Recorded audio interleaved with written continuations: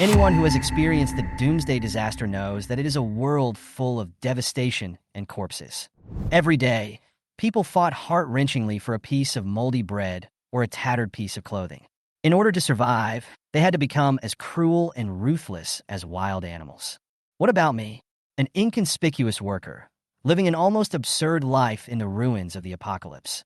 Eating delicious food, swimming leisurely, and enjoying the cool breeze of air conditioning every day.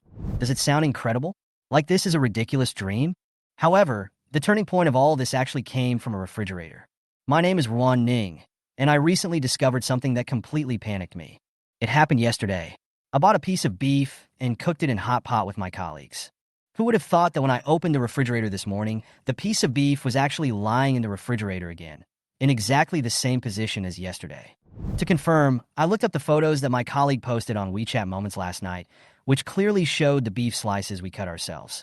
The more I looked, the more heartbroken I became. Not only had the beef in the refrigerator resurrected, but there were also 2 more bottles of mineral water. The number of eggs had returned to 10, and even the Wangzai milk that I had finished drinking last night was back in the freezer. I took the red can of milk out of the refrigerator and stared at the doll on the bottle, momentarily distracted. If it was just the beef, I could have made a mistake, but now so many things had returned quietly. How could I have fooled myself? The food in the refrigerator was actually regenerating itself. To verify all this, I immediately went out to the supermarket downstairs. Our community is a new building with a low occupancy rate and a few supermarkets. I had a bold guess in my mind. If food can really regenerate, then wouldn't I be able to stockpile a lot of supplies? Thinking of the disasters described in apocalyptic novels, I felt a little creepy, but also a little excited. I entered the supermarket and went straight to the meat counter. I weighed 5 pounds of pork and bought 2 pounds of beef, thinking that if the refrigerator really had that ability, I would make a fortune. Then, I picked some vegetables that can be stored for a long time, such as cabbage, bok choy, potatoes, and sweet potatoes, and took 2 boxes of mineral water. I threw almost all the green peppers, chili peppers, hot pot base, tofu, and various seasonings into the shopping cart. I pushed the heavy shopping cart in my hands, but I felt so relaxed. Before I knew it, I'd bought a whole cart of food. I thought that if I really traveled back to an era of scarcity, food would be the guarantee of survival, so I didn't skimp. The clerk helped me take the things home, and I rushed to the snack shop without stopping. My goal this time was to buy imported snacks and high-calorie foods. I filled 2 large bags with instant noodles, chocolate, self-heating rice, and ham sausages, and stuffed them into the refrigerator as soon as I got home. Every corner of the refrigerator was filled to the brim, and even the cooked food was squeezed into the freezer. After working for several hours, I finally stopped to take a breath. Looking at the refrigerator filled with food, I smiled with satisfaction. If the refrigerator can really regenerate these supplies, I will at least not starve in the end times. However, just as I lay down to rest, I suddenly remembered the most important thing: medicine. If it really is the end of the world or a time of chaos, medicine will be more precious than food. I immediately rushed to the pharmacy downstairs and bought anti-inflammatory drugs, painkillers, antipyretics, emergency supplies such as alcohol, bandages, iodine, and even 2 bottles of vitamins.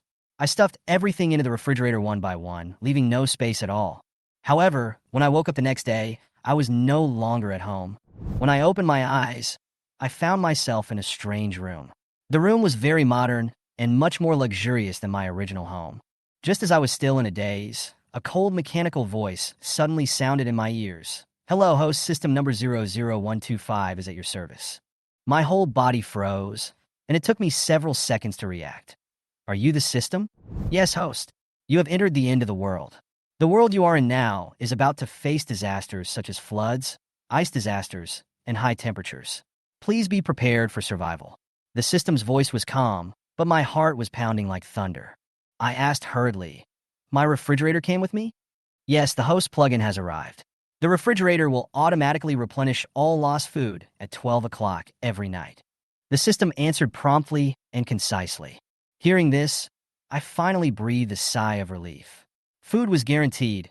At least I wouldn't starve to death in the apocalypse. But the next words from the system made my heart tighten. "However, the host's parents will be teleported here in 3 months, and then your family will be reunited in the end times." My head was buzzing with excitement. My parents were coming too? How could they survive in this apocalyptic world? I was in a mess and couldn't help asking, "Can we not let them come?" "No, host. Don't you want to be reunited with your family? The system's voice was cold, but I couldn't help but want to curse. Reunion? In this apocalypse, it's good enough that we can be reunited alive. I gritted my teeth and asked the last crucial question. What exactly is this end of the world like? What is my identity? The host is in a post-apocalyptic novel. In 10 days, the sun will erupt in a super flare, the blue planet will be cut off from communications, and most electronic equipment will be damaged. The system's voice sounded coldly in my ears. The city will soon be flooded. Floors below the 7th will be completely submerged. Your room is on the 13th floor. The system paused and continued. Then the system continued to add. In the original book, you were a cannon fodder female supporting role. You caused the hero's death because you asked for help. But now the hero has been reborn, and he will not make the same mistake again. I frowned and thought. It turned out that this was a male-oriented apocalyptic novel. The hero might have been killed by me in his previous life, and he must hate me to the core after his rebirth. Thinking of this, I smiled bitterly. It seems that I not only have to fight against natural disasters, but also have to guard against the vengeful male protagonist. The system continued. For every day you survive, you will gain 10 cubic meters of time stagnation space. As a novice reward, you will be given 100 cubic meters of initial space today. I took a deep breath, and my heartbeat gradually calmed down. Even though the end of the world had come, I still had a refrigerator and space, which were my greatest assets. The most important thing now is how I can stock up enough supplies before the flood comes to protect myself and my parents who are coming soon. The first step after entering the book is to stay away from the hero. The hero died because of the original owner in his previous life, and he must be full of hatred for me after his rebirth.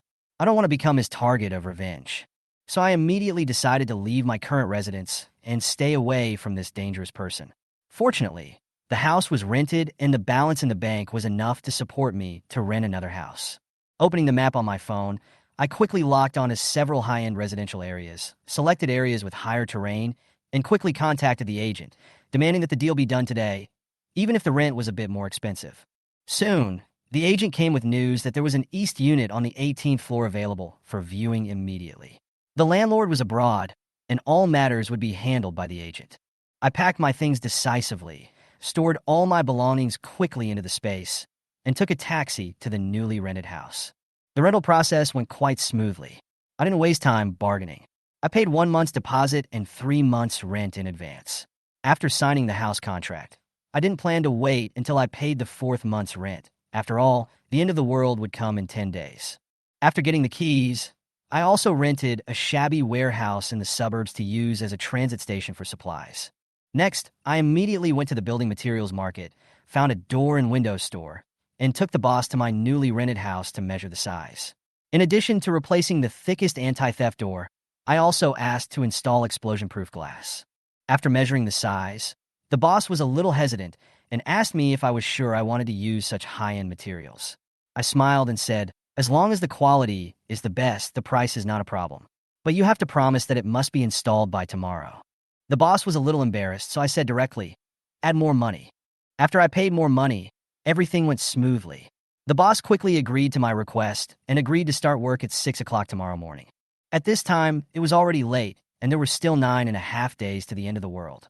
I returned home, turned on my computer, and started shopping online like crazy.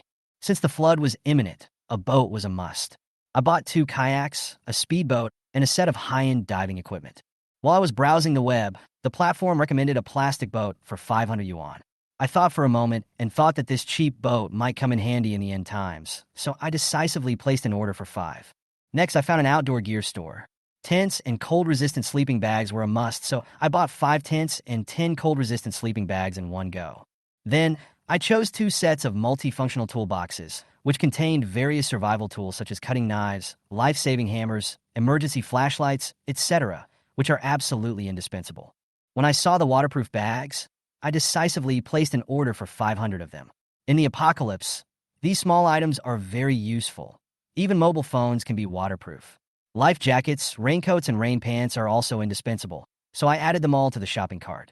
The outdoor store also has silent generators, so I bought one and later added a diesel generator and photovoltaic panels as backup. Quick-drying clothes, cold-proof clothes, and jackets were all available, especially those professional equipment used by polar expedition teams. I bought several sets without hesitation. After all, the extremely cold climate in the end times is no joke. I also prepared a few sets for my parents, and the total cost was more than 50,000 yuan. After completing this order, I started preparing for the extremely hot apocalypse. I added ice silk clothes, sun protection clothes, cooling fans, and small USB fans to the shopping cart. Especially medical ice packs and cooling patches.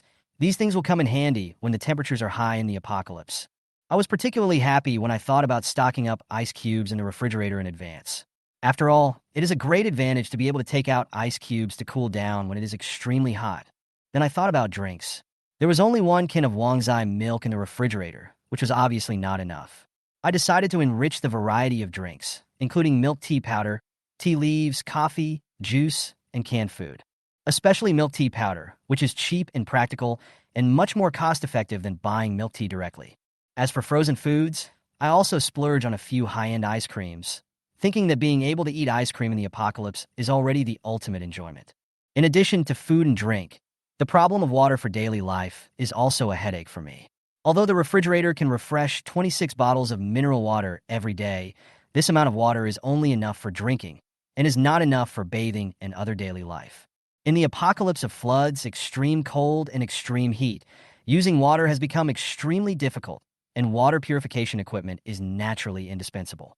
I bought a large number of water purification tablets, water purifiers, and several large-capacity water towers, the largest one being 100 tons, to store purified water. Although these water towers are painfully expensive, thinking about the scarcity of water resources in the last days, I decisively placed an order. For emergencies, I also stocked up on a large number of foldable water tanks that can be deployed in space to store water in the future. In addition, I also found an indoor soilless cultivation machine, which, although not cheap, can be used to grow vegetables. I thought about it for a long time and finally ordered two. In the apocalypse, the more food sources I can control, the better. After completing these purchases, I replenished medicines and medical equipment, especially the heart disease and high blood pressure medicines my parents needed. I also bought protective masks, respirators, and disinfectant. I even wanted to stock up on vaccines, but I couldn't find a channel, so I had to give up. At this point, the supplies have been basically stocked up. When I paid for the last order and looked at the balance on my bank card, I felt disappointed. I had originally saved 560,000 yuan, but now only 150,000 yuan remained. But when I thought that these supplies were the guarantee of survival, I felt a little more comforted. As the night progressed, the refrigerator was restocked, and a wide variety of food filled the space, making me feel a little warm. That night, I could finally breathe a sigh of relief. It was getting late, so I decided to read the original novel first. Speaking of this book, it's really a pit. After all, I'm now in this bloody harem novel. However, it is not accurate to say that this book is a harem novel. After all, there are many male protagonists in harem novels in the male channel who have harems, but are successful in their careers, relying on their extraordinary luck, strong will, or successful counterattacks with external plugins. The novel I traveled into is called I Saved My Entire Family by Expanding My Branches in the Apocalypse, and it completely refreshed my worldview. The hero Chu Dingfeng's golden finger is the spatial ability to copy objects. The way to increase this ability is through establishing a family. To put it bluntly, it is by finding a wife and making a woman pregnant to improve his ability. Every time the hero Chu Dingfeng has a child, his strength will be greatly improved. So, throughout the book, the hero is staring at women's bellies, and spreading his branches and leaves is his way of saving the world. Some male readers actually find this setting very exciting. My head almost exploded when I came across it. There have been similar settings in novels.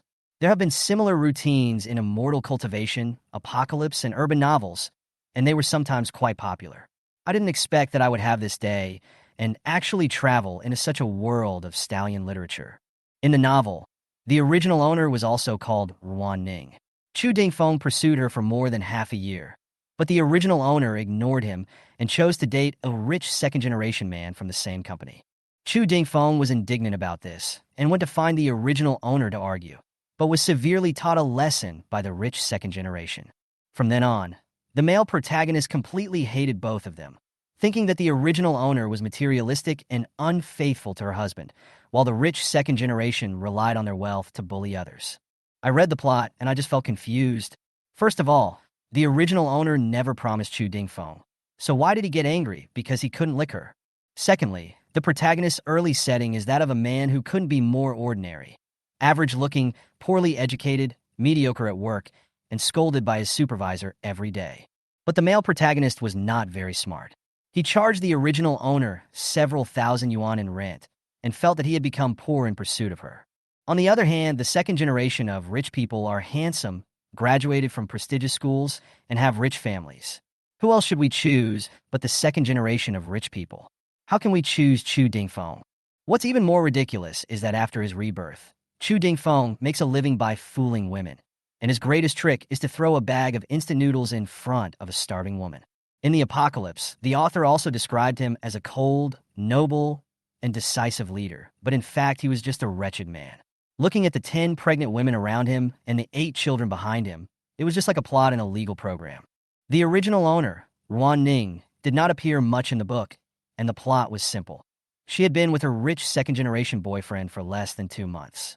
After the male protagonist was reborn, she was hungry in the apocalypse and ran to the male protagonist's house on the 18th floor for help. As a result, she was ruthlessly rejected by the male protagonist, and finally both of them were bullied by the thugs in the building. The author labeled the original owner as materialistic, as if she was unforgivable for choosing a rich second-generation boyfriend. The funny thing is that the more than 500,000 yuan in the original owner's card was all given by her rich second-generation boyfriend. Although he is now her ex-boyfriend, he is very generous and a pure little brother. He didn't even touch the original owner's finger twice before they broke up. Thinking of this, I actually wanted to remind my ex-boyfriend, but he was just a tool arranged by the author, and he would be used as a villain in the later plot, and even his father would become an important figure in the base. At present, my first priority is to survive. The system also assigned me a task, to rob the hero's luck. This task is not urgent for the time being. With the plot in hand, I decided to stock up on supplies first to ensure survival, and then find an opportunity to slowly start. The next morning, the construction team arrived. I wanted to go out and continue stocking up, but the anti-theft doors and windows of the house were too important, so I had to supervise it myself. I could continue shopping online. Yesterday, I bought mostly supplies for the apocalypse, and today I'm going to buy some daily necessities. First of all, I need cleaning supplies, fragrance-free shower gel, shampoo, laundry detergent, toothbrushes, toothpaste, and most importantly, sanitary napkins and toilet paper. After the end of the world, these supplies will become extremely precious, especially sanitary napkins. I'll have to stock up enough for several years. In order not to attract attention, I placed orders on several platforms and planned to take time to go to the wholesale market. Then there were insecticides and mosquito repellents, which are indispensable in life in the end times, especially insecticides, so I bought as much as I could. I also couldn't forget about kitchenware. Glass and porcelain are easily broken, so I decided to buy a batch of stainless steel bowls and basins, plus some disposable bowls and chopsticks. Kitchen knives and fruit knives are also essential for life in the apocalypse. Of course, although these things can be used for self-defense, they're ultimately not as good as real weapons. The country has strict control over weapons, so for now I can only consider a nail gun. However, I'd better wait until 2 days before the end of the world to buy it to avoid being checked. In addition, I also ordered some miscellaneous items such as disposable underwear, lighters, towels, needles, and thread, etc. Next, I searched for old rice. This rice that doesn't look very good is very useful in the apocalypse. A bag weighs 50 kilograms. I bought 200 bags at once, a total of 10,000 kilograms. These things can be used to exchange supplies with others in the future, and can even be used as passes to walk around the base. I felt bad seeing the balance in my bank card decreasing rapidly. My deposit of 560,000 was now reduced to 50,000, and I had also spent a lot of money on Huabei. But after stockpiling so many supplies, I felt much more at ease. Another must-have item is a fire extinguisher. In the end times, natural gas supply is cut off, and everyone has to cook with open flames, which poses a great fire hazard. I don't want to lose my life because of this negligence. Next, I thought about what else I needed to stock up on. I really wanted to buy an escape pod, the kind of round pod that can survive tsunamis and earthquakes, but unfortunately there was no online shopping platform, and the price was prohibitive. The hero in the novel got a 4-seater escape pod after his rebirth, which he bought for free after the apocalypse. Maybe I can also grab one? Go to the Science and Technology Exhibition Hall in advance to check it out, and then wait for the flood to come and grab it. Just as I was about to continue thinking about supplies, a piece of news popped up on my phone. The sun had erupted a large flare of magnitude X6.3. I clicked on it and saw that the news content was simple, saying that the flare caused some radio outages, but experts said that this situation would not have much impact on human society. It was just that the level of this flare was quite high, and it was the 23rd X-class flare in the solar cycle. The Popular Science article below mentioned that there was a Carrington event in 1859 when a solar flare paralyzed the telegraph system and parts of Europe and North America lost their ability to communicate. Several recent solar flares have also caused satellites to be scrapped and large-scale power outages. I sneered in my heart. In a few days, mankind will face an even greater disaster. A super flare will completely destroy the global power system, communications will be cut off, and technology will regress 100 years. This Aurora feast can be described as the ultimate knockout match. After closing the webpage, I knew what to buy. Tin foil. Simple and plain, it can also protect some electronic devices at critical moments. When the doomsday breaks out, the space will not be able to accommodate all electronic products. Wrapping them in a layer of tin foil may be able to preserve more equipment. After all, the TV series, novels, maps, etc. that I want to save all rely on electronic devices. By 10 p.m., the renovation of the house was finally completed. In addition to the newly installed anti-theft windows, I also installed 3 anti-theft doors and laid a layer of sound insulation mat on the floor. Although it looks a bit rough, at least the noise of the generator can be covered up and the safety factor is greatly improved.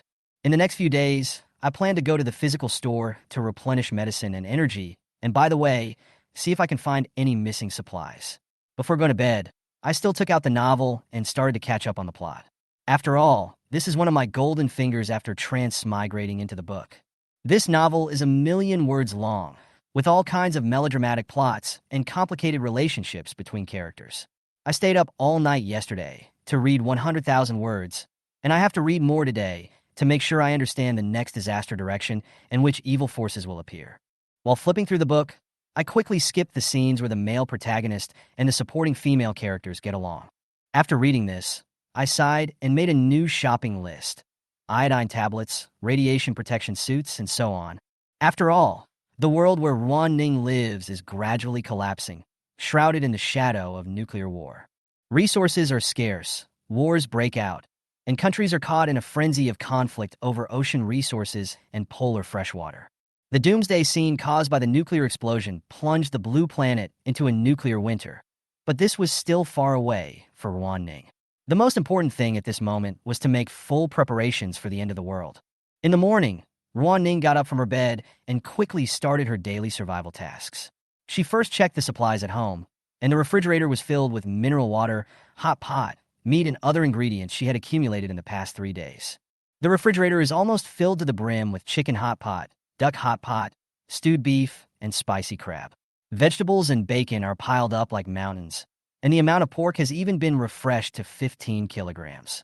The refrigerator was no longer able to hold more food, so Ruan Ning had to sort out the ingredients, pack them into cartons, and temporarily store them in her mysterious space. This space seemed to have stopped time. Nothing would spoil, and the supplies were properly preserved. Facing the gradually expanding inventory, Ruan Ning felt an inexplicable sense of urgency. She knew that this was just the beginning and the end was far from over. Ruan Ning checked her phone and counted the 520,000 yuan in cash, plus her savings, a total of 610,000 yuan. According to the plan, she needed a car big enough to store more supplies. So she went to a car rental company. The owner of the car dealership was a middle-aged man who was a bit fat. He greeted her enthusiastically. Ruan Ning clearly stated her needs. I want a car with a big fuel tank. The boss was a little surprised, but still recommended several cars. Ruan Ning finally chose a Lexus SUV, which has a fuel tank capacity of up to 138 liters, several times larger than ordinary cars. Ruan Ning calculated that the 8-day rental would cost 11,600 yuan. Although the price was not cheap, she signed the contract without hesitation. Ruan Ning specifically reminded her boss, Mr. Wu, "Keep some cash on hand. You will need it in the future." The boss smiled and didn't take it seriously, but she knew that in the future chaos, cash would become hard currency and mobile payments would quickly become paralyzed. After renting the car, Ruan Ning did not hesitate to start the next step of her plan. She bought 3,200-liter oil drums and then filled up the gas at gas stations in the city one by one. Ruan Ning's space can automatically absorb liquid, which saves her the trouble of pumping oil and saves a lot of trouble. Every time she passed a gas station, Ruan Ning paid in cash carefully. Although the gas station employees were surprised that she used cash, Ruan Ning knew that using cash was the safest way and would not leave any traceable traces. After a busy day, the space was almost filled with oil drums, and the medicines purchased by the pharmacy were also properly stored. Ruan Ning stood in front of the full supplies, feeling a sense of fulfillment and a faint pressure. The space was already a little insufficient. Just as she was thinking about how to expand the space, the system suddenly issued a prompt. Seize the hero's luck, and you can be rewarded with space expansion. Ruan Ning's eyes suddenly lit up, and she secretly thought about how to change the fate of the male protagonist Chu Dingfeng. Ruan Ning suddenly received a call, and the caller ID showed Zhou Xiaoran, a colleague of Ruan Ning and one of the male protagonist's future harem members. During the call, Zhou Xiaoran asked Ruan Ning with concern why she didn't go to work. Ruan Ning made up a reason. I was in a bad mood and planned to resign. Ruan Ning successfully got away with it by saying that they had just broken up. After hanging up the phone, an idea suddenly popped into her mind. Ruan Ning knew that in the original novel, Chu Dingfeng quickly accumulated resources and power by establishing relationships with the Zhou sisters, especially by mastering Zhou Xiaoqiue's management skills. For the survival of his sister Zhou Xiaoran, Zhou Xiaoqi had to sacrifice himself and devote himself to Chu Dingfeng in the end times. Ruan Ning comes up with a plan. If she can anonymously provide the Zhou sisters with enough supplies ahead of time, she can delay their contact with Chu Dingfeng and hinder his rise. Ruan Ning quickly opened a Tmall supermarket and made a detailed list of supplies. Compressed biscuits, water purification tablets, freeze-dried fruits and vegetables, rice, flour, as well as essential medicines and women's products. Ruan Ning calculated carefully and spent a total of more than 3,000 yuan to ensure that these supplies could help the Zhou sisters survive in the early days of the apocalypse and prevent them from falling into Chu Dingfeng's control. The system excitedly reminded Ruan Ning, successfully interfered with the hero's luck, and rewarded the host with an expansion of space to 1,000 cubic meters, and the refrigerator refresh speed doubled. A smug smile flashed across Ruan Ning's eyes, but she was soon attracted by the question, refrigerator refresh doubled? The system explained seriously. Refreshing double means multiplying the daily food quantity by 2. For example, a bottle of mineral water can now be refreshed into 2 bottles. Ruan Ning understood what he meant. Although she was so happy that she wanted to dance, she frowned and complained on the surface. Just double it? After all, I might make the male protagonist have 13 fewer children. The system responded helplessly. Host, you also said it was just maybe duh. Okay. Ruan Ning held the steering wheel and finally couldn't hold it back anymore, so she smiled secretly. I'm in a good mood today. I'll treat myself to a meal when I get home. After a day of hard work, Ruan Ning decided to have a good meal. After all, the refrigerator refresh speed doubled, and there was a great harvest of food. Ruan Ning took out a variety of ingredients from the space. Lemon shrimp, duck legs, duck clavicles, chicken feet, potatoes, dried tofu, edamame, and even spicy crabs and squid. But Ruan Ning was still not satisfied, so she took out durian, grapes, watermelon, cherries, and bananas and filled the coffee table with them. How can there be no ice cream in summer? Ruan Ning even took out a bottle of matai, intending to taste the cool taste and pair it with a cup of sweet milk tea. Ruan Ning, who hadn't eaten properly for 3 days, was almost moved to tears when she saw the food. She turned on the TV and found the most popular variety show and ate heartily while relaxing herself until she was full and burped. At this time, Ruan Ning finally lay comfortably on the sofa, enjoying a moment of relaxation. However, the peaceful time was short-lived. When the clock struck midnight, Ruan Ning immediately became alert and entered a combat state. She quickly sat up from the sofa and opened the refrigerator space to verify the system's double refresh function. Ruan Ning picked up a bottle of mineral water, and suddenly, there was another bottle in her left hand. She looked at the 2 bottles of water in her hand in surprise, and took out 2 kilograms of beef, which instantly became 4 kilograms. Then, Ruan Ning tried to take out 5 kilograms of pork, but her hand sank and it instantly became 10 kilograms. Ruan Ning was overjoyed. After a rough calculation, she could consume 10 kilograms of pork a day, 300 kilograms a month, and nearly 1,000 kilograms in 3 months. She also consumed 52 bottles of mineral water a day, which she could never finish. Ruan Ning's smile grew brighter and brighter. She excitedly emptied all the supplies in the refrigerator and quickly transferred them to the storage space. The storage space had now expanded to 1,140 cubic meters, so it was a piece of cake to fit all the supplies. Ruan Ning opened her phone to check the express delivery logistics, and the supplies would arrive in batches starting tomorrow. Considering that it was impossible for her to be in the warehouse every day to receive the goods, Ruan Ning had already posted a job notice to hire short-term workers to help watch over the warehouse. They were paid 200 yuan a day for 6 days and only needed to watch over the receiving goods during the day, and the salary was paid daily. Ruan Ning opened the recruitment app, but she didn't expect her phone to be flooded with countless messages and almost crash. Ruan Ning clicked on it and realized that it was summer vacation and many college graduates were in urgent need of part-time jobs to earn money. After screening, Ruan Ning picked a boy who looked strong in the photo and sent him a job offer. Ruan Ning felt that the heavy objects in the warehouse needed someone to move, so she chose a strong helper. The next day, Ruan Ning arrived at the warehouse on time at 9 o'clock and opened the door for the young man. As shown in the photo, the boy was strong and dark-skinned and seemed to be able to endure hardships. The two did not exchange much information. Ruan Ning simply explained, "These are the goods ordered by the company. The company will send someone to pick them up in the evening. You can get off work at 6 o'clock." After finishing the warehouse business, Ruan Ning did not continue to refuel. She felt that frequent visits to the gas station might attract attention, so she decided to buy coal instead. Ruan Ning drove to a dilapidated coal briquette factory in the suburbs. The factory was deserted and the boss was covered in coal dust. When he saw her, he quickly came up to her and asked, "Little girl, do you want to buy coal?" Ruan Ning nodded. "I need 20 tons of coal. Can you give me a preferential price?" The boss was obviously shocked by the quantity, but still very happy, and quoted 900 yuan per ton. After a simple bargaining, the two sides reached a deal at 880 yuan per ton. The boss quickly arranged a plan to deliver the goods in batches. Then, Ruan Ning found a small factory that produced smokeless charcoal. Although the price was higher, she still bought 5 tons and also purchased a return air furnace. This type of furnace can not only be used for heating, but also for cooking and is very suitable for use in extremely cold environments. After completing the coal purchase, Ruan Ning went to several wood processing plants and stockpiled several tons of their scraps. When he returned to the warehouse, the young man had already neatly stacked the supplies that had arrived that day. Among the large items were the 2 silent diesel generators that Ruan Ning had been waiting for a long time. Ruan Ning stored the generator in the space and then began to sort out all the supplies by category.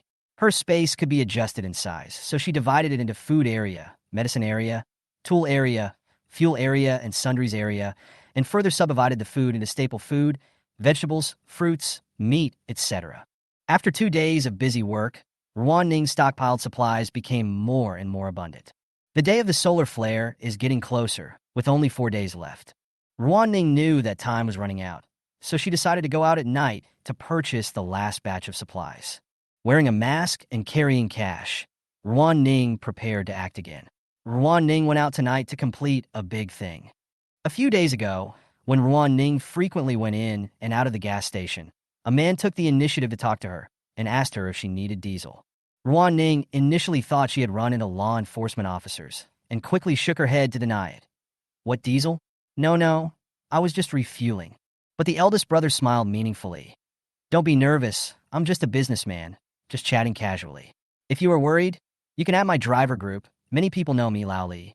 Although she was skeptical, Ruan Ning knew that someone was secretly selling oil, but she didn't expect that she would be found out. Brother Li took out his phone and said, "Join the group. We guarantee the lowest price, no cheating."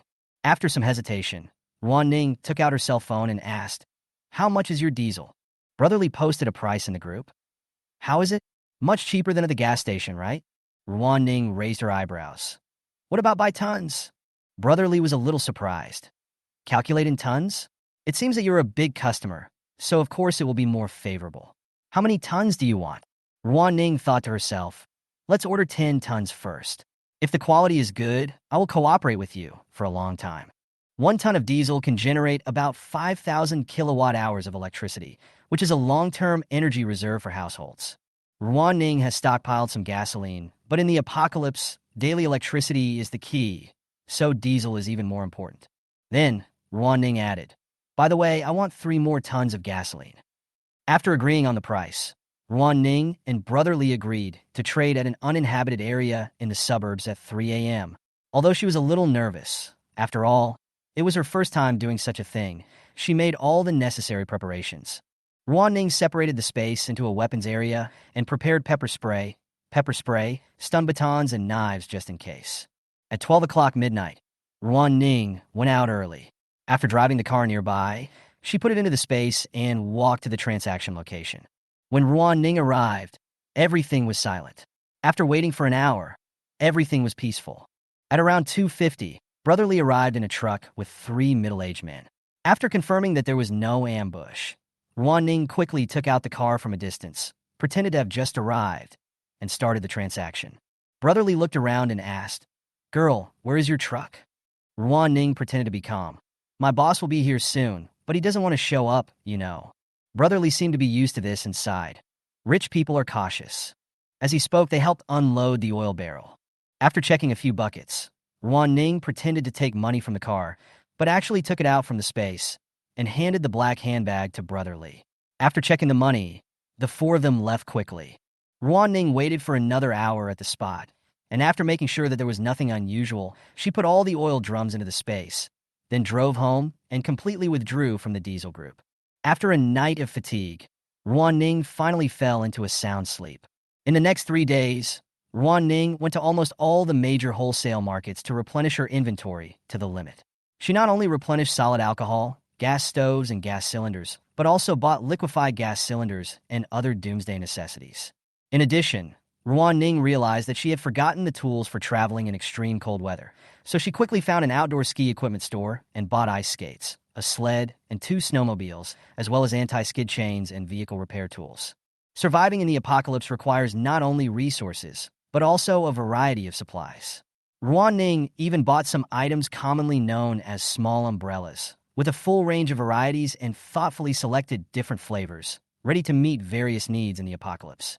Ruan Ning spent several days downloading a large number of movies, TV series, and books in case of emergency. When the countdown to the Doomsday came, Ruan Ning rushed to the warehouse early and prepared a 40-kilogram bag of rice, a barrel of oil, and a bag of noodles for the young man who came to help. Ruan Ning gave it to him as a company benefit. Although the young man was surprised, he smiled bitterly and said that he could not cook in the place he rented. Ruan Ning urged him to go home more often to visit his family, especially his mother. Knowing that he was working away from home during the summer vacation, she advised him earnestly to go home tomorrow. Ruan Ning knew that after the end of the world, not going home would mean a permanent separation. After some struggle, the young man promised to seriously consider it. After seeing the young man off, Ruan Ning began to clean up the warehouse, unpacking all the cartons, and didn't finish cleaning until 10 o'clock in the evening. Looking at the empty warehouse, Ruan Ning felt mixed emotions.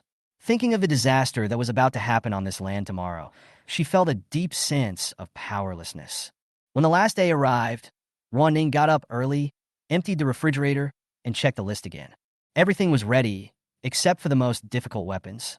Ruan Ning decided to buy a nail gun first. After all, self-protection was the top priority in the apocalypse. Ruan Ning bought nails at several hardware stores and successfully bought 3 nail guns. When she was ready, the system suddenly said, "Host, look across the street. Who is that?"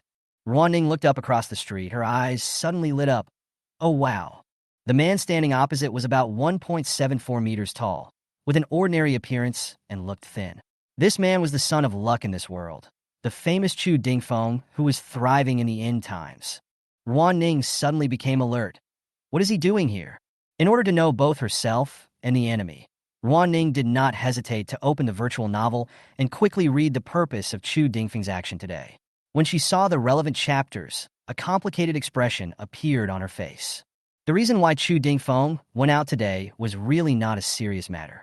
According to the novel, his golden finger was a replicable space. He only needed to stock up 1 copy of each item, and he could use the family contribution points to copy it infinitely. This made Chu Dingfeng less stressed in the early stage of stockpiling, but he still borrowed money everywhere, even at high interest rates. As for the reason, it was very simple. The end of the world was approaching, and Chu Dingfeng wanted to take the opportunity to be cool. The purpose of Chu Dingfeng's going out today was to have a big meal at a Michelin restaurant. Chu Dingfeng planned to show off to Ruan Ning in a WeChat message after the lavish meal, inadvertently revealing the expensive bill and extravagant dishes, showing how much material resources he had, making her jealous and even wanting to curry favor with him. The system asked in a low voice, "Host, should we stop him?" Ruan Ning tapped the steering wheel lightly and smiled. "No need. Let him have some fun for a while. We'll just keep developing." The system was stunned for a moment. Ruan Ning started the car without explaining and left the area. Next, Ruan Ning completed the last round of purchases and bought 4 more nail guns, completely filling out her arsenal. Now, Ruan Ning only had 50,000 yuan left. 20,000 yuan was for backup, and she planned to spend the remaining 30,000 today and tomorrow, so that the money would not become a pile of waste paper after the end of the world. Just as Ruan Ning was thinking about what to stock up next, the WeChat notification sounded on her phone. Ruan Ning slowly opened WeChat, and it was indeed a photo sent by Chu Dingfeng. In the center of the photo, he was holding a red wine glass in his right hand, and the dining table was filled with expensive bills and exquisite Michelin dishes. The note was, "The taste of this Michelin restaurant is average." Ruan Ning saw this message and smiled. Chu Dingfeng obviously didn't understand the essence of Michelin, thinking it represented foreign goods. In fact, most of the Michelin restaurants in this city serve local cuisine. He ate at the wrong place. No wonder he thought the taste was average. However, Ruan Ning did not intend to remind him. Instead, she quit WeChat and had a new plan in mind. Chu Dingfeng's boasting gave Ruan Ning an idea. Dessert. She quickly found several nearby cake shops and swept through them one after another, buying all the ready-made desserts. After visiting 10 stores in a row, Ruan Ning's cake space was finally filled up, and the 30,000 yuan was almost spent. When she got home, it was almost 10 p.m. Ruan Ning sat on the bed, picked up her phone, and decided to send a warning on Weibo. Although she knew no one would believe her, she still typed the words "Don't take a plane tomorrow," repeated them 3 times to make sure they were important, and then sent them out. After scrolling, she saw that the number of views showed 52 and no one had commented, but she comforted herself. At least 52 people had seen it. Just as Ruan Ning was doing the final comparison with the material list, WeChat on her phone rang again. Ruan Ning knew that this time it was Chu Dingfeng who sent her photos of the stockpiled goods. Ruan Ning opened WeChat with a smile. As expected, the photo revealed the large amount of supplies his family had stored. Food, compressed biscuits, and canned meat were piled all over the floor, with fruits as decoration. Next to it was a newly replaced floor lamp. Chu Dingfeng also attached a message. "The lamp is broken, and I only bought a new one for 8,000 yuan. Ruan Ning laughed as she looked at the photo. "I give this one full marks for showing off." She quickly forwarded the photo to their 3 common groups, the company group, the department group, and the community owner group, and added a sentence righteously. "Chu Dingfeng, don't send me this kind of weird photos anymore. I don't like you." The group immediately went wild. The gossip spread instantly, and the owners group also began to boil, with some people joking that young people really know how to have fun. But Ruan Ning knew that the real focus was not the gossip, but the material information in these photos.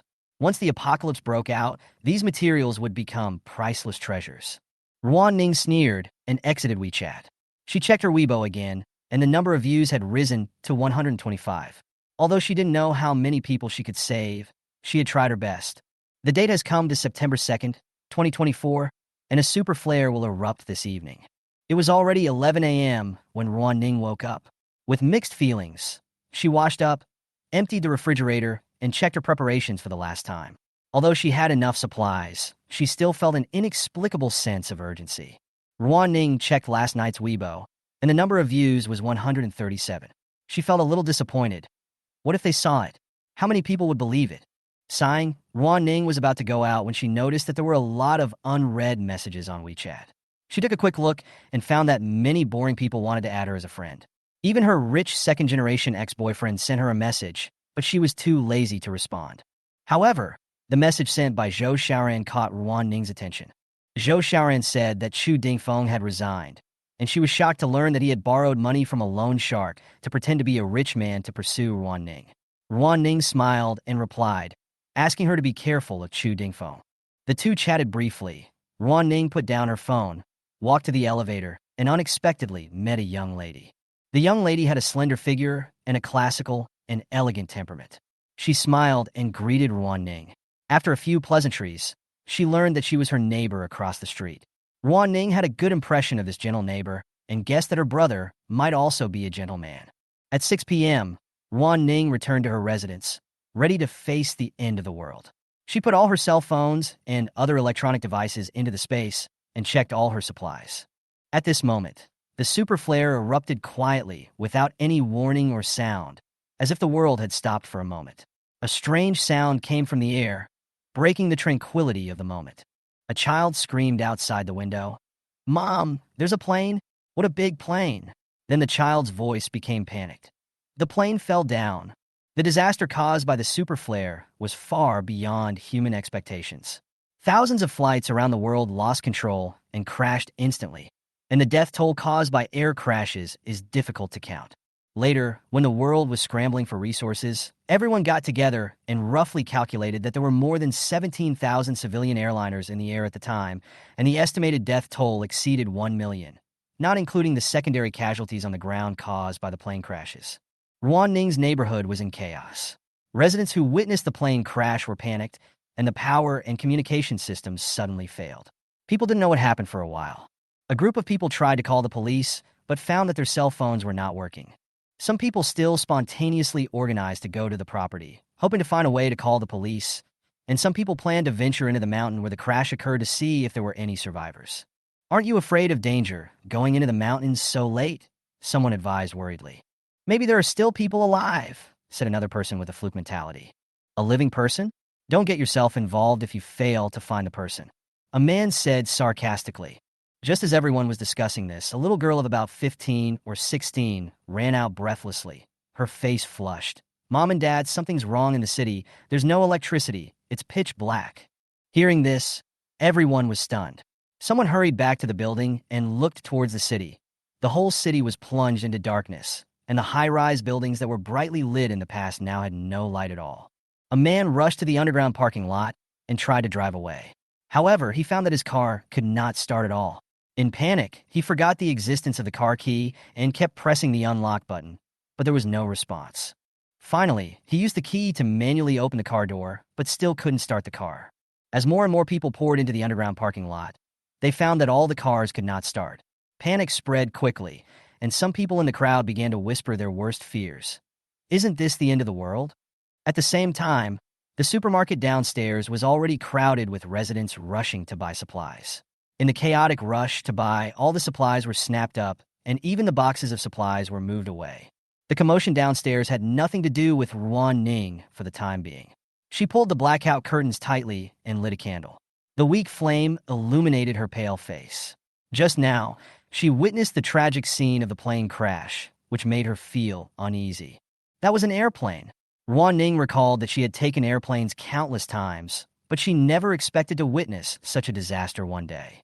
And this was only the first wave of damage brought by the super flare. Ruan Ning knew clearly that in the next few days, the impact of the flare would continue, the industrial system would completely collapse, and the order of the entire world would collapse. Ruan Ning took out the shopping list and checked it again to make sure nothing was missing. Just then, there was a knock on the door.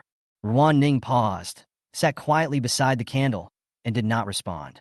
A girl's voice soon rang out from outside the door. "Beauty, Beauty, are you home? I'm from 1802. We met at noon." Ruan Ning didn't move, but a fruit knife appeared out of thin air in her hand, and she became wary. The voice outside the door continued. "Let me tell you, there are a lot of people outside grabbing supplies now. My brother asked me to come over and ask, do you want to go to the supermarket to stock up some things?" Hearing this, Ruan Ning relaxed a little. In this situation, neighbors can still remind each other, which shows that human nature has not completely collapsed. Ruan Ning also knew that if her neighbors didn't have enough food, she would eventually become their target. She blew out the candle, quickly stood up, stuffed a wad of cash in her backpack, and walked to the door to open it. Standing outside the door was the girl I had seen during the day, and next to her was a tall man with a sturdy build and heroic features. He was holding a lit candle in his hand, which was wrapped in paper to prevent it from going out. "My name is Chung Ji-kwan, and this is my sister Chung Ji-li." The man took the initiative to introduce himself. Ruan Ning was relieved. The unfamiliar names meant that they were not the dangerous characters in the novels. She also introduced herself. "I am Ruan Ning." Chung Ji-kwan nodded and signaled them to go downstairs as soon as possible. Ruan Ning noticed that Chung Ji-kwan was carrying a mountain bike on his shoulders. Chung Jiquan explained, I'm gonna go get something from a far place later, so I'll leave the food shopping to you guys. Chung Jili patted his chest and promised solemnly, Don't worry, brother, I will definitely take good care of myself and the beautiful Ruan Ning. The three of them quickly went downstairs, and Chung Jiquan repeatedly reminded them that it would be best if they could grab some supplies. But if they couldn't, they shouldn't force it, as safety was the most important thing. Afterwards, Chung Jiquan rode away on his bicycle to a farther place. When Ruan Ning and Chung Jili arrived at the supermarket at the north gate of the community, the supermarket was already crowded with people, and the scene of panic buying was chaotic. Chung Jili looked doubtful. Can we still buy things here? Ruan Ning held her hand and smiled mysteriously. Follow me. Chung Jili was full of questions, but he curiously followed Ruan Ning out of the crowded supermarket and walked in another direction. Ruan Ning and Chung Jili avoided the crowds rushing to buy supplies. When they passed several small supermarkets, the people inside had already started fighting for supplies. After walking for about 7 or 8 minutes, Ruan Ning stopped in front of a closed Malatang restaurant. Chung Jili lit a candle and looked at the closed shop in confusion.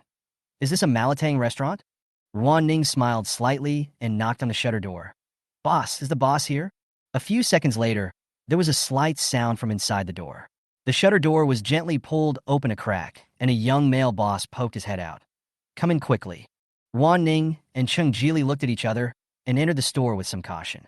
The room was dimly lit. The male boss and his wife were standing in the store, and the female boss was holding a sleeping baby in her arms.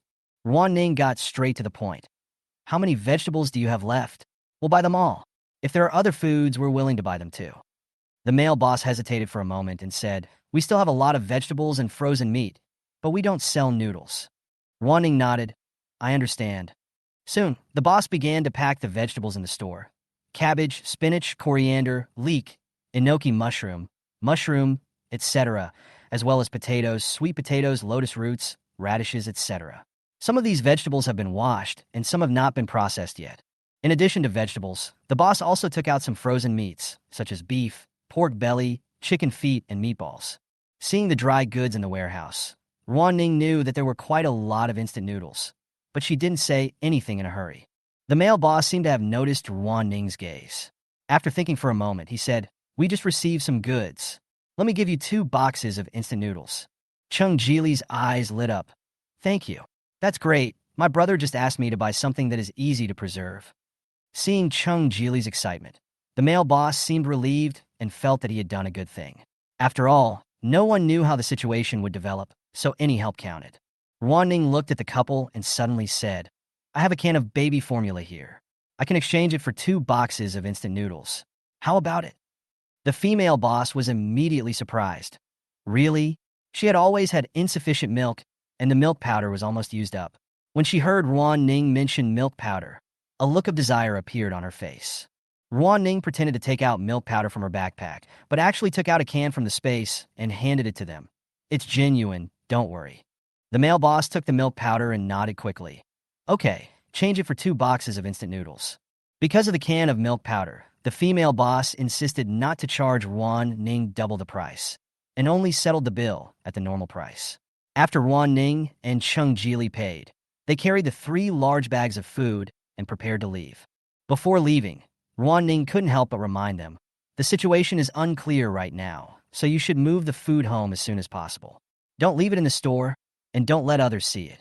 Don't sell it tomorrow. The male boss was stunned, then smiled gratefully and said, Thank you for the reminder, we will pay attention to it. The 2 carefully carried the food back to the community and did not encounter any trouble on the way, but just as they were about to reach the building, the sky suddenly became strange. In the night sky, large patches of blood-red light shone, and the entire night sky seemed to be dyed with a strange color. Chung Jili was stunned, looking up at the sky blankly. Is that on fire? Ruan Ning said calmly, That's the aurora. Aurora? Chung Jili recalled his limited knowledge of astronomy. Shouldn't the aurora be green? And don't we have to go abroad to see it? Red auroras appear when solar activity is intense, Ruan Ning explained. Chung Jili suddenly realized, so that's it. Then the power outage today is also caused by solar activity? Ruan Ning shook her head. I'm not sure, but it's safer for us to go home quickly. The 2 quickened their pace and climbed up the stairs. Ruan Ning told Chung Jili, Eat the food that cannot be preserved first. If you can't finish the vegetables, make them into dried vegetables or pickles for preservation. Chung Jili nodded repeatedly to show that he understood. After returning home, Ruan Ning put all the food into the space and fell exhaustedly on the sofa. She thought she would have trouble falling asleep because of the strange scene outside, but unexpectedly, she fell asleep as soon as she lay down. Ruan Ning slept until the next morning, until she was awakened by a knock on the door. Ruan Ning came to the door and saw Chung Jili standing outside through the peephole. After opening the door, Chung Jili said anxiously, "Ning Ning, change your clothes quickly and come with me to buy some water." Ruan Ning paused for 2 seconds and nodded. "Okay." After washing up quickly, she went downstairs with Chung Jili. Chung Jili's eyes were bloodshot, and it was obvious that she didn't sleep well last night, but she was extremely excited. This morning, people in the community said that the sun erupted a super flare, and many equipment were destroyed. The power will be out for at least a week. I actually don't understand it either. I just watched some science popularization on TV and know that solar activity can produce red auroras. Ruan Ning responded with a smile. Chung Jili shook his head regretfully. "Why didn't I see it? But I'm usually busy with training. Alas, my brother said something is wrong, and we have to stock up some things at home." Ruan Ning nodded. "Your brother is right." They finally arrived at the gate of the community and saw Chung Ji-kwan waiting there, with a tricycle parked beside him. Compared to the dim candlelight last night, Chung Ji-kwan now looked more stern, and his aura was much stronger. When Ruan Ning saw the tricycle with a carriage, she couldn't help but envy him. "You actually got a tricycle. You're really smart." Chung Ji-kwan nodded calmly. "I bought it this morning. Next, let's go buy some water. Each person is limited to 2 buckets." Ruan Ning was stunned. "Is there a purchase restriction?" Chung Ji-kwan nodded. "Yes, there are purchase limits on water and supermarket supplies." Ruan Ning secretly sighed that the government's response was really quick. They imposed purchase limits on supplies in a timely manner to prevent the entire city from falling into a buying frenzy. Seeing that Ruan Ning had no objection, Chung Ji-kwan got on the tricycle and turned back to say to them, "You guys sit in the back car, we can go faster." Chung Jili and Ruan Ning looked at each other. Although the carriage was rustic, it was better than walking. They climbed into the carriage and followed Chung Ji-kwan to the water station quickly. After queuing at the water station for 20 minutes, the 3 of them bought the limited purchase bottled water. On the way back, Chung Ji-kwan suggested, "We can carry the water upstairs in 2 trips, and Miss Ruan can stay downstairs to watch." Ruan Ning wanted to refuse, but Chung Jili immediately said with a smile, "Ning Ning, don't be embarrassed. I am a sports person. Carrying water is easy for me." Ruan Ning was curious when she heard this. "What are you studying?" Chung Jili had a hint of shyness on his face and made an aiming gesture. "Shoot, my brother is even better. He participated in the World Championships and won awards." Chung Jili said proudly. Ruan Ning almost dropped her jaw after hearing this, and the only thought left in her mind was, what the fuck? Chapter 10. She won't be used as a granary for others, right? Ruan Ning was daydreaming downstairs and became more determined to help the brother and sister stock up on supplies, and she could also collect some for herself at the same time. She had already set aside 20,000 yuan. The 2 siblings quickly carried the buckets downstairs, and the second trip was for the 3 of them to go up together. Chung Ji-kwan still carried 2 buckets of water. Ruan Ning felt that she should practice more, but was afraid that she couldn't handle the task with just 1 bucket of water, so she discussed with Chung Jili that they each carry 9 floors. Ruan Ning came first. The bucket of water weighed about 36 pounds. Ruan Ning took a deep breath first, but after squatting down, she almost couldn't hold it up. She used all her strength and struggled to carry the bucket to the 3rd floor. Sweating all over, Chung Jili couldn't bear it any longer. "Ning Ning, how about we go to the 3rd floor at a time and then take turns?" Ruan Ning also felt that she had reached her limit, so she nodded and gave the bucket to Chung Jili. Chung Jili lifted it with one hand. Because Ruan Ning was slow, the 2 arrived much later than Chung Ji-kwan. He motioned Chung Jili to put the bucket of water at the door of 1801 and said, "You 2 take a 10-minute break, and then we'll go to the supermarket together." After last night's rush to buy, the small supermarkets downstairs are out of stock, so if you want to buy anything you have to go to the nearby big supermarket. Ruan Ning knew that the 2 men were accommodating her, probably because they saw that it was not easy for a little girl like her to live alone. Otherwise, they would have stocked up much faster. 10 minutes later, Ruan Ning went out carrying the folding bicycles she had stockpiled. Chung Jili asked in surprise, "Ning Ning, Do you have a bicycle too? Ruan Ning hummed. It's a long way to the supermarket later, so it's more convenient to have a bicycle to come back, and your brother won't have to take the trouble to carry us.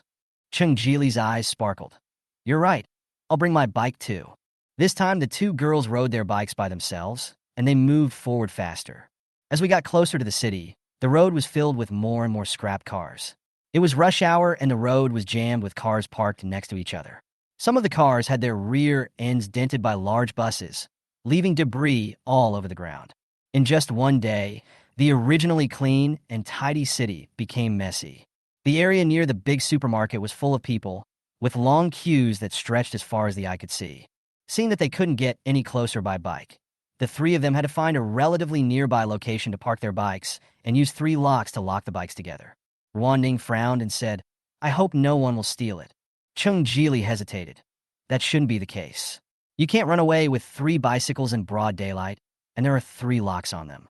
Ruan Ning nodded. It took the 3 of them a while to find the end of the line. Unexpectedly, a skinny man in his 40s, who had just joined the queue, came up to Chung Jili with a large stack of small plastic stools and said, Beauty, would you like to buy a small stool? The queue will take a long time, and these stools are only 20 yuan each. You will definitely not get cheated if you buy them. Chung Jili observed the quality of the plastic bench and said dissatisfiedly, This bench usually costs only 7 or 8 yuan each. You sell it for double the price.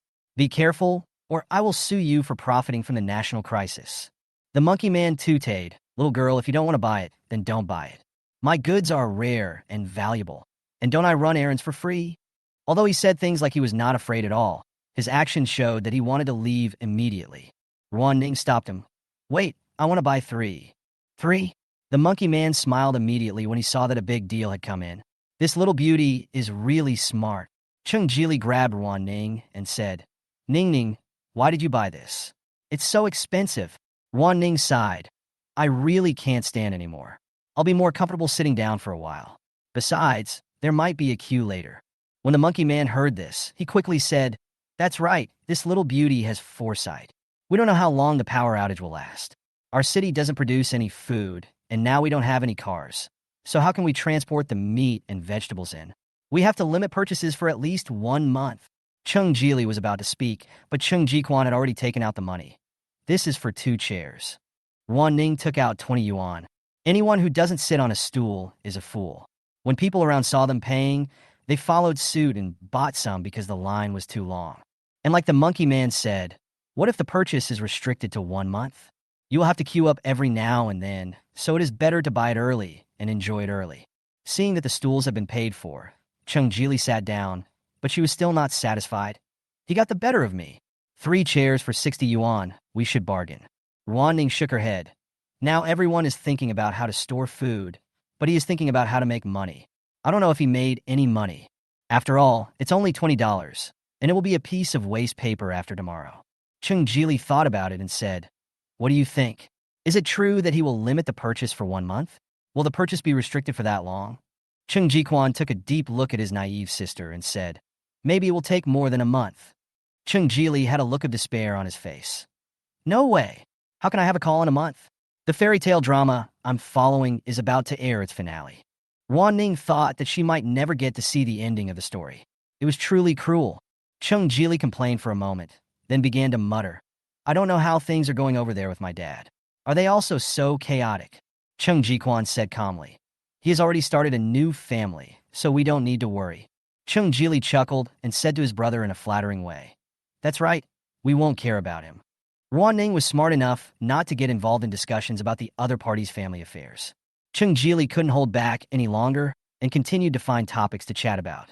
This time she looked at Ruan Ning and said, Ning Ning, how do you say the purchase restrictions are implemented? How much can each person buy? How would Ruan Ning know? Chung Jiquan pondered for a moment, then stood up and said, Wait here for a while. I'll go to the front to ask around. Chung Jili's eyes lit up. Brother, go quickly. I'll guard the stool. After Chung Jiquan left, Chung Jili shook his head and said, My brother is just too serious. Even I, his sister, don't want to talk to him. How can I find a girlfriend in the future? Ruan Ning agreed casually, Yes. The ant in the front seat turned around and said excitedly, Your brother doesn't have a girlfriend? He looks pretty good. Do you want me to introduce one to you? Chung Jili quickly refused, No, no, no. No one can control his affairs. The aunt was quite regretful, but the situation was not good now, so she could only temporarily extinguish her matchmaking wish and sighed, I don't know what's going on in this world. Why is there a sudden power outage? And there's also the flare the community is talking about. They don't even know what happened to the sun. Sigh. How am I going to live my life from now on? Chung Jili also sighed. Yeah. How come there was no electricity in one day? I can't even watch TV series. Are you still thinking about the TV show? Annie looked around and found that no one was paying attention to them. She suddenly lowered her voice and said mysteriously, My son said that the world might end. Of course I don't believe it, but it looks weird now. You two girls should also pay attention and buy more things later. Ruan Ning said, That's what we planned. You should prepare more as well. The aunt started nagging again about how her son couldn't find a wife. About 20 minutes later, Chung Ji-kwan came back from the supermarket entrance and said to the two people, The prices of things have not increased. Each person is limited to buying 2 bags of 20 kilograms of rice, a barrel of oil, 1 kilogram of noodles, and a box of mineral water. The total amount of other food cannot exceed 100 yuan. You can buy 3 bags of women's products. There are specific regulations for other items, but the total amount is not much. Ruan Ning immediately asked, Are there any purchase restrictions on other items? Chung Ji-kwan looked at Ruan Ning. What do you mean? Ruan Ning. For example, quilts, clothes, and toilet water. Chung Ji-kwan recalled, There should be no purchase restrictions on these. Ruan Ning knew that everyone around was listening closely to the news, so she leaned close to Chung Ji-kwan and whispered, Then let's stay in the supermarket for a while and buy some of these. Chung Ji-kwan nodded. Okay. About 2 hours later, it was finally their turn to enter the supermarket. Each person can get a card. The 3 of them first buy enough limited food and then start to visit other areas. The big supermarket has everything. Ruan Ning took the lead and led the brother and sister to the pots and pans area. There should be a simple liquefied gas stove here. Let's buy one and buy liquefied gas later. Chung Jili was confused. Didn't the community say they would repair the system as soon as possible and give priority to the supply of natural gas? There's no need for that. Ruan Ning looked at Chung Jili solemnly. How fast is as soon as possible? Do you know? Chung Jili was unable to answer, and Chung Ji-kwan remained silent as he put the 3 simple liquefied gas stoves into the cart. Ruan Ning took out another water purifier and 5 bottles of water purification tablets. This time, Chung Jili didn't say anything more and just doubled the money. Chung Ji-kwan thought about it, called the salesperson, and got 120 bottles of water purification tablets from the warehouse. It's a pity that the supermarket doesn't usually stock too much of this stuff. Otherwise, he could buy more. Next, Ruan Ning bought some heating pads and cooling patches. Chung Jili was dumbfounded. I can understand the cooling patch, the weather is still a bit hot, but what are you going to do with the heating pad? It's only September. Ruan Ning leaned close to her ear and said, I have period pain and need to apply a compress. Don't you need it? Chung Jili wanted to say that she never felt any pain, but after thinking it over, he took a large bag, about 100 tablets.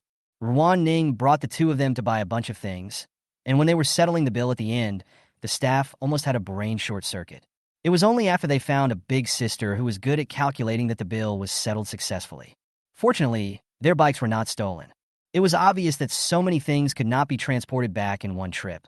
So the 3 of them once again adopted a shift strategy, with Ruan Ning guarding the things while the other 2 transported them back and forth.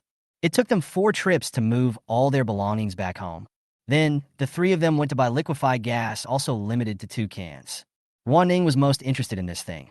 Due to purchase restrictions, she only got 10 cans and stored them in her space. Now she was of course happy to be able to buy 2 more cans. After everything was purchased, the sun had already set. Because of carrying supplies back and forth from the supermarket many times, the 2 siblings were exhausted. They said hello to Ruan Ning and went home to sleep. Ruan Ning didn't rest, as she had a big event tonight. Chapter 11. At midnight, Ruan Ning saw that the entire community had become quiet, so she went out quietly. Without electricity and lights, the moon and stars in the sky seemed particularly bright. With the help of this little light, Ruan Ning felt her way out of the community. When she reached an empty road section, she took out an electric bicycle from the space and rode towards the highway. The electric car was bought in advance. It is secondhand goods, and it will not be directly damaged by solar flares if placed in the space. As for whether it will be slowly damaged if taken out at night, Ruan Ning doesn't care. She also has 10 secondhand electric cars in her space, each costing 400 yuan, and they are for one-time use. Ruan Ning had planned to go to the highway long ago. Firstly, the suburb where she lived was close to the highway entrance. It usually took about 10 minutes to drive there, or 20 minutes to ride an electric bike. Secondly, there must be a lot of trucks on the highway. It will rain heavily tomorrow, and most of the supplies on the ground will be soaked in water, especially these abandoned cars, which will be washed away to unknown places by the flood. Rather than letting it flow away like this, it would be better to let her keep it. As for whether there was anyone guarding the truck, Ruan Ning guessed that it was probably impossible. This was not just a problem with one or two cars. All the cars could not move. The drivers would panic. In addition, no restaurants were open. These drivers were guarding the highway with no food or water. Would they starve to death? As planned, Ruan Ning arrived at the highway entrance and found that there was no one guarding there. She quietly entered the ramp, and after getting on the main road, she found that there were more cars than she had imagined, but the accident rate was even higher. The cars were twisting and turning, either hitting each other or hitting the guardrails, with either a butt or a head missing. It was the middle of the night, the wilderness was silent, and the road was full of abandoned vehicles. The scene was a bit scary. Ruan Ning moved forward slowly, making sure that she could only hear the sound of the wind. Anyone there? Is there anyone? No one answered. About 20 minutes later, Ruan Ning saw an off-road vehicle in relatively intact condition. She got off the electric vehicle, walked over and looked at the body of the vehicle in the moonlight, and found that it was actually a Mercedes-Benz. Put your hand on the rear-view mirror, and the Benz disappears silently. This was exactly the effect Ruan Ning wanted. There was no sound. In this pitch-black night, even if there was someone around, they wouldn't be able to tell what was happening. Move on. Ruan Ning collected 5 or 6 cars that she liked. As for whether they could be driven in the future, her father had worked in car repair for 3 years, so it shouldn't be a problem for him to replace some parts. Soon, she spotted a large box truck. Probably because the vehicle lost control, the truck crashed into an SUV in front of it, and the back seat of the SUV was completely scrapped. Fortunately, no blood was found. The truck itself didn't get much benefit. The front windshield was broken, and of course there was no one in the truck. Ruan Ning walked around to the rear of the car and found that the compartment was locked and she couldn't see what was inside. But this did not pose a problem for Ruan Ning. She first stored the entire truck into the space, and then used the retrieval function to take out all the items in the truck and place them on the ground. Ruan Ning walked over and pressed the package with her hand, and it turned out to be rice. The entire carriage was filled with bags of vacuum-packed rice. How many tons is this? After the initial victory, Ruan Ning smiled, put all the rice into the space, and put the truck back to its original place. The whole process took less than 5 minutes and was silent. Ruan Ning continued to move forward and collected another Wuling Hongguang. Then she spotted the delivery truck. This is good stuff. Following the old method, Ruan Ning first put away the truck, then took out a large pile of express boxes and placed them on the ground, and finally stuffed the express boxes back into the space. For fear that there wasn't enough space, she even filled the car with express deliveries.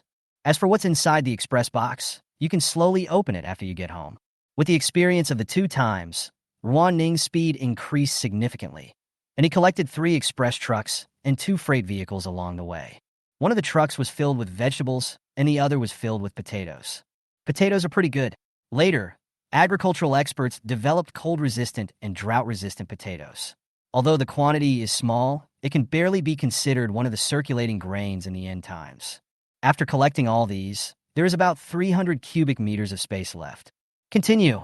About 10 minutes later, a medium-sized truck came into Ruan Ning's sight. Ruan Ning did the same thing and took out the goods and looked at them carefully. It was a cart of Kyoho grapes. It is the peak season for grapes now, and the seasonal fruits are fresh and delicious, so it is worth it. Ruan Ning quietly took the grapes away and left the car behind. Not long after, another truck was spotted ahead. However, this truck is relatively small, and it says cold chain transportation on it. Now, there has been a power outage for 24 hours, and I don't know if the things inside are damaged. Ruan Ning planned to take a look first, so she took out the goods in the same way and walked to the side to identify them. Good job. It turned out to be a truckload of imported Australian Wagyu beef and live frozen seafood. Because the car body has insulation measures, and it is not hot today, a thick layer of dry ice is laid in the box, and now the surface is still emitting icy air. Ruan Ning didn't say anything and quickly put everything into the space. Improving the quality of life in the future depends on this. I could provide my parents with a candlelight dinner, and she can also try something new. Immediately afterwards, Ruan Ning discovered another cart of medicines. There was no way to look at this closely, but it was all medicine, so Ruan Ning accepted it with tears in her eyes. After riding for another 20 minutes, they encountered a large truck and two express trucks. Unfortunately, the trucks were carrying industrial equipment, so Ruan Ning gave up considering the space. The next one is a 20-ton tanker truck. What are you waiting for? Receive it. After collecting the car, Ruan Ning's space was at risk, and it seemed that she couldn't fit much stuff in it. So far, she has received a total of 20 tons of gasoline, about 10 tons of rice, more than 8 tons of vegetables, more than 10 tons of potatoes, more than 5 tons of Kyoto grapes, 6 courier trucks carrying countless parcels, a truck of medicines, a truck of Wagyu beef, and seafood. It feels like there are more things than what she has stockpiled. There was about 100 cubic meters of space left. Ruan Ning smiled with satisfaction and continued riding her electric bike. The car should be enough, so I won't collect it for now. After walking for about 20 minutes, Ruan Ning saw a medium-sized truck with the words "a certain snack chain store" written on it. It should be a truck full of snacks. Ruan Ning thought about it, took out the snacks, and took a look at them. There were various self-heating hot pot dishes, instant snail noodles, beef jerky, pork jerky, chocolate, dried fruits, as well as Fat House Happy Water, freshly squeezed juice, yogurt, milk, and canned fruit. Collect it first, and come back later if there is really no more space. At this time, the moon was already very far to the west, and it seemed that it was already the second half of the night. Ruan Ning continued to move forward for more than 10 minutes, and this time she saw a dangerous goods transport truck. What was she waiting for? She ran quickly. About 10 minutes later, Ruan Ning saw some supplies that could be collected or not. Tobacco cart. You can say it is useless. It is a luxury in the end times, but you can't eat or drink it, and no one in their family smokes. Ruan Ning thought for a moment and decided to collect the entire truckload of tobacco. Maybe she could exchange it for something good in the end times. The rest of the journey went smoothly, and 2 more express trucks were added, making a total of 8 express trucks delivering goods. She had something to do at home in the end of the flood. Later, they encountered a truck full of drones. Ruan Ning's space was too small to hold them all, so she could only throw out some snacks that could be refreshed and stuff half of the drones in. There are probably several hundred of them. After packing up all the spoils, Ruan Ning's smile widened and she happily rode her electric bike back home. She didn't notice it when she came here, but when she went back, Ruan Ning realized that she had walked a long distance. It was already dawn when she reached the highway exit. After putting the electric car back into the space, Ruan Ning walked carefully towards the ramp. At this time, she found that there was a group of people heading towards a highway not far away. They all carried large backpacks and held crowbars in their hands. Chapter 12. Fortunately, there was a small hill next to the ramp covered with trees and grass. Ruan Ning quickly hid in the bushes. The dozen or so men were getting closer and closer. The leader was a burly man with a scar on his right eyebrow. There was a young man next to him who kept looking around, seeming a little scared. "Boss, why don't we come at night?" The big man glared at him unhappily. "What are you afraid of? The city is in chaos. It was time to take care of this place. There are only a few drivers on the highway, so why should we be afraid of them when there are so many of us? There is no power, no surveillance, no evidence, and there is no way we can do anything even if we kill you. You all know what the price of food is now. As long as you can find something to eat, it will be better than Lao San and his gang selling drugs. If you don't want to go, that's fine. Just get out now. Of course, you won't make any money."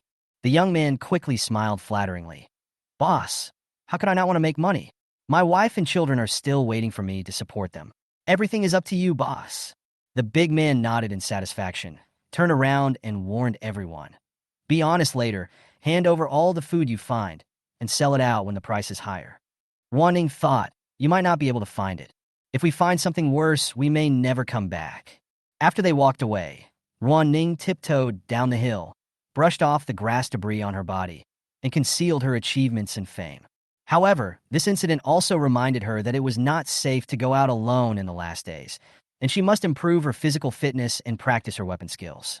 After returning home, Ruan Ning drank half a bottle of orange juice and fell on the sofa. Comfortable. After being busy all night, my whole body aches. I would be lying if I said I wasn't tired, but I was happy at the same time, especially since she was extremely excited and couldn't sleep anyway. Ruan Ning decided to check the supplies again. She closed her eyes and sank her consciousness into the space. She felt both happy and worried when she saw the mountains of supplies. How to organize it? There are just too many things.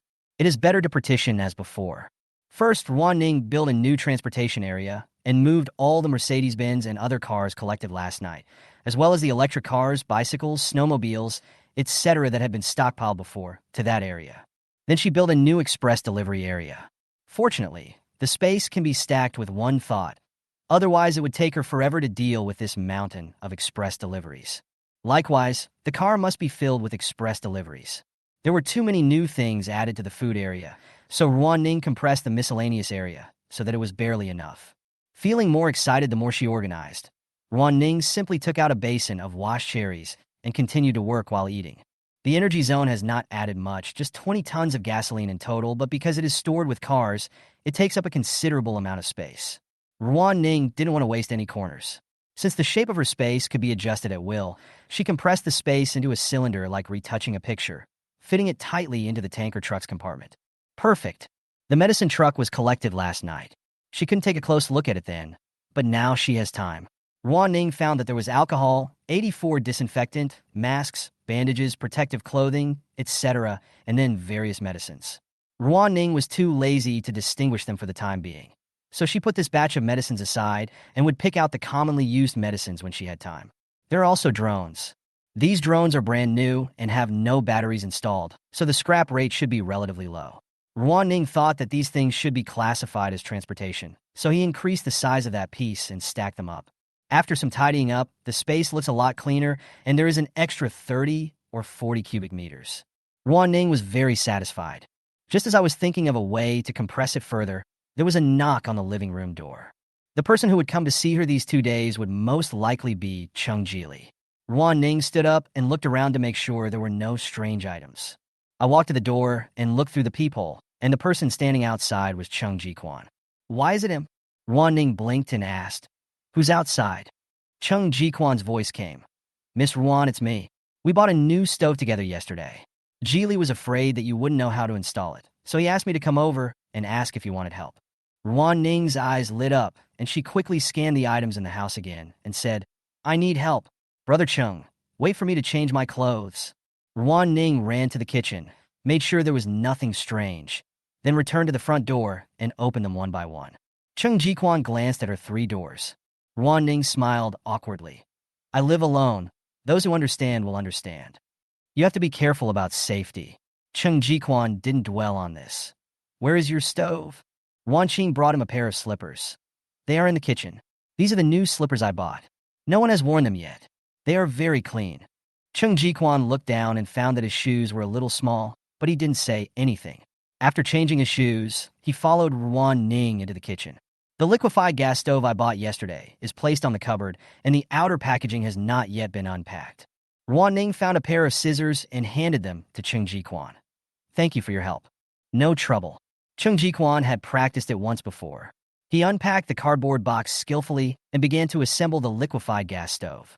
The kitchens in both apartments are very large, but Chung Ji-kwan is so tall and strong that the kitchen seems small. Ruan Ning walked around to the kitchen door and looked. Suddenly, an idea occurred to her. "Brother Chung, I actually have something I want to discuss with you and Ji Li." Chung Ji-kwan continued working without looking up. "What?" Ruan Ning said, "My colleague came to me last night and said that the situation is very complicated. Our company is not working and the boss is still collecting supplies. He said they got a batch of rice and didn't plan to give it to the boss, so he asked me if I wanted to buy it, but the price was quite expensive." This was the inspiration Ruan Ning got from meeting the big man today. Their appearance meant that the black market must exist, and she could use this as an excuse to sell some food to Chung Jili and his sister. If Chung Ji-kwan hadn't come to help today, she wouldn't have thought of this. To be honest, these 2 siblings have decent character and their fighting skills should be pretty good too, so Ruan Ning wants to make friends with them. On the other hand, the neighbors lived too close, and if they had no food at all, Ruan Ning would not be able to sleep well at night. Chung Ji-kwan stopped what he was doing and looked up at her. "Do you want to ask me if I want to buy it?" "Yes." Ruan Ning looked very troubled. "I want to buy some rice to store because our boss is well informed, and he must have a reason for hoarding supplies. But my colleague said that they have to buy 30 bags of rice at a minimum, and each bag weighs 40 kilograms. I can't buy so much." Ruan Ning looked at Chung Ji-kwan sincerely. "Brother Chung, what do you think about our 2 families buying together?" Chung Ji-kwan remained calm. How much do they cost? Ruan Ning couldn't tell if he was tempted or not. Rice is 40 kilograms per bag, vacuum-packed, and usually costs more than 100 yuan. The price is very high in the market now. For the sake of my colleagues, they said they can give me this price. Ruan Ning stretched out 4 fingers. Chung Jiquan lowered his eyes and said, those 30 bags of rice are worth 12,000. Ruan Ning nodded and said, actually, the price is not bad, but I'm afraid I can't eat so much, so I'll probably just need 10 bags. This was Ruan Ning's rough estimate of the amount, a total of 800 kilograms of rice, enough for the people next door to make ends meet and live on the minimum living allowance for a while. After she finishes eating these, it will be about time for her to move out, and she won't have to worry about her neighbors having bad intentions. If the relationship between the two families is still good by then, she can quietly leave some food behind when she leaves, just as a favor. After thinking for a moment, Chung Jiquan said, how about this? If your colleague really has the goods, I want to buy 2,000 kilograms, which is 50 bags. However, I don't have that much cash, so I can only pay with gold. You're buying so much? Ruan Ning's eyes lit up. On the one hand, she was happy that the other party was so generous to buy enough food. On the other hand, she was already prepared to collect waste paper, and she didn't expect to make gold. Gold still has circulation value, so this deal is a huge profit. Ruan Ning was reluctant to agree directly, so she said she would ask her colleagues and give Chung Jiquan a reply later. Chung Jiquan suddenly asked, does that require a deposit? Deposit. Ruan Ningjin hadn't expected this. After thinking for a while, she said, I think it should be necessary. If you are not afraid that I will cheat you, you can give me a deposit first. Chung Jiquan said okay, and continued to install the liquefied gas stove. After the installation was completed, he returned to the next room and brought over a box, opening it to show Ruan Ning. This is the gold bar I bought at the bank. The certificate is still inside. The weight is 50 grams. I know that gold is generally not collected at the market price. You can negotiate with them. Ruan Ning paid attention to it a few days ago. The price of gold bars is about 480. According to the market price, 50 grams is 4,000 yuan more than the full amount. That's quite nice. Ruan Ning raised her eyebrows, looked at Chung Jiquan, and said teasingly, Brother Chung, if you give me so much directly, aren't you afraid that I will run away with the money? Chung Jiquan closed the box and handed it to her. If you are a liar, this risk is within my tolerance. If not, my profit should be huge, so it is worth the risk. Ruan Ning smiled and took the box. Okay, I won't run away for 20,000 yuan, and I can't run far now. Chung Jiquan paused and said, then be careful when you go out, and be careful when using the liquefied gas stove that was just installed. Ruan Ning felt amused. Brother Chung, don't worry, I will pay attention. Chung Jiquan nodded and left Ruan Ning's house. Afterwards, Ruan Ning walked around outside, found the warehouse that she had rented, and threw 60 bags of rice into it. She returned to the community and knocked on the door next door. The one who opened the door was Chung Jili, who had a bunch of playing cards in her hand. When she saw Ruan Ning, her eyes sparkled. Ning Ning, are you here to play with me? Ruan Ning smiled and said, I'm looking for you, but I'm also looking for your brother. Chung Jiquan must have heard the noise. He walked out of the room and looked at her. Ruan Ning said, Brother Chung, my colleague agreed, and they have already transported the rice to the warehouse. We need to move it back ourselves, but we have to finish moving it before noon. Chung Jiquan nodded. Okay, how much more do we need to pay? Ruan Ning. No need, the prices outside are in a mess right now. They like gold very much, and they say the price of gold will go up. Chung Jili was confused when she heard what was going on. After the two explained it, she was dumbfounded. Brother, are we buying so much rice? What if it goes bad? Chung Jiquan said, don't worry, I won't let you eat it. If it's useless by then, I'll take it to the shooting range. Chung Jili still felt that her brother was exaggerating, but her advantage was that she was obedient. Okay, but we can't finish so much, what do you think? It took some effort for the 3 men to transport the 60 bags of rice back. On the way, they even covered the tricycle with tricolor plastic sheeting to avoid any problems. The residents in the community are now busy with their own affairs or stockpiling food outside, and no one is paying attention to them. When the last trip was made, the sky was already covered with dark clouds. Chapter 13. Under the residential building, Chung Jili stared at the dark sky in confusion. It was fine this morning. Why did it suddenly change? These dark clouds really look like the end of the world in the movies. Chung Jiquan looked solemn, his brows furrowed. Let's move the rice to the corridor first. Let's move quickly. As soon as he finished speaking, raindrops hit the ground. The three of them worked together to get the remaining 5 bags of rice to the corridor, and then Chung Ji-kwan took the lead in moving the last batch of rice to the door outside, 1802. At this time, heavy rain was pouring down, and the sky seemed to have a hole, pouring water down desperately. Chung Ji-kwan closed all the windows in the hallway in the wind and rain. His clothes were soaked by the rain. He turned around and said to Ruan Ning, "Go home and close the doors and windows. This rain is not right." "Okay, you guys come in quickly too." Ruan Ning nodded, took out the key, and opened the door. She had closed the windows before going out, so there was no water in the house. Ruan Ning locked the 3 doors and walked to the living room window. The world outside is pouring with rain. Ruan Ning had never seen such a rainstorm before. It seemed as if the world had been submerged in water, and there were columns of water in front of her eyes. Suddenly, there was a loud boom in the sky and thunder rang out. Ruan Ning was startled, her pupils dilated, and she truly felt the fear. The rain is too heavy. Because she had read the novel, she knew that this was a doomsday rainstorm, but the feeling of reading the text was different from that of seeing the real scene. When she read the text, she was more amazed by the plot, but now she is more in awe of nature. Can she really survive in such an apocalypse? Ruan Ning took a deep breath and exhaled slowly. These negative emotions would have no effect on the future, so she still had to keep a calm mind. She walked away from the window and went to the kitchen to get out the stewed beef, sautéed carrots, spicy squid, and heated up some greens. After 2 busy days and collecting so many supplies, Ruan Ning decided to reward herself by filling her stomach and drinking a cup of milk tea.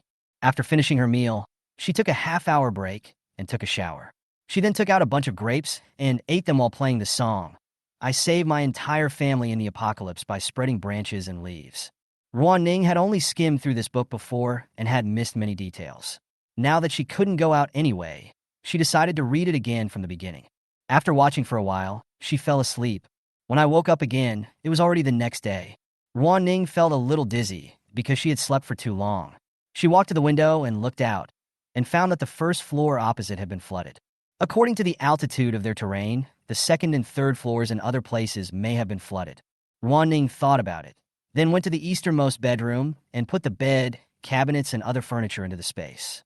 "I won't be going out for the next 2 days, and it's impossible for me to stay at home and eat and sleep." So Ruan Ning decided to set up a sports room and put physical exercise and weapons training on the agenda. She first covered the floor with soundproof mats, then took out the archery target and installed it according to the instructions. Take out the recurve bow as well. The room is quite big, but it still looks empty. Ruan Ning put out a hula hoop, a skipping rope, and a hand grip strengthener. In fact, she also bought a fitness generator, which is simply a modified bicycle. As long as she pedals, she can generate electricity while completing exercise. It's a pity that I can't take it out now. By the way, I went to bed too early yesterday and haven't cleared out the refrigerator to refresh the supplies. I can't forget this. After finishing all this, Ruan Ning went to have breakfast, rest for half an hour, and start exercising. Ruan Ning took a deep breath and performed elastic exercises on the spot for 2 minutes. After finishing, she picked up the skipping rope and started jumping. She did about 70 jumps in each set and did 3 sets in a row. I was sweating profusely after finishing it. Take a 20-minute break to replenish water and move on to the next project.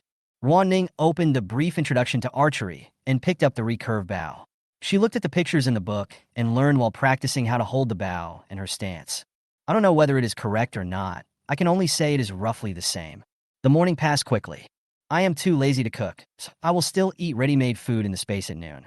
I had beef yesterday, and today I will mainly eat fish and soup, as well as various braised dishes. While eating, Ruan Ning walked to the balcony and took a look, and found that the 2nd floor was in danger. The rain is still falling. It will keep raining. Ruan Ning shook her head and drank a big mouthful of fish soup. It tastes quite good. After finishing her meal and cleaning up the kitchen, Ruan Ning decided to ventilate the house. She came to the living balcony and opened the window a little bit. Because this side was sheltered from the wind, only a little rain splashed in. Ruan Ning then put a dry rag next to the window, and this shouldn't be a big problem. Then she walked to the front door and opened it and followed suit, opening the window on the corridor next to her side a little. Although there was only a slight breeze, it felt like the air was flowing quietly. Ruan Ning decided to breathe some fresh air here. After standing there for a while, the door opposite suddenly opened from the inside. Ruan Ning subconsciously looked over and saw Cheng Jili coming out of the house with a bag of garbage. She was slightly startled when she saw Ruan Ning. Ning Ning, what are you doing here? Ruan Ning pointed to the window. Let the wind blow. Oh! Cheng Jili's face was full of worry. What do you think we should do with this garbage? Throw it out the window? Ruan Ning, what else can we do? Pile them up at home? Cheng Jili still couldn't accept littering in his heart. But there was no other way, otherwise the house would stink in 2 days. She originally wanted to put it at the door, but when she saw Ruan Ning here, she gave up the idea. Cheng Jili could only walk to the window on the other side, open the window with his right hand, quickly throw the garbage bag out with his left hand, and then quickly close the window. Although I moved quickly, I still got a little wet. She looked down at her clothes speechlessly. This rain is too much. After thinking about it, she followed Ruan Ning's example and pushed the window open a little bit, standing further away to breathe fresh air. There was someone to keep her company, so Ruan Ning simply leaned against the door and chatted. Why are you the one throwing away the garbage? Where's your brother? He went downstairs to see what was going on. Cheng Jili frowned, revealing a sadness that was completely different from usual. You don't know yet, right? A lot of people escaped from the villa area to our upper floors last night. There are more than 20 in our building alone, and now the second floor is almost flooded, so the third floor must also be prepared to move. It's okay that we're on a high floor, but the entrance corridors and stairwells on the floors below are full of people. It's a mess, even messier than a vegetable market. Cheng Jili sighed. My brother said that we must understand the situation, otherwise we will be too passive. Ruan Ning frowned. How long has he been down there? Cheng Jili said uncertainly. He should be back soon. Speak of the devil, and he will appear. Cheng Jiquan just happened to come back from downstairs. Cheng Jili's face lit up. Brother, how's the situation downstairs? Cheng Jiquan glanced at Ruan Ning, shook his head, and said in a heavy voice, not so good. The people who escaped from the villa can't bring much with them. They will probably run out of food in less than 2 days. Cheng Jili was terrified. What should we do? Will the rescue team arrive in time? Cheng Jiquan pursed his lips and said earnestly, Jili, it is better to worry about ourselves than to worry about them now. If they have nothing to eat, no one knows what they will do. Cheng Jili was so frightened that his face turned pale. What should I do? How could it become like this in just a few days? No one can answer this question. Ruan Ning saw the heavy atmosphere and said, Brother Cheng, Jili, it's too chaotic downstairs now. Why don't we lock the security door? The safety door that Ruan Ning mentioned is the fire safety door between the stairwell and the entrance corridor. This door was installed by the developer and is made of relatively thick wooden door. When there is no power outage, it can be entered by swiping a card, and it is electronically controlled. Now that there is no electricity, it cannot be closed at all, and anyone can enter and exit. Although the quality of the door depends on the conscience of the developer, as long as it is locked, you need to fix it if you want to get in, which is equivalent to adding an extra layer of insurance. Hearing Ruan Ning's suggestion, Cheng Jiquan turned around and looked at the security door and quickly said, Okay, this is a double door. It can be locked with a chain lock. I'll go get the lock. One lock is not safe, so I'll contribute one too. Ruan Ning walked back into the room, pretending to be home, but actually took out the chain lock and 3 keys from the space. When she went out, Cheng Jiquan was already locking the security door. The method is very simple. Just use a chain lock to put the chain around the door handles on both sides. Then wrap it around a few times and then lock it. Ruan Ning simply handed the lock to him. Cheng Jiquan took it and installed it, then handed his lock key to Ruan Ning. This should be much safer. If anyone wants to come in, they will make a noise. Thanks to your quick thinking. Ruan Ning smiled and handed the 2 keys to her lock to the 2 men. Seeing that they were facing a formidable enemy, Cheng Jili took the key gloomily and said, Ning Ning, what do you think is going on now? Is this really the end of the world? Ruan Ning knew, but couldn't answer. It may be temporary. Anyway, it's safer to lock it up. Be careful not to open the door to others. Cheng Jili immediately said, I'm not that stupid. Anyone who wants to attack us will have to step over my dead body. Cheng Jiquan frowned and said, What nonsense are you talking about? Cheng Jili chuckled. Brother, I was just making an analogy. Cheng Jiquan ignored her and looked at Ruan Ning and said, Although the door is locked, it is not absolutely safe. I know you have 3 doors over there, so it should be safe. But if anything happens, you can also find us. Ruan Ning smiled and said, Of course. We are an alliance now. Cheng Jiquan smiled for the first time and said to the 2 of them, You two continue chatting. I'm going back first. After he left, Chungjili leaned close to Ruan Ning and whispered, Ning Ning, I find you are very smart. Fortunately, you helped me buy so much food. Otherwise, I would be even more panicked now. Don't worry. I'll remember this favor and will definitely find a chance to repay you in the future. Ruan Ning laughed in her heart. Why, you still want to stick a knife in my ribs? Chungjili said mysteriously. You don't understand. No matter what happens, I can protect you. Ruan Ning raised her eyebrows, not understanding what Chungjili meant, but she did have other ideas. To be honest, I actually have something I want to ask you for help with right now. Chungjili asked quickly. What? Chapter 14. Ruan Ning said, it's like this. We can go out now, right? I want to exercise at home. You happen to be a sports major, so I would like to ask you to help me develop an exercise plan. Chungjili was a little disappointed. What kind of help is this? Leave it to me. Ruan Ning smiled. Also, is there a big difference between shooting and archery? Archery. Chungjili didn't understand why Ruan Ning asked this. Although both require aiming, archery requires muscle strength, while we rely on firepower when shooting. Ruan Ning asked curiously, have you ever tried archery? Chungjili nodded.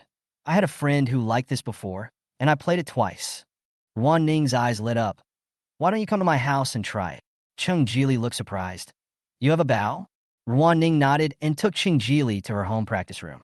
The room was simply decorated, and Chungjili thought it was just a hobby. She was not surprised that Ruan Ning was running a gym, and she just picked up the recurve bow on the table. Is this a recurve bow? The last time I played with a compound bow, Chungjili touched the sight. That one has a labor-saving pulley, and the accuracy will be higher. Ruan Ning, I read in a book that this is suitable for beginners. Chungjili didn't quite understand. Maybe. How many pounds is this? Ruan Ning replied, 24. Chungjili suddenly realized. That is indeed suitable for beginners. Do you have any other bows? Ruan Ning nodded. Yes, there is also a 32-pound recurve bow, a 50-pound bow, and a 70-pound compound bow. Chungjili was shocked. So many. Why do you keep so many bows and arrows at home? Ruan Ning said casually, my ex-boyfriend played with it. He didn't take it away. I brought it here when I moved. Chungjili nodded to show that he understood, picked up an arrow, and stood at the other end of the room ready to attack. It can be seen that she did play twice, but only twice. With a whoosh sound, the arrow went straight into the edge of the target and was firmly nailed on it. Although she didn't hit the bullseye, her result was much better than Ruan Ning's. A look of surprise flashed across her face. It's true that learning shooting is different. I can't do it at all? Chungjili said shyly. No, I'm strong, so this poundage is easier for me, and this room is very small. I usually practice 50-meter air/rifle/gun. Ruan Ning did not hesitate to flatter him. Anyway, it's amazing. It's just amazing. Chungjili chuckled, thought for a moment, and said, Ning Ning, are you practicing this because you feel the current situation is not good and you want a weapon? Ruan Ning indeed thought so. The most important thing is that bows and arrows are long-range weapons, while nail guns are for close combat. She doesn't know how to modify it, and the nail gun she has can only be fired if there is an obstruction in front of it, which means you have to press it on a person's forehead before it can shoot out nails. In the end times, the consequence of this is that the person will die, and even if you shoot the nail out of the leg, it will be extremely difficult. The advantage of the bow and arrow is that she is safer. Chungjili said seriously, I think your 2 recurve bows are only for practice. The poundage is too low. Compound bows are made of modern technology and are more powerful. Moreover, the same poundage has multiple times the lethality of recurve bows. If you really want to fight, you still need to practice more with compound bows. It's just that its structure is more complicated, not as simple as the recurve. Ruan Ning nodded. I understand. After Chungjili finished speaking, he picked up the bow and arrow basics tutorial on the table and flipped through it. Let me study this. Maybe I can learn it better and then teach you. Ruan Ning's face lit up. No problem. In the afternoon, the two exercised together for half a day. Chungjili helped Ruan Ning correct her standing posture and also made a simple exercise schedule for her to proceed step by step and not hurt herself. The next day, Ruan Ning continued to exercise in the room. It was unusually lively downstairs. There were 25 people who escaped from the villa, from 7 families in total. They included young and old, and they didn't bring much food with them, so they were about to starve. Moreover, the living environment in the corridor is poor and it is difficult to go to the toilet. At the beginning, they went to the residents' homes to borrow their toilets, But after going there too often, people became unhappy.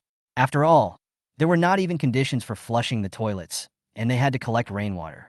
As the water became deeper and deeper, water began to seep out of the toilets of the residents on the lower floors, so no one could use them. There was no place to go to the toilet or wash, and they were facing hunger. Drinking rainwater caused diarrhea, and the atmosphere among the crowd became increasingly tense and depressing. Just then, a man named Chin, who was in his 50s, stepped forward and said that he wanted to hold a meeting so that everyone could work together to overcome the difficulties. The meeting was scheduled to be held on the 14th floor, and the original residents of the 2nd, 3rd, and 4th floors were also invited. Before the meeting, Uncle Chin borrowed a broom from someone else and asked his daughter-in-law to sweep the dust on the stairs on the 14th floor, making them look nice and tidy. In fact, most people disdain to hold meetings and don't think there's anything that can be accomplished by getting together. But there's strength in numbers, and who knows, maybe they can do something by taking advantage of the situation. So when the meeting was held, every household sent a representative. Uncle Chin stood on the top step and took the lead in introducing himself. Hello everyone, I won't say polite words today. My name is Chin Rueda, and I am a leader in our street. Now that everyone is in such a difficult situation, I think we should unite. Someone asked, how to unite? Chin Rueda said, first, we should form an organization. I suggest calling it the Self-Help Committee. No one spoke. Chin Rueda was satisfied, and his slightly plump face showed high spirits. Since no one objects, let's set up a self-help committee first. The main purpose of the self-help committee is unity and self-help. A white-haired Andy asked impatiently. After saying so much, is there any specific solution? Chin Rueda said, of course there's a way. The most important thing now is food. I suggest that we should proceed in 2 steps. First, we should centrally manage food and give priority to the elderly and children. As soon as these words were spoken, everyone's faces suddenly became extremely interesting. Some looked at each other in surprise, some were secretly delighted, and some were secretly cursing. A man in his 20s said dissatisfiedly, what if there are no elderly or children at home? Are we just giving away the food for nothing? Chin Rueda shook his head. How can it be given away for free? My friend, shouldn't you protect the elderly and children first in difficult circumstances? The man said directly, then I won't do it, it's impossible. As soon as he said this, a man in his 60s at the scene blushed and said, why are you like this, young man? Why don't you help the old man in this situation? No love. The man sneered. The remaining people started talking at once, especially the original residents on the 2nd, 3rd, and 4th floors. They had brought all their food out because they lived close together. Now they were asked to hand it in. Was that a joke? The resident on the 2nd floor whispered, this is unreliable. We should leave immediately. They just want to steal our things. Seeing that the atmosphere in the meeting room was becoming increasingly tense, Chin Rueda quickly raised his hand to signal everyone to be quiet. No one paid any attention to him. Chin Rueda had no choice but to pick up the empty mineral water bottle and smash it hard against the stair rail. When everyone finally quieted down, he hurriedly said, listen to me first. What I just said is only the first step. There is also a second step. Chin Rueda. The second step, and the reason why we centrally manage food, is that we must actively seek help from other residents and let them contribute their love. When everyone heard this, they immediately became excited. This is also the purpose of their visit today. Before this, didn't anyone ask for food from the original residents? No, many people did ask for it, but the heavy rain continued, traffic was interrupted, and it was clear that there would be no rescue in the short term. Who would donate food? The man who had just spoken out against the centralization of food stood up again. Leader Chin, it's easy for you to say that, but will they take out the food? If they don't, what should we do? Chin Rueda answered confidently. This is the purpose of our meeting. We should set up an action team and select people who are good at speaking as representatives to explain the situation to the residents. I believe that as long as we help each other, we will soon get out of the haze. The man smiled with a fake smile. Leader Chin, is it still useful to talk now? Everyone knows that there was a solar flare 2 days ago. Now transportation is inconvenient, and even airplanes can't fly. How can the country provide us with emergency support? The rescue team won't be here anytime soon. Each person can only buy 2 bags of rice. Who has food in stock? So what you said cannot be implemented at all. Chin Rueda frowned. Why can't it be implemented? I believe many people still have love. The man sneered. leaned against the wall with his arms folded across his chest, and stopped talking. Others also had their own thoughts. The unprecedented solar flare has caused such great damage that it is still unknown when the rain will stop. Who would be so stupid as to take out the food? Talking is useless. It should be. At this time, the representative of the original residents on the second floor suddenly said, "In fact, in addition to food, we should also solve the housing problem." Seeing everyone looking at him, his confidence suddenly soared. "For example, the house next to me has been vacant all year round. I believe there must be vacant houses in this building. The upper floors are fully furnished. We can find all the unoccupied houses, break down the doors, and move in. It's better than living in the corridor." Someone was stunned. "Isn't this bad?" The original resident on the second floor looked disdainful. "What's wrong with that? The law cannot punish everyone. Now is an extraordinary period. It's not like we won't compensate you when the rain stops. You all live in big villas. Don't you have the money to come up with a few thousand or tens of thousands of dollars?" Compared with Chin Rueda's proposal, this one is more exciting. The crowd began to make noise again. Even the man who had just been sarcastic was moved. He stood up and said, "I agree with this. Think about it, the solar flare and the heavy rain came so quickly. Maybe some people couldn't get home, but they still have food stored at home? We can't just starve here and let the food rot in the refrigerator, can we?" This time more people were interested. "It is wrong to smash the door, but people are starving to death now, so what's wrong? Everyone is selfish. Just like other residents are selfish and unwilling to help them. Can't they selfishly break down the door? I agree to destroy the empty households. We will centrally manage the food we find and give priority to the elderly and children." Why should we give it to the elderly and children? We should give it to those who have done the most, according to work. I agree with breaking down the door. Chin Rueda was a little hesitant, but almost 70% of the representatives in front of him agreed, and it would be inappropriate to establish his prestige if he opposed. He also wants to be the chairman of the Self-Help Association. Chin Rueda immediately said, "Okay, let's solve the housing problem first today. Please raise your hands if you agree to demolish the empty households. As long as more than 80% of people agree, we will go together today." Swish, swish, swish, almost everyone raised their hands. And somewhere, another conspiracy was quietly taking place. Chapter 15. The Self-Help Association meeting is still going on. The plan to break down the door has been approved, and the next step is to deal with people and tools. The human issue is easy to solve. Just force each household to send out an adult male. But the tools are very troublesome. You know, there is nothing wrong with people gathering together to break down doors. After all, the law does not punish the masses. But will the punishment for those who contributed the tools be increased during the liquidation? No one wants to be the first to stand out. Seeing that everyone had retreated, the young man who had been talking said, unhappily, "You guys raised your hands so actively just now. Why are you silent now? There are so many people, but no one is talking." A representative from the villa area curled his lips and said, "We were in a hurry to escape from the villa, so it's normal that we don't have anything in our hands. You must have something, right? I saw Chung on the third floor move all the mattresses out of his house." The representative of the family quickly said, "Really? I don't have any repair tools at home. Who would bring a screwdriver with them when fleeing?" The young man looked at everyone and said, "I know what you are thinking. You all don't want to take responsibility. Just now, Leader Chin said that we should unite. Did you forget about it?" When Chin Rueda heard him mention him, he immediately stood up and said, "Yes, everyone should unite." The man looked at everyone with sarcasm in his eyes and said, "Since we must unite, not only now, but also even when we restore order in the future, we must unite. Whoever reveals who contributed more and who took the tools will be the public enemy of all of us." When these words were spoken, everyone felt a chill in their hearts. Chin Rueda looked at this young man in his 20s and suddenly felt that his leadership was in jeopardy.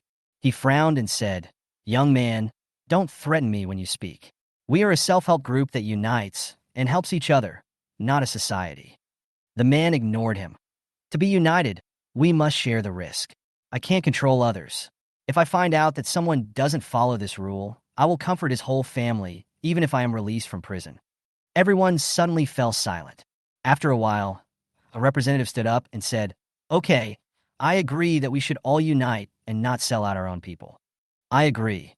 Seeing that no one objected, the second-floor resident who had just made the suggestion rolled his eyes and said, "Actually, I brought the toolbox out.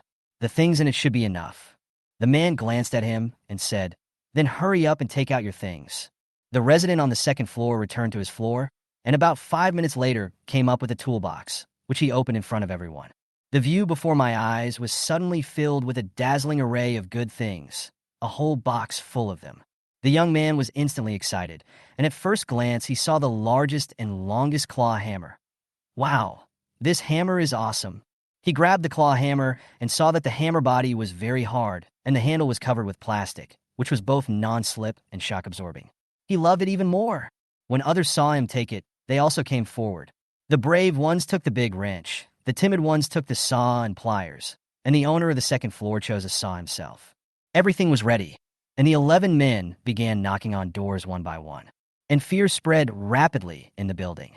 At this time, in room 1801, Chung Jili was about to perform his talent for Ruan Ning.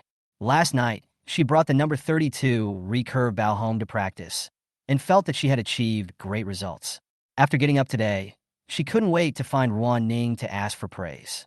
She first adjusted the target, then walked around it twice, then walked to the other end of the room, stood there, and shot an arrow after aiming for half a minute. With a whoosh, the arrow hit the center of the bull's eye. Ruan Ning didn't expect the result to be so good. She looked at Chung Jili in surprise and said, "This is amazing. How did you do it in just one night?"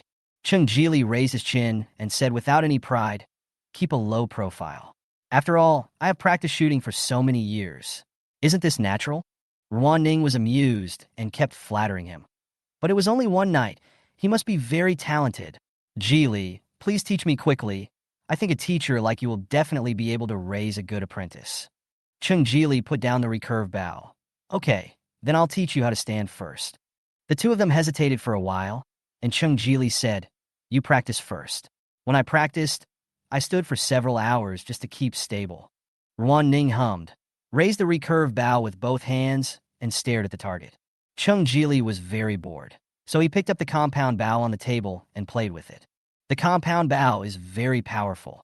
It can probably penetrate 2 layers of targets like the one Ruan Ning set up. Just as I was thinking about how to modify the target, all kinds of noise suddenly came from outside the house. Some people were banging on the door, some were hitting the windows, and there was also the sound of metallic collisions when chain locks were pulled. Ruan Ning and Chung Jili looked at each other and realized that someone had come to their door. Chung Jili asked, "Do you want to go out and take a look?" Ruan Ning put down the bow and arrow. "Of course we have to go out. We can't hide. Let's see what they're going to do first. It's only the second day. They shouldn't be so hungry and crazy so soon." Chung Jili muttered, "Maybe there is something else. They don't want to live on the 18th floor, do they?" Ruan Ning didn't say anything. After the two went out, they found Chung Jiquan already standing at the door. Through the security door window, Ruan Ning saw that the stairwell was crowded with people, all men, holding tools in their hands. Standing in the middle was a young man in his 20s, holding a big hammer. When he saw Ruan Ning and Chung Jili, his eyes suddenly lit up. Chung Jiquan frowned and said, "Now you can see that both our houses are occupied. There is no empty house." Qin Rueda was left behind in the crowd. He squeezed through the crowd and looked inside. He saw Ruan Ning and Chung Jili standing together, while Chung Jiquan stood alone on the side. "Yes, there are people in both households. Let's continue upstairs." The young man suddenly laughed. "Leader Qin, don't worry. We also need to solve the problem of locking the security door." Qin Rueda looked at him. "What do you want to solve?" "The water is still rising, and we may have to move upstairs. These two families have locked their security doors. Where will we live in the future?" Chung Jiquan said, "There's still room upstairs." The man glared at him and said, "What if I just want to live on the 18th floor? This is a public place. Why do you lock it?" "Yeah, why do they lock it?" someone said. "This is against the fire code." These two families are so selfish. Our house was flooded, but they locked the security door and left us with no place to sleep in the corridor, right? Someone got excited and banged on the wooden door. "You three, quickly open the security door or don't blame us for breaking it." Ruan Ning saw that each of them had a tool in their hands, and it was obvious that they were going to do something big.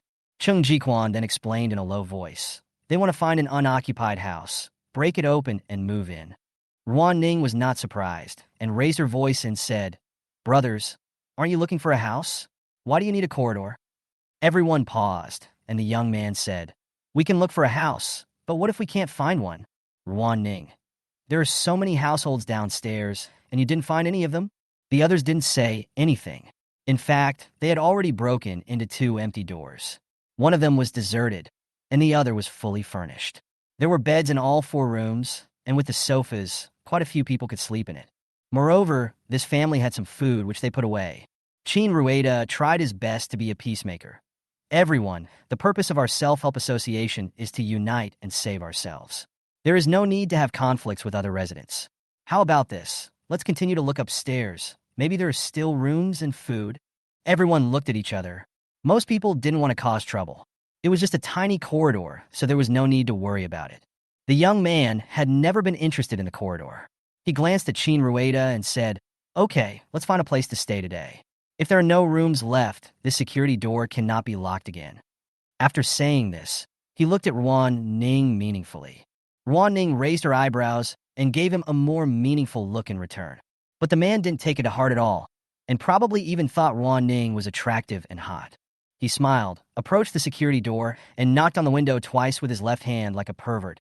"I haven't introduced myself to the two beauties yet. My name is Wu Jin. We will have many opportunities to meet in the future." Hearing this name, Ruan Ning was stunned at first, then she was overjoyed. Chapter 16. Led by Wu Jin, a group of people went to the 19th floor in a noisy manner. The corridor fell silent. Cheng Jiquan looked solemn. "I didn't expect them to unite so quickly. We must be more careful." Cheng Jili gritted his teeth and said, "Ning Ning, why are you pulling me? Was that Jin threatening us?" Ruan Ning said meaningfully, "He looks like a ruthless person." Cheng Jili was immediately dissatisfied. "What kind of ruthless person? I think he is just a vulgar, shameless, lewd, and shameless person." Ruan Ning was amused by her long string of words and put her arm around Cheng Jili's shoulders. Don't be angry. He won't break in for the time being. Let's practice archery first. If he dares to rush to the 18th floor, we will send him home. Yes, send him back to his hometown." After Cheng Jili vented his anger, he looked at Cheng Jiquan and said, "Brother, I will continue to go to Ning Ning's house." Cheng Jiquan was helpless. "Miss Ruan, please take care of my sister." Ruan Ning smiled and said, "Jili taught me archery, so I should be the one to bother her. And since we are so familiar with each other, Brother Cheng, just call me by my name." Cheng Jiquan nodded and said to Cheng Jili, "Come home for dinner tonight, okay?" Cheng Jili's eyes widened. "Brother, I'm not a child. Why are you still saying this?" Ruan Ning understood what Cheng Jiquan meant. Every household was short of food now, so they certainly couldn't treat guests to a meal like they did before. She thought for a moment and said, "Brother Cheng, I actually have something I want to trouble you with. I may be out at 4 or 5 o'clock tomorrow morning, and I need your help to lock the security door." Cheng Jiquan was stunned. "You want to go out? How do you go out?" Ruan Ning said, "I have a rubber boat, and I want to go out and have a look tomorrow." "Go out and have a look?" Cheng Jili was shocked. "This is too dangerous. Although there is a boat, the current should be very complicated. Ning Ning, you have nothing to eat? What are you going out for?" Ruan Ning's face was heavy. "We have food now, but what about in the near future? I feel that this heavy rain won't stop so easily. I want to go out and try my luck before the food goes bad." Cheng Jili still felt it was too dangerous. She wanted to persuade him again, but Cheng Jiquan stopped her and said, "Then I'll go with you." Cheng Jili's eyes widened. "Brother." Rather than caring about Ruan Ning, she was more confused this time. "You didn't help me persuade her, but you went crazy with her?" Cheng Jiquan looked at his sister and said, "You know how much supplies we are short of. Since Ruan Ning has a boat, we must give it a try." Cheng Jili gritted his teeth and said, "Then I'll go with you too." Cheng Jiquan shook his head. "No, those people in the villa area are gangs. If they knew that no one was home, they would definitely rush in. You have to stay here. If they try to break down the door and steal things, you know what to do." Cheng Jili's body tensed up, and he said, "Then you stay at home. Ning Ning and I will go out." Cheng Jiquan frowned. "Jili, the environment outside is complicated. I am stronger than you. If you obey me, it will be the best protection for the three of us." Cheng Jili's eyes suddenly turned red. Ruan Ning didn't expect that Cheng Jiquan would want to go out with her. She really needed a companion. Like last time on the highway, if she didn't have a place to hide, how could she cope alone? It's just too dangerous to go out. Ruan Ning hesitated and said, "Brother Cheng, why don't you and Jili stay here to guard the house? I guess there are not many people who dare to go out now, so there shouldn't be any danger." Cheng Jiquan looked at Ruan Ning and said, "I am not going with you to take care of you. I want to look for supplies together. Ruan Ning thought about it, and it made sense. They were helping each other. Well, we'll gather here before dawn tomorrow. Because of this incident, Chung Jili was in a bad mood during the following training, and he wished he could give Ruan Ning a crash course. She came from a sports family, and because she was a girl, she learned a lot of self-defense and fighting skills when she was young, which she taught all to Ruan Ning at once. After a day of training, Ruan Ning felt that the effect was good, except that her muscles were sore, and she felt refreshed just lying on the sofa. She thought about it, opened the original book, and found the passage where Wu Jin appeared. According to the classification of the million-volume novels, Wu Jin is considered a character in the early to middle stages, and his role is a supporting male role. At first, he appeared as a competitor of the male protagonist, but was later conquered by Chu Dingfeng and did some dirty things for him. The novel does not describe what Wu Jin was doing in the early stages. Anyway, when he appears, he is skinny, vicious, and has lived in the sewers for a long time, giving people the impression that he is dirty and perverted. In addition to the changes in personality, there is another point.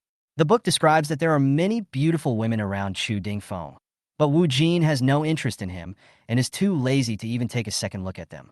But Wu Jin is not like this today. Ruan Ning said, "System, I didn't make a mistake, did I?" The system replied, "No, host." Ruan Ning guessed that something must have happened in the early stage that caused Wu Jin to change. She thought for a moment and said, "Wu Jin is Chu Dingfeng's helper. If I prevent them from meeting, will it be considered as blocking Chu Dingfeng's luck?" System, "Of course, but how does the host plan to prevent them from meeting?" Ruan Ning blinked. "Killed Wu Jin?" The system was silent for a while. "Host, Wu Jin is the male supporting role in this book, and he also has good fortune. According to your current strength, I'm afraid it will backfire." Ruan Ning sighed. The so-called luck value is actually God helping him. For example, if Chung Jiquan, the medalist of the World Championship next door, were to shoot Chu Dingfeng, not to mention whether he could shoot accurately, his gun would definitely explode first. Thinking that she had to get up early tomorrow, Ruan Ning put away the original book and prepared to go to bed. "Okay, then we should just act according to circumstances." The system suddenly shouted, "Host, there is movement over there by Chu Dingfeng." Ruan Ning raised her eyebrows and quickly took out the durian, washed cherries, grapes, melon seeds, and mineral water from the space. "What's wrong with him?" The system said, "Someone is picking his lock." "Oh, wow."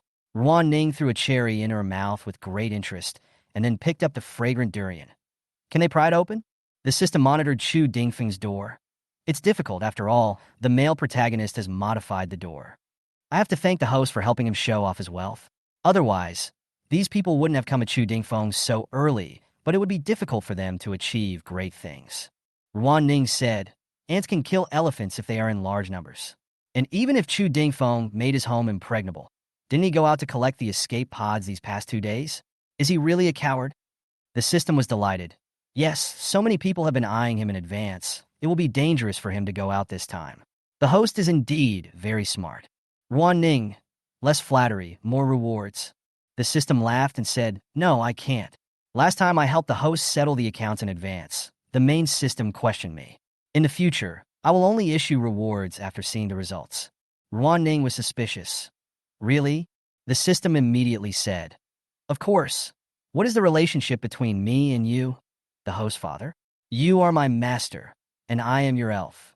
Ruan Ning couldn't help but laugh. "Okay, are you still trying to pry the door open over there?" "Still there." Chu Dingfeng has already found it and is watching behind the door with a glass of red wine. Ruan Ning thought to himself that he was worthy of being the male lead. He had to pretend even when no one was watching. She continued to eat fruit, and the two of them monitored each other for a while. Since nothing happened, Ruan Ning took a shower and went to bed. The next day, she came into the hallway with her rubber boat and a host of equipment. Chung Jiquan and Chung Jili were already waiting for her.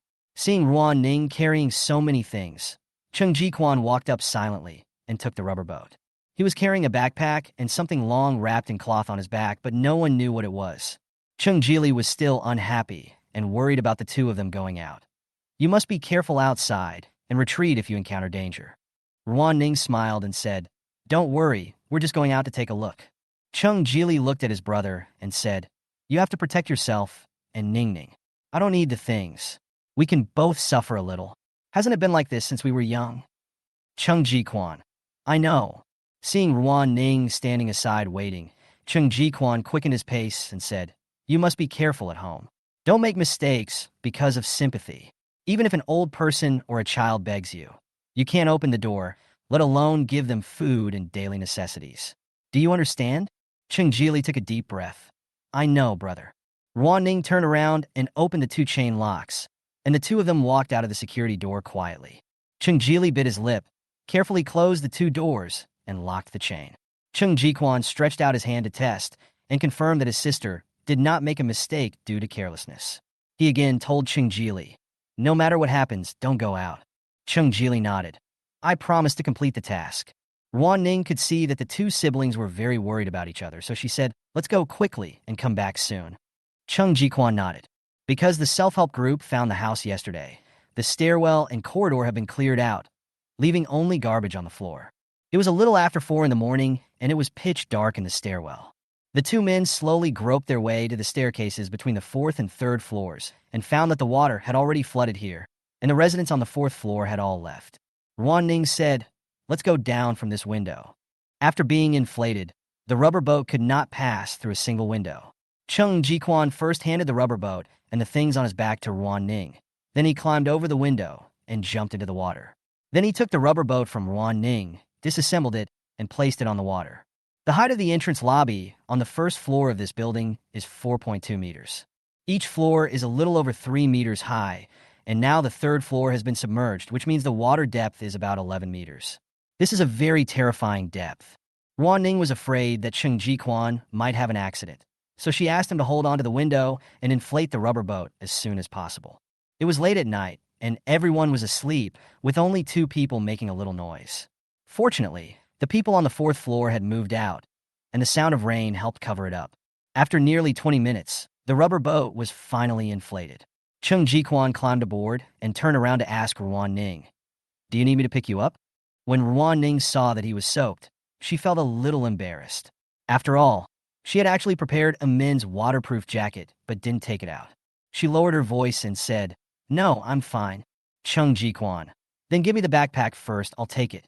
Ruan Ning had just put all her things on the stairs because she wanted to cheer herself up. She reached out and grabbed Chung Ji-kwan's backpack, then picked up her own backpack and handed them to him. After the handover, Ruan Ning turned around and picked up the long thing wrapped in cloth. She didn't pay much attention when she took it just now, but now holding it with one hand, Ruan Ning suddenly felt something was wrong. What does this feel like? Chapter 17. If she guessed correctly, Ruan Ning had only one comment on this. Real punishment. No wonder he didn't even grab food on the night of the blackout and rode away alone on his bike. It turned out he was going to do something like this. Handing the stick to Chung Ji-kwan, Ruan Ning saw that he looked normal, so she climbed out of the window and got on board quietly. Chung Ji-kwan put his backpack and stick on his back again and picked up the oars. "Close the window and let's go." Ruan Ning hummed. At 5 o'clock, the sky was still dark. There were no stars or moon, just the rain that was fading slightly. Ruan Ning took out a glass bottle from her backpack and carefully lit the candle under its protection. Unfortunately, it only emitted a faint light on this rainy night. Fortunately, Chung Ji-kwan was familiar with the area, so she didn't go the wrong way. When the rubber boat rode silently out of the community, Chung Ji-kwan looked at Ruan Ning and asked, "Is there anywhere you want to go?" Ruan Ning had already formed a new opinion of him in her heart. "Yes, it's just a little far from here. I know how to get there." Chung Ji-kwan didn't ask any more questions and rowed the boat according to the instructions. The sky gradually brightened and Ruan Ning extinguished the candle. At this time, they were already some distance away from their community. Someone on a nearby high-rise building spotted the two of them and shouted at the top of his voice, "Is that a rescue boat down there? Is that a rescue boat?" Ruan Ning and Chung Ji-kwan looked at each other and pretended not to hear. Because of this shout, more and more people were attracted out, and when they found that there was only one boat, they were immediately disappointed. Whose family has a rubber boat? There's no rescue supplies on board. He must be trying to find food. What damn luck! If only I had a boat. My mom is running out of heart medicine. What should I do? It's useless to have a boat. Where can I get medicine now? The child downstairs has a fever of 41 degrees. I'm almost crying after hearing this. Everyone stared at the boat downstairs with worry in their eyes. Ruan Ning couldn't see or hear these things, but she knew that these people would not sit still and wait for death. As long as the conditions were ripe, someone would build all kinds of boats and even put a baby bathtub in the water and go out to look for food.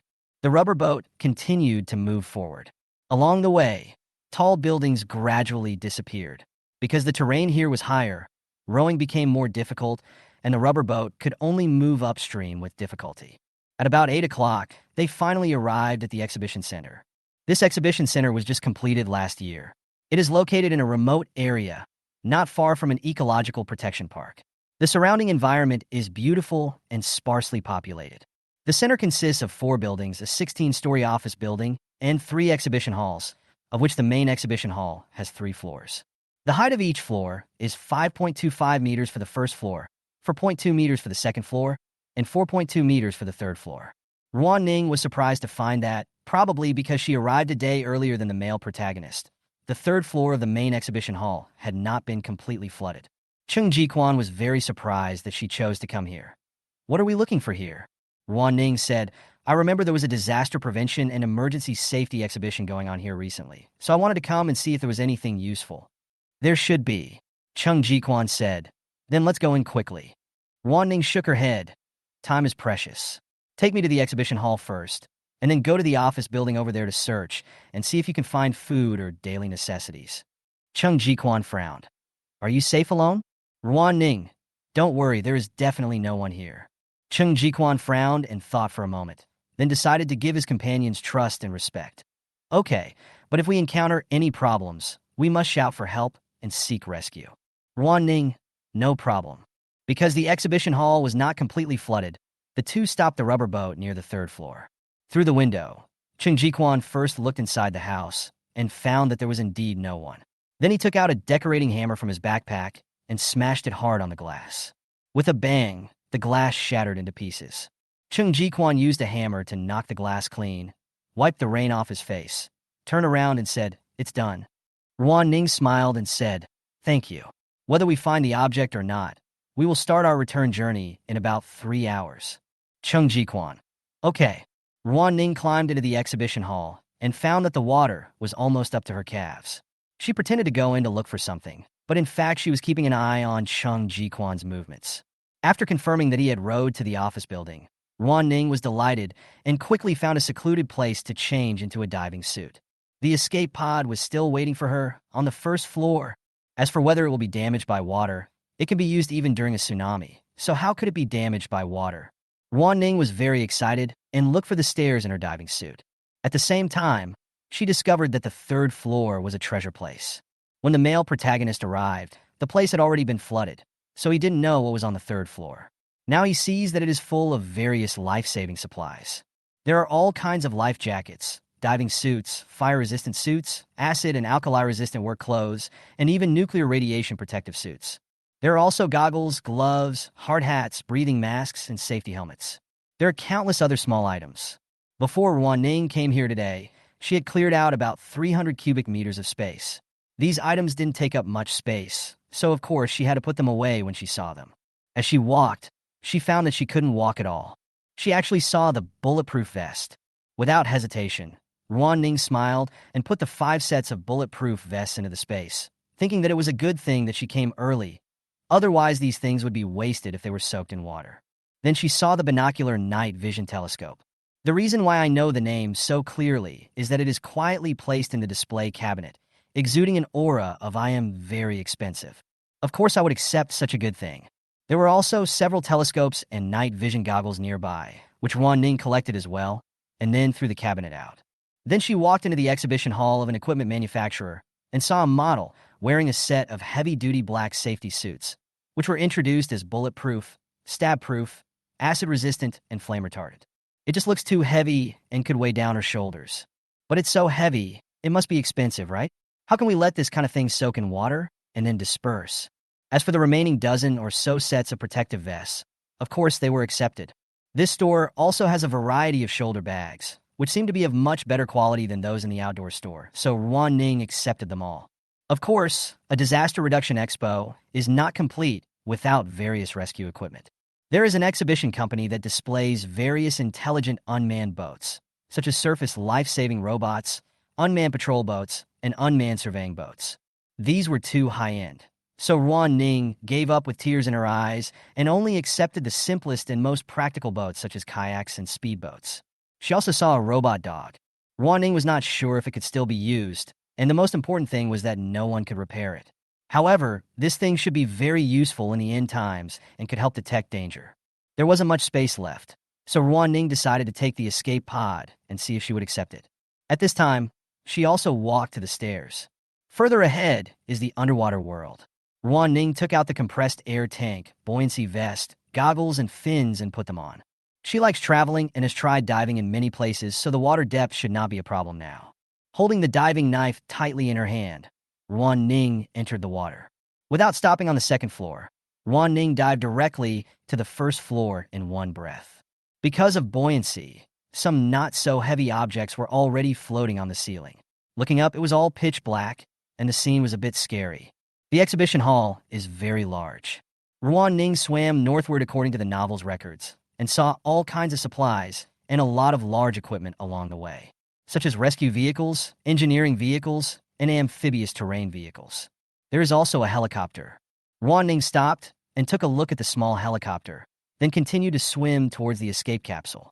After about 10 minutes, she finally found the big round ball on the ground. Ruan Ning's eyes lit up with joy. She swam faster to the escape pod and placed her hands on its surface.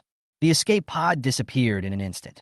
The system said happily, "Congratulations to the host for obtaining the escape pod. Given the uniqueness of this item and the fact that you have helped Shu Dingfeng through life and death situations many times, you will receive a high reward. There are 5 rewards in total, and you can choose 4 of them. 4 out of 5 is good," Ruan Ning said with a smile on her face. "Which 5? Chapter 18, the system replied. "The first item is to expand the space area by 1,000 cubic meters. The second item is to triple the refrigerator space and supplies on the original basis. Third item, Constitution plus 5. The fourth item, Strength plus 5. Fifth item, Agility plus 5. Ruan Ning thought about it and realized that it was urgent to expand the area. After all, the space in her refrigerator doubled every day, and she had to collect supplies today. If she continued like this, she would not be able to store anything. The benefits of triple refresh supplies are self-evident. There is nothing more satisfying than sitting at home and having food fall from the sky. But compared to refreshing supplies, increasing physical fitness, strength, and agility seems to be more tempting now. Ruan Ning decided, "Accept the second option, I will choose the other 4 options." The system confirmed again. "Host, you choose to expand the space area and enhance your physique, strength, and agility by 5 points each. Do you confirm?" Ruan Ning, confirm. "Hurry up." The system beeps. "Your reward has been issued. Please check." Ruan Ning's eyes lit up. The most obvious thing was that the area of her space doubled instantly, and she had large areas of open space. Unable to feel the transformation of her body, Ruan Ning tried to swim forward and found that her body was indeed much lighter, and even her speed had increased. "What is my current strength level?" Ruan Ning asked. The system said, "Surpassing the average adult male. It is equivalent to training human strength for many years, but slightly inferior to professional players." Ruan Ning smiled. "That's enough." She swam back to the place where she had just seen the helicopter. Although she didn't know if she could use it in the future, she had a lot of space. Received it. In addition, Ruan Ning also saw many new rescue vehicles equipped with the most advanced smart equipment. There are also large drones and unmanned boats that can be used for large-scale search and rescue. The exhibition hall also has a comprehensive emergency rescue intelligent platform that can link everything together and provide timely warnings. It can be said that this is where the most advanced achievements of human response to disasters are gathered, created with the wisdom of countless people. Who could have thought that a solar flare would bring everything back to zero? Ruan Ning sighed and went back to the 3rd floor. This time there is space, so there is no need to calculate the remaining things. The 3 robot dogs can take them. Also take away safety ropes, emergency rescue kits, and countless fire extinguishers. Just now, Ruan Ning was in a hurry to find a way and did not finish touring the 3rd floor. Now continue. The remaining supplies were so rare that Ruan Ning decided to collect them carefully. She was too lazy to see what they were and just stored all that she could into the space. Try not to waste even a single drop. Unfortunately, there are not as many supplies on the 3rd floor as on the 1st and 2nd floors, and the downstairs is all flooded. After about 40 minutes, Ruan Ning felt that everything in front of her was almost clean. She took out an inflatable rubber boat from the space and inflated it. After getting on the boat, she put 2 unexpanded rubber boats, more than 20 sets of waterproof suits, more than 20 sets of acid-resistant suits, and some miscellaneous safety supplies inside. After everything was almost ready, Ruan Ning rowed the boat to the office building area. The office building has relatively low floors, and the flood only reached around the 4th floor. Ruan Ning found the window that Cheng Ji-Quan had smashed open, secured the rubber boat, and flipped over to get inside. "Brother Cheng? Teng Ji-Quan?" Ruan Ning called Cheng Ji-Quan's name as she went upstairs. On the 8th floor, someone finally responded. Cheng Ji-Quan walked out of the office carrying an oversized striped woven bag. No one knew where he found this bag, but it looked a bit funny. He was still wet. Ruan Ning held back her laughter and handed over the waterproof rescue suit she had brought with her. "I just found it over there. Why don't you change it?" Cheng Ji-Quan hummed, put the woven bag on the ground, took the waterproof suit, and took a look at it. "Do I have to wear clothes under this?" Ruan Ning really didn't know, so she thought for a moment and answered, "It depends on yourself." Cheng Ji-Quan thought for 2 seconds, then walked towards the office with his waterproof suit. After he closed the door, Ruan Ning squatted down and looked into the woven bag. She found some office snacks, tea, coffee, toilet paper, and sanitary napkins in it. Sanitary napkins come in half packs and full packs, and there are only these 2 packs in total. After Cheng Ji-Quan came out after changing his clothes, Ruan Ning said, "There are still 8 floors left to search. Let's do it separately. I'll start from the top and go down." Cheng Ji-Quan felt a little uncomfortable. "Yeah." Ruan Ning nodded, then turned around and laughed secretly. This building has a total of 16 floors. Ruan Ning went down from the 16th floor. She took out an axe from the space and decided to break the door violently. With a bang, the door handle was hammered off by her. Ruan Ning was still a little bit unbelievable. She had felt that the axe was heavy before, and it was difficult for her to lift her arms. She didn't expect that she could use it to break the door today. The system is still good. Ruan Ning put away the axe and took out the bag, pushed open the disabled door and walked in, and found that this should be a CEO's office. The room is very large, with a landscape painting hanging on the front wall. Ruan Ning was not interested in this. She looked around and found that there were only 2 packs of tea and a large number of documents in the boss's office. After thinking about it, Ruan Ning put away the boss chair that looked very comfortable. The office desks, chairs, cabinets, and a wooden coffee table can all be used for warming oneself by the fire in the future and should not be wasted. This office also has a lounge. Ruan Ning didn't expect to find anything good, but she found a box of small umbrellas in the locked bedside table. It's still a small model. Ruan Ning pondered for a moment and put the small umbrella into the bag. Although Cheng Ji-Quan may not be able to use it, he can exchange it for supplies. The second door was not locked, and it was the meeting room. Ruan Ning put away the table and chairs. There weren't many things in the office building, but Ruan Ning found bottles of water in every room, and she put the unopened ones into the living room. Going down, Ruan Ning found a total of 3.5 packs of sanitary napkins, a box of instant noodles, more than 20 packs of snacks, and bottled drinks. In a utility room, she found 10 boxes of toilet paper. This is good stuff. Ruan Ning couldn't move everything down at once, so she found Cheng Ji-Quan downstairs, and together they carried 10 boxes of toilet paper to the 4th floor. After seeing the 6.5 packs of sanitary napkins that Ruan Ning found, Cheng Ji-Quan couldn't hide his surprise on his face. "That's great. You and Ji Li can both use them. It would be great if we could find a few more." Ruan Ning smiled and said, "Yes, this thing is a luxury item now." Cheng Ji-Quan smiled and looked at the box of small umbrellas. Ruan Ning coughed and said, "This is also a luxury item. I found it in a CEO's office. Maybe I can exchange it for supplies in the future." Cheng Ji-Quan nodded. "Well, we can only exchange for supplies." Ruan Ning was very happy. The 2 men moved all their belongings onto the rubber boat and covered them with a double layer of tarpaulin. Cheng Ji-Quan looked up and asked, "Are we going home now?" Ruan Ning looked at the sky and said, "Actually, there's another place I want to go to. It's very close to here, but I don't know if I can make it in time." Cheng Ji-Quan said firmly, "Since you are out, let's go." Ruan Ning knew this man had this kind of personality. "Okay, then we'll use one rubber boat and put the other one away first." Cheng Ji-Quan had no objection. The 2 replenished their water and energy in the corridor and set off again. There were a lot of rowing oars this time, and Ruan Ning and Cheng Ji-Quan rowed together. which increased the speed a lot. Soon, Chung Jiquan knew where Ruan Ning was going. After all, this place is so famous. It is the most mysterious mountain villa area in the city. No one knows how many billions a villa costs, nor what it looks like inside. The only thing we know is that there are only 16 villas here, occupying half of the hill. Chung Jiquan looked at the hill not far away with a puzzled expression. Ruan Ning, what are we doing here? Ruan Ning said, everyone here has run away. We can come and pick up the leftovers. Chung Jiquan frowned. How do you know that people here have run away? And this place is not flooded, right? Why did they leave? Because my boss lives here. The rich people are well informed and went to a safer place earlier. In fact, it wasn't her boss who lived here, but she saw in the book that the male protagonist would come here to search for things, and she had to not let him stay.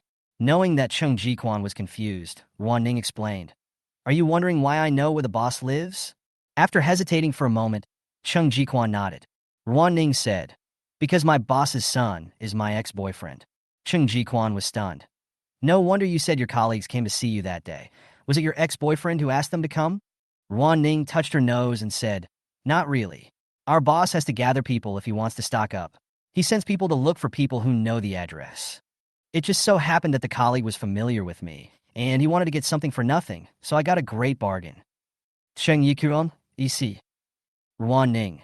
But if I knew that the boss and the others had run away, and it was indeed my ex-boyfriend who led them, he wanted to take me away with him. Chung Jiquan was silent for 2 seconds and did not ask Ruan Ning why she didn't leave. Ruan Ning interrupted his thoughts. Brother Chung, this side is close to the mountains. The water flow must be more complicated. Let's be careful. Chung Jiquan nodded. Okay. After some effort, the two finally reached the road around the mountain. There was silence all around. Ruan Ning and Chung Jiquan worked together to lift all the things onto the road and put away the rubber boat. Not even a single ship could be left behind. All had to be taken away.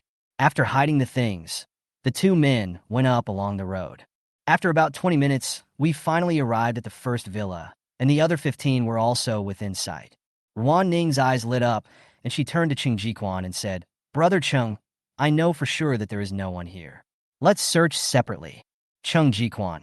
Okay, be careful. As he spoke, he handed over a whistle. This is what you found among the supplies.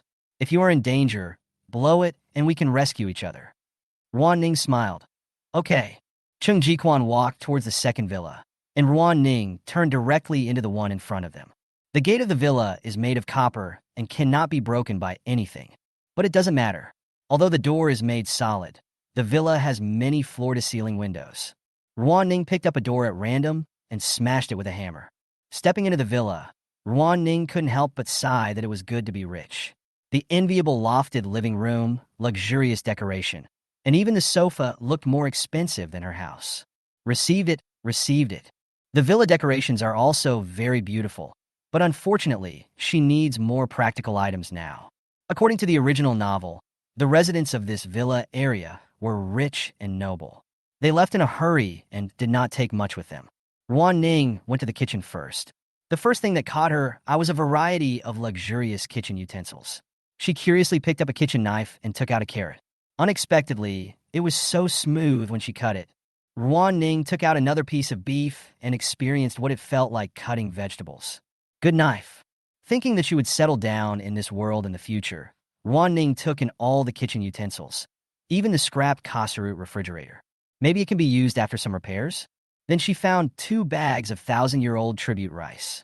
Ruan Ning knew this thing, and it seemed to cost more than 6,000 yuan per pound. The vegetables have all gone bad, but there are still some long-lasting imported fruits that have not gone bad, which are considered good things now.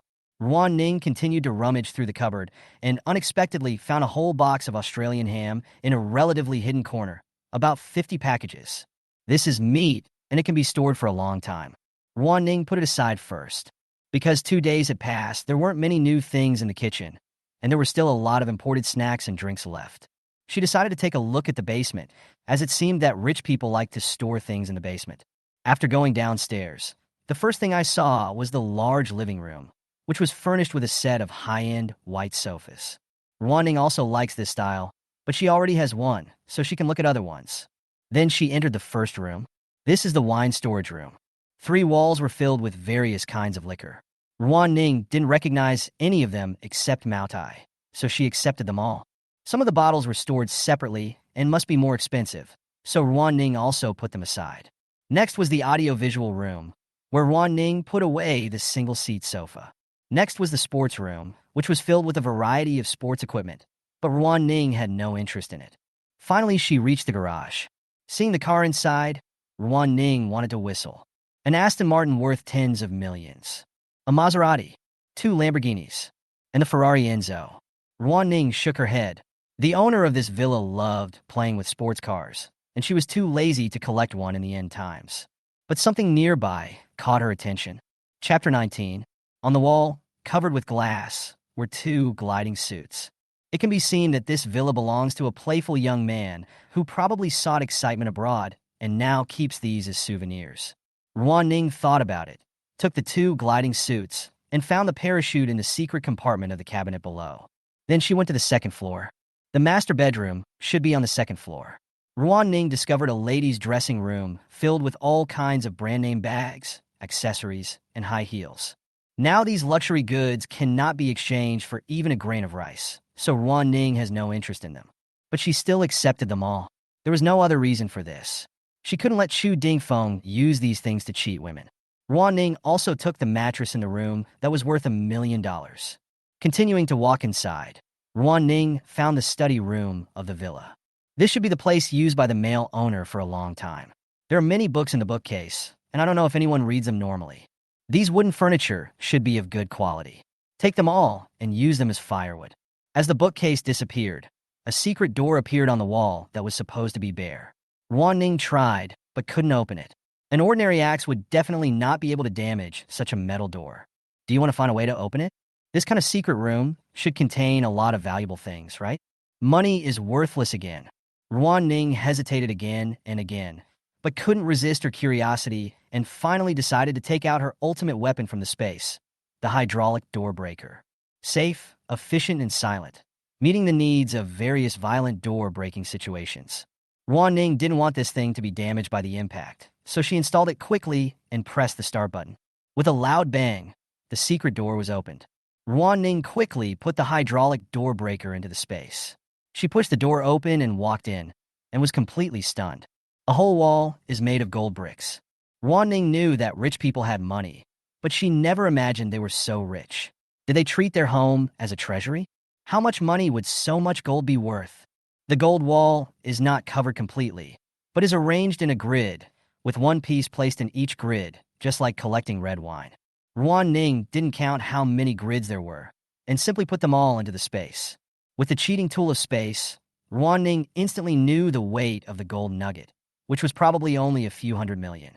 It seems that the guy who loves to buy supercars is not a spendthrift. After all, he only has a few cars.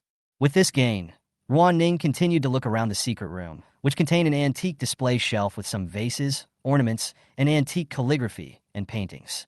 I don't know whether it's true or false. Ruan Ning put them all away. Soon she found a safe.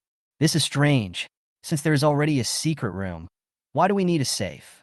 Could it be jewelry that is more valuable than gold? Compared to breaking down the door, opening this safe was easy, just like when she collected supplies on the highway. She just had to go in and out of the safe. Ruan Ning immediately put the safe into the space and then took out the things inside. Unexpectedly, there was no gold or jewelry inside, only a notebook and a pile of documents. Ruan Qing blinked and opened the notebook. That bitch is finally dead. Huh?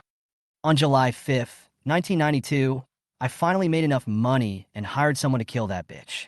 May 10th, 1995, it's really easy to make money. I prefer gold. January 21st, 2001. I'm already a successful real estate businessman. My business empire will be everywhere. Everyone wants to buy my house. Give me money. I bought a lot of gold, and I get excited every time I see it. You look down on me, despise me for being poor, and insulted me, but I am so successful today. Ruan Ning raised her eyebrows. She didn't expect to see such secrets. She continued to scroll down without much interest. Given to Ching XX, 2 houses, 2 million. Give to Li XX, a house, a car, 500,000. Ruan Ning simply turned to the end and saw what was written there. Someone warned of unusual solar movements. Will they really happen? But it's probably a lie. So many countries didn't notice it. So how could one person observe it? It takes a lot of special metals to stop the particles from solar flares. A ship dot. Am I crazy? But it's only a few billion, just for fun. Finally, the man wrote, "We won." The man said that the sun god would be angry in half a month, and asked us to hurry to the land of the gods. But what should I do with so much gold? It is impossible to take it out of the country. The house is left to that bitch. Ha ha ha, you bitch. You won't be happy for a few days. Ruan Ning widened her eyes in disbelief. She had read the novel and confirmed that the male protagonist had not discovered this place. Could it be that some kind of changes had occurred in this world? Ruan Ning asked, "System, what's going on?" The system said, "This should be the Noah organization." Ruan Ning suddenly realized that the Noah organization was an extremely wealthy consortium that appeared in the later period. Its members came from all over the world and were also one of the bosses that finally confronted the male protagonist. I didn't expect that a member would leave her a sum of gold. I just don't know why he didn't take the notebook away or destroy it. Did an accident happen? Let's not talk about this person for now. In Ruan Ning's opinion, the setting of the Noah organization is very weird and irrational. First of all, the organization brings together many top wealthy people. With so many people knowing the secret, how is it possible that no one would reveal it? Secondly, it is impossible for so many wealthy people to make investments without being discovered. Doesn't the country have surveillance cameras? But no matter how unreasonable the author's setting is, it exists now. Ruan Ning continued to look through the documents and found that they were all real estate certificates, land certificates, shares, and the like. Apart from letting Ruan Ning know the real name of the rich man, they were useless in the end times.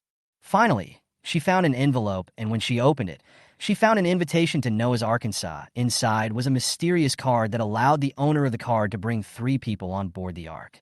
After thinking about it, Ruan Ning left the diary and envelope and put the rest back into the safe. This villa has no other value. So Ruan Ning took the collected supplies and began to search the second villa. Once inside, she saw something good. RV. A super luxury off-road RV was parked in the courtyard of the villa. It had high tires and looked like a military truck. Ruan Ning quickly put it away, smashed the floor-to-ceiling window, and entered the villa. Compared to the first one, this one's decoration has a more lifelike feel, and there are more food options in the kitchen. However, these things were not what she needed urgently, so she put them on the first floor and looked at them later. Ruan Ning decided to go to the basement first to see if she could find the RV key in the garage. Unfortunately, she didn't find anything else after going down, only 2 cars. One of them was a sports car, and the other was a Mercedes-Benz 6-seater commercial vehicle. Ruan Ning took the commercial vehicle. Even though she didn't find the key, Ruan Ning still took over the wine cellar and some famous cigarettes. On the 3rd floor, Ruan Ning finally found the spare keys for the 3 cars downstairs. She was overjoyed and hurried to the courtyard to put the RV out, then opened the car door with the key. The space is large. This was Ruan Ning's first impression. Unlike ordinary RVs, the interior of this RV is very luxurious. The hall is equipped with a U-shaped leather sofa that can seat 7 or 8 people. The RV has its own shower area and kitchen, which is fully equipped with various electrical appliances. The rest area is at the rear of the carriage, which can easily accommodate 4 or 5 people. Ruan Ning also discovered that there was a solar cell array on the roof, but unfortunately it should be broken now. This RV meets Ruan Ning's wish for a mobile home. Even if it cannot be repaired, it can be used as a mobile house when she needs to stay away from home. Perfect. It would be better if it could be fixed. Ruan Ning smiled and put the RV back into the space and continued to collect supplies. Chapter 20. After searching 3 houses in a row, the sky gradually darkened. Chung Jiquan came to Ruan Ning with a pile of things and said, "There are too many things. We can't transport them all today. How about we rest here for a night?" Ruan Ning thought for a moment and said, "That's good, but Ji Li won't be worried about us, right? Otherwise, we should hurry back and come back tomorrow." Chung Jiquan shook his head. "No, I have discussed with her in advance that we may not be able to return that day." Ruan Ning didn't expect that he had already made a plan. "Okay, let's search again and stay in this house after dark." Chung Jiquan put down the things he was searching for and said, "You continue searching. I'll go and bring the things from the bottom of the mountain up to avoid any accidents at night." Ruan Ning paused. "Let's go together. There is strength in numbers." Now, any bit of supplies was worth a fortune. The two endured the fatigue and spent a lot of effort to bring up the things they had collected at the exhibition center. At this point, Ruan Ning was completely exhausted. They returned to the villa where they kept their things, and Ruan Ning fell on the sofa without saying a word, feeling the sore muscles all over her body. Chung Jiquan took out a piece of chocolate from the woven bag. Replenish some energy first. Ruan Ning took the chocolate with tears in her eyes, tore open the package, and stuffed it into her mouth. Chung Jiquan handed over another bottle of imported juice and opened one for himself. After Ruan Ning finished eating and drinking, she felt that she had finally regained her strength. If I had been required to work so hard before, I would have definitely scolded my boss to death. Chung Jiquan smiled and said, "Sit down for a while. I'll go boil some hot water." The natural gas and electricity in the villa had been cut off long ago, so the only way to boil water was to use an open flame.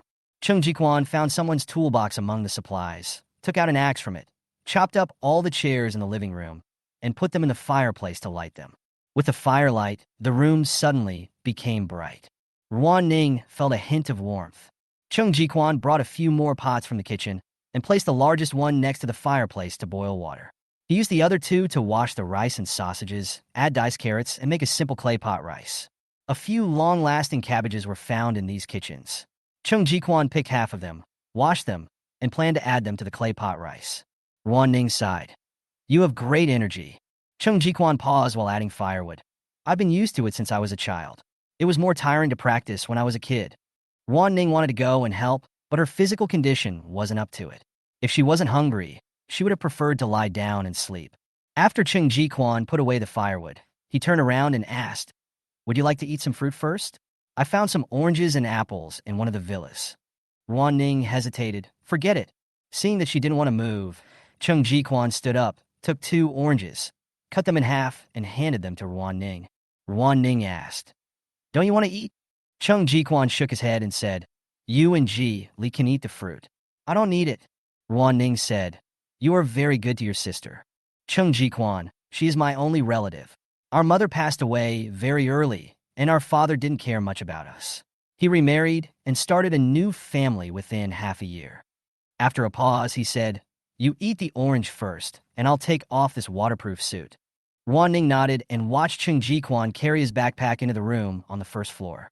She had nothing to do, so she picked up the orange and took a bite.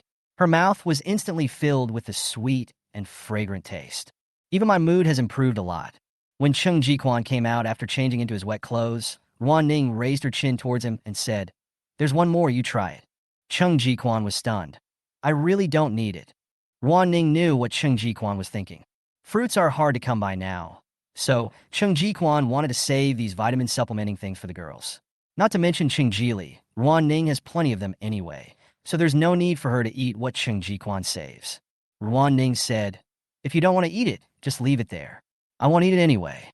Chung Jiquan was silent for 2 seconds, walked over quietly, took the orange, and sat back next to the fireplace. There was a fire in the room, so Ruan Ning simply took off her waterproof jacket, and she felt a lot more comfortable. The rice pot was bubbling, and the aroma of food was emitting. Ruan Ning suddenly felt even hungrier and blinked her eyes in anticipation.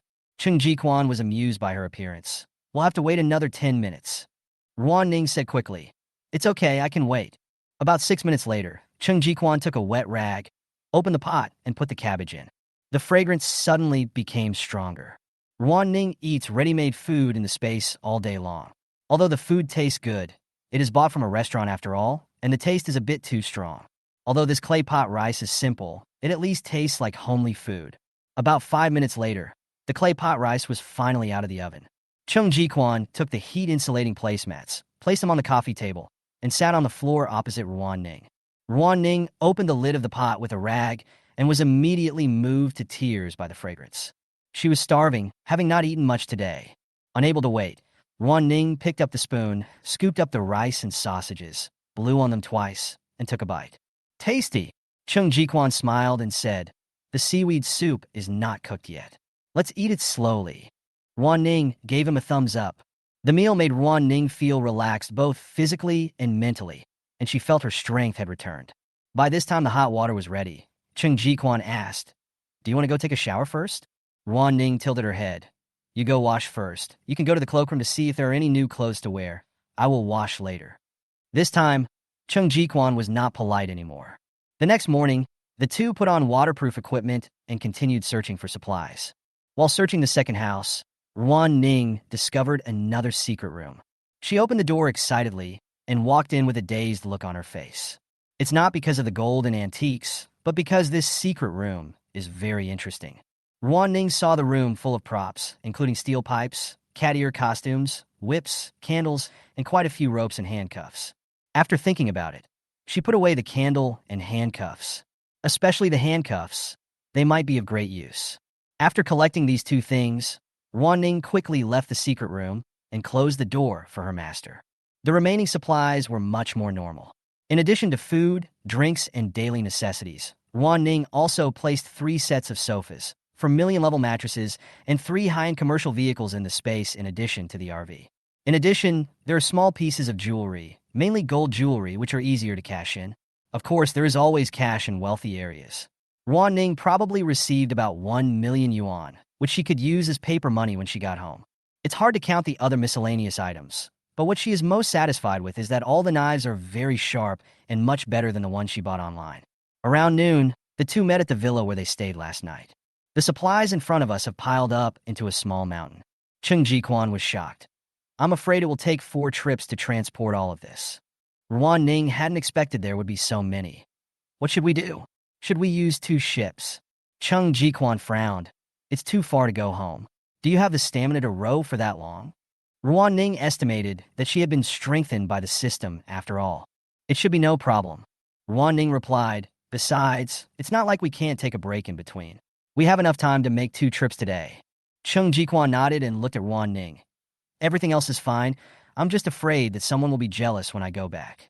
Ruan Ning didn't care. Then let them try. Seeing her so confident, Cheng Jiquan couldn't help but laugh. The 2 men first moved some of the supplies down the mountain and left the rest in the villa. The way back was during daylight hours and not as difficult as going out yesterday. In addition, this time they were sailing downstream, so the 2 of them returned to the community in about an hour. The person in the building closest to the road was the first to spot the 2 people because they didn't know when Ruan Ning and Cheng Jiquan went out. The person immediately shouted, "There's a boat! Boat! There's a boat coming to our neighborhood!" This call almost immediately woke up the entire community, and countless people leaned over the windows to look downstairs. Is it a rescue ship? How is that possible? Have you ever seen a rescue ship? Why would anyone come to our neighborhood at this time? In Ruan Ning's building, there were also countless people leaning on the windows. Cheng Jili's face was full of joy. On the 20th floor, Wu Jin's expression was unpredictable, especially after seeing the rubber boat parked under the building. His face was full of disbelief. Then he ran downstairs quickly. On the way, he met Cheng Jili, but because he was more concerned about the situation downstairs, he pretended not to see him. Cheng Jili was too lazy to pay attention to him. Compared to yesterday, the water level in the community rose a lot today, directly flooding the 4th floor. The windows on the 5th floor were locked.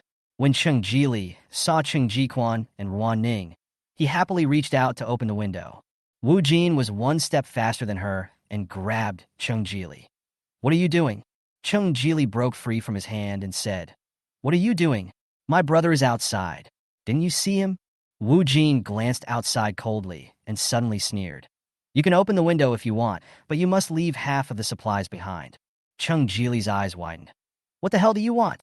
At this time, other people also rushed down and blocked the stairs. The supplies on Ruan Ning and Cheng Jiquan's boat were covered, and they couldn't see what was on it, but everyone's eyes were red.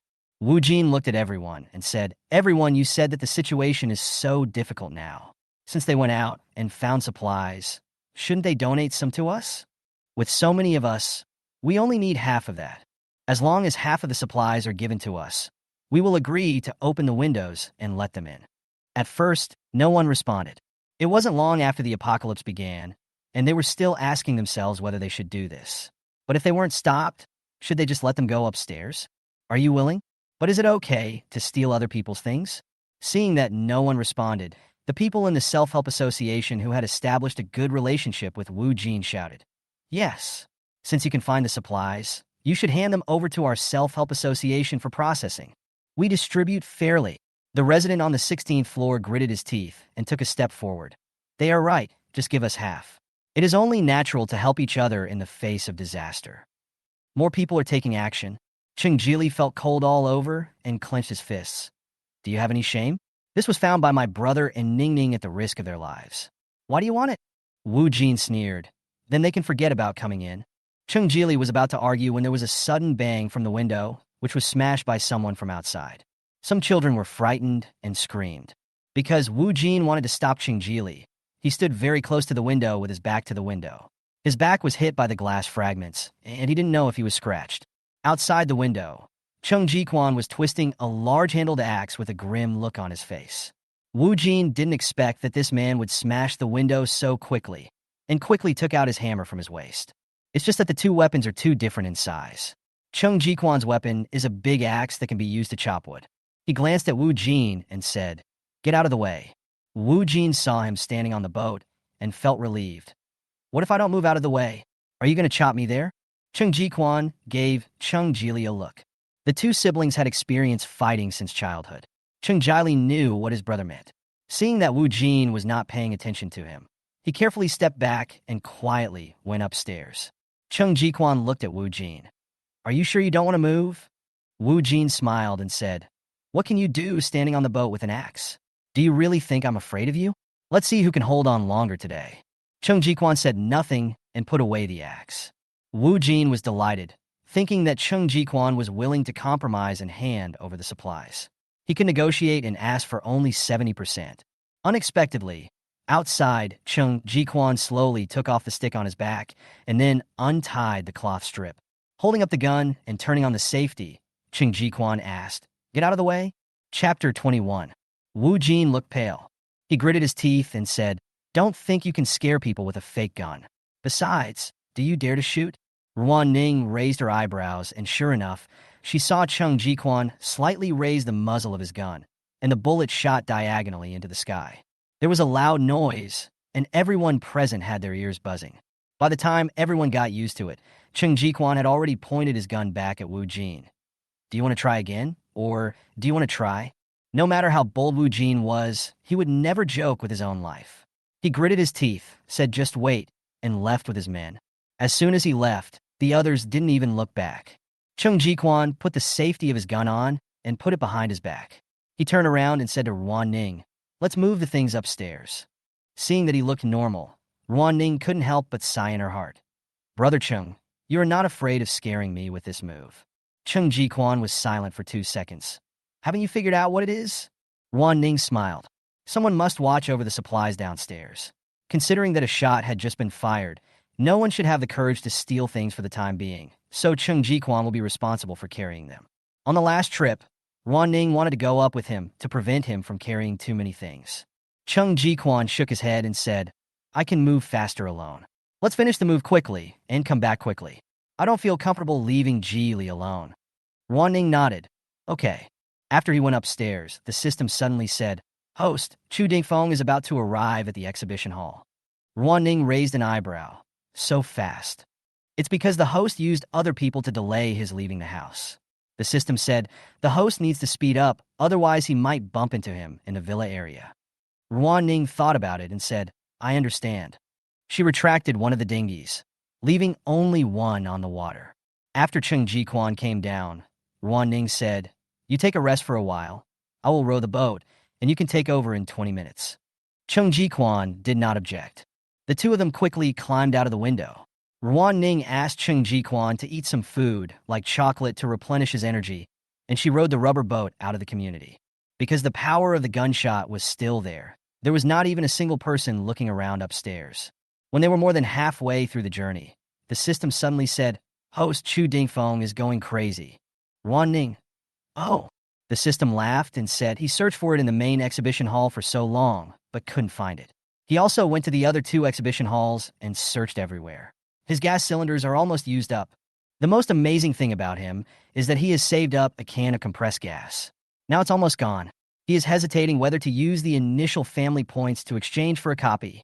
Ruan Ning lowered her head and smiled secretly, saying in her heart, "It's better to change him so that he loses both his wife and his army." System, hey. After a while, the system happily reported in real time. "Host Dad, Chu Dingfeng has exchanged for a copy. We don't have to worry. He will look for it for a while." Everyone was very happy, and Ruan Ning rowed the boat more happily than before. Soon, The two arrived at the road around the mountain. The transportation of supplies went very smoothly this time. During the last trip, Ruan Ning suddenly said, "Brother Chung, you carry it this time. I want to see if there are any supplies that have been missed." Chung Jiquan nodded. "Okay, then come down quickly." Ruan Ning gave him an okay gesture. After Chung Jiquan left, Ruan Ning hurried to the villa she had never been to. This time she did not look closely, but quickly put everything that caught her eye into her space. Anyway, she still has more than 500 cubic meters. Time was short, and the task was heavy. Ruan Ning tried not to leave even a stitch or a thread for Chu Dingfeng. Later on, she even ran, collecting things as she ran, and replaced them as soon as her hand touched them. The La Mer serum worth more than 20,000 yuan, and you bought 6 or 7 bottles and left them there. I took it. CLE de Po, Beaute's luxurious cream, cannot be left to Chu Dingfeng. More than 100 lipsticks are placed together, which is a spectacular scene. There's also a wide range of luxury perfumes. Chanel, Hermes, Armani, Versace, not even a belt was left for Chu Dingfeng. Don't you like to pretend? Not allowed. There are some things that Ruan Ning doesn't know how to use at all, but it doesn't matter. She can just take them out and throw them into the water. There are more bags worth millions in her space than she can count with both hands. They are useless in the apocalypse, so why not throw them away and keep them for the new year? The system said, "Host, aren't you afraid that Chu Dingfeng will find out about the problem?" Ruan Ning, "If I don't come to him to beg him after 5 days, he will know that there is something wrong with me. What difference does it make now?" The system suddenly understood. Ruan Qing searched the book and took out all the items mentioned in the book that were useful to Chu Dingfeng. He clapped his hands and left in a leisurely manner. At the foot of the mountain, Chung Jiquan had already moved all the stuff onto the rubber boat. Ruan Ning took out 5 boxes of self-heating hot pot from the space and said with a smile, "I really found a good thing. I haven't eaten it for a long time." Chung Jiquan's eyes also lit up. The two of them didn't say much and left in a hurry. This time when I returned to the community, no one dared to collect tolls. Because only Chung Jiquan came up last time, the supplies were still at his house, so this time we might as well move them in together. After everything was moved, the 3 of them stood together in front of the hill. Chung Jili's eyes lit up. "There are so many things. Where did you rob them, brother?" Ruan Ning smiled and said, "What kind of robbery? We were just picking up bargains." Yes, we found a bargain." Chung Jili picked up a pack of sanitary napkins. "Wow, I was worried that I wouldn't have them this month, and you actually found so many.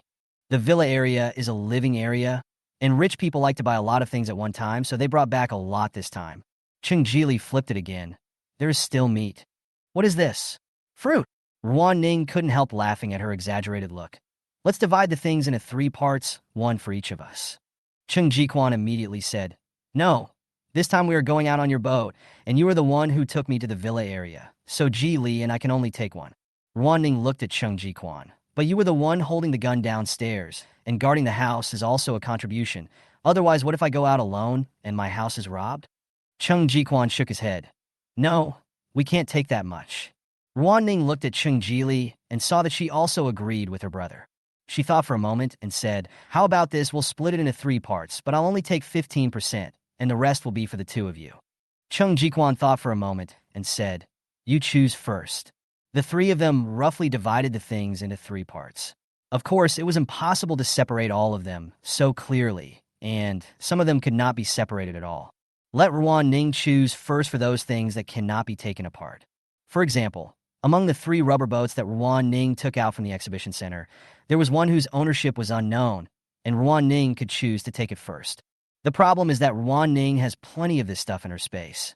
Considering that she still had to collect supplies and couldn't fit them all in, she took out only enough for what she needed. Now she would be of no use taking anything else. The remaining things are of little use to Ruan Ning. Seeing that she hadn't spoken, Chung Jiquan said, "You can take whatever you want. Don't worry about us." Ruan Ning raised her eyes and looked at him. "Actually, there is something I really want." Chung Jili asked quickly, "What?" "You can take whatever you want from these. Do you want more sanitary napkins? I can give them to you." Chung Jiquan said nothing. Ruan Ning smiled at Chung Jili, then looked at Chung Jiquan and said, "Brother Chung knows what I want." Chung Jiquan frowned. "You don't know how to use it." Ruan Ning, "Jili can teach me, and this is more useful for self-defense, and there are fewer times when I really need to use it." Chung Jili felt like a fool. "What are you talking about? Can you be more straightforward?" Ruan Ning smiled again. I want a gun. Fuck. Chung Jili's eyes widened. Ning Ning, you are so brave. I was shocked when my brother came back with a gun that day. You still want one? Ruan Ning, you saw it today too. Can I not do it? Chung Jili thought of Wu Jin and glanced at his elder brother secretly. Chung Jiquan sighed in his heart. You have helped us brothers and sisters so much, I really can't refuse you. But this thing is too dangerous, and the responsibility is too great. Are you sure you want it? Ruan Ning said, Brother Chung, you also know that my boss has run away. If the disaster could be ended so easily, would he have left behind so many things in the villa and ran away? You found a lot of cash too. I see you didn't take any. If money is no longer useful, what system can exist? Chung Jiquan pursed his lips and finally said, I can give you, but I don't have many bullets, and you can't use the Chibu Mutsong. I'll give you a pistol. Ruan Ning's eyes lit up. A pistol/gun is better. I can hide it and take it out at any time. Chung Jiquan sighed, turned and walked towards the room. After he left, Chung Jili asked nervously, Ning Ning, do you really want a gun? I think it's still too dangerous. Ruan Ning looked at her. Are guns more dangerous than people now? Chung Jili stopped talking. A moment later, Chung Jiquan came out with a gun and 2 boxes of bullets. He said, We don't have many bullets, especially pistol/gun bullets. Ruan Ning was already satisfied. She thought she would only be given 5 or 6 shots at most. Thank you, Brother Chung. To repay you, I will take half of the supplies this time. Chung Jiquan shook his head. What belongs to you is still yours, and we will continue to cooperate in the future. Ruan Ning thought for a moment and said, Okay, I'll go if there's any danger in the future. After leaving Chung Jiquan's house, Ruan Ning put all her belongings back into the space. Most of the additional 1,000 cubic meters have been used, and the interior is in a mess, with luxury goods occupying a large area. Ruan Ning was exhausted these past 2 days and decided to take a break and start sorting things out tomorrow. At this time, the system suddenly said, Congratulations to the host. You have stopped Chu Dingfeng from collecting supplies in the villa area, making him extremely angry and losing a lot of capital. You can choose 2 of the following rewards. First, the space is increased by 500 cubic meters. Second, agility +3. Third, constitution +3. Ruan Ning's tiredness disappeared. Her eyes brightened. Tong Tong, let's have a discussion. We have such a good relationship. You are my elf, and I am your master. Can you change the reward for me? For example, give me a gun/gun mastery? The system froze for a moment. Congratulations, host. You can get a lot of rewards. Please choose 2 from the following 3 items. First, the space is increased by 300 cubic meters. Second, agility +2. Third, introduction to hand/gun skills. Ruan Ning couldn't believe it. Why is there a reduction? System. Host Dad, this is already a backdoor, and the main system cannot know about it. Ruan Ning. Okay, then select the second and third options. No need to confirm. The funds will be transferred to your account immediately. She didn't feel the increase in agility, but the introduction to hand/gun skills was magical. Ruan Ning felt as if her brain was being artificially infused with knowledge. All the usage details, maintenance details, and precautions were stored in her mind one by one. When you take your hand/gun out again, even the feel is different. It was as if she had known this gun for many years. Is this just the beginning? Why do I feel like I can hit people accurately now? The system said, being able to get started is already very impressive. If you can master it, it will almost be at the national competition level.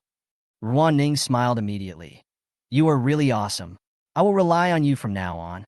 If I have something delicious to eat and drink, you will definitely be a part of my life. The system said happily. Host, please complete more tasks. Ruan Ning didn't reply. She lowered her head and played with the gun, simply unable to let it go. If only I could get some more bullets. Early the next morning, Ruan Ning got up full of energy. Chapter 22. Starting today, the aftermath of the solar flare will disappear. This meant that she could now use electrical equipment. Ruan Ning was eager to try and took out the spare machine to order a song for herself. I have a little donkey. The phone is safe and working properly. The sound is smooth and pleasant without any noise. That's great. Ruan Ning almost cried for joy. She could use electricity and no longer had to sit alone in front of a candle in the dark night. After washing up and having breakfast, Ruan Ning started today's work. First, clear out space in your refrigerator. This is a top priority every day because the refrigerator space is refreshed as more items are taken out, so it must be emptied every day. Then, Ruan Ning began to tidy up the space. The supplies collected yesterday were numerous and varied, and they are all still piled up in the newly added space, a large portion of which are luxury items. Still following the previous zoning principles, Ruan Ning took the lead in mobilizing RVs and commercial vehicles to the transportation area and filled them with express deliveries. The knives she brought back were sharper than the ones Ruan Ning had used before. She took them out to try the feel, selected a few, and put them in the weapons area, and put the rest in the sundries area. A lot of the things brought back this time were furniture, and Ruan Ning thought about it and decided to open a new home decoration area. Ruan Ning was troubled as to whether to put some wooden furniture in the home decoration area or the energy area. Soon, she decided to leave it alone. Open up a vault first. Ruan Ning piled up an entire wall of gold into a pyramid. Looking at the glittering golden hill in front of her, she deeply felt the joy of the rich. It would be even cooler if I could take all this gold with me back with me. Unfortunately, it was just a thought. Ruan Ning issued an order to collect all the gold ornaments and jewelry and place them on the gold mountain. Then, Ruan Ning turned her attention to wine and luxury goods. There are 16 top-level villas, and there are so many luxury goods and wine collections that Ruan Ning first set up a new section for wine. The question is how to deal with these luxury goods? Really threw it away? Ruan Ning decided to first gather up the unused skincare products and put them in the daily necessities area. Of course, the used ones will be thrown away, but it is impossible to throw them down from the upstairs now. We have to set up a processing area first. The most useless luxury item is high heels. Wearing them in the apocalypse is tantamount to seeking death. All of them should be moved to the processing area. Bags at least have some use, so choose an expensive and big one worth around 100 and say goodbye to the rest. Keep all the clothes, especially the mink coat. They might be useful later. After spending a whole morning, Ruan Ning finally tidied up the space and finally squeezed out more than 200 cubic meters, which was a pretty good result. Now we can use electronic products such as mobile phones, so we don't have to be alone and without any sound. During lunch, Ruan Ning took out her tablet and found a variety show to watch. For the next 4 days, Ruan Ning lived a very simple and comfortable life. Every day, I exercise or practice archery with Chung Jili and listen to her talk about her experience in using guns. The situation in the building became increasingly serious. The rain tended to get lighter during the 2 days she was away, and people thought they saw hope. However, the rain suddenly got heavier that night, and the 5th floor was flooded so badly that people couldn't even move out their furniture. After that, the rain was sometimes heavy and sometimes light. The people on the 6th floor were afraid of the same situation as on the 5th floor, so they moved the furniture in advance. The 4 families could only stay in the corridor. They thought about joining the self-help association, but the condition for joining was to hand over all the food. After hearing this, the 4 families ran away quickly. Compared to them, the situation of the self-help group is even more dangerous. Qin Rueda convened a self-help group at the time, saying that he wanted to give priority to distributing food to the elderly and children. However, Wu Jin intervened, gathered 4 or 5 strong men, and took control of the food distribution rights into his own hands. How could he distribute food on time? Everyone went hungry for 1 or 3 meals and had to apply for a quota for water. Some people are dissatisfied with his style, but smarter people fully support it, actively curry favor with him, and try to gain benefits from it. Those who were dissatisfied with him elected Qin Rueda as their leader, and the self-help society gradually split into 2 factions, fighting against each other while hungry every day. That morning, Qin Rueda brought his men to find Wu Jin.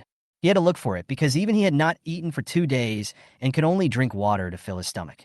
His little grandson was crying loudly due to hunger, and his daughter-in-law wiped her tears and accused him of only wanting to fight for power and not caring about his grandson's life or death. Qin Rueda felt aggrieved. He was against Wu Jin not just because of a power struggle, but also because this man had evil intentions. Qin Rueda was afraid that the self-help group he had convened would eventually degenerate into an evil force. The people on his side are mainly elderly people who are taking care of their grandchildren at home. The strong men in the family are missing, and the elderly are struggling to maintain this situation. There are 3 in total. Wu Jin smiled when he saw them coming. What else could 5 60-year-old men do if they didn't die? With contempt in his heart, Wu Jin deliberately took out a small bag of bread, tore open the bag in front of them, and ate it bite by bite. People around me are very envious. Qin Rueda swallowed hard and looked at the old guys around him, all of whom had green eyes. He coughed and said, Vice President Wu, we came here today to check the inventory. Is there really no food left? Wu Jin took a bite of bread and said, No more. I ate the last piece of bread I saved because I was hungry yesterday. With a bang, an old man in his 60s slammed the table and said, Don't go too far. Everyone knows that you secretly stuff things into your thugs' pockets. Wu Jin, God is watching you. Do you really think you won't get any retribution? Wu Jin laughed. I didn't do anything. How could there be retribution? If God can really open his eyes, please stop the rain first. Besides, you are not a resident of our community at all. You are here to see Leader Qin with your grandson during the summer vacation, right? Since you are not even a resident, what qualifications do you have to speak? You. The old man was so angry that his face turned red and his neck became thick. Qin Rueda quickly pulled him aside. You're out of heart disease medicine. Stop torturing yourself. After comforting his friend to sit down, Qin Rueda turned to Wu Jin. Well, you said the food is gone. We have to find a source. What do you think? Wu Jin said nonchalantly. What else can we do? Expand the membership. Qin Rueda was stunned. What do you mean by expanding the membership? How do we expand it? Wu Jin smiled and said, Except for the one with a gun on the 18th floor, the others are our development targets. I have already told my men that we will recruit the 4 households on the 5th and 6th floors this morning and start from the 7th floor in the afternoon and greet every household. Qin Rueda. What do you mean? They don't want to join at all. Do you want to steal their food? Wu Jin said. How can this be considered robbery? Isn't it good to join the big family and help each other in the face of natural disasters? Qin Rueda's face changed, and he stood up from the stool. Wu Jin, you are breaking the law. You can't do this. Wu Jin glanced at him and said calmly, Wasn't it illegal to break into the house? Didn't you agree to it? You are almost starving now. Don't you agree with my solution? It's okay if you disagree. What are you and your grandson going to eat? Qin Rueda looked at everyone. Most of them moved here from the villa area. We had met each other more or less before. They were always well-dressed in the past, and some of them donated a lot every year. Now, no one dared to look back at him, especially the 2 familiar families. Qin Rueda felt uncomfortable and said to a younger generation, Shaolin, I don't blame you if you don't follow me, but do you agree to rob others? The man gritted his teeth and said, Uncle Qin, we are starving to death now. How can we care about others? Qin Rueda's face turned pale, and he fell into a chair.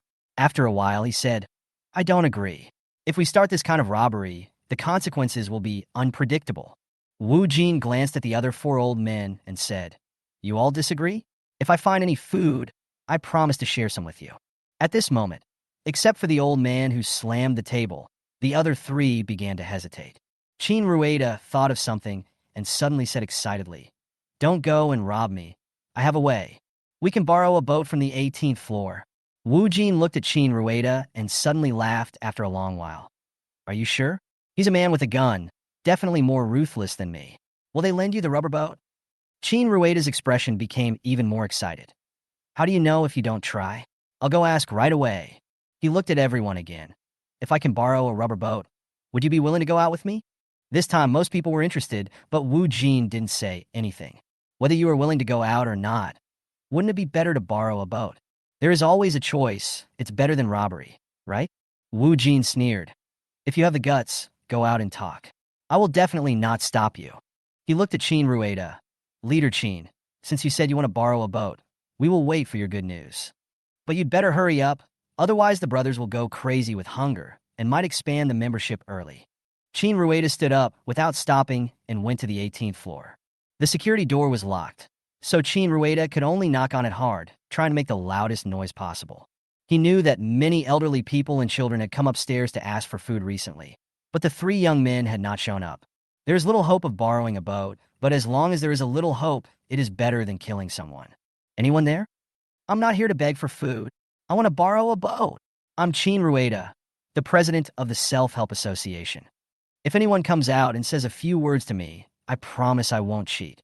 Ruan Ning and Cheng Jili could vaguely hear such a loud noise in the exercise room, but they didn't know what was being shouted specifically. The 2 of them looked at each other. Cheng Jili said, Are you looking for food again? Do you want to go out and take a look? Ruan Ning looked at her. You want to go out? Cheng Jili sighed. I don't dare to go. Last time I went out, An old lady pulled her grandson to kneel there. I was so scared that I hurried home. Who would dare to give out the food in this situation? You and my brother exchanged our lives for it. Ruan Ning sighed in her heart. At this time, the sound of metal chains outside was getting louder and louder, and it seemed that the man was deliberately fiddling with the lock. She deliberately chose the exercise room as the farthest from the main door. Ruan Ning frowned. It seems something has happened. I'll go out and take a look. Chung Jili, I'll come too. Ruan Ning nodded, and the two of them walked to the corridor together. Qin Rueda's eyes lit up with joy. You finally came out. I am Qin Rueda, the president of the Self-Help Association. I want to borrow your boat. Borrow a boat? Ruan Ning was not surprised. In fact, she had long guessed that someone would come up with this idea, but no one dared to come in the past few days, probably because they were frightened by the gunshots. Qin Rueda quickly said, Yes, it is to borrow a boat. We are running out of food now and have to go out to look for supplies. You are the only one in the whole building that has 2 rubber boats, so I want to borrow them from you. Chung Jili looked at Ruan Ning. Ruan Ning had quite a few boats. She paused and said, Why should I lend them to you? Qin Rueda subconsciously said, Can't we help each other? Ruan Ning didn't say anything. Qin Rueda said, How about this? Every time we borrow a ship and come back, we will give you 10% of the supplies. Ruan Ning shook her head. This is too risky for me. What if you take my boat out and can't come back? The flood is no joke now. Qin Rueda frowned. Then what do you want to do? You can make a request, and I will go back and discuss it with the members. Ruan Ning said directly. How about this? Every time you borrow a boat, give us something in advance. It doesn't matter what it is, food, drinks, daily necessities, or gold. The main reason why Ruan Ning made the request was to prevent herself from being considered a good person. These days, if people think you are a good person, you will be in big trouble. Qin Rueda thought about the fact that he did bring some gold jewelry with him when he left home, and he was delighted. Okay, then I'll go back and discuss it with the members. If everything goes well, I'll come down to see you right away. Ruan Ning nodded and watched Qin Rueda turn around and go upstairs. Chung Jili looked at Ruan Ning. Ning, we only have 4 rubber boats in total. Do you want to lend them? 4 are enough. Ruan Ning said, We won't use them for the time being. If we don't let them go out to find food, it will be troublesome. Chung Jili thought of the old lady who came to beg every day. That's right. Over there. Qin Rueda climbed up to the 20th floor with heavy legs and a look of joy on his face. Wu Jin lives there, and if this old man wants to see him, he has to climb the stairs. He had been hungry for 2 days and had no strength left. Plus, he was old, and after running back and forth twice, he was sweating all over. Unexpectedly, Wu Jin was smoking at the stairs on the 20th floor. Qin Rueda thought about completing his mission, straightened his back, and smiled complacently. Vice President Wu, I'm back. Wu Jin smiled as well, put out his cigarette, and put the remaining but into his pocket. Leader Qin, let's go upstairs and talk. I have something I want to discuss with you. Qin Rueda couldn't climb the stairs anymore and frowned. Can't we do it here? Wu Jin, I want to discuss with you the list of people who will go out. After all, it's dangerous outside, and it's not easy to mobilize people. Let's discuss it privately first, so we can make arrangements when the time comes. Qin Rueda was satisfied with his quick change of mind. Okay, let's hurry up and don't let them wait anxiously. Wu Jin smiled. Okay. The building has a total of 21 floors. For the first time, Wu Jin helped Qin Rueda to the stairs to the top floor. He opened the fire door to let in fresh air. It's raining heavily outside. Qin Rueda was soaked and frowned. Why did you open the door? Let's discuss a preliminary list quickly. Wu Jin turned around, reached for the back of his pants with his right hand, and quickly pulled out a hammer to pry the door open. He has never returned the hammer since that day. With a bang, the hammer hit the top of the person's head, making a dull sound. Qin Rueda didn't even cry for help. When Wu Jin dragged him into the heavy rain, there was still a look of disbelief in his eyes. Seeing that he was not unconscious yet, Wu Jin hit him hard with the hammer again. The heavy rain quickly washed away the blood. Although Wu Jin was very strong, the wall of the top floor was high. He lifted Qin Rueda up with difficulty and threw his head on the top of the guardrail wall. Old thing, you're still so heavy after being hungry for so long. You like to call me Vice President, right? Wu Jin cursed as he walked to Qin Rueda's feet, lifted up his legs, and pushed his entire body down against the rough wall. Qin Rueda's face scraped against the rough wall, leaving one bloody mark after another. When the person fell, No sound was heard on the top floor. Qin Rueda disappeared silently. No one even looked out the window at this time.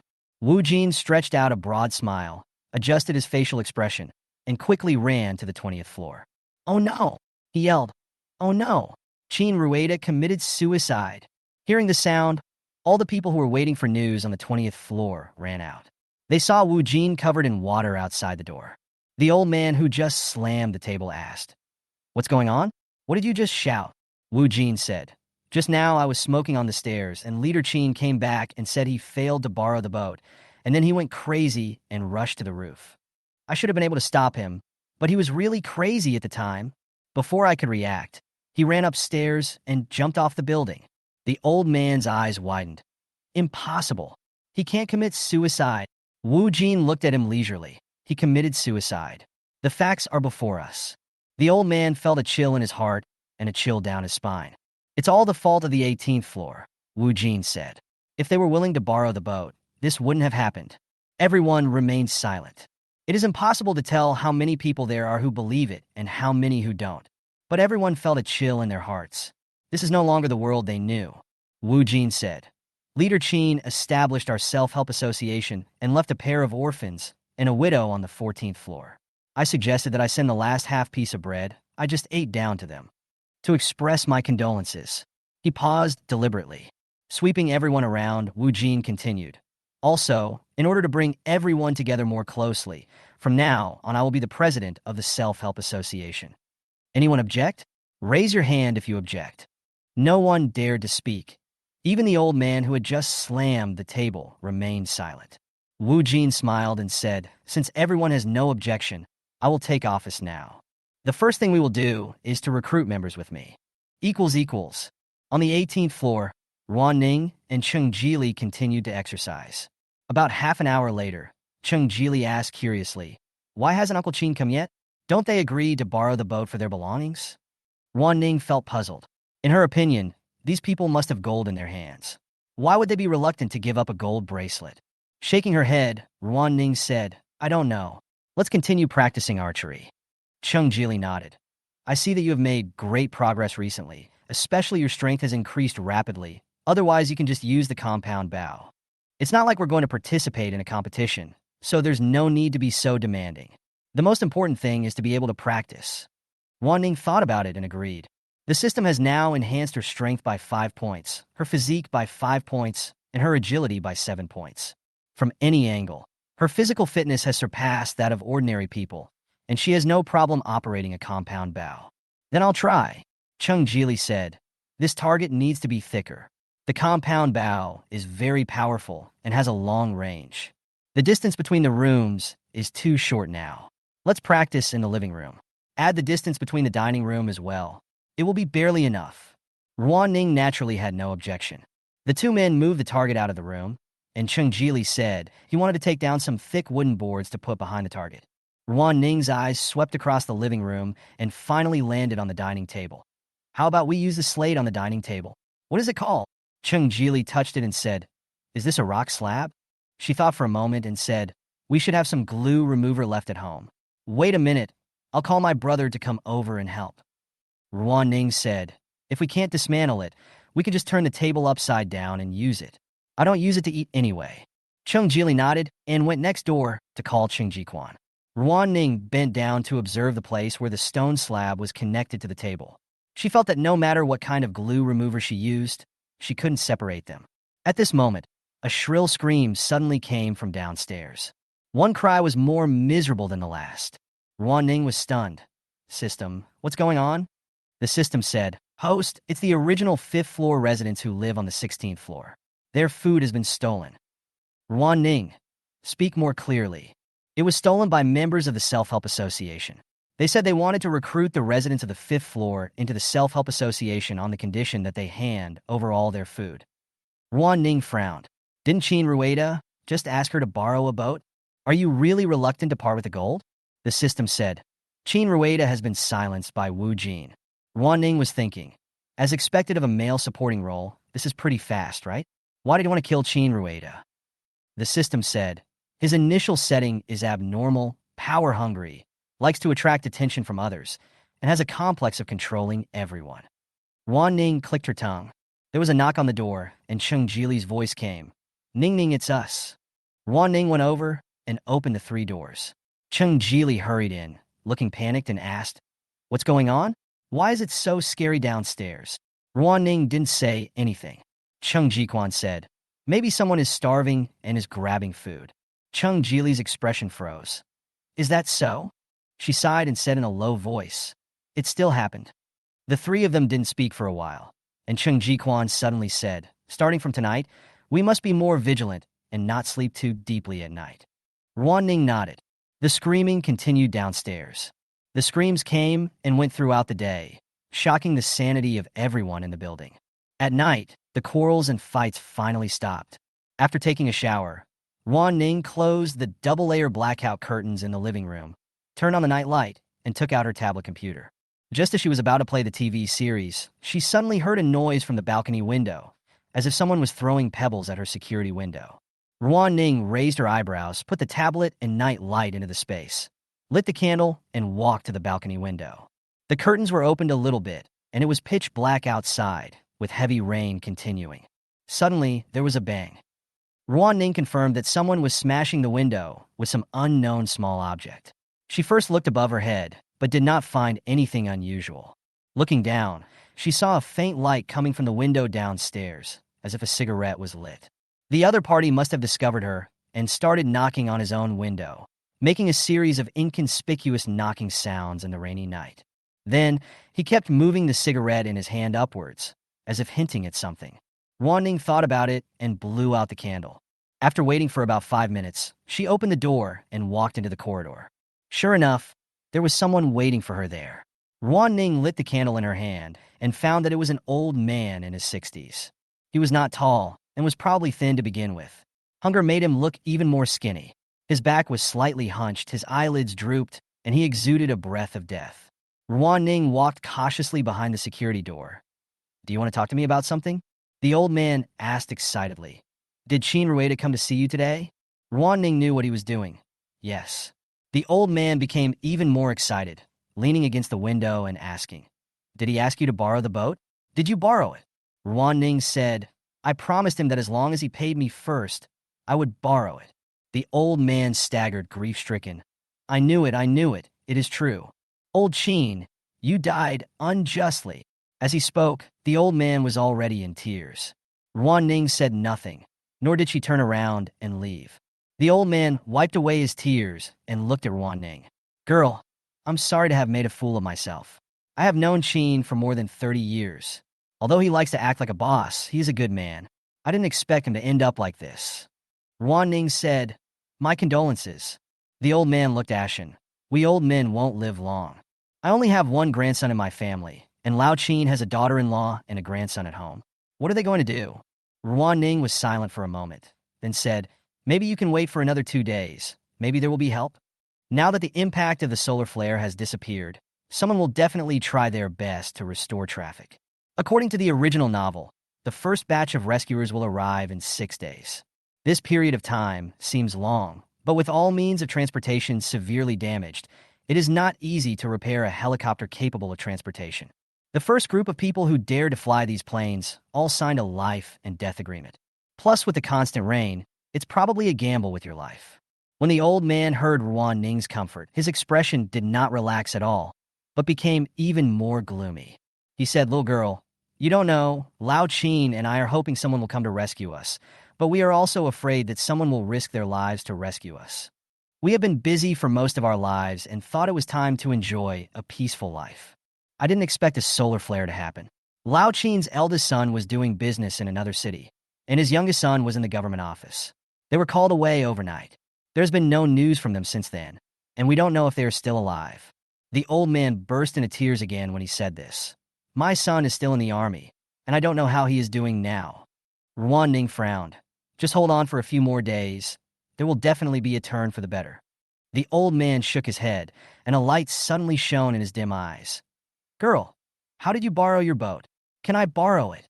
Ruan Ning saw that he was skinny and pale, and frowned. "You want to go out? What should I do if I don't go out? Should I ask Wu Jin for the things he robbed? I have to go out." The old man said, "Now the orphan and the widow are counting on me. The child has been hungry all day. What do you want by borrowing the boat? Ruan Ning thought for a moment and said, you don't have anything to eat or use, so I can ask for gold. The old man muttered, gold? I think the Qin family's wife has some. Ruan Ning said, if you insist on borrowing the boat, then come to me before dawn tomorrow and we will exchange the money for the boat. The old man said firmly, no problem. Ruan Ning did not sleep well that night. After waking up, she picked up her phone and checked the time. It was about 4:30 in the morning. Ruan Ning thought about it, tidied herself up a little, took out the rubber boat, and walked to the safety door. As expected, there were already people there, but there were two of them. In addition to the old man from last night, there was also a young woman. Seeing Ruan Ning, the old man asked excitedly, girl, did you bring the boat? Ruan Ning looked at the young woman next to her. She could tell that she must have been very beautiful in the past, with big eyes and fair skin. But now her hair was messy, and she looked haggard and frightened. Ruan Ning asked, are you two going? The old man introduced, this is Lao Qin's daughter-in-law. She insisted on going, saying that it would be better for two people to go instead of taking risks alone. Also, the old man hesitated. I don't know if you would mind telling her this, but she wants to look for the body of her father-in-law. Don't worry, we will never carry it aboard. We still have some common sense. Now all garbage is thrown into the water. Although the water is flowing, we cannot see whether the water is dirty or how many bacteria are in it. Ruan Ning shook her head. I have no problem. I brought the boat. Did you bring the gold? The old man looked at the young woman beside him. She carefully took out the gold bracelet from her pocket and looked at Ruan Ning warily. We agreed to borrow the boat. Ruan Ning, of course. After hesitating for a few seconds, the young woman slipped the gold chain through the crack in the door. Ruan Ning took the gold and weighed it in her hand. Not enough. The young woman was stunned, and Ruan Ning said, the risk to you two is too great. You may not come back. This bracelet is not enough. The young woman was a little excited. We agreed to pay first and get the goods first. Then you can't bring the smallest quantity. If you don't want to add more, I can return this to you. Ruan Ning said. The young woman looked at the little old man next to her. The old man hesitated for a moment and nodded. She took out another diamond ring and said, this is my wedding ring. This is the only one I still have on me. If it's not enough, I can't do anything about it. Ruan Ning didn't believe that such a cunning old man would hand over all his cards. After taking the ring, she unlocked the security door and handed out 2 packs of sandwich cookies and 2 bottles of hot brown sugar water through the slightly larger gap in the door. The old man was stunned. What does this mean?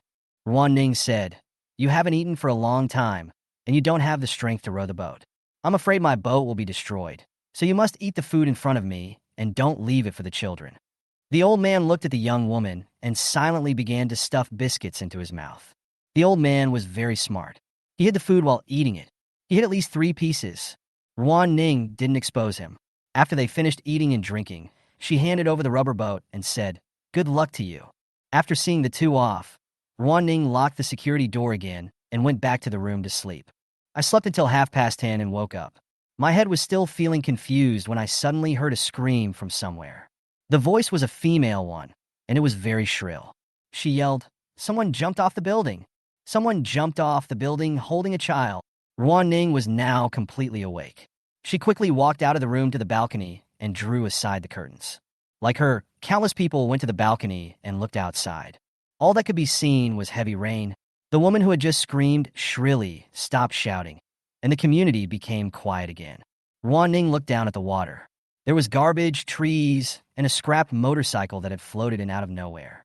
There were all kinds of debris, and it was impossible to tell whether there was a corpse, let alone the body of a child.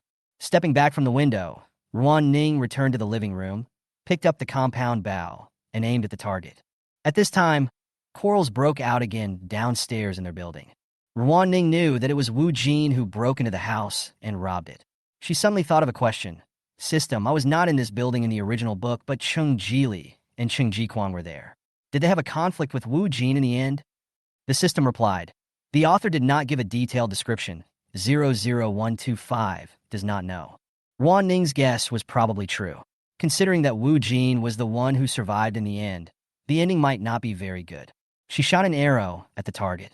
At this time, the system suddenly said, Host, Chu Dingfeng has gone out. Ruan Ning became interested. Is the plot coming? Well, today was supposed to be the day Chu Dingfeng went out to meet Zhou Xiaoke. In the original book, Zhou Xiaoke had to go out to look for antipyretics because Zhou Xiaoran had a fever. She had no boat and could only use the dismantled door panels. Later, she was rescued by Chu Dingfeng, who gave her an antipyretic pill and half a box of bread. Ruan Ning curled her lips and smiled. Not now. System.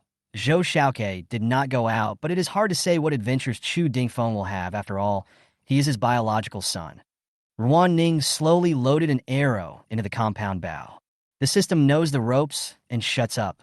Cheng Jili didn't come today, so Ruan Ning practiced compound bow by herself for the whole afternoon until her arms started to hurt. Putting away the bow and arrow, she took out a massager and asked while massaging, "Tong Tong, what's the situation with Chu Dingfeng?" The system replied dully. "He did not meet Zhou Xiaoke when he went out. But when I got home, a woman came to my door." Ruan Ning. Wow. The system was depressed. "Host Dad, why are you still wowed? He can get family contribution points in this way, which is a heavy blow to us." Ruan Ning changed the position of the massager.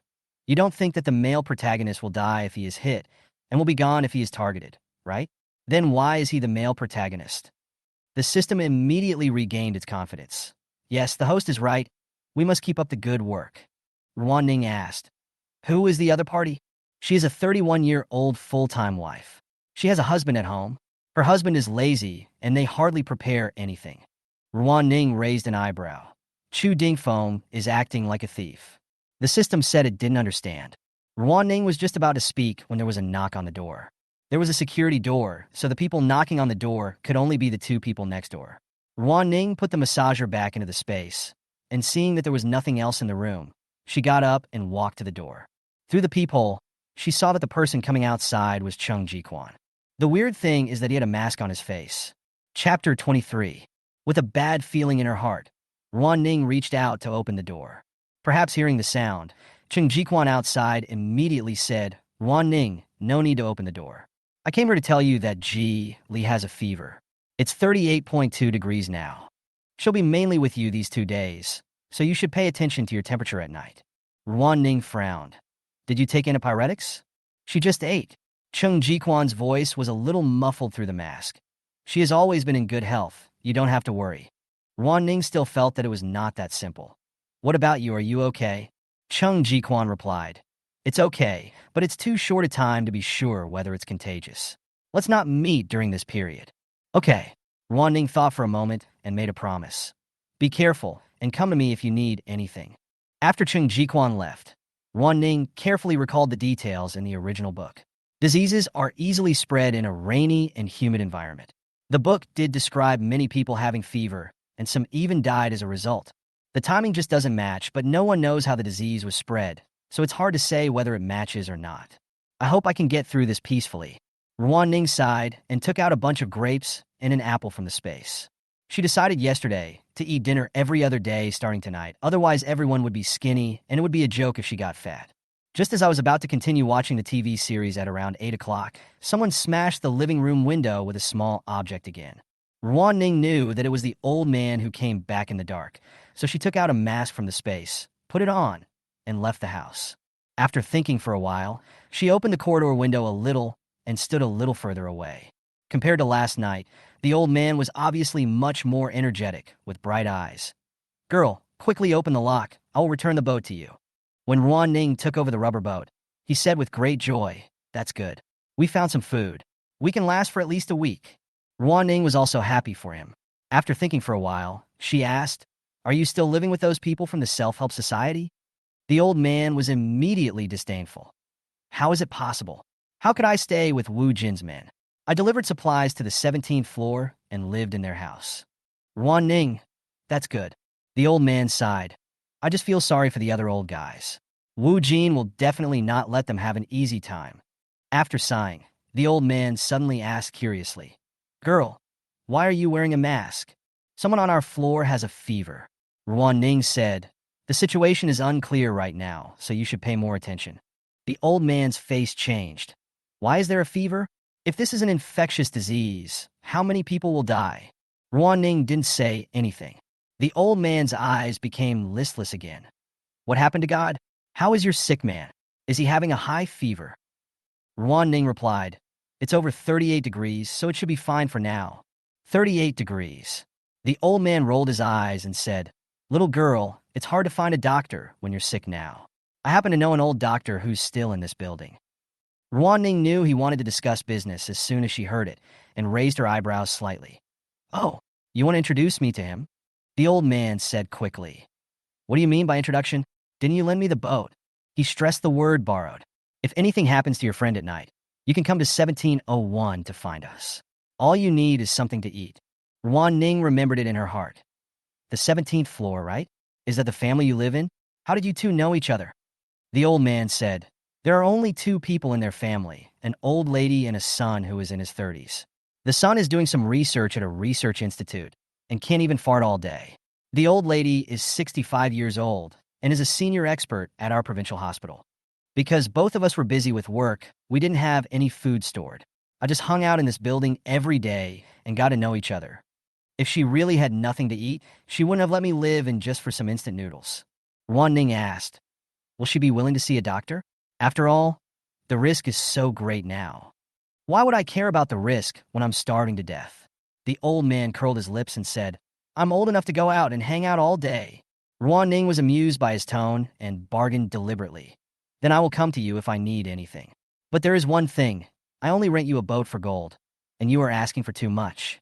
The old man's eyes widened, as if to say you are talking nonsense. "This is a doctor. He is a senior doctor, and you can't even get an appointment with a specialist if you want to. Anyway, you guys think about it. If anything goes wrong, you can come find us downstairs. If you don't want to give us food, you can just let us use the boat 3 more times." Ruan Ning simply nodded. "Okay, we have a deal." After watching the old man go downstairs, Ruan Ning knocked on the door next door and told Cheng Ji-Quan about the matter through the door. Both hoped that no doctor would be needed. Unexpectedly, that night, Cheng Jili's fever reached 39 degrees. 39 degrees for an adult is no joke. The whole person can be feverish to the point of being confused or even unconscious. Cheng Ji-Quan hurriedly woke up Ruan Ning and asked her to guard the safety door as he had to go downstairs. Ruan Ning was nervous. The two of them were not mentioned in the original book. Would Cheng Jili get sick? About 10 minutes later, Cheng Ji-Quan led an old lady upstairs. Ruan Ning quickly opened the safety door for the two of them. Cheng Ji-Quan reminded her to step back a meter, then walked in with the old lady. He said to Ruan Ning in a tired voice, "Thank you. Please help me close the security door." Ruan Ning hummed and looked at the old expert. She looked to be in her 50s, very thin, and had a smart and capable temperament. She was also carrying a large backpack on her back, which looked quite heavy. I didn't know whether it was carrying medicine or clothes. The three of them didn't talk much, and Cheng Ji-Quan took the old lady into the house. Ruan Ning was about to close the security door, but when she turned around, she saw the old man standing outside. She looked surprised. "Old man, why did you go upstairs?" The old man said, "What do you mean by old gentleman? My name is Yu Dafu." Ruan Ning. "Grandpa Yu, how did you catch up with me? Be careful, you might get infected." The old man pointed to the mask on his mouth and said, "The young man just gave it to me. Besides, we are so far away. There is nothing to be afraid of with a door between us. Close the door quickly. I have some gossip to share with you. I can't sleep if you don't tell me." Ruan Ning didn't know whether to laugh or cry. She didn't expect the old man to go upstairs for such a simple reason.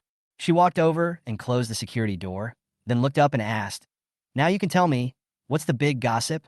The old man looked around and said, "You definitely don't know. I just heard about it after I came back. Wu Jin also has a fever." Ruan Ning was stunned. The old man said, "I think he definitely doesn't have medicine. He only thought of grabbing food, not medicine. Every household has hidden their medicine now. If he has a severe fever tonight, they will definitely search for it. You must be careful." Ruan Ning thought for a moment. "I see. Thank you for reminding me." After a pause, she continued, "Grandpa Yu, if Wu Jin goes to the 17th floor to find a doctor, just tell him that we have invited him up here. There is no need to hide it." Yu Dafu hesitated.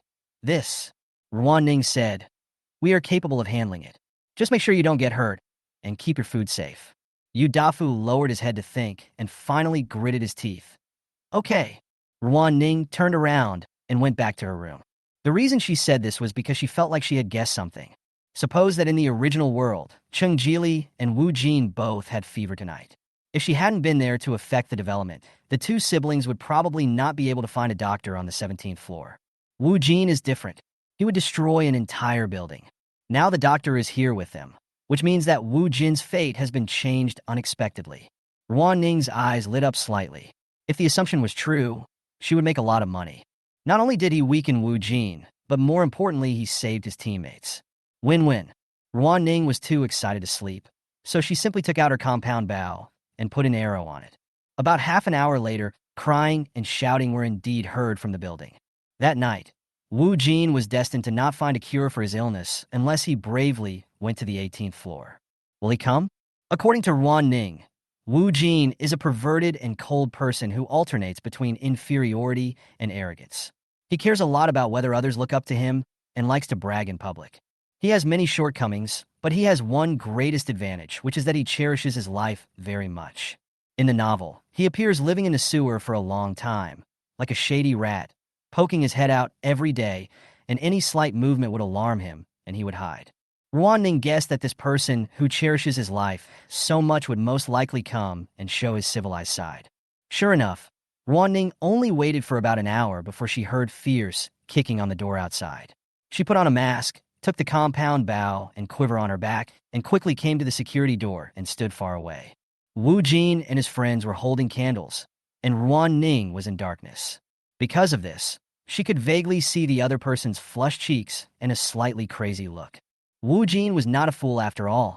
After seeing Ruan Ning coming out, he forced himself to calm down and said in the gentlest voice, "Is Dr. Zhu on your 18th floor? I want to ask her to see me. Is that convenient?" At this time, Ruan Ning heard the door opening in room 1802, and she shook her head at Chung Ji-Quan. The other party hesitated for a while and chose to believe her. After 1802 closed the door, Ruan Ning said, "Dr. Zhu is temporarily unable to leave, so he may not be able to help you recently."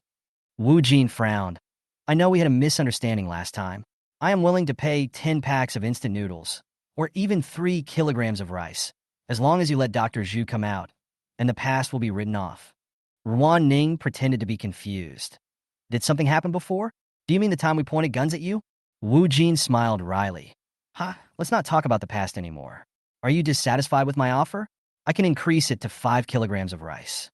I sincerely want to invite Dr. Zhu. Ruan Ning, "Oh, I am sincere too. I don't allow Dr. Zhu to treat you." Wu Jin knew that they couldn't reach an agreement, and he was so angry that his eyes went dark.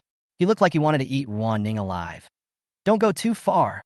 Aren't you just relying on your guns? With so many of us rushing forward, how many of them can you aim at?" Ruan Ning said indifferently. "Then you all come together." Wu Jin, "Don't think we don't dare. People die for money and birds die for food. You brought back so much food. You should have shared it with us long ago." Ruan Ning raised the compound bow in her hand. Because she was standing in the dark and was illuminated only by a little light, Wu Jin could vaguely see her holding up something. Whatever it was, it wasn't a gun. Wu Jin guessed that it was something like a bow, an arrow. He later found out that the brother and sister on the 18th floor were involved in competitive sports, but he didn't know where this woman came from. Could he be an archer? Wu Jin felt a sharp pain in his head as he was unsure. He said, "What do you mean? Are we still negotiating? Or do you really think we have no other options?" Ruan Ning didn't want to waste any more time talking and shot an arrow out with a whoosh. Then there was a loud bang, and the window of the security door broke. This arrow was heading straight for Wu Jin. Based on her practice experience and system enhancements over the past few days, she would be 100% sure to hit this pervert. At this critical moment, Wu Jin's pupils dilated with fear, and almost subconsciously, he grabbed the men beside him. A scream was heard in the stairwell. Because this subordinate happened to be the one holding the candle, the corridor fell into darkness. The 6 people outside were in chaos. Some went to help others, while others were so scared that they wanted to run away. About 4 or 5 minutes later, Wu Jin finally got on the ground, touched the candle, and relighted it. Holding the simple candlestick, Wu Jin's eyelids twitched violently. He didn't even look at his injured and bleeding companion, but stared straight at Ruan Ning. Then he cursed in his heart. Ruan Ning had already knocked the second arrow and was looking at them leisurely with the bow in hand. When the others noticed this, they all quickly retreated 800 meters away from Wu Jin. Wu Jin couldn't even curse anymore. Not only did he have a headache now, He was also afraid that Ruan Ning would shoot him without saying a word again. Ruan Ning was communicating with the system at this time. There's no one around to catch him this time. Can I hit him? The system groaned. It's hard to say. How about we give it a try? Ruan Ning wanted to give it a try and couldn't resist the urge to do so. She thought for about 5 seconds and was about to shoot the arrow when Wu Jin suddenly shouted outside, etc. Ruan Ning waited and moved her eyes away from the sight. Wu Jin angrily smashed the candle to the ground, sparks flying everywhere. Fuck it. I wonder how you can shoot like this. Everyone hurry up. Let's hide behind the door together and take down the security door. It was pitch black all around, and I couldn't see anything. Ruan Ning quickly put the bow and arrow back into the space and took out the pistol. Are you sure? Actually, I have a gun. It should be easy to shoot through a wooden door. The stairwell suddenly fell silent. In the darkness, a man said weakly, Brother, let's go upstairs quickly. Xiao Linzi is still bleeding. Yes, let's quickly find some hemostatic medicine. Also, how do we pull out this arrow? What should I do? Xiao Linzi won't die, will he? Wu Jin quickly said, I haven't gotten my fever-reducing medicine yet. Damn it. Wu Jin looked towards Ruan Ning with vicious eyes. I didn't expect this woman to be so cruel. Ruan Ning said, It's okay. We are the same. Don't you also pull your accomplice over to block the arrows? Wouldn't it be better to dodge? There was silence outside again until Xiao Linzi cried out in pain. Wu Jin gritted his teeth. The most important thing was that he didn't know if he was fainted from anger. He felt his head getting more and more painful and his head getting heavier. He seemed a little unsteady on his feet. There was no other way. Wu Jin said, Let's retreat. Before he fled, he turned around and said fiercely, You bitch. I will remember this grudge. Don't give me a chance, or I will rape you and kill you. Ruan Ning didn't say anything. The gun in her hand silently transformed into a compound bow and shot an arrow in the direction of Wu Jin's voice. With a chi sound, I couldn't tell whether it hit the target or not. Ruan Ning did not hear the panicked cries of pain. She tilted her ear and heard a mixed sound of footsteps fleeing upstairs. Fearing that someone had set an ambush, Ruan Ning did not put down his bow and arrow immediately, but waited quietly for a moment. After about 5 or 6 minutes, she put down her bow and arrow, took out a candle, and lit it. The corridor was empty. The glass window had been shot to pieces by her. Ruan Ning walked to the door cautiously and saw several pools of blood on the ground. I don't know who left it. Ruan Ning really hopes that there is Wu Jin. System. How is it? Has the defense been broken? The system said happily. Congratulations, host. I shot you in the shoulder, but it just grazed you and scraped off some flesh. I should have used a gun earlier. Ruan Ning sighed. The system said, the host's choice is correct. Using a gun might cause the gun to explode. The fact that he was injured means that his luck value is decreasing. Ruan Ning chuckled. But Wu Jin is very smart. He picked up the arrows and wanted to reduce your weapons. Ruan Ning didn't care. Just pick it up. I have plenty. System he. Ruan Ning heard the door open behind her. She turned around and saw that it was Cheng Jiquan. She subconsciously asked, How is Ji Li? Cheng Jiquan held the gun in one hand, his arm drooping. Dr. Zhu is watching. I came out when I heard no sound. Thank you for helping us stop Wu Jin. Ruan Ning couldn't say that she was on a mission, so she coughed and said, Nothing. Aren't we in alliance? Besides, Ji Li and I are good friends. Cheng Jiquan was silent for 2 seconds. I will tell you about her condition tomorrow morning. I will be on duty in the second half of tonight. You can rest first. Ruan Ning thought about it and nodded. Okay, I'll guard it during the day tomorrow. At 9 o'clock the next morning, Ruan Ning woke up feeling refreshed. Although she was busy until midnight last night, she was in a very good mood today. Ruan Ning happily washed up, emptied the refrigerator, and went outside. Cheng Jiquan moved a chair outside and was leaning back with his eyes closed, resting. After hearing the sound, he opened his eyes, which were bloodshot. Ruan Ning asked, How is Ji Li? Cheng Jiquan stood up and retreated to the door of his house. Her fever has temporarily subsided.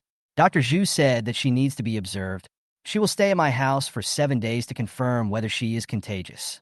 Ruan Ning said, I see Wu Jin running around everywhere. I guess if there is an infection, it can't be stopped. Cheng Jiquan shook his head. It's better to be careful, especially our internal staff. We can't let them all collapse at once. Ruan Ning. That's right. Then you go back to sleep? I'll be here no problem. Cheng Jiquan lowered his eyes. Thank you for your help. Ruan Ning raised her eyebrows. thinking that this man was too polite. He was just like his sister said, a taciturn person. It's not a bother, and it won't delay me. Chung Jiquan nodded, left the chair, and went back into the house. It looks like he plans to continue keeping watch tonight. Ruan Ning couldn't just wait outside like him, so she went back into the house, thought about it, and decided to do something fun today. She collected so many express parcels before the rainstorm, but she hasn't opened any of them yet. A cushion was laid in the middle of the living room. Ruan Ning sat cross-legged on it, and then randomly took out a courier box from the space. The box was labeled Vinda paper. There is no need to take this apart. Ruan Ning put it directly into the daily necessities area. The second box that was randomly taken out was not that big. A knife appeared out of thin air in Ruan Ning's right hand, and she cut open the tape. Lifting the paper cover, a dozen large, soft-seeded pomegranates were neatly arranged inside, looking attractive and bright red. She has never stockpiled this before. It's so good. The next box contained various seasonings, biscuits and snacks, and a bucket of cooking oil. It looked like a one-stop shop. The fourth box contains good stuff. A whole box of premium dog food, but unfortunately single dogs can't eat it. The items in the express boxes were truly varied, ranging from sex toys to mock college entrance examination essays. Ruan Ning even opened a fraudulent package. At this time, she had been dismantling for more than 2 hours, and there were empty boxes all around her. Ruan Ning shook her sore wrists and decided to continue dismantling. There are 11 packs of sanitary napkins in a box. I've got them. A box of Chiyue pears. Looks like good quality. Why would someone buy a whole box of rubber bands? Is it a company-wide group purchase? Ruan Ning continued to unpack until evening, when the entire living room was filled with empty boxes. My arms are so weak from opening packages. Is it so tiring to open a package? Standing up from the ground, Ruan Ning touched the boxes one by one and threw them all into the space. System, can you help me turn them into paper shells? System, host, I have something to say, but I don't know whether I should say it or not. Ruan Ning said gently, don't say it. The system obediently went to press cartons for Ruan Ning. It had to be said that it was very efficient. In less than 10 minutes, it had turned the cartons into piles of paper shells. Well done, Ruan Ning praised with a smile. Thinking of the Chiyue pears that had just been harvested today, Ruan Ning took out one and ate it while checking the results of her labor. There is a high probability that the express delivery of daily necessities open today will greatly increase her storage capacity of toilet paper, sanitary napkins, and toiletries. There were quite a few people buying fruits, and the varieties were varied, some of which Ruan Ning had never eaten before. Probably because it was close to the start of school, there were still a lot of school supplies and books in the express box, and the pens she received were enough for her to use for 3 lifetimes. Of course, there were many more things like cosmetics, skincare products, clothes, snacks, etc. Ruan Ning also found 5 brand new laptops and 2 assembled game consoles, probably those of college students preparing for the start of school. All in all, although it was a bit tiring and the total price of the items was not high, it was basically very practical. Especially collecting new types of fruits made Ruan Ning feel wonderful. At 8 o'clock, Ruan Ning took over the shift from Chung Jiquan. When she heard that Chung Jili's condition had stabilized, she felt relieved and went to bed early. As a result, at 3 o'clock in the morning, the system suddenly woke her up. Ruan Ning was confused. You'd better have something important to do, otherwise we will no longer be the best master in Elf. The system quickly said, Host Dad, there is fun. Chapter 24. Having fun? Ruan Ning's eyes lit up instantly. What kind of fun is this? System. Host, do you remember the woman who came at Chu Dingfeng? Of course, Ruan Ning remembered. Don't keep me in suspense. Tell me the details. The system smiled before it spoke. Chu Dingfeng actually doesn't like that woman very much. He thinks she is not pretty and has no culture. It's just that he is in great need of family contribution points right now. He feels that he is sacrificing his body to contribute points to the family. Ruan Ning. She burst out laughing. Is this true? Are you so narcissistic? The system chuckled. That's not the point. Because the other party has a husband, they only meet at night. Chu Dingfeng won't develop much affection with this woman. As soon as they meet, they just stay in the bedroom and have sex. It was early in the morning. Chu Dingfeng was exhausted after 2 consecutive days, so he fell asleep quickly. That woman actually ran to the living room, opened the door, and let her husband in. Now the 2 of them are emptying Chu Dingfeng's inventory. Ruan Ning was very happy. The system suddenly raised its volume. Host Chu Dingfeng is awake. Chu Dingfeng found two people sneaking around in the kitchen. Chu Dingfeng went crazy and took out his Tang sword from the space. The woman turned around and saw him. She screamed and dropped the box of apples she had picked up. The woman's husband took out a kitchen knife and rushed towards Chu Dingfeng. After all, Chu Dingfeng was the male protagonist of the rebirth, so he stabbed the woman's husband with his backhand. There was so much blood in the kitchen. All the food was stained with blood. The woman was begging Chu Dingfeng for mercy. She knelt on the ground and asked Chu Dingfeng to forgive her this time because she was his first woman. Chu Dingfeng stabbed her in the lower abdomen. Ruan Ning shook her head. As expected, he is a decisive and ruthless hero, choosing a place like this to strike. The husband was still bleeding. The woman was also bleeding, and the whole kitchen was full of blood. The rice, compressed biscuits, and fruits they took out of the cupboard were all stained with blood. Ruan Ning quickly said, "There's no need to describe this scene in such detail." System. Oh, because of the woman's scream just now, the other people in the building woke up. They all ran to check the situation and found that Chu Dingfeng's house was not closed. Ruan Ning exclaimed, "Wow." They all rushed into the kitchen. There were too many people, so Chu Dingfeng couldn't kill them all and was pushed to the ground. The bloodstained food on the ground was snatched away by them. After a while, the system continued the live broadcast. Everyone else ran away. Now Chu Dingfeng closed the door, threw the two half-dead bodies downstairs, and sat on the floor of the living room regretting it.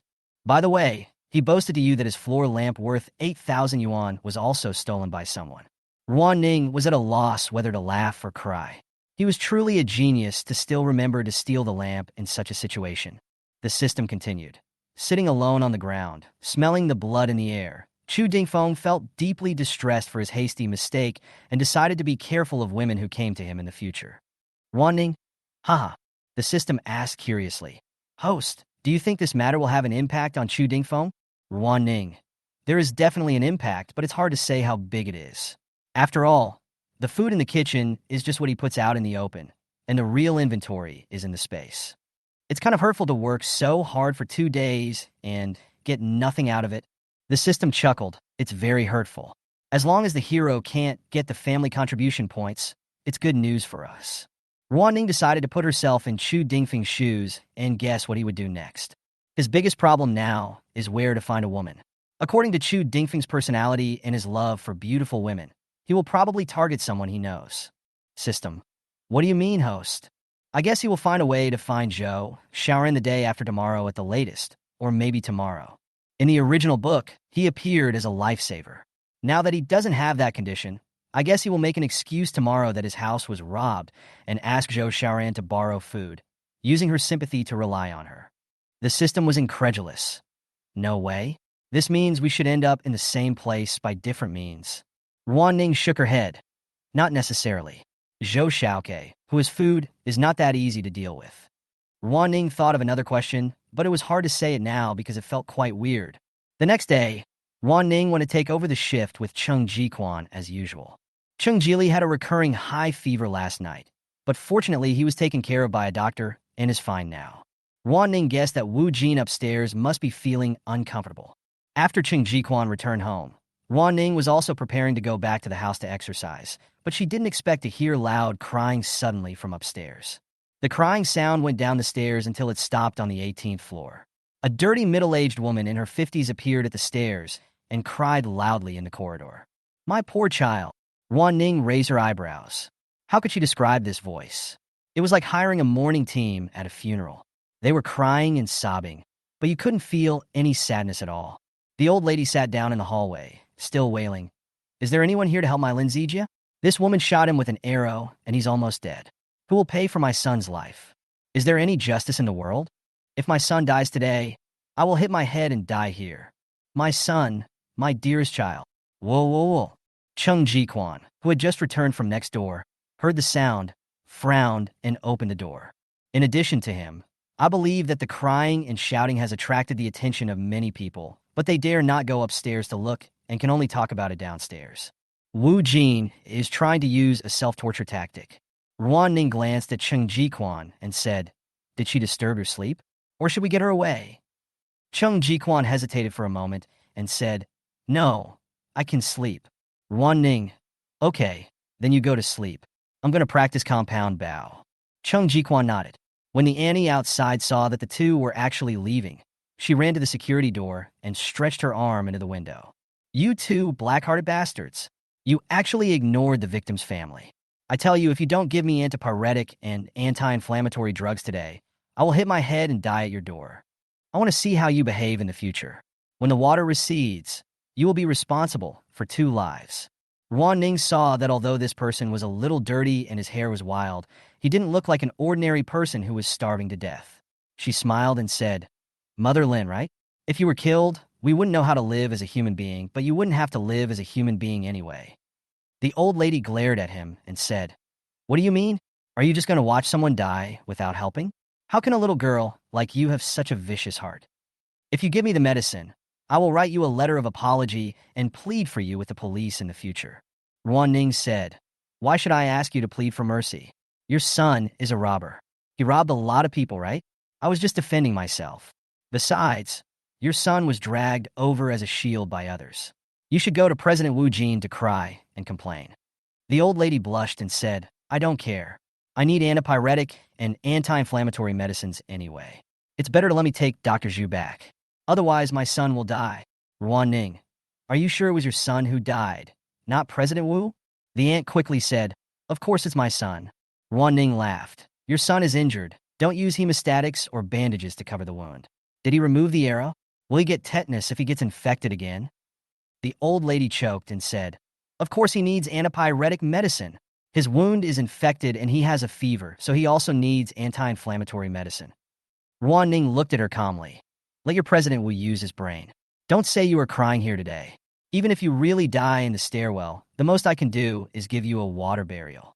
You want medicine and a doctor? No way.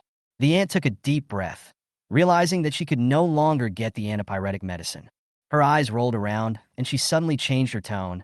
Okay, I know you have a grudge against President Wu, and I was forced to come here by him. So just give me my son's medicine.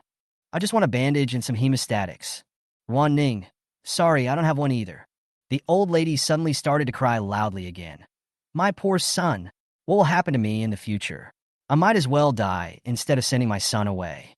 Ruan Ning and Chung Jiquan looked at each other and retreated back home. The Annie outside immediately shouted, Don't leave. Don't even think about leaving.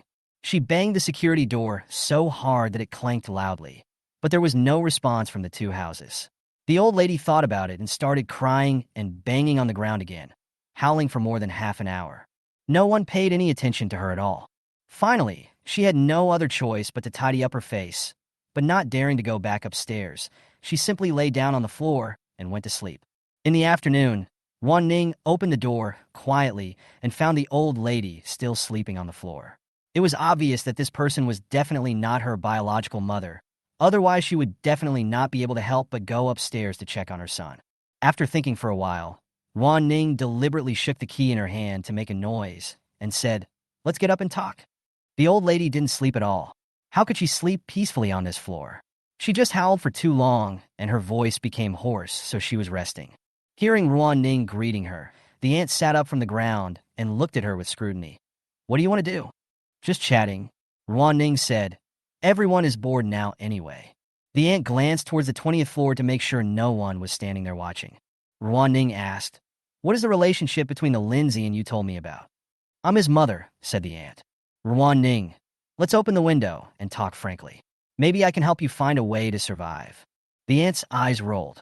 I'm his nanny. My name is Wen Mei. When it rained heavily, he and I were the only ones in the villa.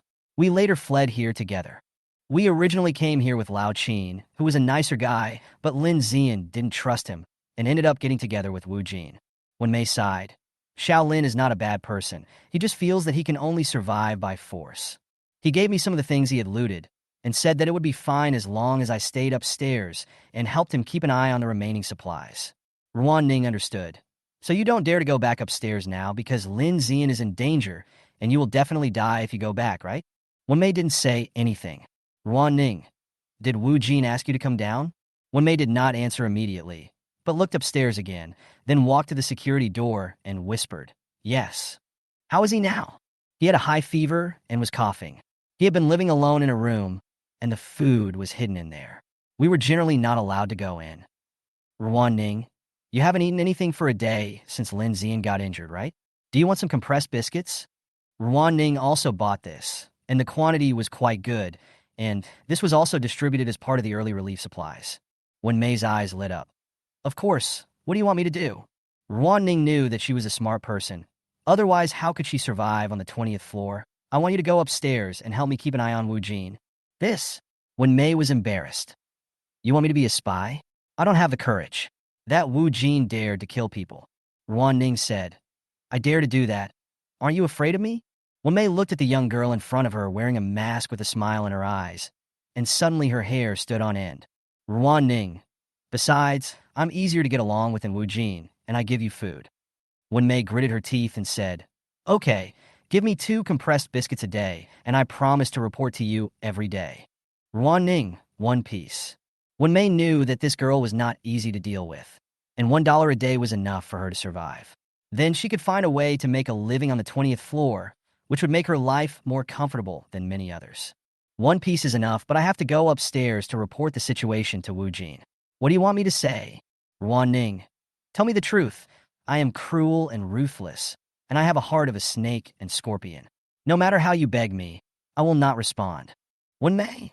Ruan Ning took out a small pack of compressed biscuits from her pocket and asked Wen Mei to step back and put them on the remains of the security door and window. Come back to report at night when the situation allows. You don't need to wake me up. Just tell the man on guard. Wen Mei said, oh, and after Ruan Ning walked away, she couldn't wait to grab the biscuit and stuff it in her mouth. When she choked on her food, she scooped up rainwater with her hands and drank it. After finishing the meal quickly, Wen Mei wiped her mouth with her hand and said, We agreed on 1 cookie a day. You can't cheat. Ruan Ning, of course. 20th floor. After making sure there were no traces of biscuits on her mouth or body, Wen Mei knocked on the door fearfully. Soon, someone came over to open the door and frowned. What took you so long to come back? Wen Mei said, That girl is so unsympathetic. I wanted to pester her for a while, but she still didn't want to give it to me. The man cursed. How come we met such a ruthless person? Wen Mei asked, Where is President Wu? Should I report today's situation to him? The man said impatiently, What are you reporting? There's no point in reporting if you haven't got anything. Get out of here right now. Wen Mei walked quickly to the corner of the living room. Lin Zian was lying on the ground, and no one dared to pull out the arrow from his shoulder. It was not because they were too timid to use force, but if the arrow was pulled out, the bleeding would not stop and he would definitely die. Although he's basically dead now, his face was already pale. He was breathing out more than breathing in, and he was completely unconscious. It was estimated that this would only last tonight. When May sat beside him with a worried look on her face, not knowing what to feel when she saw her former employer in this state. Over there, the 4 residents were not in a good mood either. Everyone followed Wu Jin just to eat and drink more, but now seeing what happened to Lin Zian, they couldn't help but back off. Especially now that Wu Jin was locked in his room. Coughing could be heard from time to time in the bedroom. You think the boss's illness isn't contagious? Someone whispered. The big man who had just opened the door whispered impatiently. Who knows? The man looked grim. Will President Wu die of illness? I see his temperature is getting higher and higher, and the fever won't go away. If we continue to live here, will we also have such a high fever and die? What the hell are you talking about? How could so many people die? Yes. Now at least we have a house to live in, and we have so much food. As for whether Wu Jin lives or dies, what does it have to do with him? It's better if he dies, because there's one less person to share food with. As soon as he dies, throw him into the water. At this moment, a burst of violent coughing suddenly rang out in the house, one after another, like a heavy hammer hitting the heart, making everyone frightened. The person who spoke first cried softly. Damn it, you're coughing so hard, will you get a lung infection? This is definitely contagious. The 4 of you looked at each other, with anxiety in your eyes. At this moment, Wu Jin's voice suddenly rang out from the westernmost bedroom. Is anyone there? Sumione Kumein. The 4 people's hair stood on end, and even the one who was the most active in flattering others was unwilling to enter the room. That room might already be full of germs. It makes me feel creepy just thinking about it. Who would be willing to go? The big man who just opened the door frowned and said, That nanny, go in and see what President Wu wants. When May was called the nanny on the 20th floor, she pointed at herself and said, Me? If it's not you, then who else could it be? Hurry up, said the big man. When Mei was unwilling to do so, she had heard what these people had just said, and she thought Wu Jin's illness might be contagious. Wu Jin and his loyal subordinates lived in this house. In addition to helping Lin Zian guard the remaining supplies, Wen Mei also cooked for them, washed their clothes, boiled water, etc. Standing up from the ground, Wen Mei looked at the big man and said, President Chun, it's fine for me to go in, but if I bring the virus out again, you can't blame me. Everyone was startled. Yes, the virus is not safe if there is no direct contact. It can be transmitted as long as people come in and out. Wen Mei added, also, the food is now placed in President Wu's room, and I don't know if it has been contaminated with the virus. It's also dangerous for me to cook every day. I'm too old to care, so please don't blame me. No one spoke. The house was silent. After a while, the big man called President Chun cursed under his breath. In the bedroom, Wu Jin was impatient to get up, but when he tried to get up, he found that his body was very heavy. His head was aching unbearably, and his mouth was dry. He couldn't get up at all. Is there anyone outside? What the hell are they doing? After more than 10 minutes, someone finally pushed open the door and came in. When Wu Jin looked, he saw that there were actually 4 people. He sat up from the bed with difficulty. Why are so many of you coming in? Hurry up and pour me a glass of water. I need a drink. No one paid any attention to him. Wu Jin frowned and was about to get angry, but suddenly he felt something was wrong. He had been feverish since last night and had no energy to take care of these people. What about the Annie? Didn't I ask her to go downstairs and make a scene to ask for medicine? Has she come back yet? Someone answered. I'm back, but the 18th floor is determined not to give me the medicine. Wu Jin was originally trying to change the subject. He noticed that everyone had made masks out of their clothes and were standing far away, apparently worried that he had an infectious disease. With a sneer in his heart, Wu Jin said calmly, Okay, then you guys go out, I'm going to sleep. No one went out. The big man called President Chen stepped forward and said, President Wu, you are so ill now, you need to rest well. Please put aside the matters of the Self-Help Association for now. Wu Jin grabbed the hammer hidden under the quilt and asked, What do you mean? We are concerned about your health. The big man said, We think distributing food every day takes too much of your energy. We will take care of these trivial matters ourselves from now on. President Wu, where is the food hidden in your room? Under the bed. Wu Jin's eyes swept across the faces in front of him. He could fight to the death and refuse to obey, but there was no way he could kill so many people. It's in the cabinet. Wu Jin said, You guys can take it away. I really don't have the energy to take care of it. Get out right away after you get your stuff. I need to rest.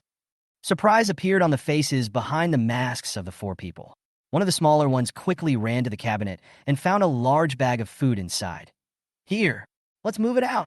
Others rushed forward to get food. President Chen suddenly said, Wait.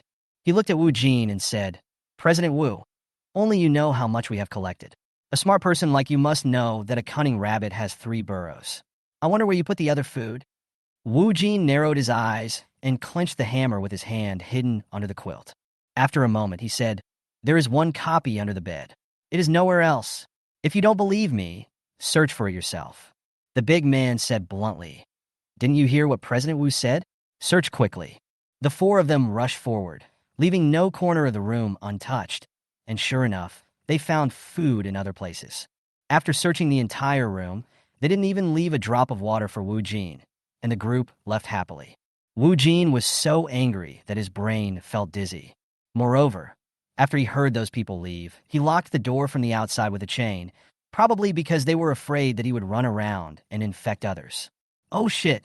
Wu Jin was so angry that he almost vomited blood and coughed violently on the bed. Wen Mei was thinking outside that it was now easy to control Wu Jin's whereabouts, and this spy mission was quite simple. At night, when everyone went to sleep, she secretly told Cheng Jiquan the news from upstairs. The next morning, Cheng Jiquan told Ruan Ning about this again. Ruan Ning, who was still thinking about how to kill Wu Jin. At this moment, warm cheers suddenly rang out outside the building, as if something happy had happened. Ruan Ning and Cheng Jiquan looked at each other and quickly looked out the window one by one. They couldn't see anything unusual from their position. They just heard someone shouting. Is it a rescue? So many ships, 1, 2, 3, 4, 5, a total of 5 ships. It must be a rescue mission. That's great. That's great. Chapter 25. 20th floor. Hearing the cheers outside, Wu Jin's eyes suddenly lit up, and the whole person seemed to have a last burst of light, and he inexplicably gained strength. He jumped off the bed in excitement and crawled all the way to the window, from where he saw what seemed to be a real boat downstairs. That's great. Wu Jin's eyes glowed with enthusiasm. I don't have to die. I don't have to die. Haha. The rescue boat must have medicine. Even if someone accuses him of murder, so what? In modern civilized society, people always go to court. Those people will definitely save him first. Do they have any evidence? As long as he insisted that Shin Rueda committed suicide, no one could prove that he murdered him, and the body would have surely been rotten by water. God is still helping me. Wu Jin laughed and started coughing hard again. I just have to hold on for 2 more hours. Thinking of this, Wu Jin quickly opened the window, leaned his upper body on the windowsill, stretched out his arms, and tried hard to reach to the side. After a while, he finally fished out a thick plastic package. When he opened it, he found chocolate biscuits, bread, and mineral water inside. There was a shelf on the side of the window where the air conditioner outdoor unit was placed. Wu Jin was sure that no one would look out the window, so he deliberately hid some food in the gap between the air conditioner outdoor unit. He won. With trembling hands, Wu Jin opened one plastic bag after another and pulled out biscuits and mineral water. After wolfing down the food, he tied a rope to the plastic bag so that he didn't have to fish it out and could just pull it up with the rope when he wanted to eat. With food in his stomach and a perfect food storage plan, Wu Jin had a proud look on his face and leaned against the window waiting for the rescue team. Just when Wu Jin was full of hope, screams were heard from Building 3. Help! Let my daughter go! Let my daughter go! I will fight you! What's going on? People in other buildings were puzzled. Didn't the rescue team just stop the boat over there? At this time, a man in Building 3 rushed to the balcony, opened the window, and shouted heartbreakingly, "It's not the rescue team! It's not the rescue team! Don't open the door! Don't open the door!" The shrill screams continued, and the other rooms were silent. The hammer in Wu Jin's hand fell to the ground. On the 19th floor, Ruan Ning was confused for a few seconds when she heard about the rescue team. She actually thought someone was coming to rescue her. Soon she remembered the description in the book and felt something was wrong. Her appearance did change some minor things, but it was not enough to affect the whole world, and the rescue team could not arrive earlier. Looking away from the window, Ruan Ning looked at Chung Ji-kwan and said, "We can't see the situation now, but the presence of a boat doesn't mean it's a rescue team." Chung Ji-kwan nodded, with worry in his eyes. Ruan Ning guessed that he would definitely not be able to sleep at this moment, so she did not urge him to rest. The two stood quietly in the corridor for a moment, and the silence was soon broken by screams. They quickly looked up at each other. Ruan Ning sighed inwardly. "It doesn't look like a rescue. There are 5 ships, and they have at least 10 people," said Chung Ji-kwan.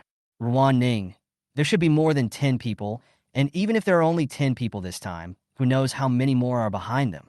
The two of them didn't speak for a while. After a moment, Chung Ji-kwan said, "We are on the 19th floor, about 64 meters high. I have an air rifle in my hand, and the gun can accurately aim at 50 meters. If it is farther away, the power will be much reduced."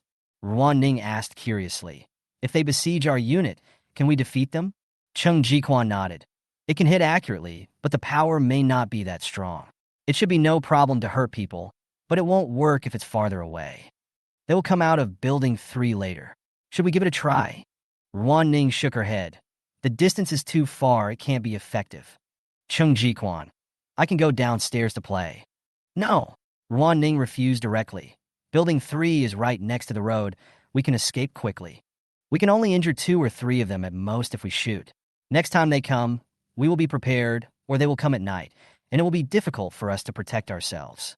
Chung Ji-kwan paused and said, "Okay, I'll listen to you." Ruan Ning thought for a moment and said, "People like them will definitely not stop after robbing 1 or 2 buildings. As long as they go deep into our community, it will be much easier to catch them in the trap."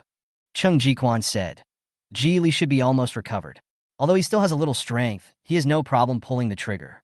Ruan Ning's eyes lit up. "That's even better." The two were discussing some details on the spot. At this time, hurried footsteps were heard from downstairs, and Yu Dafu rushed to the security door. He saw the two of them in the corridor and said quickly, "Did you hear that? A robber ran into our neighborhood." Chung Ji-kwan didn't say anything. Ruan Ning said, "It's hard not to hear it. We are discussing how to protect ourselves." Yu Dafu's eyes widened. "What are we still discussing? Just shoot them." Ruan Ning said, We have to shoot, but we have limited bullets and only 3 of us. We need to discuss how to deal with more people at once to avoid being fatigued by them. Yu Dafu was stunned. You know a lot. If only my son were here, he could handle 10 of them by himself. Ruan Ning listened quietly to his bragging. Yu Dafu asked again, how is Dr. Zhu? Her son is very worried about her. Ruan Ning looked at Cheng Jiquan, and Cheng Jiquan replied, she is fine for now, with no signs of fever or cold, but she needs to be observed for 2 more days. Yu Dafu breathed a sigh of relief. That's good.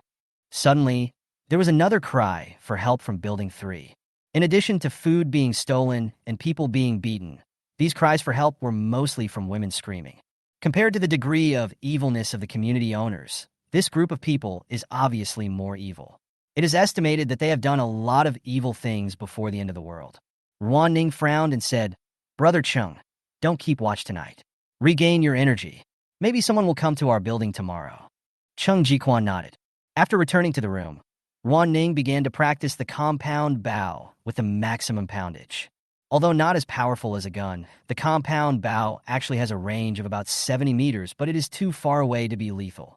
There are only 2 boxes of pistol/gun bullets, and she must save more bullets to face the increasingly difficult Doomsday. All in all, there are still not enough weapons. While thinking about how to deal with it, the system suddenly said, Host, Chu Dingfeng is out. Ruan Ning complained. It's as expected. He left home later than a robber. Bad review. After a pause, she asked, is he going to find Zhou Xiaoran? The system replied, no, he pried open the door of the place where you used to live. Ruan Ning was dumbfounded. No, what is he doing there? According to the timeline of the previous life in the original book, the original owner should have gone to Chu Dingfeng for help 2 days ago. Now that she didn't go, Chu Dingfeng probably knew that there was something wrong with her. So why did he go to pry the door open? Does he want to find out if there are any clues? The system started live broadcasting again. Chu Dingfeng was walking back and forth in the original owner's room, seemingly looking for something. But he never found it. Chu Dingfeng frowned and said to himself, nothing was left behind. Did she really receive the news in advance? What's going on? Am I not the only one who has been reborn? This bitch must be the one who is against me. I must find her. She must have some golden finger. It's even better to have a golden finger. When I take you into my harem, everything will be mine. After finishing his monologue, Chu Dingfeng left the room. Ruan Ning was speechless. Is he dreaming? The system asked. Host, do you still need a live broadcast? Ruan Ning thought for a moment and said, you can do the live broadcast. It's time for lunch too. Let's eat more meat today so we can fight well tomorrow. The system paused for a moment. Chu Dingfeng got on the boat. This time he did not go outside the community, but came to the next building.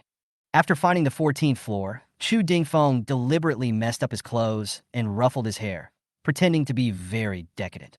System comment. He looks so dirty and ugly like this. Host, he actually wants to find Zhou Xiaoran and her sister. Ruan Ning was taking rice from the space. Of course, he only knows a few pretty girls, but he doesn't understand girl psychology. System. How do you say that? Ruan Ning. It's very simple. What do you think Zhou Xiaoke would think when she opened the door and saw a man like this? System. Stay away from me. Everyone looked forward to the next development eagerly. After a while, the system said. Chu Dingfeng continued to knock on the door, and knocked again, knocking impatiently, but no one responded. Ruan Ning picked up a piece of stewed chicken and said, no way, Zhou Xiaoke didn't even bother to pay attention to me. Tiske. Chu Dingfeng frowned and shouted into the house. Zhou Xiaoran, it's me, your former colleague Chu Dingfeng. Please open the door for me. My house has been robbed. I just need a little food. After he finished shouting, no one paid any attention to him. Chu Dingfeng was furious, and at this moment the door next to Zhou Xiaoran was opened. A 187 centimeters tall man came out and started to curse loudly. Psycho, idiot, this place is empty, you're yelling. If you yell again, I'll beat you to death. After cursing, the strong man slammed the door and went home, leaving Chu Dingfeng disheveled in the wind. Ruan Ning, poof. Did Zhou Xiaoke and Zhou Xiaoran move? Ruan Ning had not expected this trend.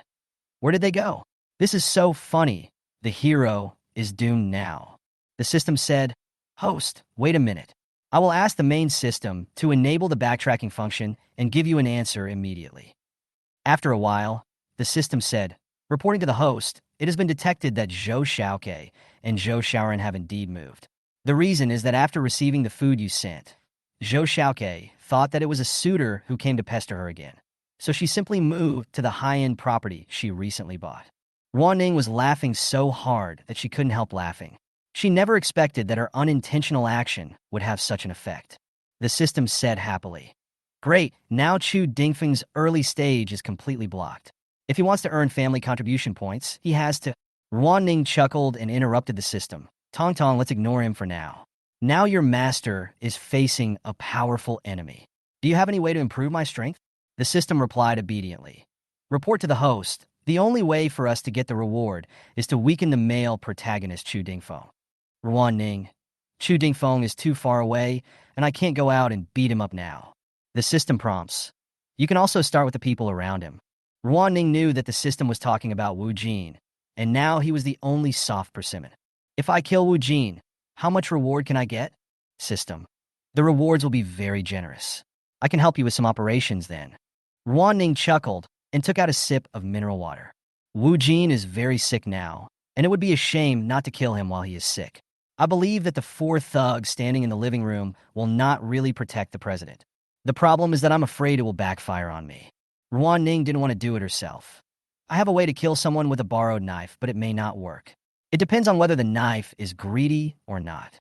System, "Greed is a human nature that is difficult to control. The host can try." Ruan Ning thought about it, stood up, took out some garbage from the space, and threw it at the window downstairs. By the time someone discovered her, Ruan Ning had arrived at the security door. Yu Dafu came over with a puzzled look on his face. "Didn't we just finish discussing this? Do you have a new battle plan?" Ruan Ning said, "I want to meet Dr. Zhu's son." Yu Dafu, "Whatever you see him do, he is a complete idiot. He lives in the laboratory every day and doesn't even know how to call for help." Ruan Ning said, "Do you want to avenge President Qin?" Yu Dafu was instantly alert. "Will it not implicate Xiao Zhu?" Ruan Ning almost didn't react to Xiao Zhu and quickly said, No, it's a very simple task. Just ask him to come up and I'll give him some instructions." Yu Dafu hesitated for a while and said, "Okay, I won't get involved if I tell you."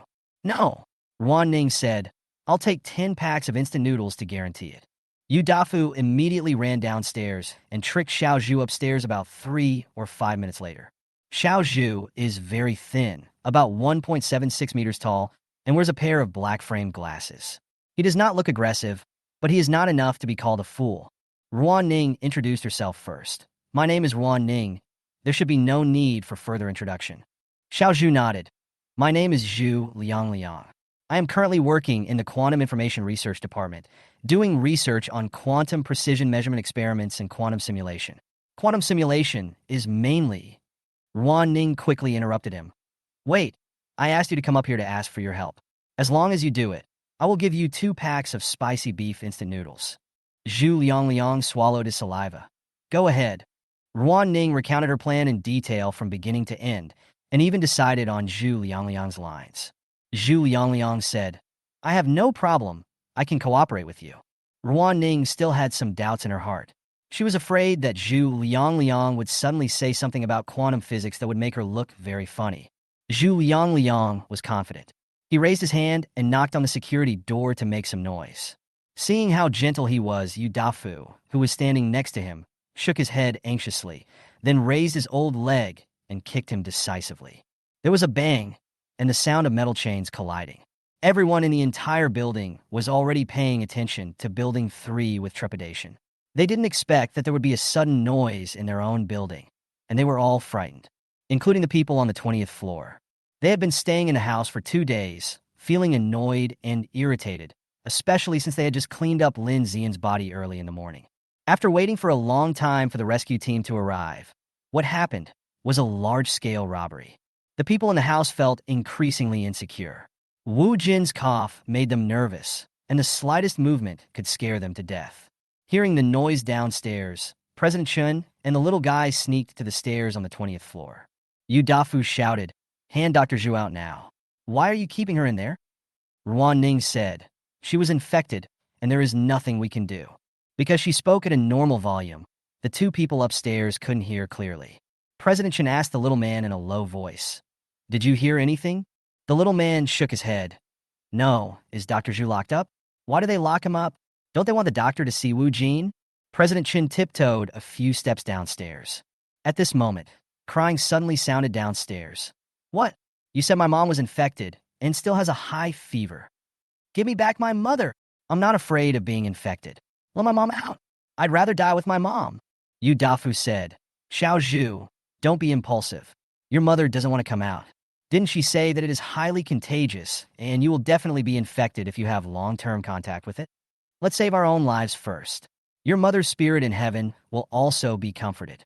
The little guy's eyes widened. Fuck, is Dr. Zhu almost dead? His spirit is in heaven now. Chairman Chen's face turned black. It's bad. He must have had a lung infection like Wu Jin.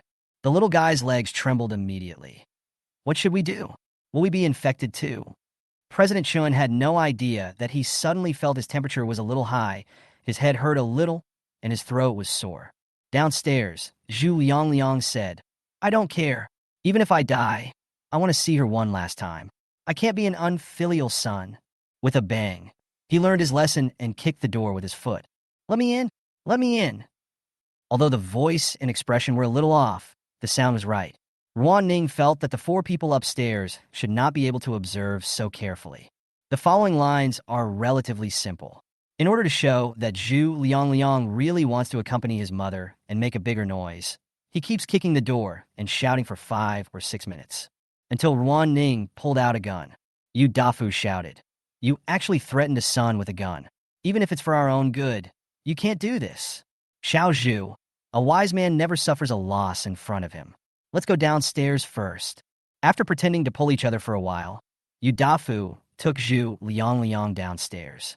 On the 20th floor, President Chen and the short man both looked pale. What should we do? The little guy said. We originally wanted to lock up Wu Jin and let him fend for himself, but we didn't expect it to be contagious. What if we get infected? President Chen said nothing. The little guy said hopefully. President Chen, why don't we move out? Living in the corridor is better than living here. President Chen glared at him and said, Are you crazy? The little guy was about to cry, but living in the same room will definitely get him infected. He's coughing in there, and that door can't keep the virus out. President Chen ignored him. The two men returned to the house in panic. Because the door was not closed tightly, the people inside could also hear the noise downstairs. They didn't hear clearly, and quickly surrounded him and asked, What happened? How dare someone kick the door on the 18th floor? The little man repeated what the two had heard, and everyone in the room fell silent.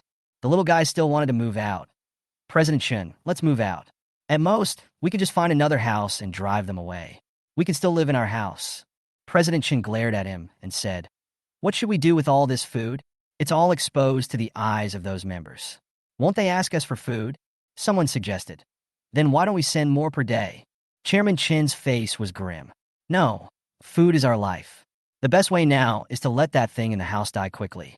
As long as he's dead, there's nothing that can infect us. No one else said anything.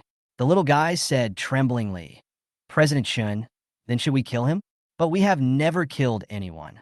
Chairman Chen, who are we going to kill? How can we kill people?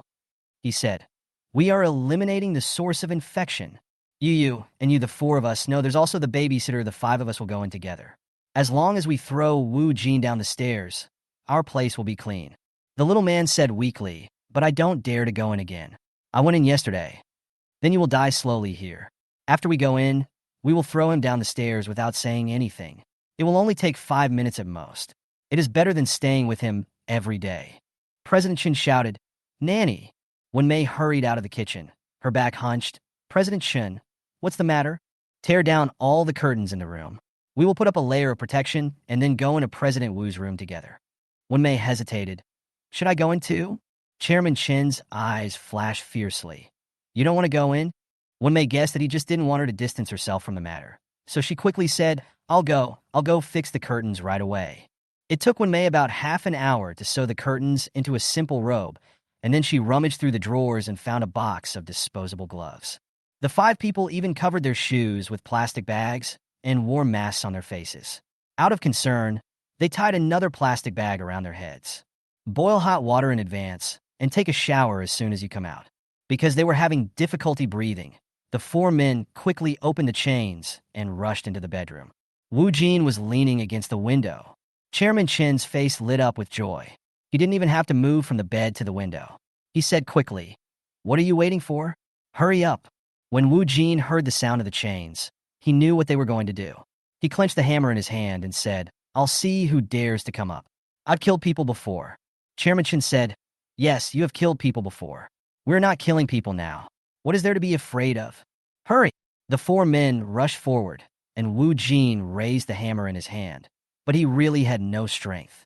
Even after eating so much, he still had no strength. When a hammer hits a person, it doesn't hurt. Because the window was quite high, in order to make more effort, the short guy and President Chen each brought a chair and placed them on the left and right. President Chen was responsible for lifting Wu Jin onto the windowsill, while the short guy suppressed his upper body's struggling movements, and the remaining two locked his legs and pushed Wu Jin upwards. Soon, the four men pinned him to the window.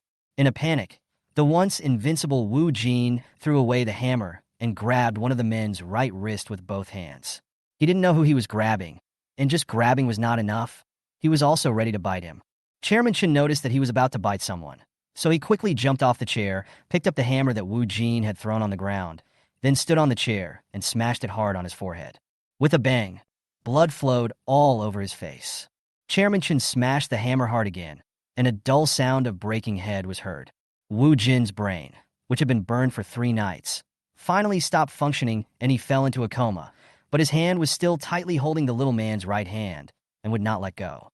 The shorter guy was timid to begin with, and now he was about to cry, because he wanted to suppress Wu Jin's upper body. The two of them were very close.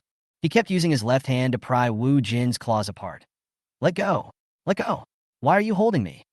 After hitting the man, President Chen, who was nervous, threw the bloody hammer out of the window and frowned, saying, "What are you doing? Throw him down quickly." Without waiting for the other 3 to react, Chairman Chen jumped off his chair in panic, pushed the other 2 aside, and pushed Wu Jin out of the window with force. At the same time, the little guy who was standing on the chair and had an unstable center of balance was pushed down. The remaining 3 were stunned.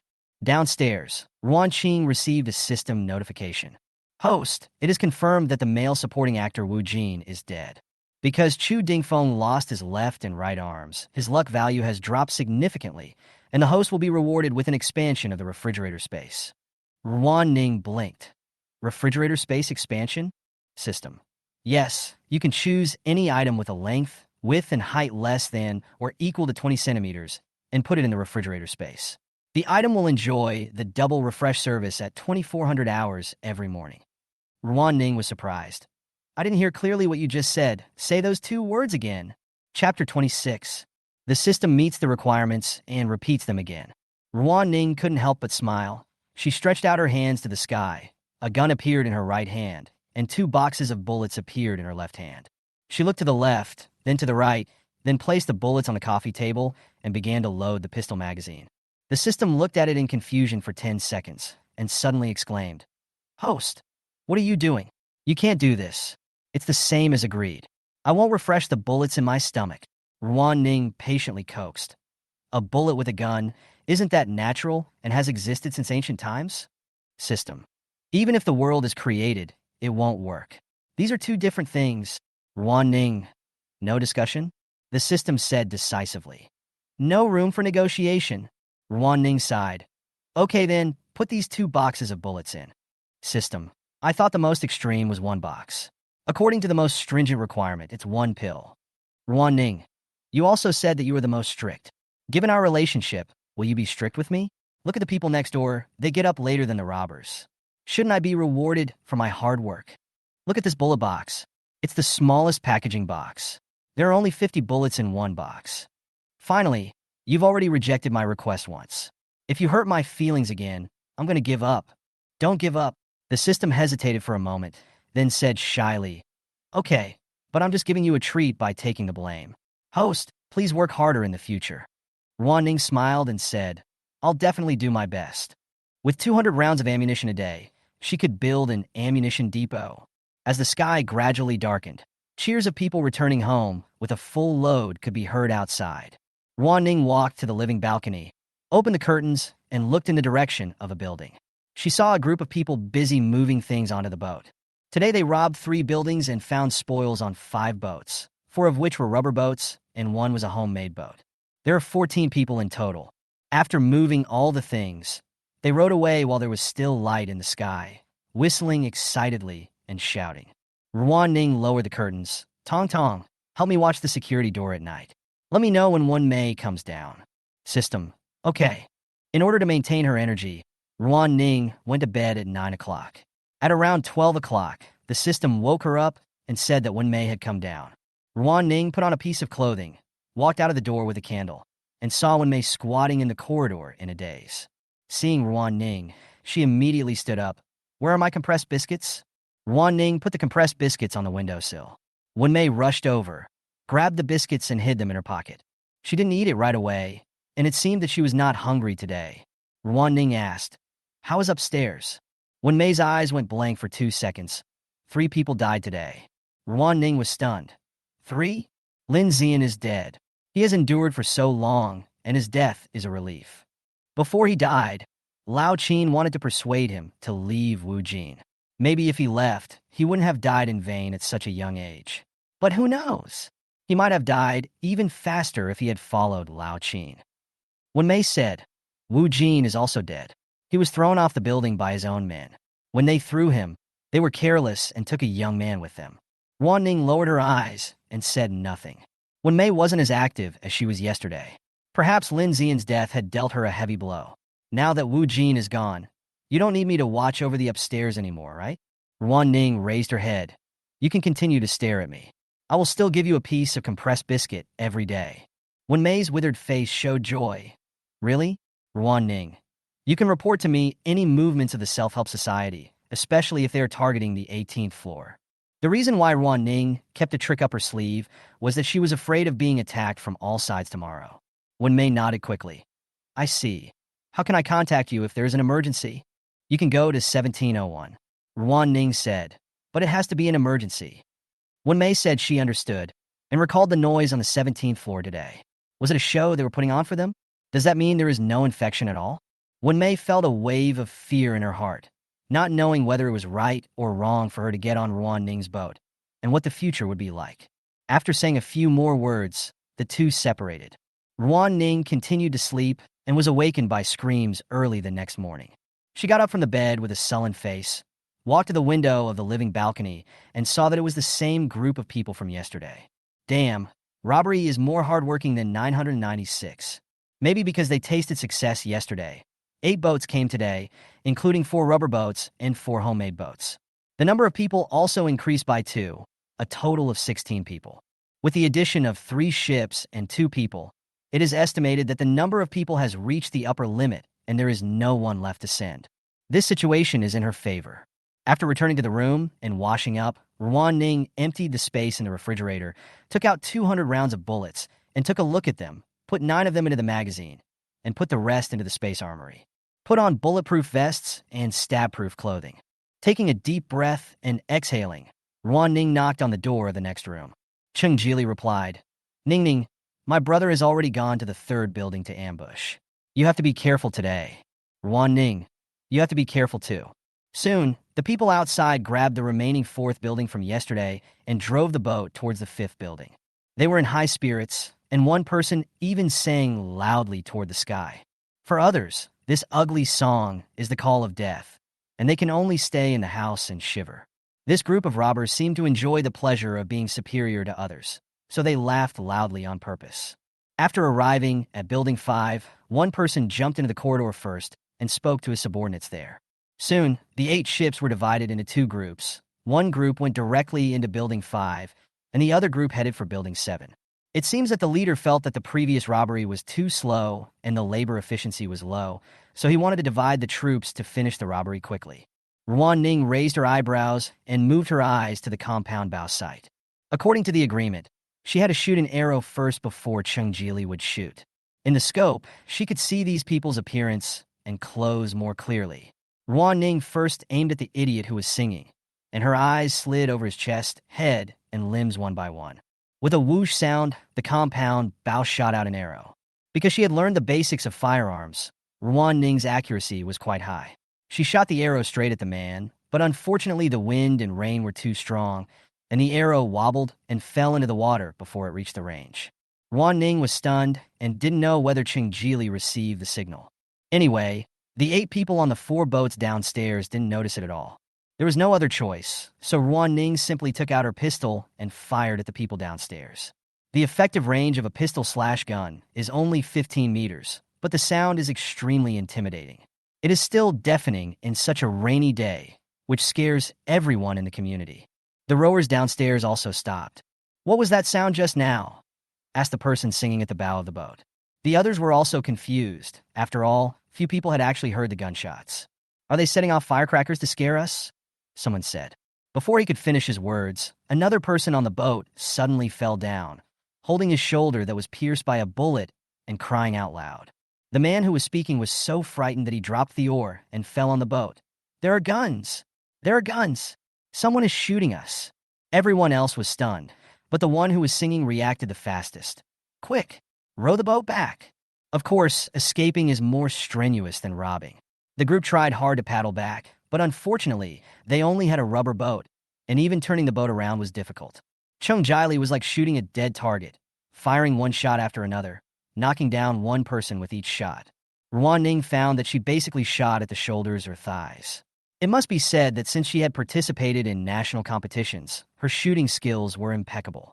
If Ruan Ning, who didn't have the system, aimed at the heart, it would be hard to say where in the air she would hit. There were also some smarter people on the boat who simply abandoned the boat and jumped into the water. On the other side, people who entered Building 5 also heard gunshots. The leader's face changed drastically, and the person next to him asked, "Brother, it looks like a gun. Should we go out and take a look?" The leader slapped him in the face and said, "You idiot. Why are you still looking at the gun? Run!" The man was trembling with fear. Yes, let's run quickly, but won't we be beaten if we get out?" The leader thought about it and realized that the shooting came from Building 7. It was raining so hard that visibility was poor.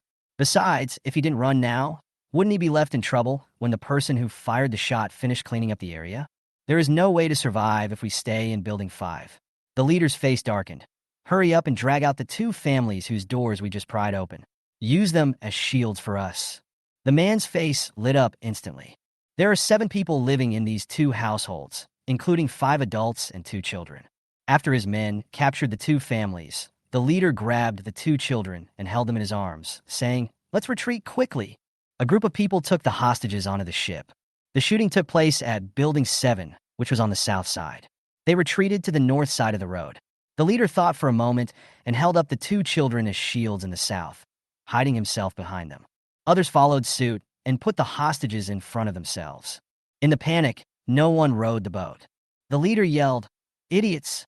The rowers are standing behind their own men, using one of the 2 to block the gunfire. "Get out of here!" A group of people hurriedly adjusted their positions and fled towards the road. There were still gunshots coming from Building 7, but no one was fired towards this side. The leader's face lit up with joy, thinking that his plan was indeed effective. Unfortunately, before he could smile, a bullet shot directly into the back of his head from behind. The leader died on the spot. The 2 little kids were thrown onto the boat and cried even harder, trying to find their parents. The rower in the same boat with the leader was so scared that he wet his pants. He quickly let go of the oars and stumbled around trying to pick up the 2 little shields. Unfortunately, he was shot dead as soon as he took a step. "There are guns here too. Run! Let's run separately. Which direction should I block? Why do I feel like there are guns everywhere? Woo, my parents are still waiting for me to come home." On the 10th floor of Building 3, Chung Ji-kwan continued to shoot with an expressionless face. On the 18th floor, Chung Jili stared at the people underwater and would shoot anyone who showed their head. It was a bit like whack-a-mole. She didn't want to shoot herself in the head, but this was the only way she could do it. She might go to jail or be shot in the future, but they must not be lenient today because if they were, the 3 of them might be the ones to die. If you don't die, it will be even worse if you fall into their hands. These scum will not only steal food, but also insult women. Stealing food may be for survival, but raping women is not. They must be caught in one fell swoop. Not a single one can be let go. Chung Jili kept in mind what his brother told him yesterday and stared at the water area through the scope. A moment later, she heard a gunshot. This is the gun in Ruan Ning's hand. Because it is a gunpowder gun, The sound is completely different from their gunshots and is very easy to distinguish. Chung Jili then heard a knock on the door. She knew it was Ruan Ning coming over, so she quickly put away her gun and walked to the door. Is it almost time? Ruan Ning said, it should be. You continue to stay at the high point, and your brother and I will go to the surface to take a look. Chung Jili said anxiously, you must be careful. The same goes for you. Ruan Ning explained, your brother and I will appear outside later. The people on the 20th floor may think that there is nothing behind us. If they try to pry open the door, you know what to do. Chung Jili, don't worry, I'm different now. She has killed someone. Ruan Ning thought for a moment and said, I have arranged a person on the 20th floor. When you pay attention to downstairs later, pay attention to 1701. If someone appears on the balcony and signals, you must be extra careful. After finishing her instructions, she opened the security door and left. Chung Jili then came out and locked the corridor security door.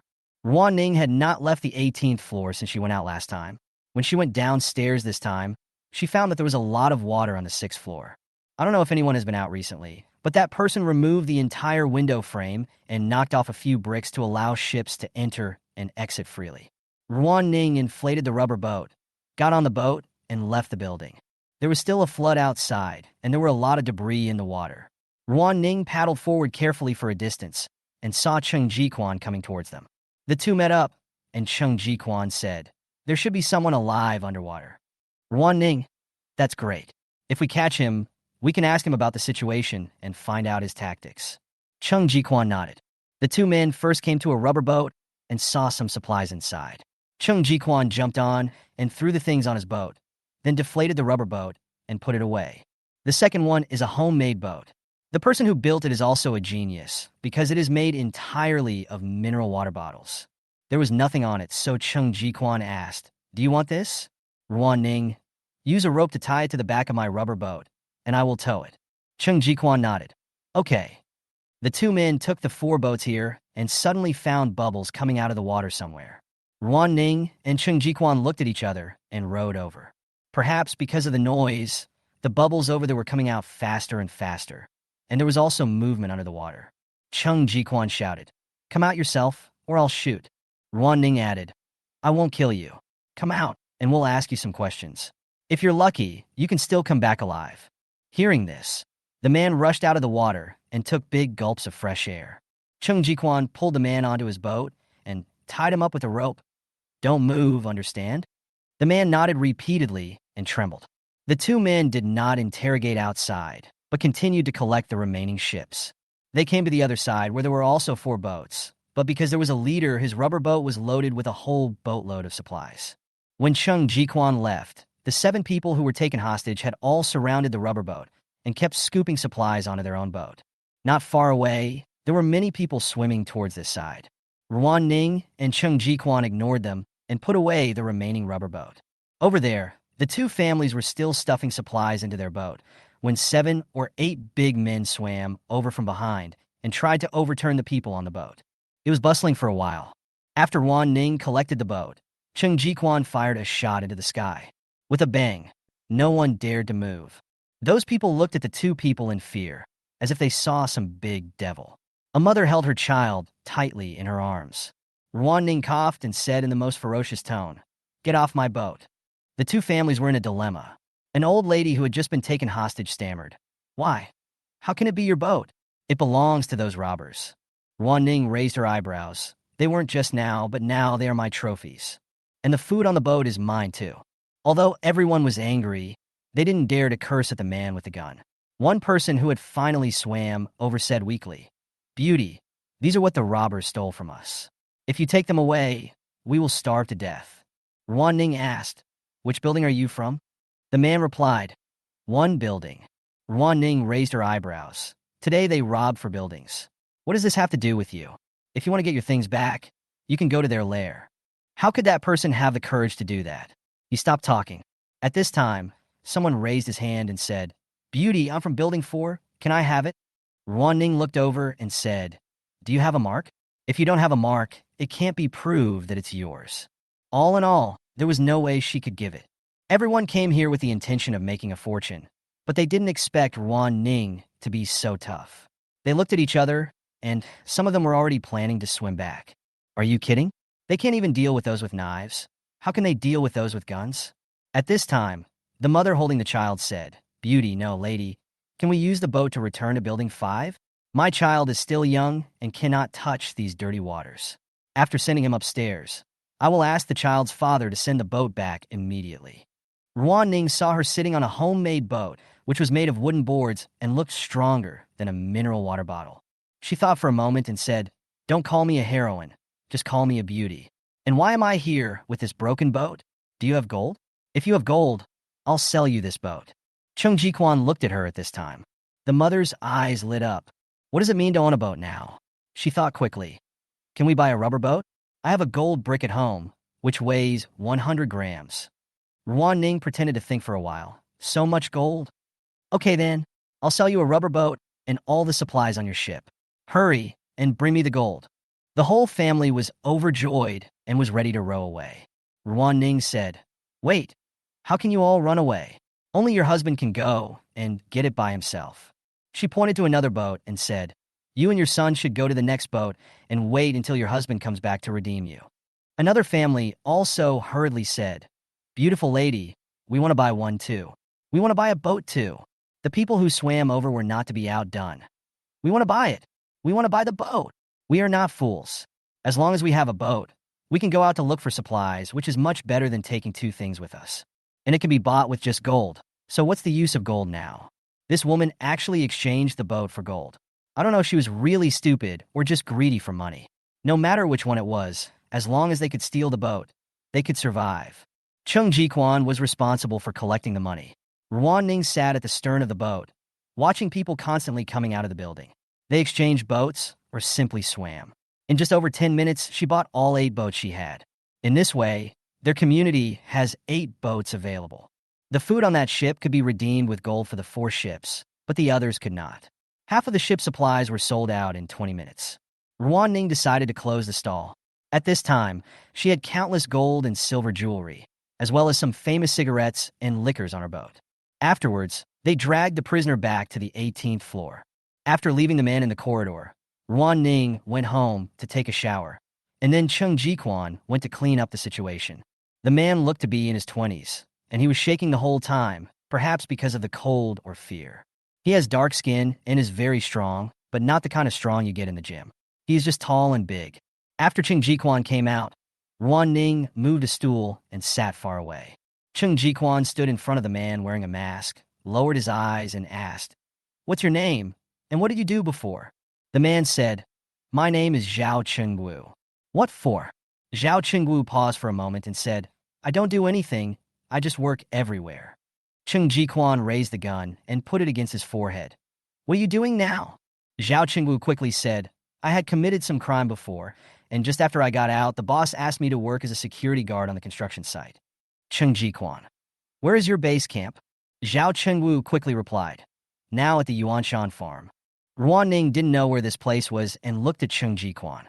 Chung Ji-kwan explained, "It's about half an hour's drive from here."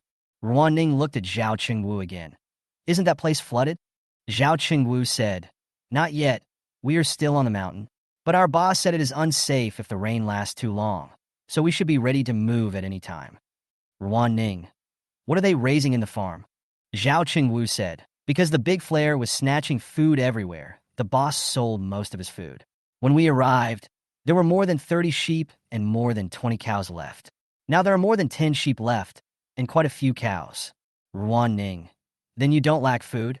Why do you want to go down the mountain to rob?" Zhao Chengwu said, "Beautiful lady, you can't stand eating meat every day. And what should we do after we finish eating it? The boss said that we should raise cattle and sheep first, so we have to get something else to eat." Ruan Ning raised her eyebrows. "How come you have so many ships?" Zhao Chengwu, "Are you talking about the 4 rubber boats? They're our boss's fishing tools. They love fishing and go to the reservoir every now and then." Ruan Ning, "What about the homemade boat? Who made it?" "We took 7 construction workers with us when we ran, so it was pretty easy to do this." Ruan Ning did not continue to ask questions. Chung Ji-kwan asked, "How many people are left at your farm?" Zhao Chengwu thought for a moment and said, 4 or 5. Chung Ji-kwan moved the gun tip away from his temple and moved it to his thigh. Do you think I dare not shoot? How is that possible? Zhao Chengwu was scared. All our people are dead. I'm telling the truth. There are not many people left. There are only 6 of us. One of them is our boss. Another was injured when he robbed another community and has become a disabled person. Ruan Ning. No one else? Zhao Chengwu looked evasive. The workers at the farm had already run away. They were scared by the solar flare and didn't come to work. When we arrived, only the boss's family and a slaughter worker were there. Our boss. Cheng Jiquan. Don't be embarrassed, go on. Zhao Chengwu swallowed his saliva. Our boss ordered the whole family to be killed. Ruan Ning. You are so cruel, robbing and killing people.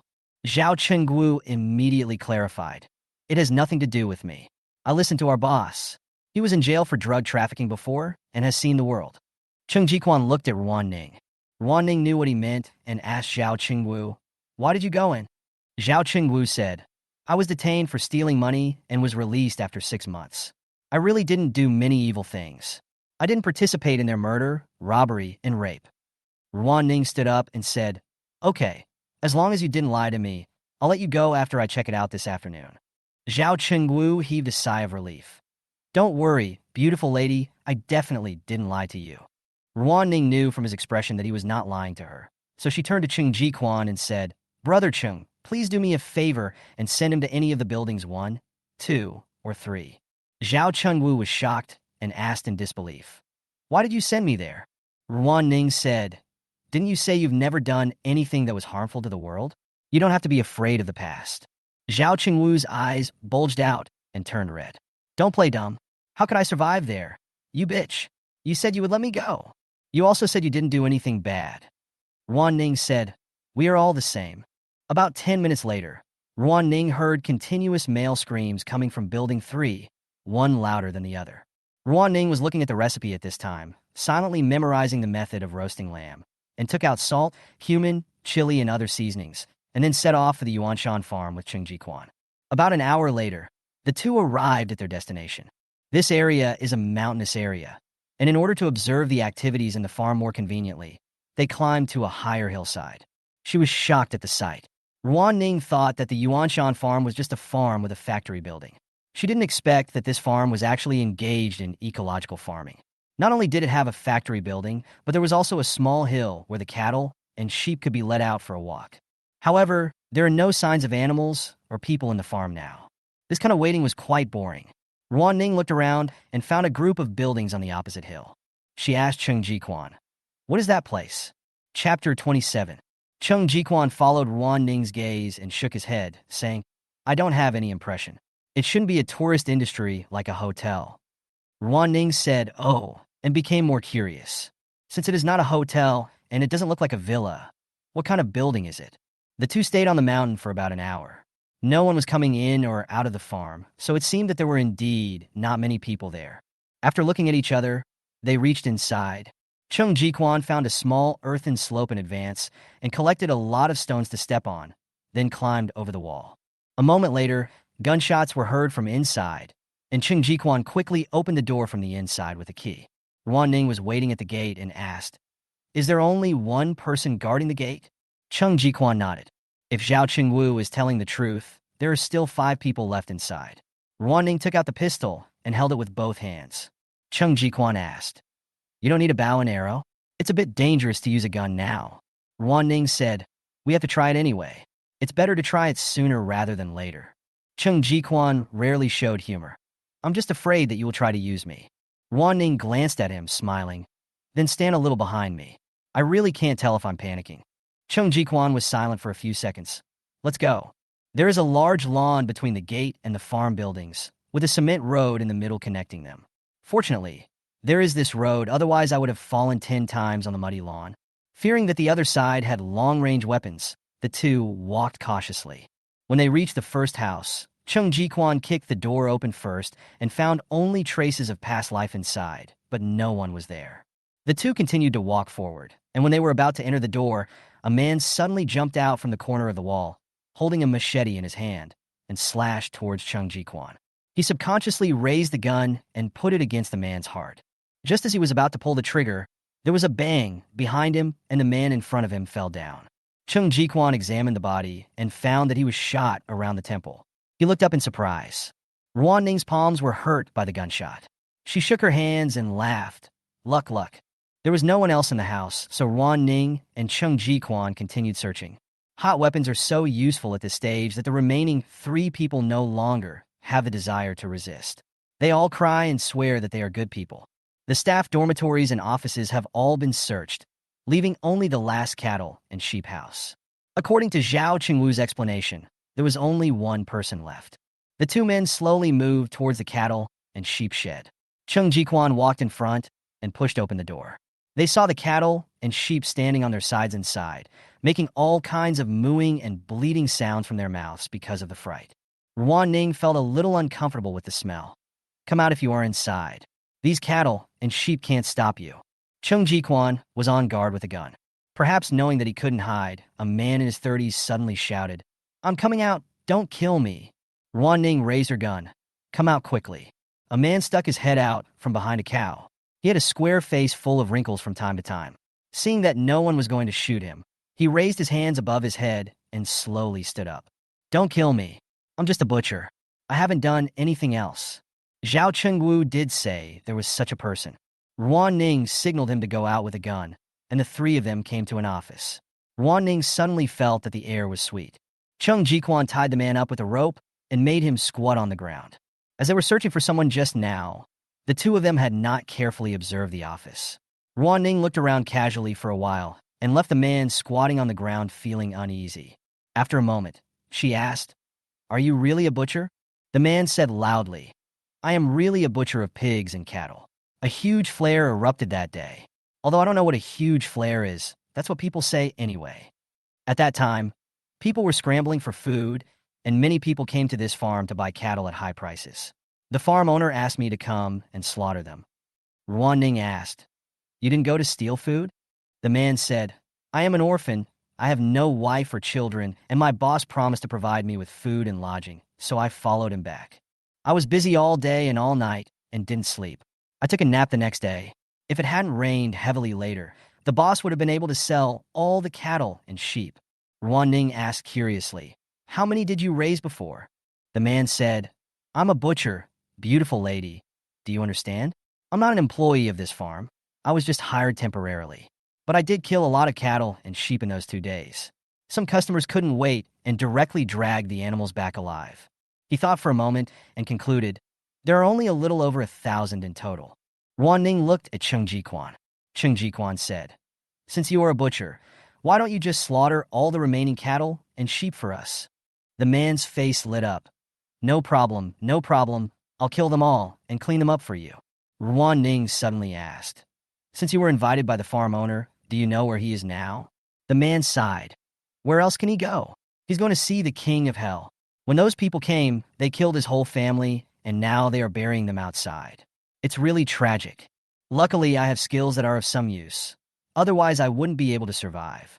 Chung Jiquan asked, What's your name? The man said, Zhou Wu, a name randomly picked by the orphanage. If you want to slaughter an animal, you must first boil water. Fortunately, there is not much else here, but there is plenty of dry firewood and hay for burning. Chung Jiquan untied the rope for Zhou Wu, and they both worked together. Ruan Ning really didn't want to go into that place again, so she decided to clean up a factory that specialized in pickling meat. The first thing they caught was a cow. This creature was very strong. Fortunately, Zhou Wu was very experienced and was able to deal with it smoothly. The 2 men moved the slaughtered cattle to the cooking room together. Zhou Wu asked weakly, Are you going to slaughter them all? But how can we preserve them if we kill them all at once? Ruan Ning said, Make bacon. Zhou Wu, Oh, I can do this too, but it requires a lot of salt. You can also make air-dried meat, which means you bake the meat dry. This can also be preserved for a long time. Ruan Ning looked at him. Zhou Wu said cleverly, I will teach you. They found a lot of containers, everything that could be used to store things in the entire farm, and they slaughtered one head after another and marinated the meat first. As for the marinade seasoning, we used the ones that the gang looted. Compared to other foods, seasonings are eaten slowly and more is left over. At dinner time, Chung Jiquan cut a piece of fresh, steaming beef and a piece of fresh lamb shoulder, cleaned a set of barbecue utensils he already had, and then put the beef and mutton into skewers. Ruan Ning simply went over to help. Afterwards, Chung Ji-kwan went to cook rice. During this time, Ruan Ning couldn't wait to put the skewered beef on the grill, and soon the beef skewers gave off a sizzling barbecue aroma. There are also flavors of cumin and chili powder. Ruan Ning hadn't eaten barbecue for a long time, and tears almost flowed from the corners of her mouth. She exclaimed, "It smells so good." Chung Ji-kwan smiled and said, "This skewer should be almost done. You can try your cooking first." Ruan Ning was very nervous about her cooking skills. She took the skewer of beef off the grill, waited for it to cool down, and immediately took a bite. Her eyes lit up. Delicious. This beef is of good quality. Chung Ji-kwan took over the grilling job and quickly handed her another skewer. Ruan Ning said, "Try it first, don't worry about me. I'm not a polite person."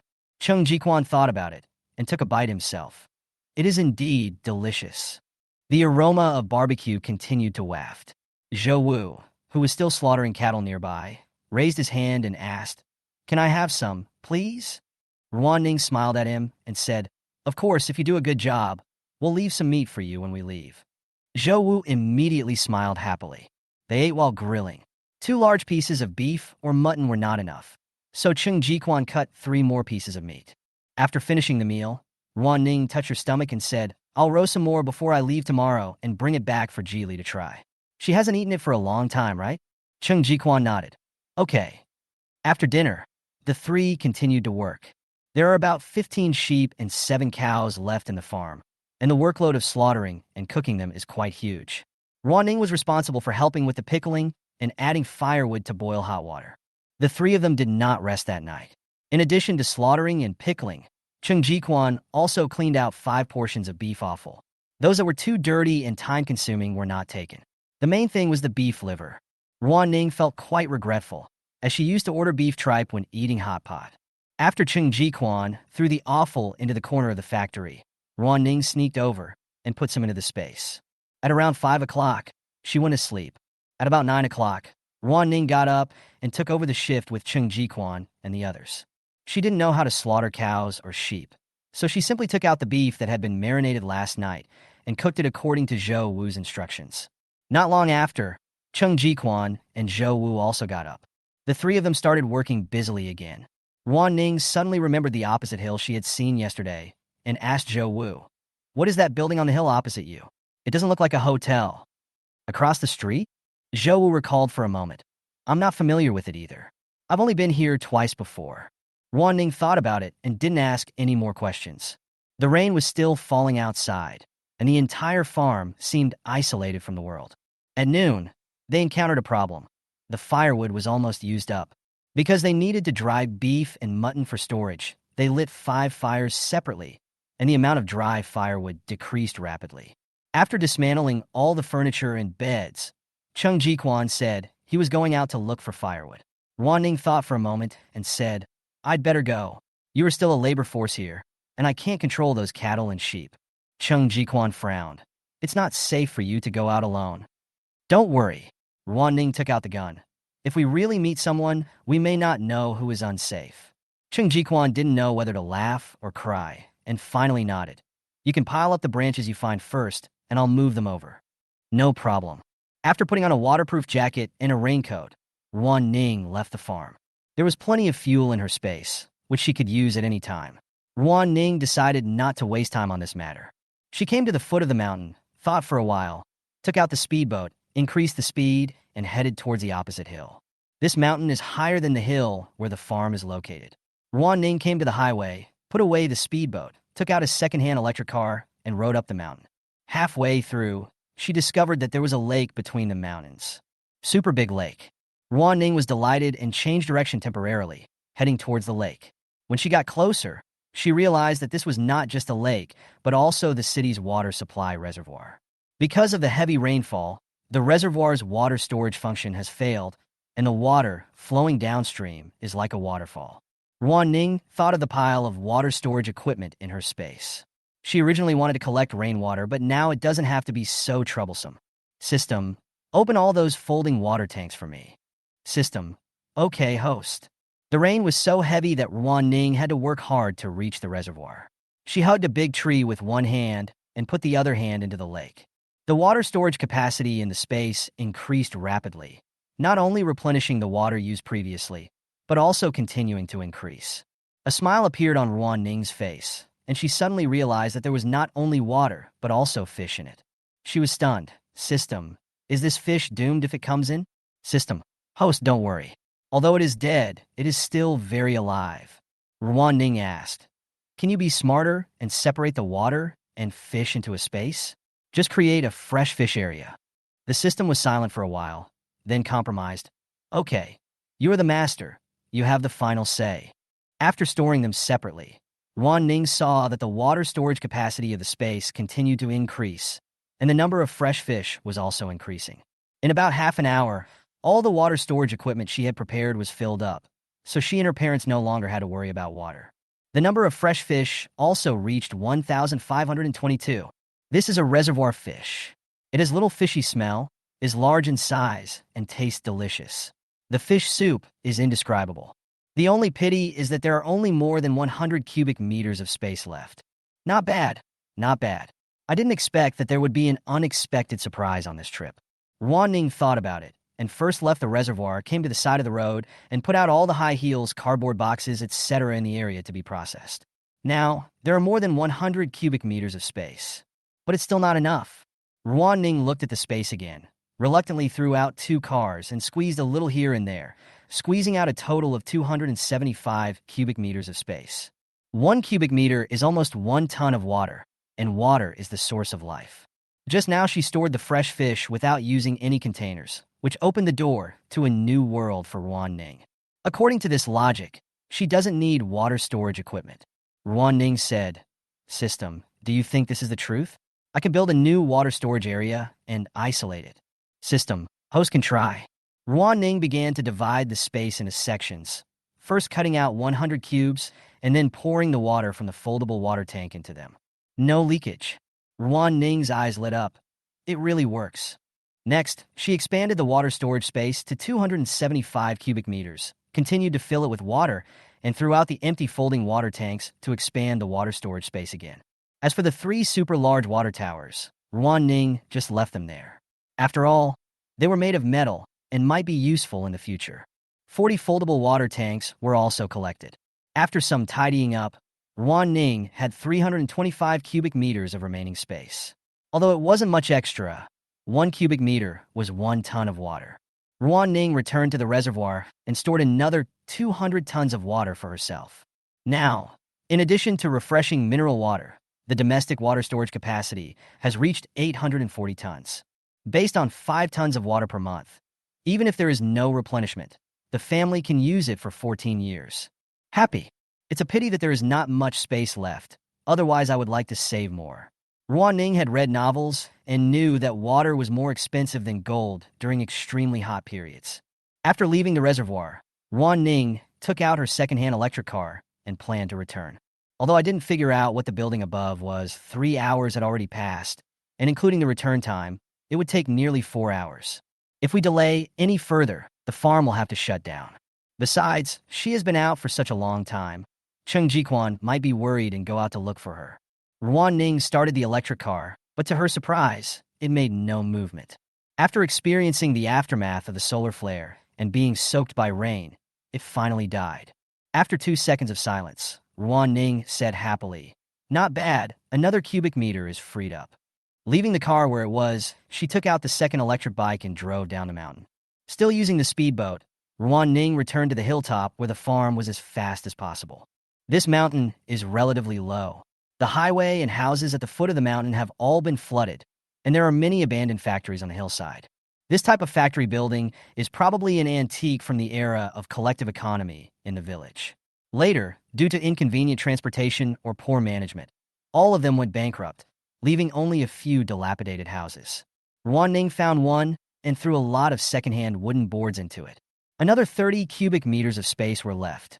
Ruan Ning thought about it, then moved some waste from another abandoned factory and threw it in there. Back at the farm, Ruan Ning told Cheng Jiquan that she had found a scrap warehouse with many discarded wooden boards. Cheng Jiquan's face lit up. "I'll move it right away." Ruan Ning said, "I'll go with you. 2 people are stronger." Cheng Jiquan shook his head and said, You must be tired after being out for so long. I'll go with Zhou Wu. Anyway, the cattle and sheep that need to be slaughtered have been slaughtered. Zhou Wu was speechless, not understanding why the job of moving wooden boards fell on him again. Ruan Ning was happy and relaxed. She stayed to cook the beef and mutton, and then hung them on a rack to dry. It took them 3 full days to process all the beef and mutton. The dried meat could be eaten directly, just like the one sold outside, and the chewy texture is very touching. But in the last days, this is a rare delicacy. Before leaving, Zhou Wu slaughtered the last 2 live sheep. This was Ruan Ning's request. She did not store mutton when she stocked the refrigerator. Thinking about the future mutton stewed with radish, mutton soup, and mutton skewers, Ruan Ning really couldn't bear to turn them all into dry mutton jerky. She left the 2 sheep behind, using the excuse that she wanted to go home and deal with it herself. Cheng Jiquan didn't ask any more questions. Fortunately, the jerky after roasting is very small in size, and it can all be loaded onto a ship in less than 1 day. The supplies that group had collected were probably enough for more than 2 ships. Ruan Ning discussed with Cheng Jiquan and decided to tie a rubber boat behind their boat so that they could transport the items back home in 1 trip. Before leaving, Ruan Ning left some beef, mutton, and some supplies for Zhou Wu as a reward for his 3 days of contribution as agreed. This made Zhou Wu very happy, and he gave the 2 of them a large pile of wild vegetables he picked from the mountains. These wild vegetables were what Zhou Wu had eaten in the past 2 days, and there was nothing wrong with them. Afterwards, Ruan Ning and Cheng Jiquan returned to the community. They returned during the day, and although the boat was covered with a tarp, it was still clear that they had returned with a full load. Many people looked down quietly from the balcony, trying to figure out how many goodies the 2 of them had gotten. Ruan Ning didn't want to be remembered, so she raised her gun and pointed it into the air to warn others. All the heads upstairs disappeared instantly. Ruan Ning was quite satisfied with the result and put the gun away. 3 days had passed, and Cheng Jili was completely recovered. When she saw Ruan Ning and Cheng Jiquan returning home, she hurried downstairs to greet them. Ruan Ning saw her eyes light up slightly. "Did Dr. Zhu ask you to go out?" Cheng Jili said happily. "She has been fine for so many days. Dr. Zhu said it is unlikely that there is a problem, so she went home." The 3 of them moved the things to 1801 together. Cheng Jili didn't expect there was so much meat, so he quickly picked up a piece to taste. They have a lot of supplies at home, but they're just enough to fill their stomachs. Meat and vegetables are luxuries, and the things they eat the most are lao gan ma and canned food. A bite of meat in the mouth, the aroma hits you in the face. Cheng Jili shed tears of emotion. "That's great. With so much jerky, I finally don't have to eat white rice every day." Ruan Ning chuckled and took out the roasted beef and mutton skewers from the pile of things. "There are some good things, too." Cheng Jili's eyes lit up immediately, and he took a bite without even heating it up. "It's fresh meat, woo-woo," Ruan Ning reminded. "It will be more fragrant if heated." Yes, yes, yes." Cheng Jili nodded quickly and handed the beef skewers to Cheng Jiquan. "Brother, heat it up for me quickly." Cheng Jiquan sighed, took the skewers and put them aside. "Let's divide the food first. Do you want Ruan Ning to watch you eat?" Cheng Jili's face turned red. "Sorry, I forgot about it because I was so excited." Ruan Ning smiled and said, "It's okay. I can actually watch it." Cheng Jili's face turned even redder. "Let's divide the things first." Ruan Ning nodded.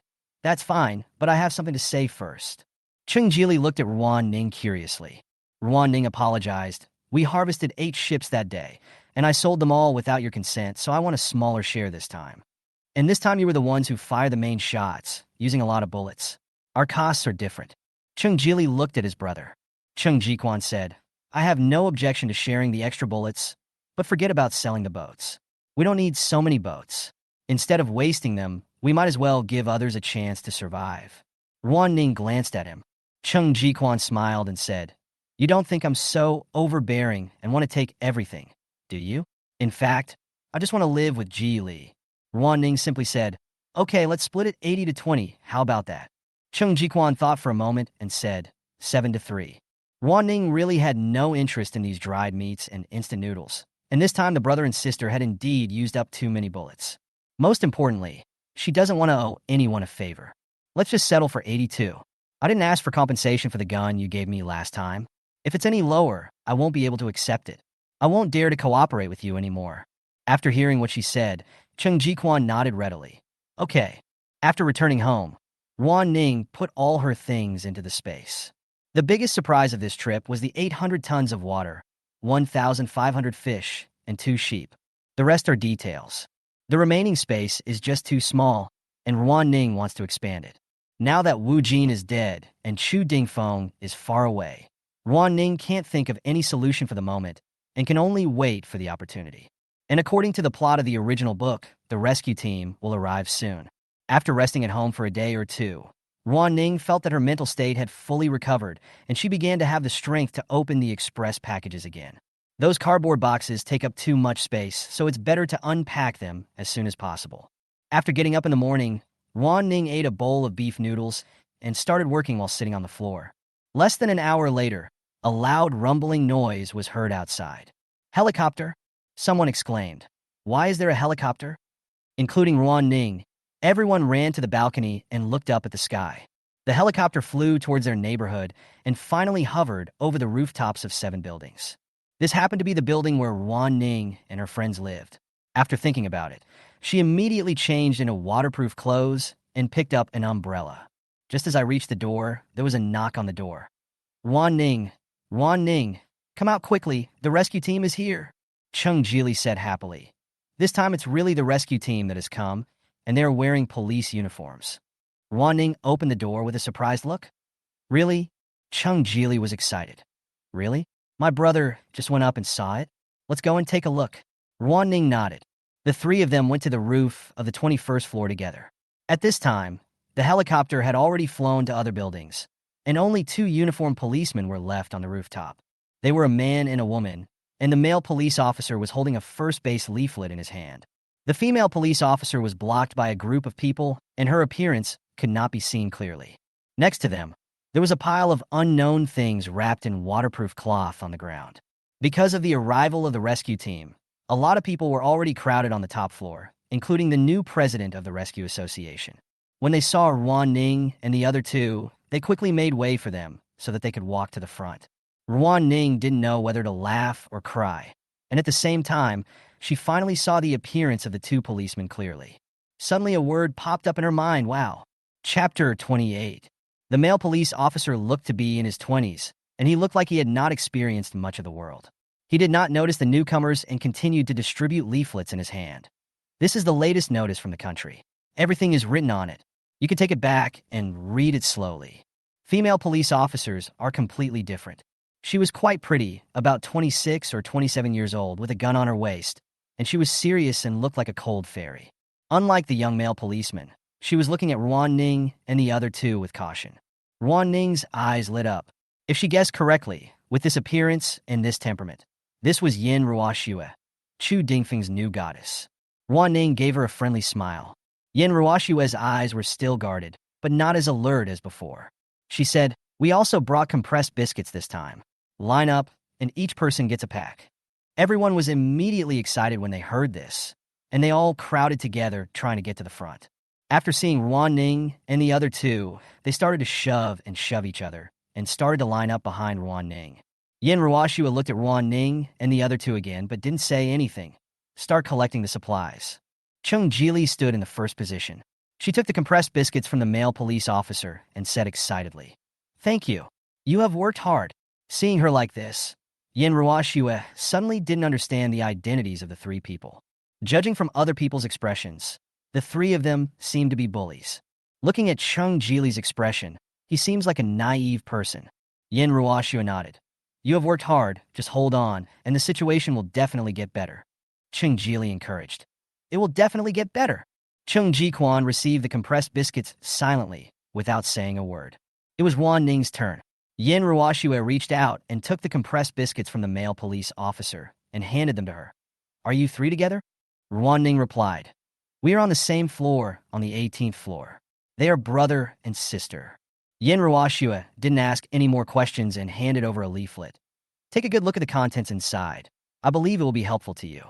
Ruan Ning took it and smiled at her. After receiving the supplies, the 3 did not leave immediately, but studied the flyers on the side. Because it was described in the original book, Ruan Ning knew the content. "First, we will inform you of the current national situation. This was a large-scale rainstorm, which affected not only the area where they were, but also the further south and toward the sea, the heavier the rain was, even causing the sea level to rise. Due to the heavy rain, mudslides and landslides are common in mountainous areas, which is very dangerous. At present, some state organs have been transferred to the Black Sea province. A command center has been established, and a large number of emergency military supplies hidden on the plateau have been activated, and production self-rescue has been actively carried out. Secondly, it is to express condolences. There is no need to read this paragraph in detail. The first two sentences of the third paragraph express that the country will do its utmost to help the people of the whole country, and then explain that the quantity of supplies is extremely limited. It is hoped that everyone will practice strict economy, work together as one, and overcome the difficulties. The fourth paragraph is the key point. It says that all the troops and police that can be mobilized have been mobilized, and conscription will be carried out. If robbery or other illegal acts are discovered, investigators have the power to shoot directly. The fifth paragraph contains encouraging words, reminding everyone to pay attention to safety and be vigilant. Ruan Ning read all the text and recalled what Yin Ruashua had just said, confirming that she had a misunderstanding with her. But it doesn't matter. The two of them are not related at all. As long as she can make her the woman that the male protagonist cannot get, her mission will be successful. According to the plot of the novel, Yin Ruashua will also deliver supplies to Chu Dingfeng, and the two will meet for the first time. She can find a way to get Yin Ruashua to stay. Should she do that? Ruan Ning was thinking when the person who was collecting the supplies suddenly asked, "Officer, are you just giving out a pack of compressed biscuits? How long will this last?" Yin Ruashua said, "1 month." "What? How is it possible that such a small amount of stuff can last for 30 days? The man was dissatisfied. "It took you so long to come to rescue us. After all the hard work, why didn't you bring more things? Don't you think we are not human beings? Or did you swallow up the supplies? What about the Red Cross?" Yin Ruashua explained. "Haven't you seen the leaflet yet? Right now, the whole country is suffering from disasters. Soldiers risked their lives to send these supplies from the Black Sea province to all parts of the country without even an air route. They're all military supplies. Don't worry, these things have not passed through any other organization. And this is the only helicopter in our entire city that can fly right now. You are the first place where relief supplies will arrive."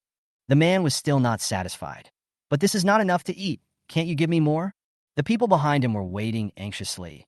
"Don't be so long-winded. It's good to have something to give out now. Get out of the way after you get it." "Yes, get out of the way." One person came forward and asked the male policeman, "Officer, my grandma is over 90 years old and can't get up now. Does she have to come out to pick her up too?" The other rolled his eyes and immediately said, "Yes, my son is only a little over a month old. He can't be exposed to the rain." Yin Ruashua said expressionlessly, "If there are special circumstances that prevent you from going upstairs, I will personally come to confirm it." The man was speechless. "Aren't you guys in a hurry? You still have time to visit everyone one by one. Then won't the other communities starve to death?" Yin Ruashua's expression was calm.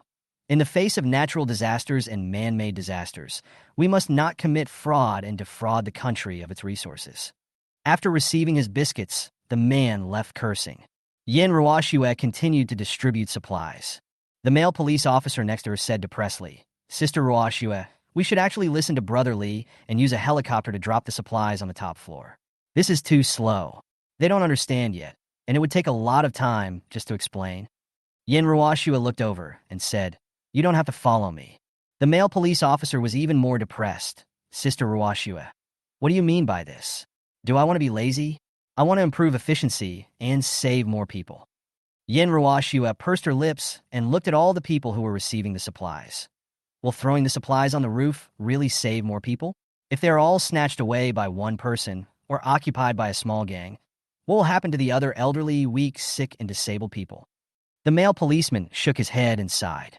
Yin Ruashua, besides, I was distributing supplies while he was carrying out his plan.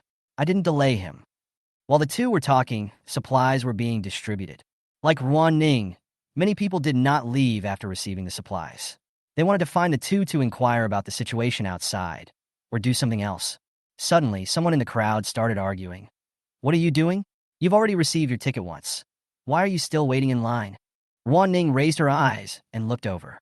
The person being squeezed was an old man in his 70s. He was soaked by the rain and had no strength due to hunger. He looked shaky. Being accused, he could only raise his voice and utter a weak voice. I didn't. You clearly received it just now, the man said. I saw it all. The old man said, I got it for my wife. She can't come up. The man curled his lips and said, the female police officer just said that if she couldn't go upstairs, she would come downstairs and deliver it herself. Didn't you hear that? You just want to take advantage of your age to eat more. The old man was shaking all over and was stammering and unable to speak. Yin Ruashua put down the work in her hands and walked up to the two of them. Old man, you can't take more supplies. Can't your spouse go upstairs? The old man said no. The person who just pointed out that the old man was queuing twice immediately raised his voice. Old man, you can come up. Why can't she? Don't you give a reason? You just want to take more. The old woman cried in the heavy rain, her face full of rain and tears. She is dead. She is dead. I just want to get a portion and burn it for her so that she won't starve to death on her way to the underworld. There was a moment of silence on the top floor. The old man couldn't hold on any longer and sat down on the ground crying. It's all God's fault, and that damn Wu Jin, if he hadn't stolen our rice, my wife wouldn't have died. Yin Ruashua frowned and asked the person who just yelled, Who is Wu Jin? The man lost his arrogance and dared not answer.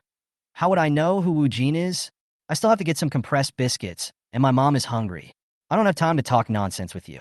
Yin Ruashua did not force him and squatted down in front of the old man. Old man, don't be sad. The dead cannot be resurrected. Take your biscuits and go down first, and take good care of yourself. The old man said expressionlessly, What's the point of me living? Yin Ruashua thought for a few seconds and said, How about this? Who is Wu Jin you just mentioned? I will investigate him. The old man was disheartened. Wu Jin is already dead. How can you investigate? Yin Ruashua. Then he must have accomplices, right? Tell me their names, and I can interrogate them one by one. The old man looked at Yin Ruashua and said, Little girl, there are more than 30 people in the self-help society now. Did you arrest them all or shoot them all? You can't arrest everyone, and you can't shoot everyone. Just now you said that you would distribute supplies once a month. If you come again at that time, you might not be able to come. What will happen to me? What will happen to those who dare to tell you the news of the self-help society? Those who were deliberately waiting on the top floor felt chilled to the heart when they heard these words. They didn't dare to stay any longer, and two of them even left secretly. The old man finally said, Little girl, I see that you are born into a good family. Let me advise you that everyone in this building is rotten. No, everyone in the world is bad. Don't worry about these messed up things. Go back to your parents. Yin Ruashua felt a chill in her heart and pursed her lips and said, Old man, it's not as scary as you say. The old man chuckled, struggled to get up from the ground, and then staggered away from the top floor. Yin Ruashua looked very ugly. She was wearing a police raincoat, which was highly waterproof. Only her face was wet with rain, making her look haggard and pitiful. Ruan Ning recalled the original book's evaluation of Yin Ruashua. She is good-looking, has good skills, and has a heart that wants to uphold justice and fairness. Unfortunately, in the end times, her ambitions are too high and her end is destined to be miserable. In the original book, Yin Ruashua was indeed like this. She had always wanted to work hard for her ideals and wanted to change the end of the world. She was completely opposed to Chu Dingfeng's approach. Because of this, she and Chu Dingfeng fought back and forth, and it took Chu Dingfeng almost 600,000 to 700,000 words to win her over. Her family background is prominent, which also brings more benefits to Chu Dingfeng. Ruan Ning thought for a moment and said to Chung Jili, Let's go downstairs. It seems there is nothing else to ask. Chung Jili nodded. The three of them were about to leave when Yin Ruashua suddenly looked up and said, Wait, the three of you stay and cooperate with the investigation. Chapter 29. Ruan Ning and Chung Jiquan looked at each other, and Chung Jiquan said, Officer, is there anything wrong? It's raining so hard now. Yin Ruashua's face was full of frost. It was raining so hard just now. Didn't you stand there for a long time? Ruan Ning smiled and said, It seems that it is our freedom to stand for as long as we want, but we should also cooperate with the work. If you have any questions, please feel free to ask, officer. Yin Ruashua glanced at the people queuing and took the three of them to the other side. What happened to Wu Jin that old man just mentioned? Ruan Ning said, Wu Jin? He's the president of the Self-Help Association. Yin Ruashua frowned. Self-Help Association? What kind of organization is this? Ruan Ning then told the story of how Qin Rueda had set up a self-help group, how Wu Jin had killed people to seize power, and how he later became seriously ill and was pushed down the stairs by his own people. Yin Ruoxue was terrified when she heard this. Damn it! How could this happen? I will report the news of Qin Rueda's death and see if I can contact his son. As for you guys, Yin Ruoxue stared at Ruan Ning. It's abominable that this self-help group robbed people, but everyone seems to be afraid of you. You three are not simple people. Ruan Ning didn't say anything. Yin Ruoxue said, I will investigate whether what you just said is true or false and what happened in this building. You should also be careful and don't let me find out that you have done anything illegal. Cheng Jili blinked. Ruan Ning said, Officer, can we leave now? Yin Ruoxue nodded. After the three people left, she and the young policeman finished distributing the compressed biscuits to the queue and looked at the two people waiting on the side. Both of them claimed that there were people with limited mobility at home and that she needed to go downstairs to verify the distribution. Taking the remaining compressed biscuits, Yin Ruoxue went downstairs with the young policeman. But the more she looked, the more frightened she became. There are few doors of residents' homes in the community that are intact, and almost all of them were broken open violently. As for the inside of the house, it was a mess too. Because there was no fuel, they burned everything they could. The house was like a garbage dump. The first resident was the old lady who was over 90 years old. When Yin Ruoxue looked over, she saw that the old lady was already dying. She handed the cookies to his grandson. The man's eyes were bloodshot, and he held the compressed biscuit tightly and refused to let go. Great, I'm saved. Yin Ruoxue didn't know whether he would really give the cookies to the old man, but she couldn't do anything about it. After thinking for a moment, she took out her share for today. This is my compressed biscuits for today. Now I'm giving it to you. You. She paused and said, give the old man some water to drink. The man was immediately overjoyed and grabbed the biscuit. Okay, I will definitely feed it. Yin Ruoxue saw that he was excited and his eyes were fixed on the compressed biscuits, but she still didn't know whether he would share any with the old man. Sighing inwardly, the two left the house. The further down the stairs Yin Ruoxue went, the more frightened she became. There are also many people living in the corridor, eating, drinking, defecating, and urinating all in this area. Not only is it dirty everywhere, but it also stinks. At the second house, Yin Ruoxue asked them again about the Self-Help Association and the situation on the 18th floor. The family just now didn't say anything, so this man hesitated and said, the people on the 18th floor are not bad people. They didn't steal our things, and they helped us. Yin Ruoxue frowned.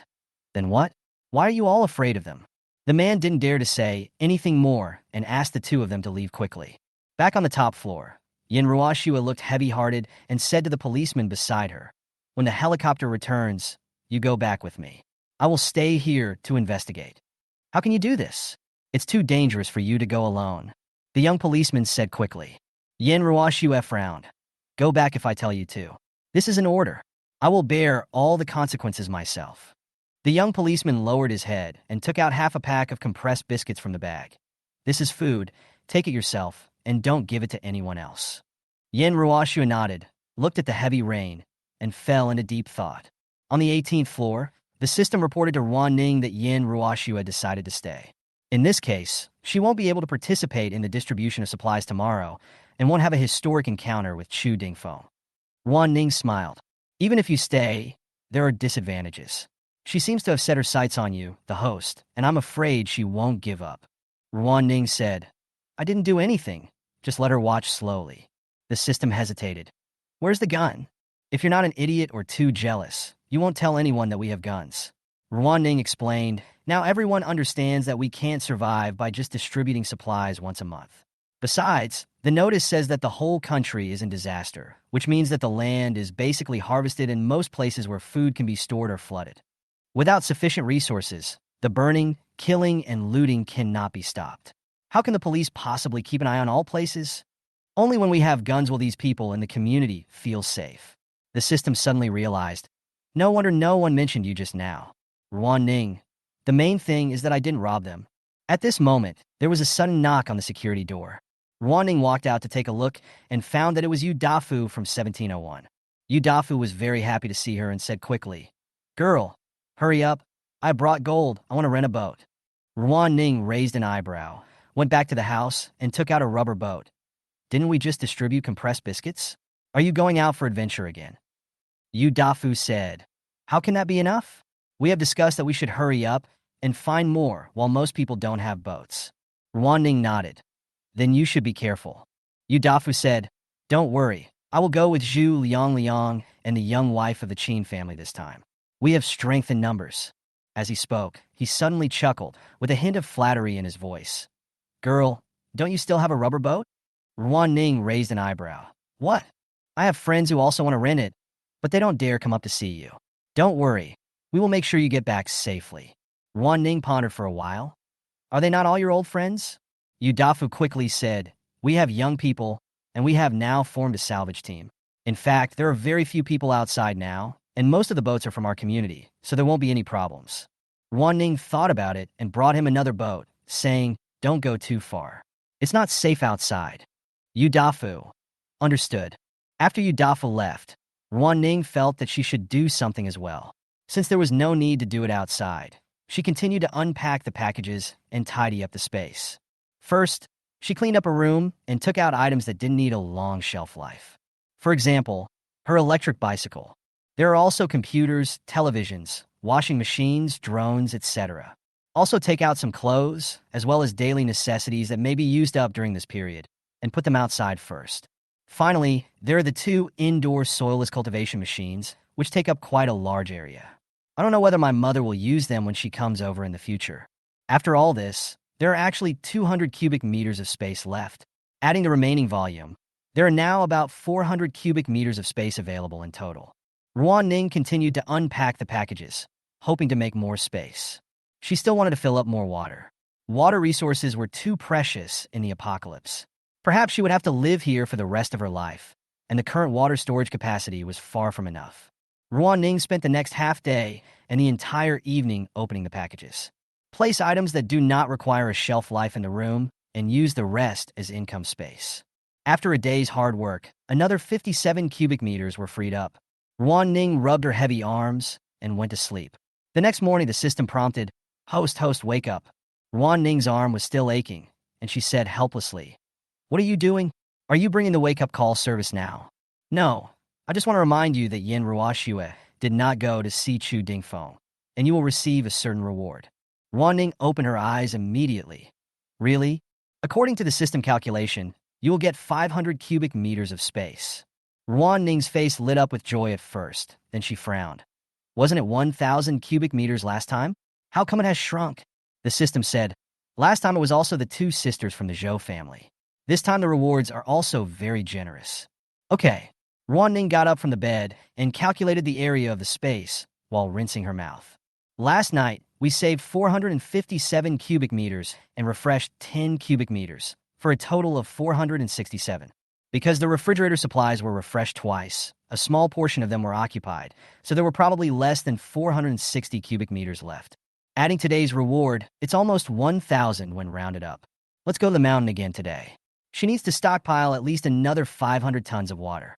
After packing up, Ruan Ning went next door and told Cheng Jiquan and Cheng Jili that she was going out for a while. Cheng Jili asked curiously, Ning, where are you going? Let's go together. I haven't been out since the rainstorm, so I'll let my brother stay at home this time. Ruan Ning looked at Cheng Jiquan, and Cheng Jiquan said, Jili, stop messing around. Cheng Jili was depressed. How could I be fooling around? You guys were collecting supplies everywhere, but I was the only one staying at home every day. Now there are so many ships coming in and out every day, it's normal for me to want to go out. Ruan Ning said, next time, definitely next time. Cheng Jiquan sighed and shook his head, then said to Ruan Ning, but you are going out alone. Is it safe now? This time, Ruan Ning not only wanted to fetch water, she also wanted to go to the mountain to take a look, and it would be more convenient to move alone. It's safe. I won't run too far. I just want to go out and check the situation. Cheng Jiquan. Then we won't force you. Just be careful. Ruan Ning smiled at him. No problem. After opening the security door, Ruan Ning was about to go downstairs, but unexpectedly, Yin Ruashue was sitting at the stairs. Seeing Ruan Ning coming out, she stood up and asked, What are you doing outside? Probably because she didn't sleep the whole night. She looked tired and listless. But a beautiful woman is still beautiful. Ruan Ning showed her a rubber boat and said, I'm going to go out to find something to eat. Officer, you've seen a lot of people going in and out by boat these past 2 days. Yin Ruashue was silent for a while. Why are there so many boats in your community? Ruan Ning said, "You have to ask everyone else." "I don't know either." Yin Ruoxue pursed her lips. "I want to go out with you, can I?" Ruan Ning was stunned. "Not good, officer. It's very dangerous for us to go out. Why are you following me?"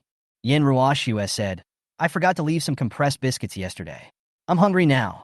I want to go out with you to find something to eat. Is that not okay?" Ruan Ning blinked her eyes. "It's not impossible, but our community rents boats for a fee." "Officer," Yin Ruoxue looked down at herself. She was not wearing any jewelry because she was on a mission. "I will pay you as well, but I will pay you for the supplies after I find them, okay? And you don't have to worry about your safety since I will be with you." Ruan Ning knew that this person was going to follow her, so she could only say, "Okay." After reaching the 6th floor, the two got on the rubber boat together. Yin Ruoxue took the oars and was responsible for rowing. Ruan Ning's plan to go out and store water had failed, and she was sitting there in a daze. Yin Ruoxue suddenly asked, "Where are you going to find supplies?" Ruan Ning said, "Whatever. I go wherever others go."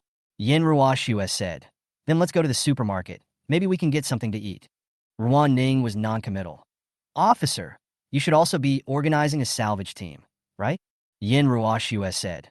Now the ships sent by the Black Sea province are all rushing to rescue supplies, and they try to grab as much as they can. The situation was so urgent at the time that all the warehouses were flooded and the government didn't have anything on hand. Ruan Ning said, "Are you good at swimming? Diving into a supermarket is no joke." Yin Ruoxue glanced at Ruan Ning. "What about you?" Ruan Ning started to brag. "It's just so. I often spend money diving." "Officer, I don't think you're a good swimmer. This must be your first time rowing a boat." Yin Ruoxue was stunned. Ruan Ning laughed. "Your posture is wrong. It's a thankless task, or I'll do it." Yin Ruoxue was silent for a moment, then returned the order to Ruan Ning. "You show me how to do it, and I'll learn from you." Ruan Ning nodded and taught Yin Ruoxue some tips while rowing. Yin Ruoxue nodded repeatedly and finally said, "I don't think you are a fierce person and you are young. So why are people in your community afraid of you?" Ruan Ning smiled at her and handed her the oar in her hand. "Sometimes you are not afraid of me as a person, but your own imagination." Yin Ruoxue looked thoughtful. The two people took over and soon arrived at the original location of the supermarket. Almost everyone with a boat will come here first. Ruan Ning didn't know all of them, so she didn't know which ones were from their community and which ones were from other communities. There were only about 7 or 8 boats in total. When those people saw Yin Ruoxue's uniform, they instantly showed guilty expressions. Seeing that she ignored them, they hurriedly continued to salvage supplies. Yin Ruoxue observed those people for a while. They all have several people on the boat, several people go into the water, and then the people who go into the water are tied up with ropes. "Is it safe for you to come out alone?" Ruan Ning said, "If I go out alone, I won't come to the supermarket. I will search the office building." "I see." Yin Ruoxue said, "Do you have a rope? I'll go in the water." Ruan Ning raised her eyebrows and looked at Yin Ruoxue for a while. "It's dangerous to go into the water. Let me do it." Yin Ruoxue shook her head. "It's not dangerous. Others are not afraid. So why should I be afraid?" Ruan Ning said no more and took out a set of rescue ropes from under the tarpaulin on the boat. Yin Ruoxue was surprised. "This rope is of very good quality." Ruan Ning, "Of course, this was searched by me and Cheng Jiquan, my neighbor, and we chose the best quality." Yin Ruoxue nodded, took the rope and tied it around her waist, then took a deep breath and jumped into the water. Ruan Ning was waiting on the boat. Most people cannot hold their breath for very long, so salvaging supplies is extremely hard and requires going into the water again and again. After half a day, I was so swollen and didn't catch much. Fortunately, this supermarket is located in a shopping mall, and the mall has a total of 6 floors. Even if you can't go deep into the supermarket, you can still get some supplies from the 6th floor. About 3 minutes later, Yin Ruoxue suddenly rushed out from underwater, and her position was a little far from Ruan Ning's boat. Ruan Ning quickly rowed over. "How is it? Do you want to get on the boat and rest for a while?" Yin Ruoxue shook her head. "It's too complicated underwater. I couldn't find anything for a while." Ruan Ning said, "It's okay, safety first." Yin Ruoxue went into the water again, and this time she stayed there for a much longer time. After about 5 minutes, Ruan Ning felt the water pulling the rope, so she quickly pulled the rope upwards. Fortunately, her strength has increased, otherwise she might not be able to pull it. It took Ruan Ning about 30 seconds to finally pull the object tied with the rope out of the water. Unexpectedly, it turned out to be a can of liquefied gas. She was slightly startled and saw Yin Ruashua popping out from the other side. This should be useful. Is it enough to pay for my boat fare? Ruan Ning exclaimed. Of course it's useful. It's enough, but I don't know if it can still be used. Will it explode? Yin Ruashua lifted the gas tank up from the water, then climbed onto the boat and gasped for breath. Ruan Ning thought for a moment and said, I'll go down this time. Yin Ruashua shook her head. I haven't found anything to eat yet. Ruan Ning took out a compressed biscuit and said, This liquefied gas is very useful. This biscuit is my reward. Yin Ruashua saw that this was the message she sent yesterday, and took it after a moment of hesitation. Thank you. She nibbled on the biscuit in silence. Ruan Ning took out a thermos cup. This is the hot water I prepared. You can drink it if you don't mind. Thank you. Yin Ruashua said, My name is Yin Ruashua. Yin for strict, Ruo for some, and Shue for snowing. What's your name? Ruan Ning said simply. Ruan Ning. Yin Ruashua nodded. After she had almost finished eating, she returned the cup to Ruan Ning. Let me do it this time, since it's already wet. Ruan Ning shook her head. I'll go down. Let's collect supplies together. We can't go up alone. Yin Ruashua. Okay. Ruan Ning tied the rope around herself, and after jumping into the water, she found that all the windows of the mall had been smashed. When I swam inside, I saw a lot of tables and chairs floating on the ceiling, and perhaps other things, but they were inedible after being soaked in water for so long.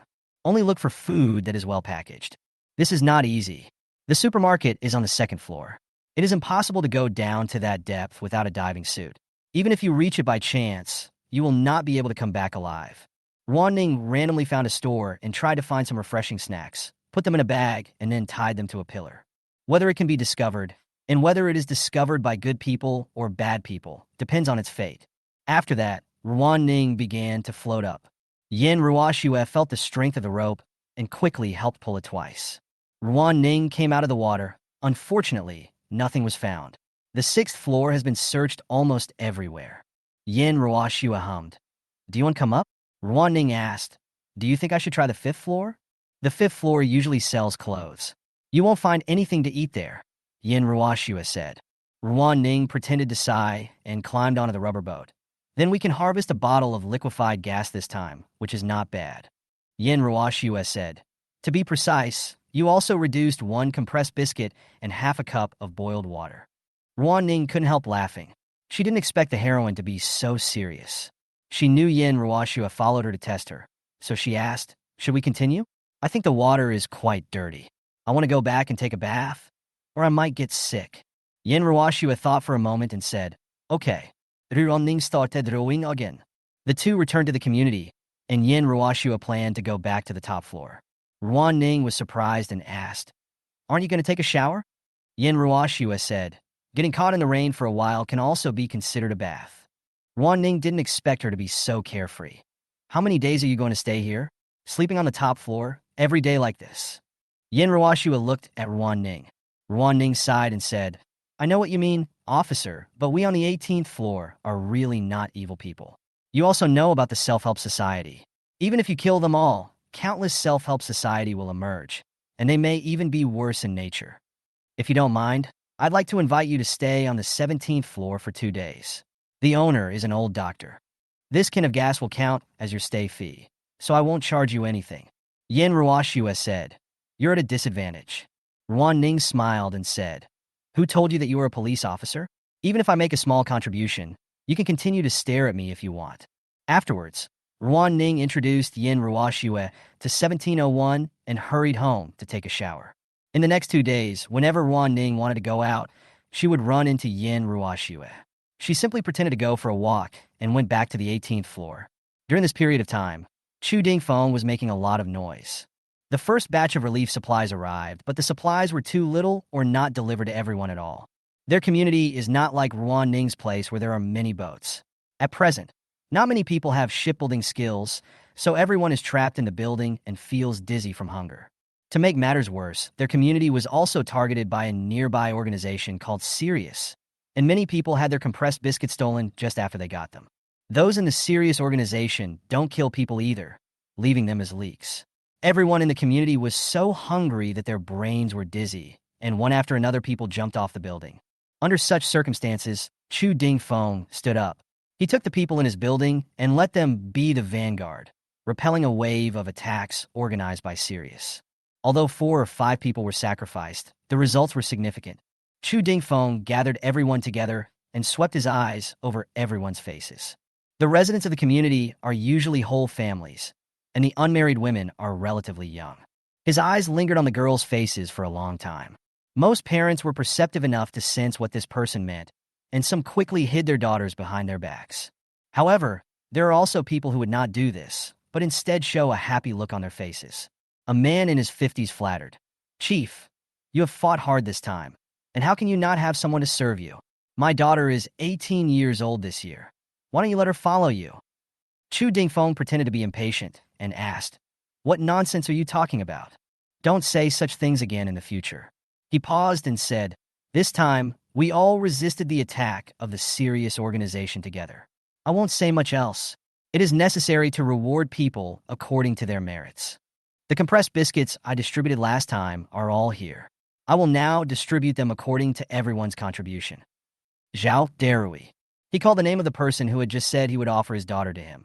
"You have behaved well today, so I will give you 3 packs. No, 5 packs of compressed biscuits, and I will also give you a piece of bread privately." Everyone felt a chill in their hearts.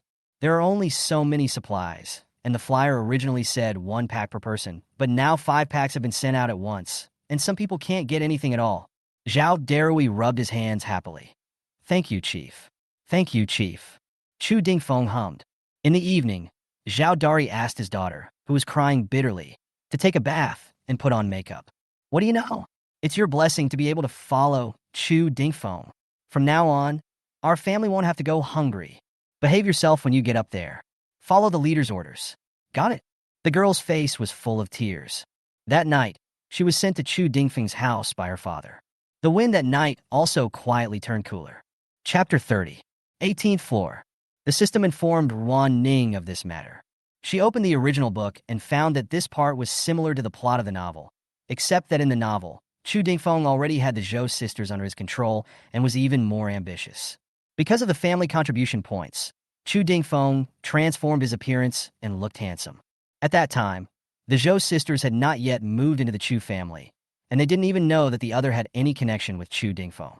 The girl who was sent in was resistant at first, but then she slowly compromised. At that time, she naively thought that she was the only one and that she could keep her mother and brother from going hungry. The system side, he still got the family contribution points.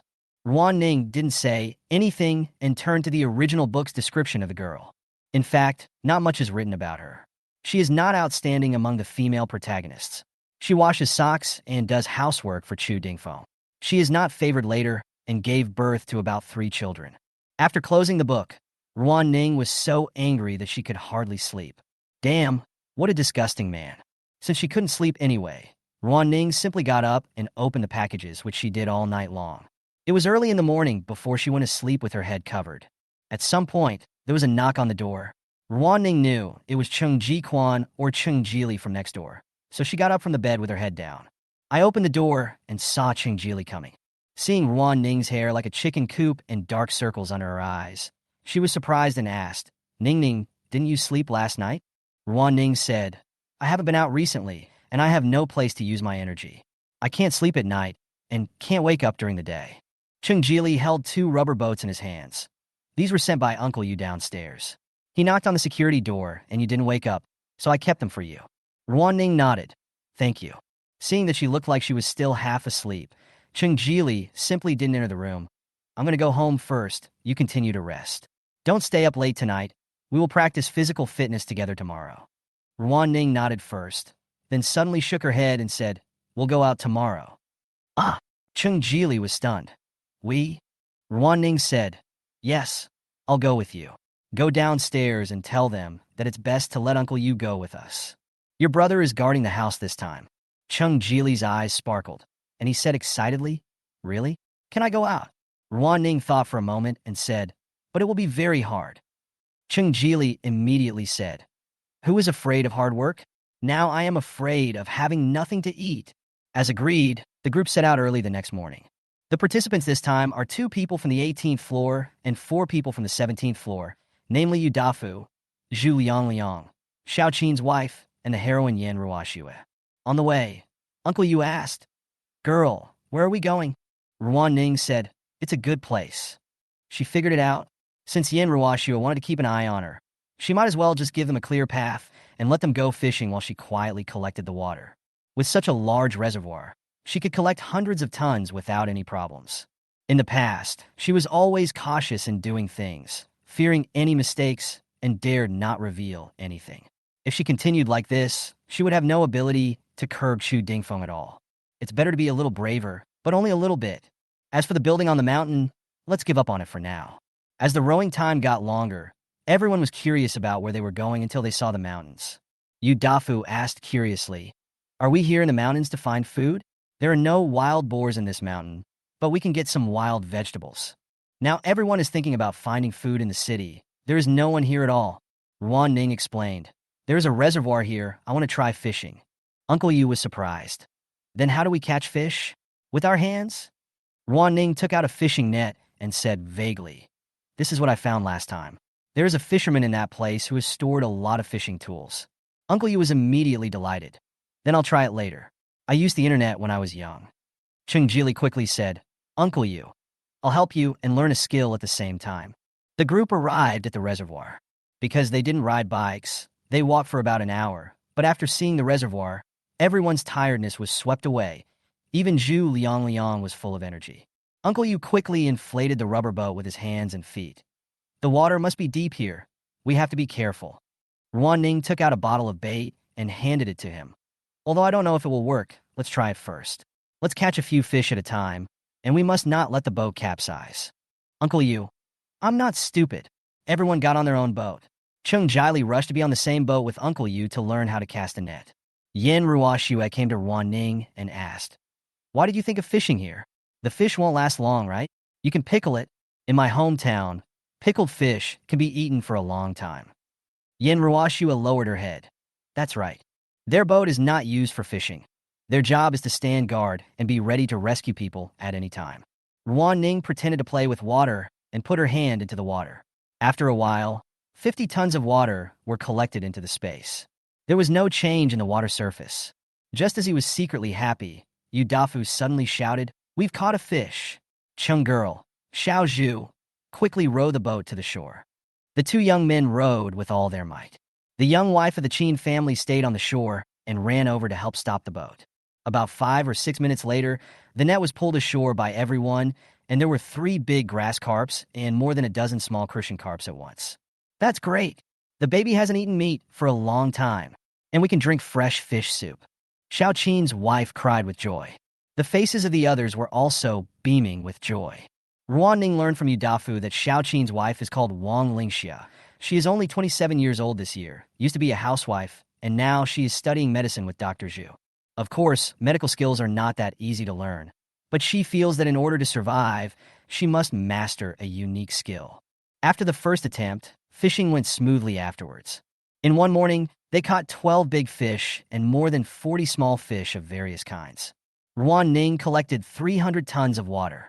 At noon, everyone sat down to rest, eat some compressed biscuits, and drink some hot water to replenish their energy.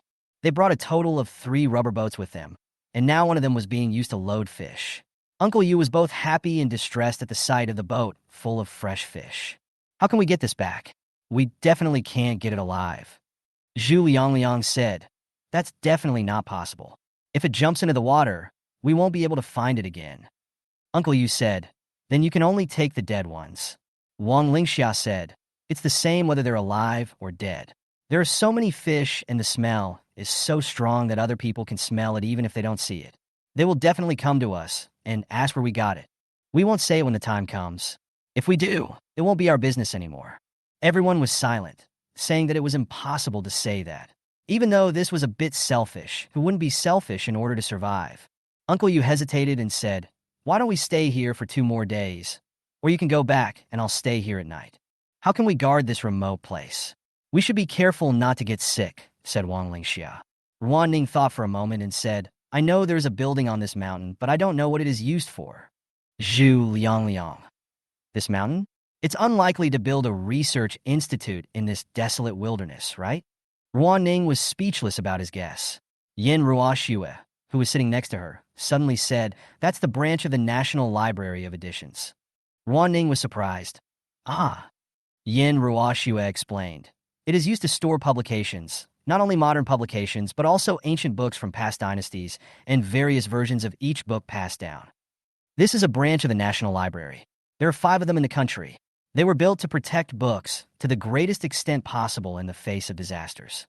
This branch library covers an area of more than 90,000 square meters and has a collection of more than 20 million books, as well as some antiques with local characteristics." Wang Lingxia asked, "Is there anyone guarding it up there?" Yin Ruoxue said, "Of course." Ruan Ning thought to herself that it was a lucky thing that she didn't run up there. She had never expected it to be such an important place. She thought it was some rich man's manor. Wang Lingxia thought for a moment and said, "If it rains like this now, will the books move?" Yin Ruoxue shook her head. "There is no way to move them, and they are safe for the time being.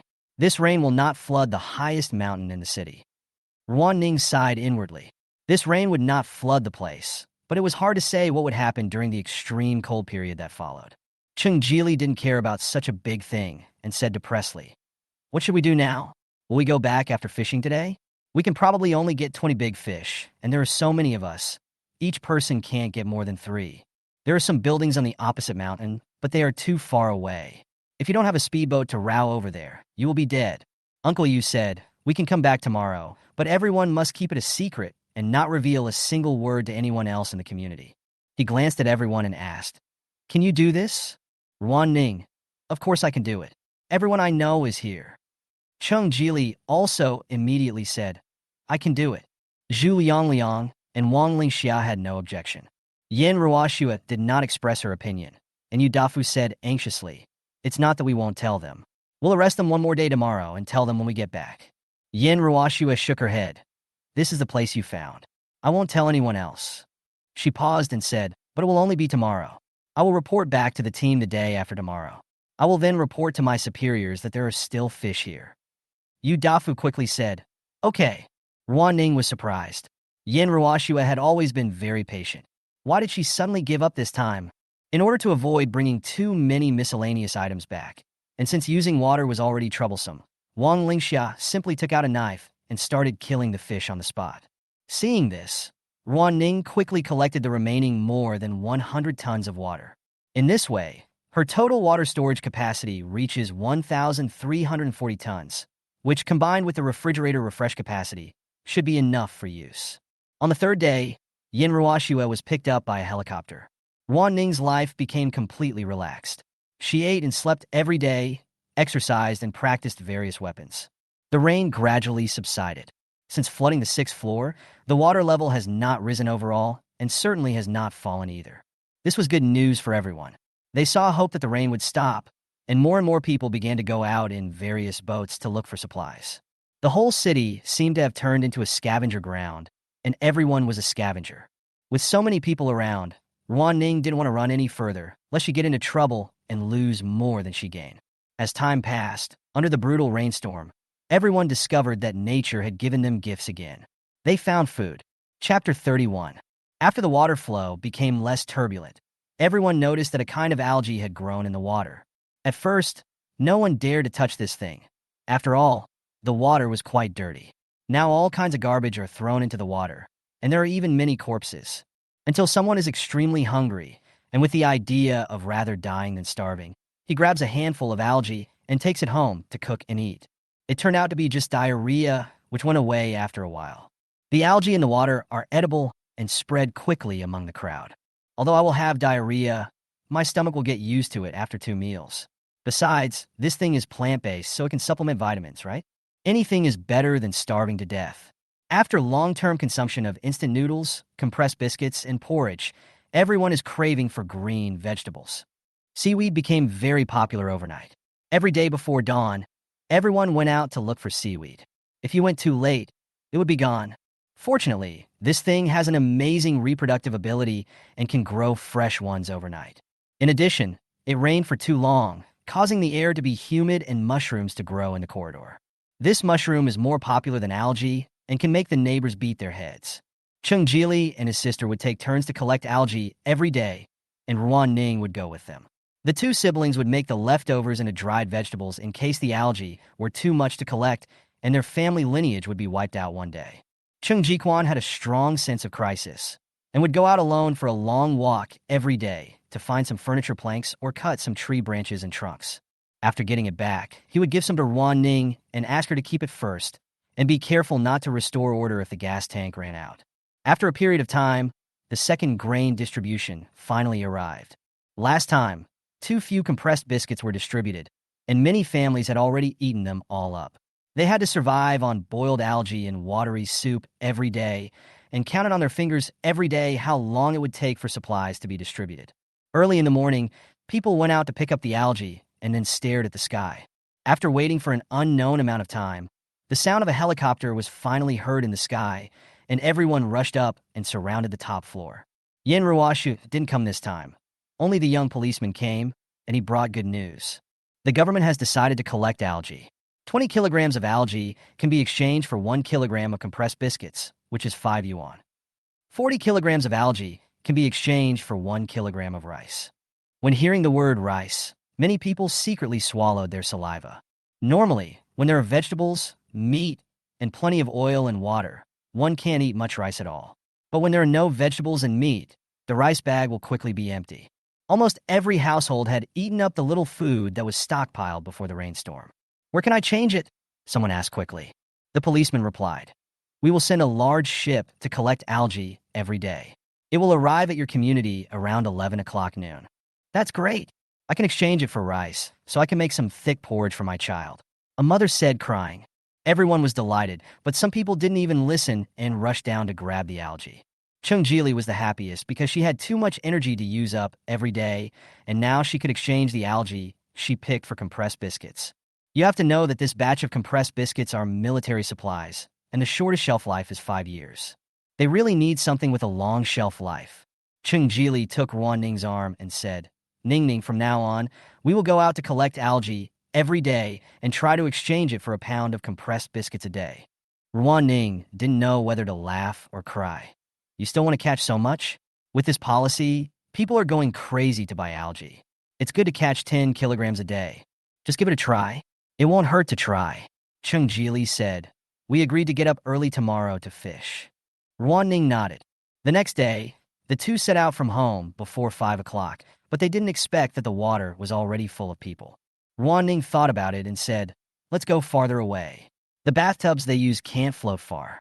If we go to a farther place, we should be able to catch more." Chung Jili nodded. The two rode for about half an hour and found that there were indeed fewer people on this side, and the water surface was covered with dense algae. Chung Jili's eyes lit up. He quickly took out a knife, grabbed a handful of algae, and started cutting it. By 8 o'clock, the two of them had a whole boat full. However, this still did not meet the government's storage standards, and the algae had to be dried first. The two hurried home, receiving countless jealous and envious glances along the way. Ruan Ning could only pretend not to see it. After returning to the 18th floor, the two of them squeezed the moisture from the algae in the corridor, then took out a few wooden boards to build a drying rack and put the algae on it. Chung Ji-kwon came out to help, and seeing how much the two had done, he asked, "Did you row the boat too far?" Chung Jili sighed. "There is nothing we can do. The huge crowds are too terrifying. It seems like everyone in the world has come out to pick up algae." Chung Ji-kwon didn't say anything more and helped to carry the algae. Ruan Ning said, "Don't you still need to go out to get firewood?" "Don't worry about this. We can handle it." Chung Ji-kwon thought for a moment and said, "Okay, be careful when you go out to exchange supplies." Chung Jili said innocently, "There are fewer people snatching things now. I think the self-help groups have calmed down." Chung Ji-kwon shook his head and said to Ruan Ning, "Thank you for taking good care of me." Ruan Ning smiled and said, "You should get out of here quickly. It's really all right. I don't plan to exchange today. I'll go tomorrow after it's dried." Chung Ji-kwon nodded and left with the rubber boat. Chung Jili approached Ruan Ning and whispered, "Ning Ning, is there really anyone else who will steal the supplies? Do you know how valuable rice is now?" Ruan Ning asked. Chung Jili shook his head. Ruan Ning said, "People don't eat human flesh nowadays. I don't think I can get 5 kilograms of rice if I sell you." Chung Jili exclaimed, "Then I am only worth 200 kilograms of seaweed. Is that so exaggerated? Besides, how could anyone eat human flesh?" Ruan Ning smiled and said, Yes. How is that possible? So let's just hurry up and do our own thing and don't worry about others. The two of them took some time to dry the algae, and Ruan Ning estimated that it would weigh no more than 24 kilograms. This is because their ship is better and can go farther, so they can get such a generous reward. The next morning, the two went to collect algae again. Afterwards, the two of them hung up the newly harvested algae to dry and packed the algae that had dried yesterday into bags, waiting for the boat to collect them. It was around 12 o'clock when the big ship finally arrived. Many people had been waiting in the rain for a long time, and when they saw the big ship, they rushed over. Because of the pushing and shoving, many people were pushed into the water. Ruan Ning and Jili did not join in the fun. They were wearing waterproof clothes and were not afraid of the rain. They lined up obediently at the back. The team's progress was slow because almost everyone questioned the weight. The common people say that what we just fished out of the water should be what we deserve. The staff in charge of weighing are different. Their requirement is to collect drier algae. If they collect them based on the current water content, they will not be able to complete the task. This time, the husband said he was right, and the wife said she was right. They argued for 10 minutes about whether 8 kilograms of algae would be 5 kilograms or 6 kilograms after removing the water. Jili was getting frustrated waiting. Why is this happening? If it continues like this, we will have to wait until the evening. Ruan Ning took out a piece of compressed biscuit. Are you hungry? If you are, let's eat this first. Jili shook his head. I'm not hungry. I'm just waiting so anxiously. There was nothing Ruan Ning could do about this. Fortunately, after an hour, an officer came out from the boat. He looked about 30 years old, 1.85 meters tall, with a straight back and a gun in his hand.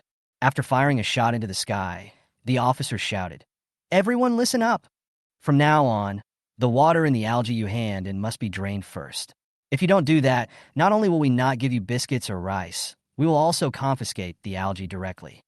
Forget about it today, but the exact weight will be determined by the staff. If you refuse to listen to our advice, your algae will be confiscated and you will be blacklisted and will not be allowed to exchange supplies again within 5 days."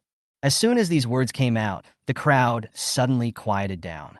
However, some people still murmured privately, saying that this officer was too overbearing. How could he confiscate such things? This is hegemony. Ruan Ning admired it in her heart.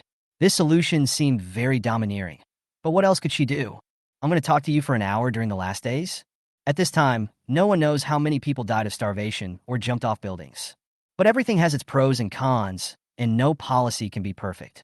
Ordinary people dare not cheat on the quality of goods and get away with it. But who knows what the staff will do to the people?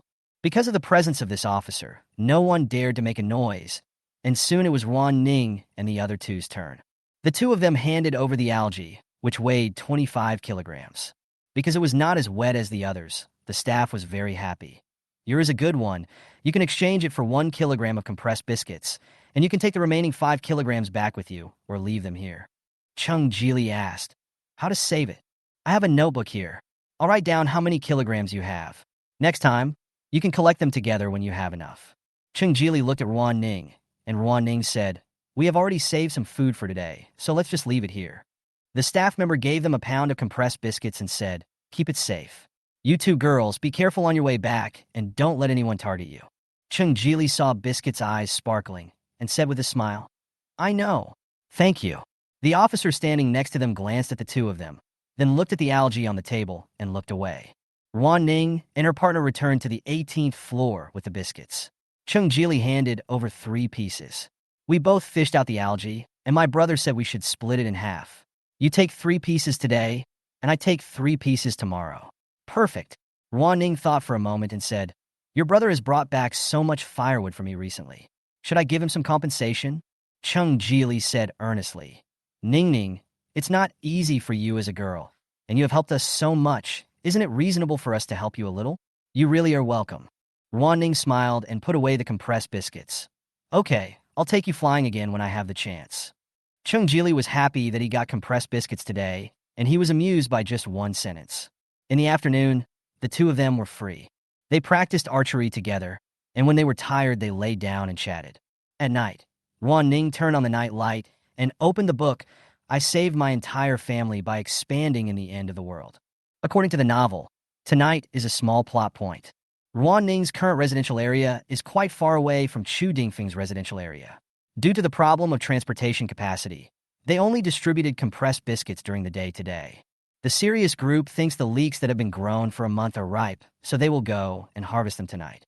Chu Dingfeng won a tragic victory last time, and this time he will still lead the people in the building to meet the enemy. The system reported in real time. Last time, the serious group suffered a loss in this community. This time, we will send more people, and the group leader will lead them personally. They surrounded the building where Chu Dingfeng was. The leader of the serious group searched a flooded police station. Today, his cannon fodder mission is to deliver guns and bullets to the hero. As long as Chu Dingfeng wins today, he can get the most important hot weapons and use the family contribution points to infinitely copy guns and bullets. Ruan Ning asked, "Can he win?" The system replied, "It's hard to say. After all, he is the male protagonist. However, because he didn't get the Zhou sisters, his strength is not very good now. By the way, he immediately had a plastic surgery the last time he got the contribution points." Ruan Ning, someone from the serious group, rushed upstairs. Someone died in the building. 2 people from the serious group died. As time passed, the fighting between the two sides became more and more intense. The system finally said, Chu Dingfeng killed the leader of the Tianlang group and obtained a pistol and 3 bullets. 23 people died on the spot in Chu Dingfeng's building, and 41 were injured. The loss of personnel was more serious than described in the novel. Adding those who died of starvation and disease in the previous period, as well as the last battle, 38 people have died in his building, and there are less than 300 left. Chu Dingfeng smiled. He didn't care about the death of his neighbors because they were the ones who killed him in his previous life. Now he just spent some compressed biscuits to make them the vanguard. He felt proud and had a sense of revenge in his heart. But when he thought about how he had spent all his family contribution points on becoming more handsome, he felt a little depressed.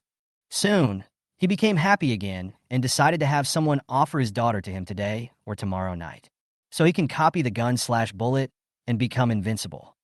At this point, the system said nervously, "Host, we have to stop him quickly.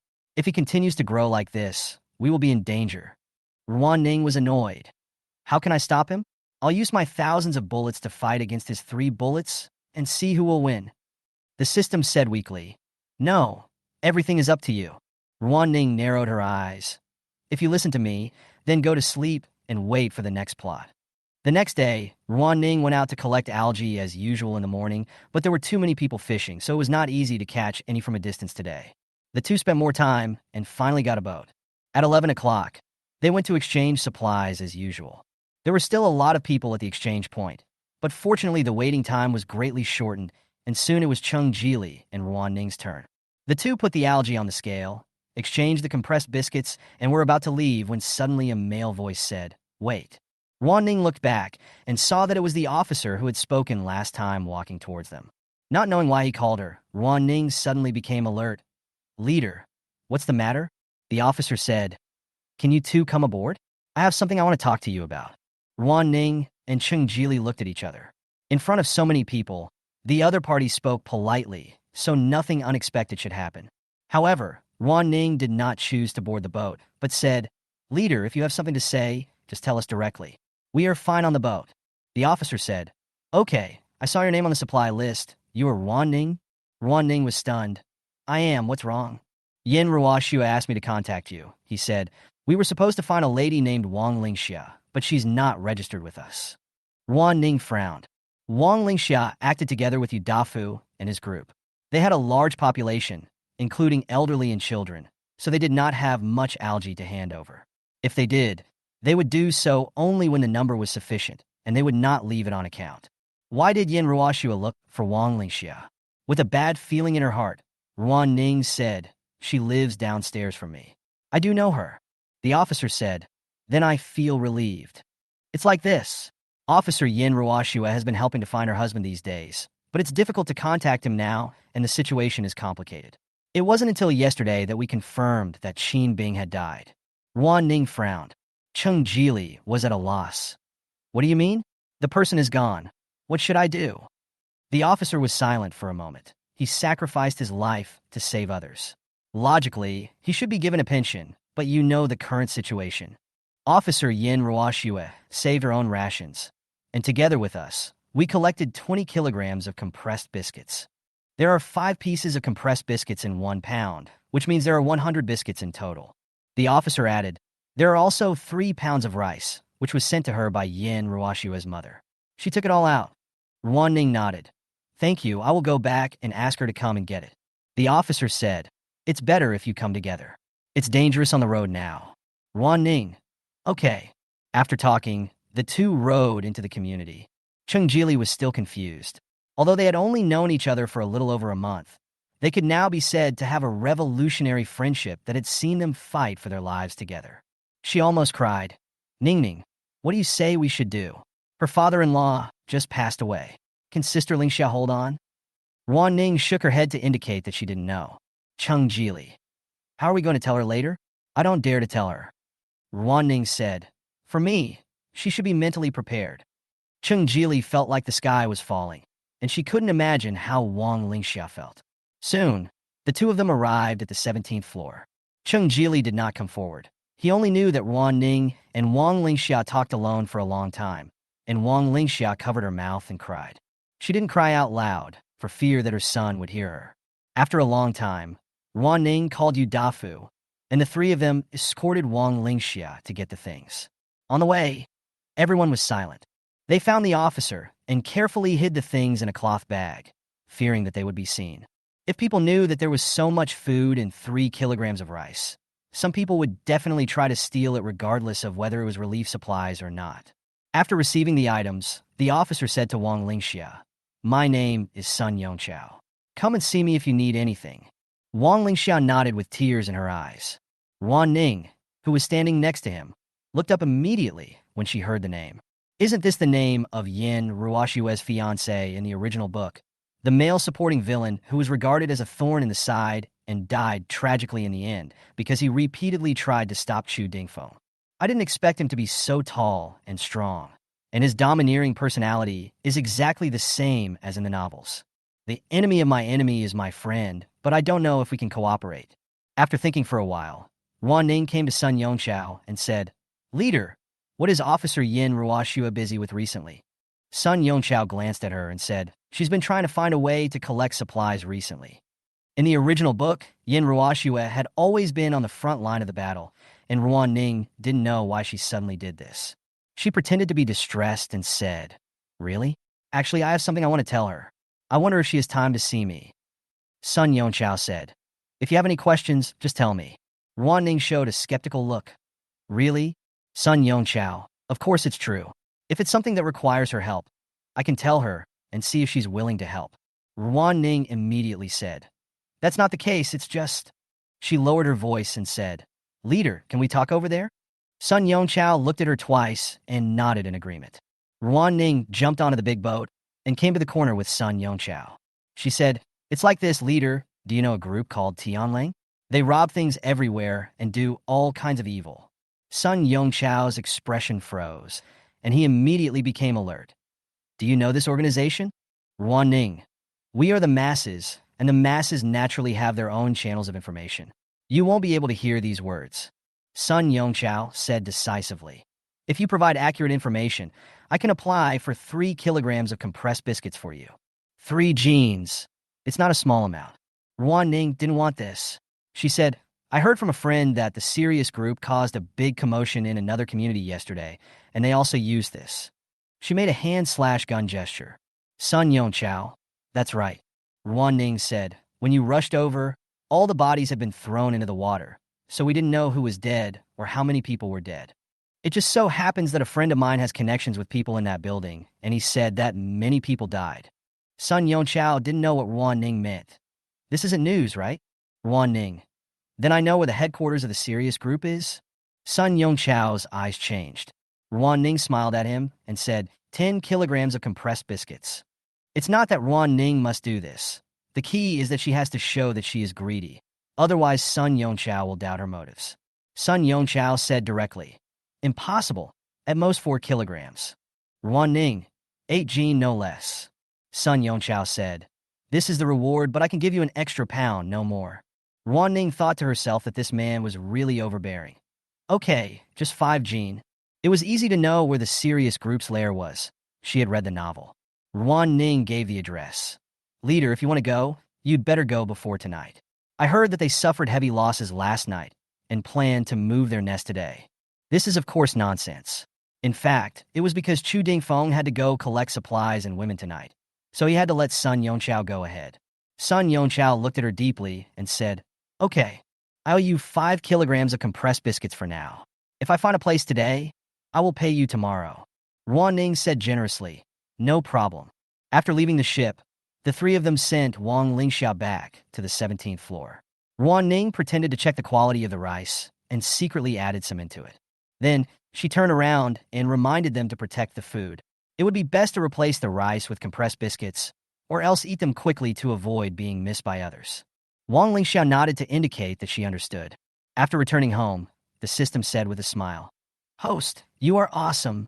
As long as Sun Yongchao raids the serious group's lair earlier, Chu Dingfeng will definitely come back empty-handed tonight. I hope he moves quickly." Ruan Ning said. Who told Chu Dingfeng to suffer from the late stage of procrastination? He didn't take advantage of the victory last night. The system chuckled. Of course, he is no match for your quick response and wit. Ruan Ning shook her head. You should work harder when calculating the rewards. There's really no need to flatter me. System he. In fact, Sun Yongchao is indeed quick.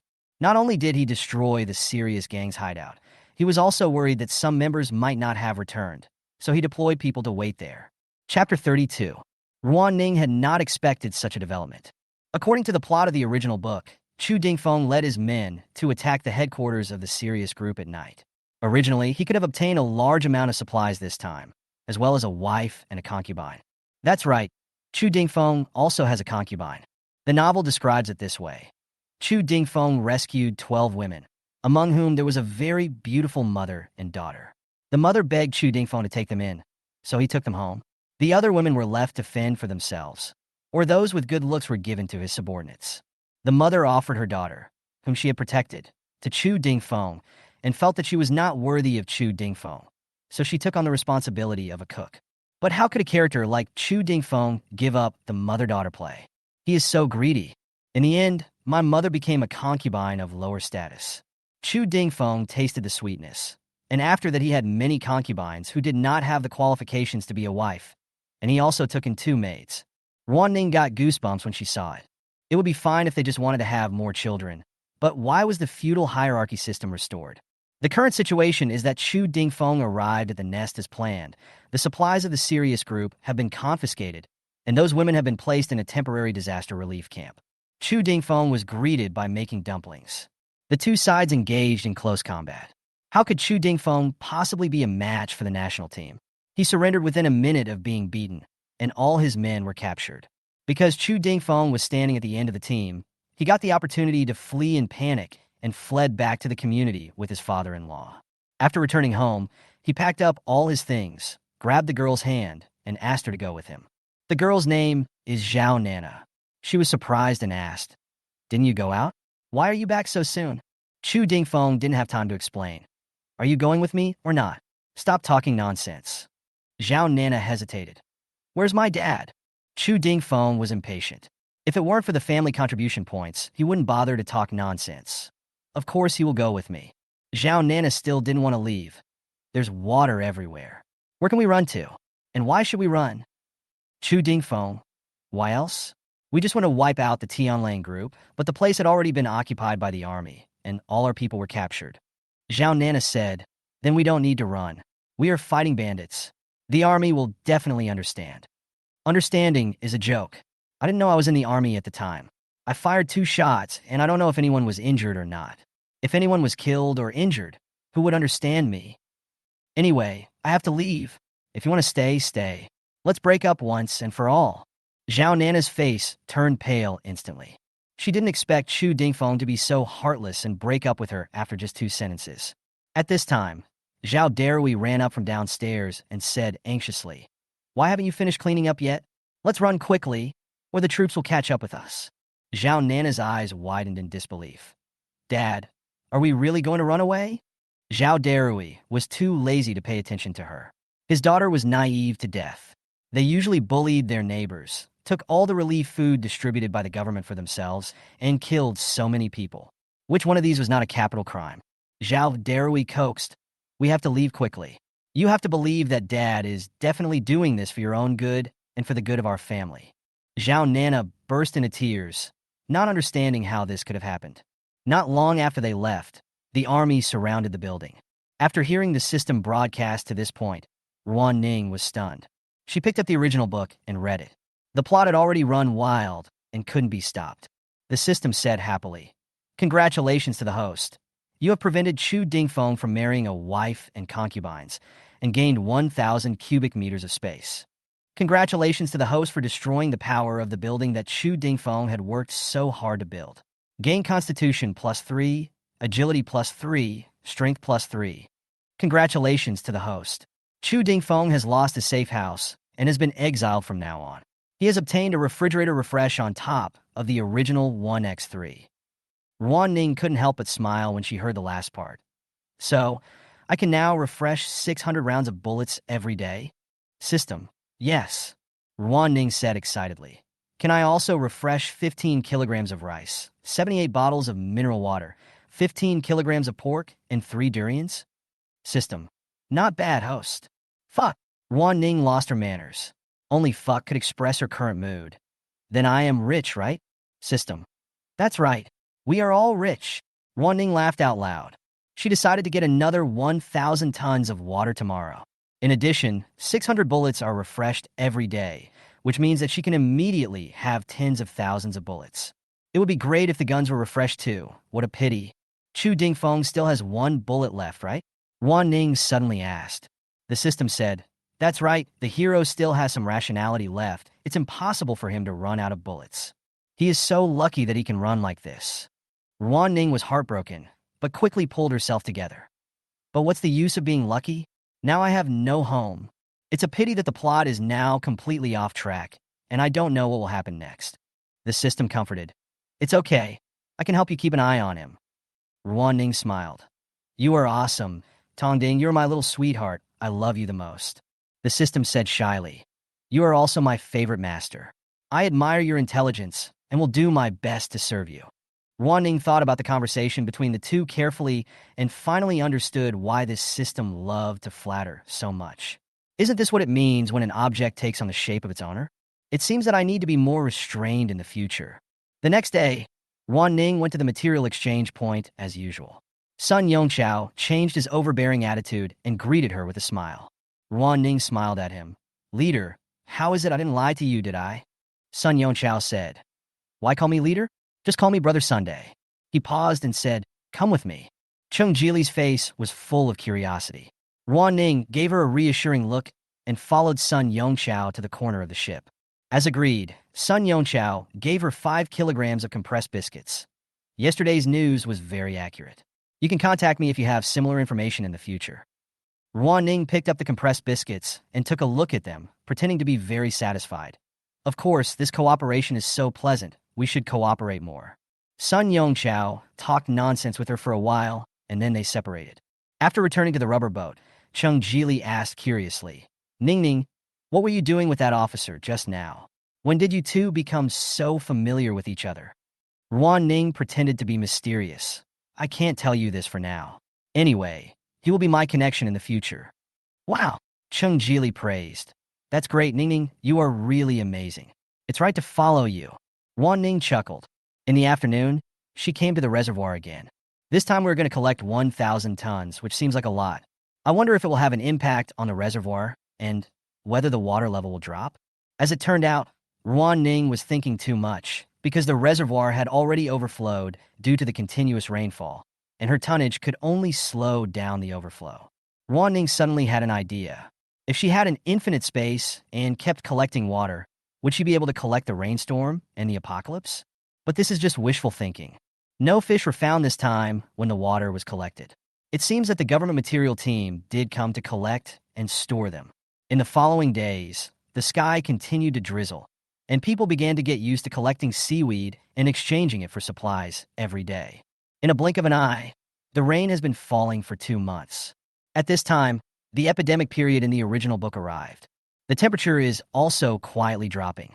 When Ruan Ning went out that day, she found many people coughing and picking seaweed weakly with pale faces. In order to survive, Most people burned everything they could at home, including clothes. Now that the temperature has dropped a bit, they have to brave the cold rain to collect seaweed, which makes their survival even more difficult.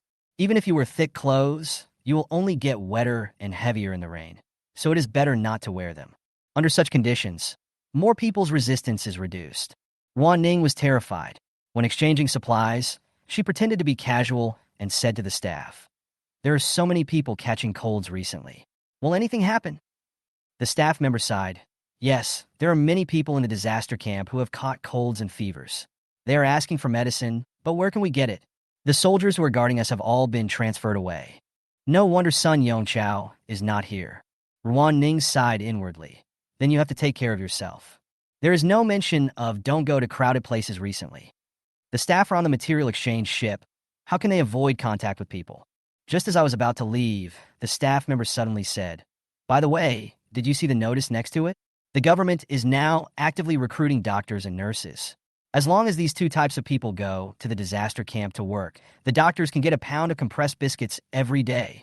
Ruan Ning pretended to be surprised. "So many." Staff. "That's right, so if you know any doctors or nurses, be sure to tell them." Ruan Ning said casually, Of course, of course." That night, Ruan Ning sat on the ground and began to sort out her inventory.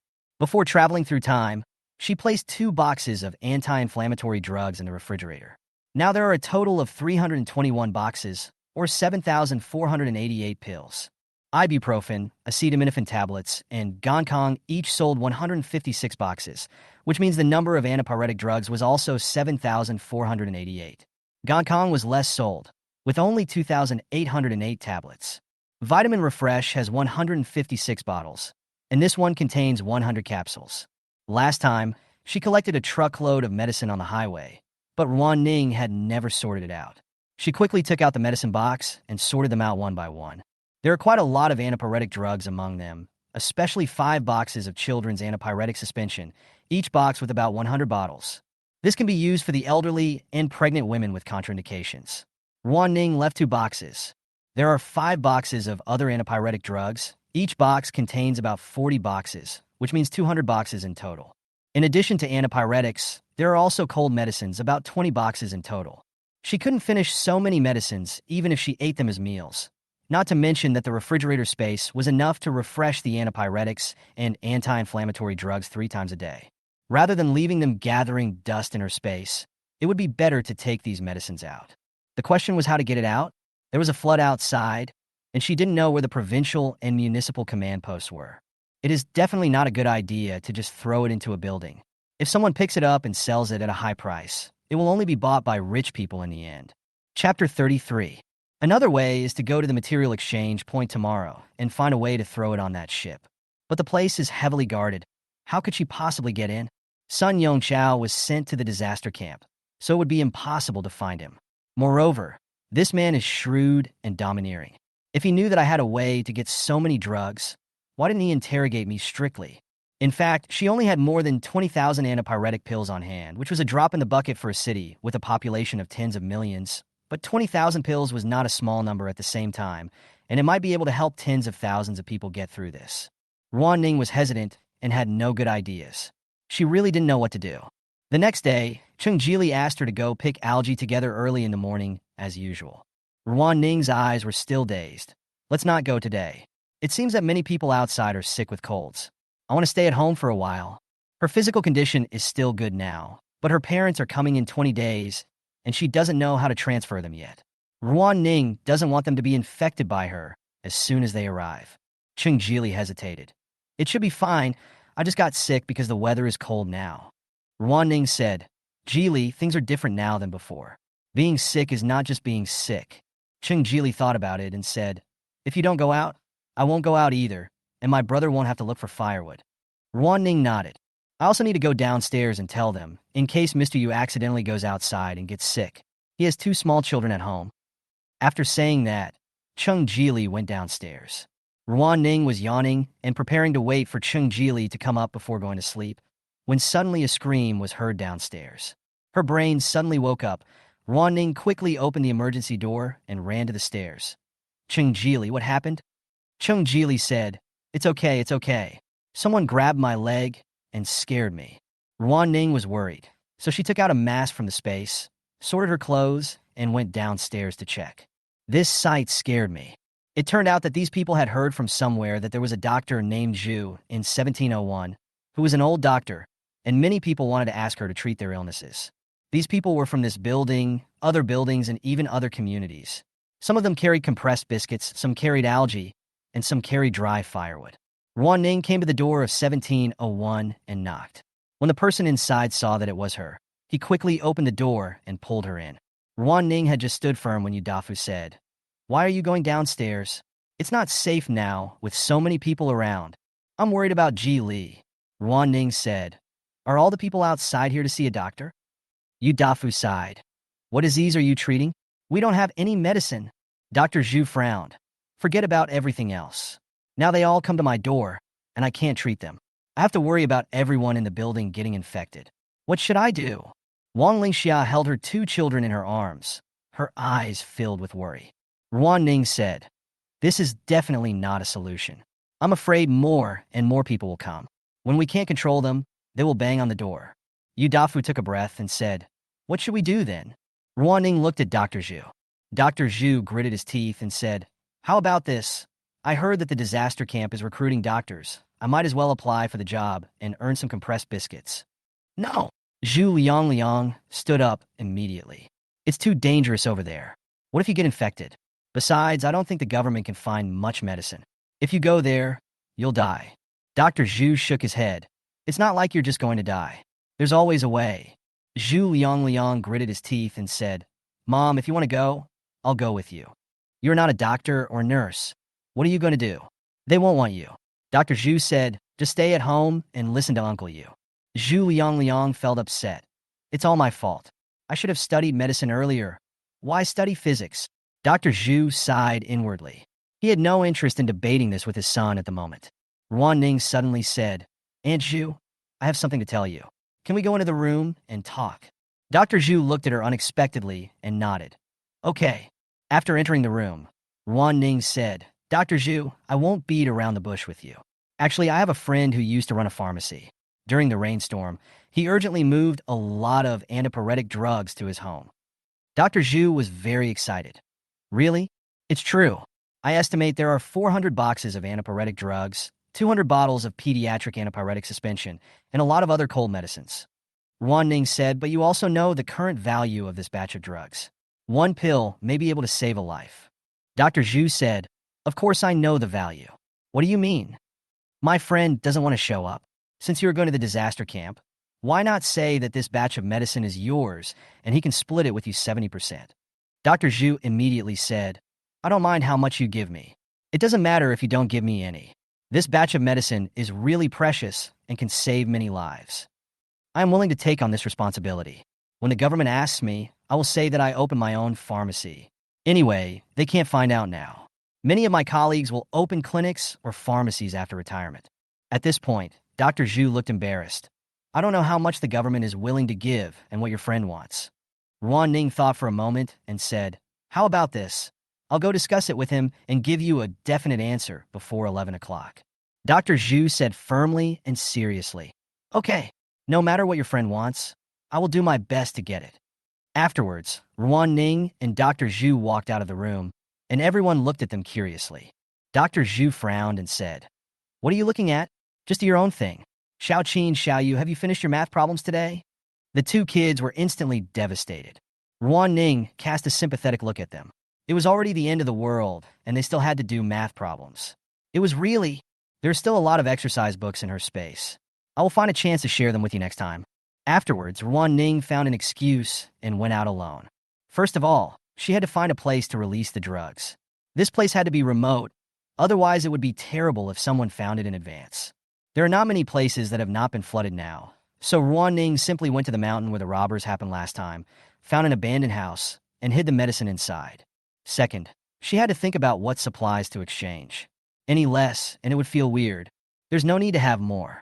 Ruan Ning could still ask for the gold, but exchanging medicine for gold at this moment seemed like something only a fool would do. There is no need to eat. There is little food to begin with, and it is useless to give her food. What is something that is both convenient for trading and what she needs? The system said, Can I have a gun? Ruan Ning. Okay, then I'll wait to be shot. The system pondered for a moment. I think the host can ask for seeds.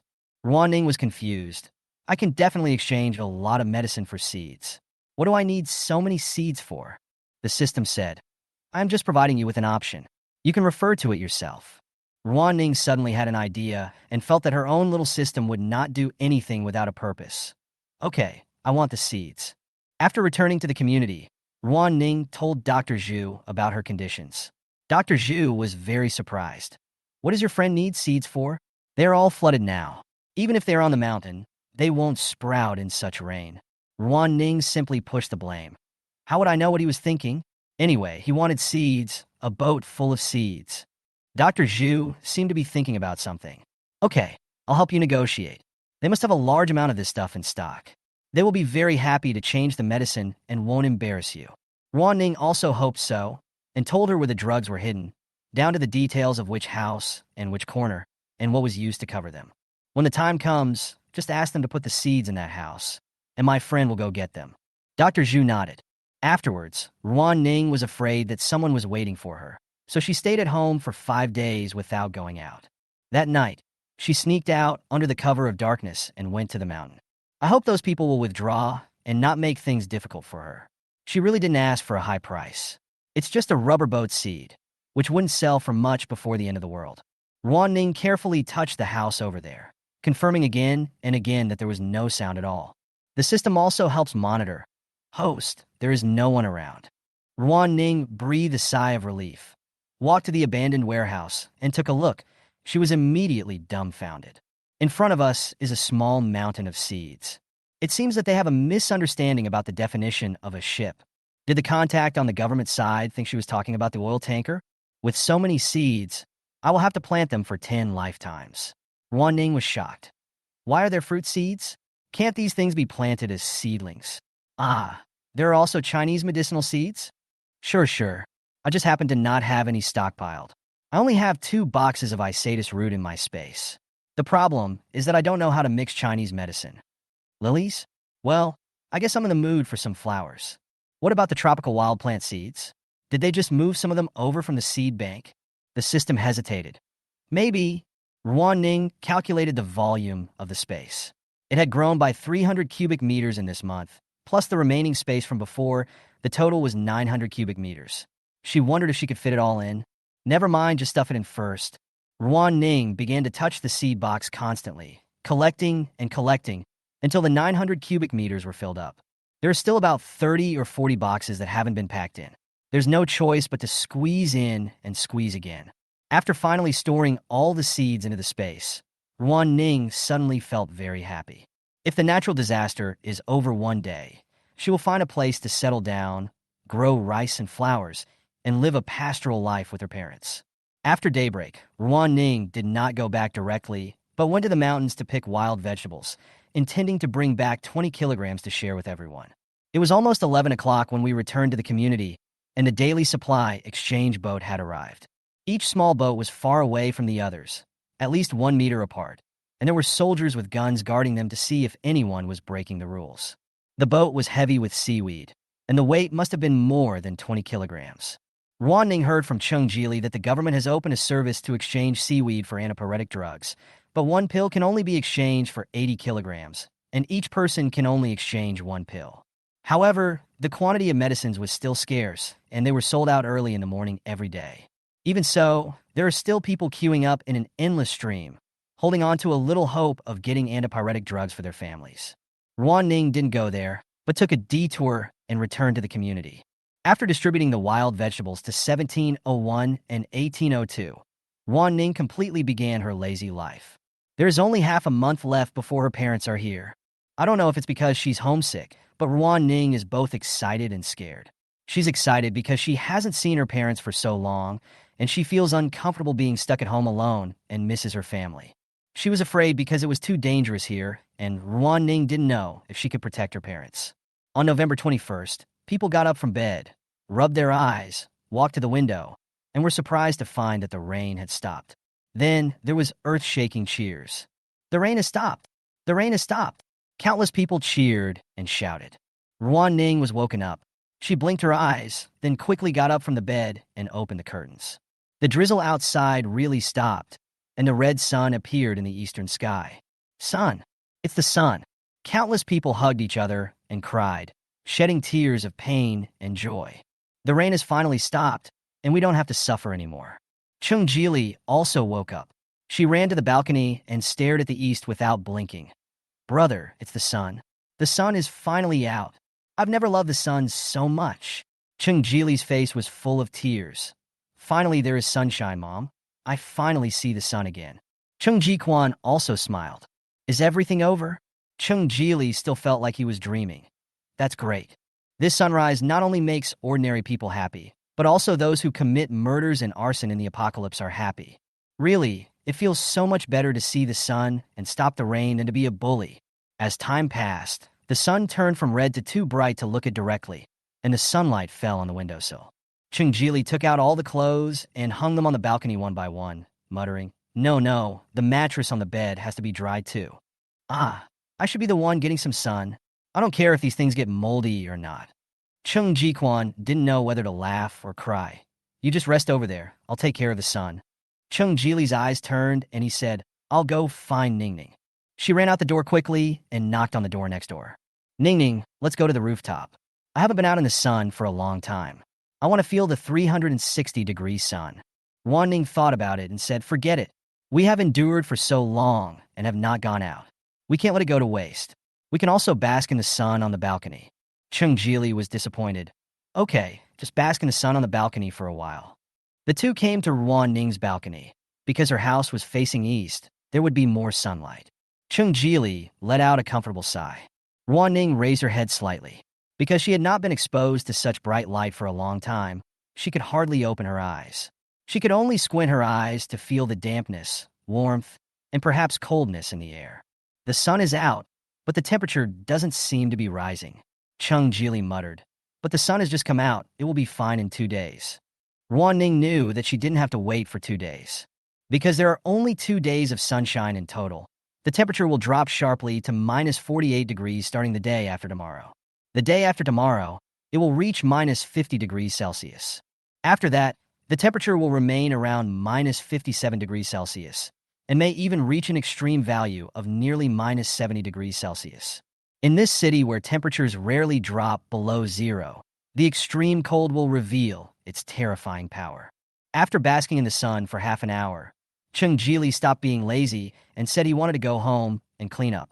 Ruan Ning sent her to the door and found Chung Ji-kwan was cleaning the living room next door. In order to ventilate the room, he simply opened the door. Seeing the two of them, he asked in surprise, Why did you only chat for a while? Chung Jili smiled and said, I can't let you be busy alone. Chung Ji-kwan laughed in his heart. It's okay. The sun is out anyway. We are not in a hurry to finish it today. It seemed that even he was hopeful that things would return to normal. Ruan Ning thought about it and didn't say anything. Just be happy for a little longer and remind them again tomorrow. After returning to the room, Ruan Ning asked the system again, How long will it take to teleport my parents? This time the system finally gave a clear answer. It will be transmitted on time at 2400 hours tonight. Ruan Ning was stunned. So fast. Where is it being teleported to? Should I go to receive it? No need. It will be teleported directly to the host. Ruan Ning was speechless. This is too casual. How can I explain to others why my parents suddenly appeared? System. Row a boat to find you? Ruan Ning. The system said, Host, rest assured. This time the main system will intervene in this world so that they will not feel anything wrong and will accept it subconsciously. Ruan Ning sighed. Your father is still the strongest. Because her parents were coming in the evening, Ruan Ning decided to do a thorough cleaning. It was like this in the past. She lived alone, and if her parents came to visit her, she had to clean the house. Otherwise, her mother would nag her for 2 hours. Also prepare a little welcome gift. Her father doesn't smoke, but he drinks. Just a bottle of Matai is fine. As for Mom, can she take out the lady mask? A table of dishes is indispensable. Ruan Ning hasn't cooked for herself since she traveled through time, so today she wants to show off her cooking skills. Compared to other families, Ruan Ning's house was actually quite clean. After all, she didn't light a fire at home, and not many people came in and out of her house. Just clean the windows and every corner. Ruan Ning decided to wash the curtains, bed sheets, and sofa covers first. Since it was a rare sunny day today, she could hang them up to dry. This job is very simple. Ruan Ning throws the things to be washed into the space washing machine and then plugs the washing machine into the space. The water inlet is connected to the water storage space, and then a sewage space is designed to easily handle large-scale cleaning without any noise. Then she started cleaning the windows, trying to make them spotless. It took a full 4 hours to finally finish the cleaning and hang out all the wash clothes to dry. Ruan Ning felt sore all over, so she took out a sofa from the space and placed it on the balcony, sitting on it to bask in the sun. Looking at the clean home, she felt endless satisfaction in her heart. In the evening, I started thinking about what to cook. Cooking produces a lot of fumes, and the aroma can now irritate the entire building. As for cooking in space, she doesn't have the microcontrol to do that, and fire cannot be lit in there. Ruan Ning thought about it and decided to focus on steamed dishes today. Small blue dragon and big crab. These two things are indispensable. Cut some pork and make steamed pork with rice flour. Then put a layer of sweet potatoes on top. It is fragrant and sweet. A bowl of duck hot pot, which she made herself before she traveled through time. She could make 3 bowls a day, and the taste was pretty good. Steamed beef doesn't seem to taste good. Australian Wagyu steaks are not fried, so just eat the ones from the restaurant. The taste is heavier, fragrant, and rich, and goes well with rice. After finishing the 5 main courses, cook another portion of shrimp, a portion of steamed cabbage with garlic, a portion of cured sausage, and a bowl of soda meat. Ruan Ning started working according to the time and finished everything. It was already 11:48 p.m. The table was cleared, and a bottle of matai was placed on the table. Ruan Ning sat quietly on the chair at the table. The system said, "Count down 10 seconds." Ruan Ning stood up quickly. 3 seconds. Transmission has been activated and completed. Ruan Ning opened her eyes wide and saw 2 people appear in front of her, as if out of thin air. They were still wearing pajamas and had confused eyes. Soon, Zhou Sulan noticed Ruan Ning in front of her and asked in disbelief, "Ning Ning?" Ruan Ning blinked her eyes and tears fell. "Mom." Although the girl in front of her was only 70% similar to her and not as pretty as her Ruan Ning, Zhou Sulan still recognized her. Her tears suddenly stopped, and she hugged her daughter. "Where have you been? You are so heartless. You left your parents behind. Do you know how worried your parents are about you?" Ruan Ning hugged her mother. The two didn't know how long they cried. Ruan Sifeng, who was beside them, was also wiping his tears and holding them in his arms. About 20 minutes later, the family calmed down. Zhou Sulan asked, "What is going on? What is this place? Where have you been for 3 months?" Ruan Ning said, "Mom, please listen to me and I will explain it slowly." Zhou Sulan nodded. Ruan Ning took out the original book. "Can you see this?" Ruan Sifeng saw a screen suddenly appear in Ruan Ning's hand, and it was the kind without a back cover, and the entire screen was transparent. This is something that only appears in science fiction movies. Ruan Sifeng was surprised and asked, "I can see it. What is this?" Ruan Ning said, "This is the world we are in now." She took some time to explain to the two of them what it meant to travel through a book and what kind of dangerous world the novel portrayed. Zhou Sulan couldn't believe it. "How could you be in a book? Is this really a world in a book?" Ruan Ning nodded. Ruan Sifeng asked, "Can we still go back?" Ruan Ning shook her head and said, "Probably not." The two fell silent. After a while, Zhou Sulan said, "If you can't go back, then don't go back. As long as our family can be reunited, it doesn't matter where we are." Ruan Ning said, "Dad, Mom, this world is very dangerous and will experience all kinds of natural disasters. It's dark now and you can't see clearly, but you will be able to see it tomorrow. The water has already flooded the 6th floor. And tomorrow night at 2 a.m., a cold wave will suddenly break out, freezing the entire world." Zhou Sulan was still a little confused. Ruan Sifeng was also confused. After thinking for a while, he said, "No matter what, at least our family is reunited." Ruan Ning didn't want them to feel too heavy-hearted, so she smiled and said, "Although this world is dangerous, I have a golden finger." Zhou Sulan asked curiously, "What is the golden finger?" Ruan Ning explained, "You can think of the golden finger as a superpower." Spreading out her hands, she took out a box of durian from the space and placed it in her palm. "For example, I have a storage space. This space is very large. Time stops inside. Things placed in the space will not rot or expire. Don't worry, I have stockpiled a lot of food, and I can refresh it and get more. This is difficult to explain, So Ruan Ning plans to take it step by step. Unexpectedly, Zhou Sulan said to herself, "So this superpower is called the Golden Finger?" Her eyes suddenly lit up. "Then I also have a golden finger." Chapter 34. Ruan Ning was stunned. "What golden finger?" Zhou Sulan said. "I also have a space, but mine seems to be different from what you said. It is not as big as yours, and it is filled with black soil." "Is it a planting space?" Ruan Ning's eyes lit up. "Can it be planted? How big an area is it?" Zhou Sulan estimated. "About 1 acre of land." Ruan Ning, "Is there any height restriction?" Zhou Sulan was stunned. She obviously hadn't thought about this problem. She immersed her thoughts in the planting space. "It seems to be 4 or 5 meters high. 5 meters is fine. It won't work if it's higher." Ruan Ning did the math in her mind. 1 acre of land is approximately 666 square meters, plus a height of 5 meters, which means a total of more than 3,300 cubic meters. She worked hard for 3 months, but the space was only worth a little over 4,000 yuan. Of course, it is not cost-effective to use the planting space for storage, but trees generally do not grow that tall. I wonder if it is possible to store things in suspended space. Even if they don't store anything, 1 acre of land is more than enough for them to grow something. Ruan Ning suddenly thought of something. Does this planting space have time multipliers? Zhou Sulan was exposed to too many new terms. What does this mean? For example, rice takes 7 or 8 months to mature. Can this take 3 months? It means that the speed of time is faster than in the real world. Zhou Sulan shook her head. "I don't know." Ruan Ning asked the system in her mind. "Can my mother's golden finger grow twice as fast?" The system replied, "Not yet. Her planting space grows with your growth." Ruan Ning understood what was going on and looked at her father. Ruan Sifeng saw the mother and daughter staring at him eagerly, and his scalp suddenly tightened. Don't look at me.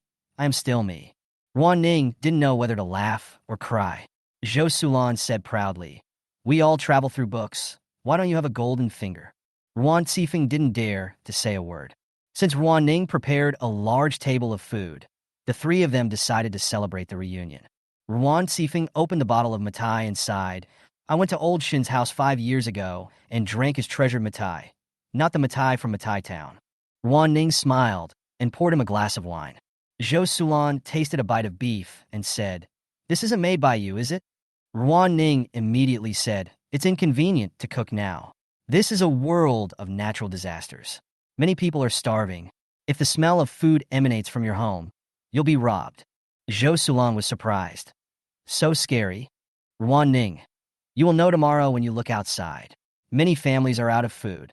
Zhou Sulan sighed and said, "Then give me that strange book later. I can't sleep at night, so I can study it with your dad." Ruan Ning, "There's no need to rush for this. You can take your time. There's an epidemic going on outside, so you can't go out for the time being." Ruan Sifeng's eyes widened. "So miserable?" Ruan Ning nodded and gave him a piece of duck she had made herself. "So you have to wait 5 days before you can go out. By then, the virus will suddenly disappear." Zhou Sulan was curious. "Why did you disappear?" "Maybe because the temperature is too low. It can't survive." Ruan Ning said, "Anyway, that's how the author set it up." Ruan Sifeng thought thoughtfully. "So what do we do at home? Just read novels?" Ruan Ning, "Of course not. You have to be busy tomorrow. First, you need to help modify the wiring in my house and make use of the batteries I have stored. At least you can use an electric blanket. Then, I also stocked up on a super large return air furnace, which also needs to be installed. I also have a silent diesel generator that will start generating electricity tomorrow." Ruan Ning looked at Zhou Sulan. "We need to hang something on the window to prevent the cold wind from seeping in through the gaps. Also, the planting space must be used as soon as possible. Rice takes too long to grow. I want to plant potatoes first, then plant a circle of fruit trees around it, and then some vegetables." Zhou Sulan promised, "No problem. I didn't spend much time on this meal. After all, it was too late and I had so much to do tomorrow, so I had to go to bed early and get up early." Zhou Sulan simply abandoned her husband and slept with Ruan Ning at night. The mother and daughter had a private chat. The next day, when Ruan Ning woke up, Zhou Sulan was no longer by her side. She took out her cell phone to check the time. It was only 6 o'clock in the morning. Getting up from the bed, Ruan Ning called out, "Mom." Zhou Sulan's voice came from the balcony of the living room. "Your father and I are looking at the water." Ruan Ning walked over. The flood that submerged the 6th floor has lasted for nearly 3 months, and Ruan Ning has long been accustomed to it. It was the first time for Ruan Sifeng and Zhou Sulan to see the vast ocean that submerged the city, and they stared out the window for a long time, unable to come back to their senses. If this much water floods the sixth floor, the water depth would be 20 meters. Ruan Sifeng exclaimed. What does 20 meters of water mean? Zhou Sulan saw many people already going out with various tools. What are they going to do? Ruan Ning said, looking for food, supplies, and firewood. She explained about seaweed and how the government was stockpiling it. It's so difficult to survive in this world. Even in the disasters before, there was nothing like this, said Zhou Sulan. Ruan Ning put her arm around her shoulders. Ruan Sifeng sighed. Let's stop looking and start working. Ruan Sifeng is a man with very strong ability to take action.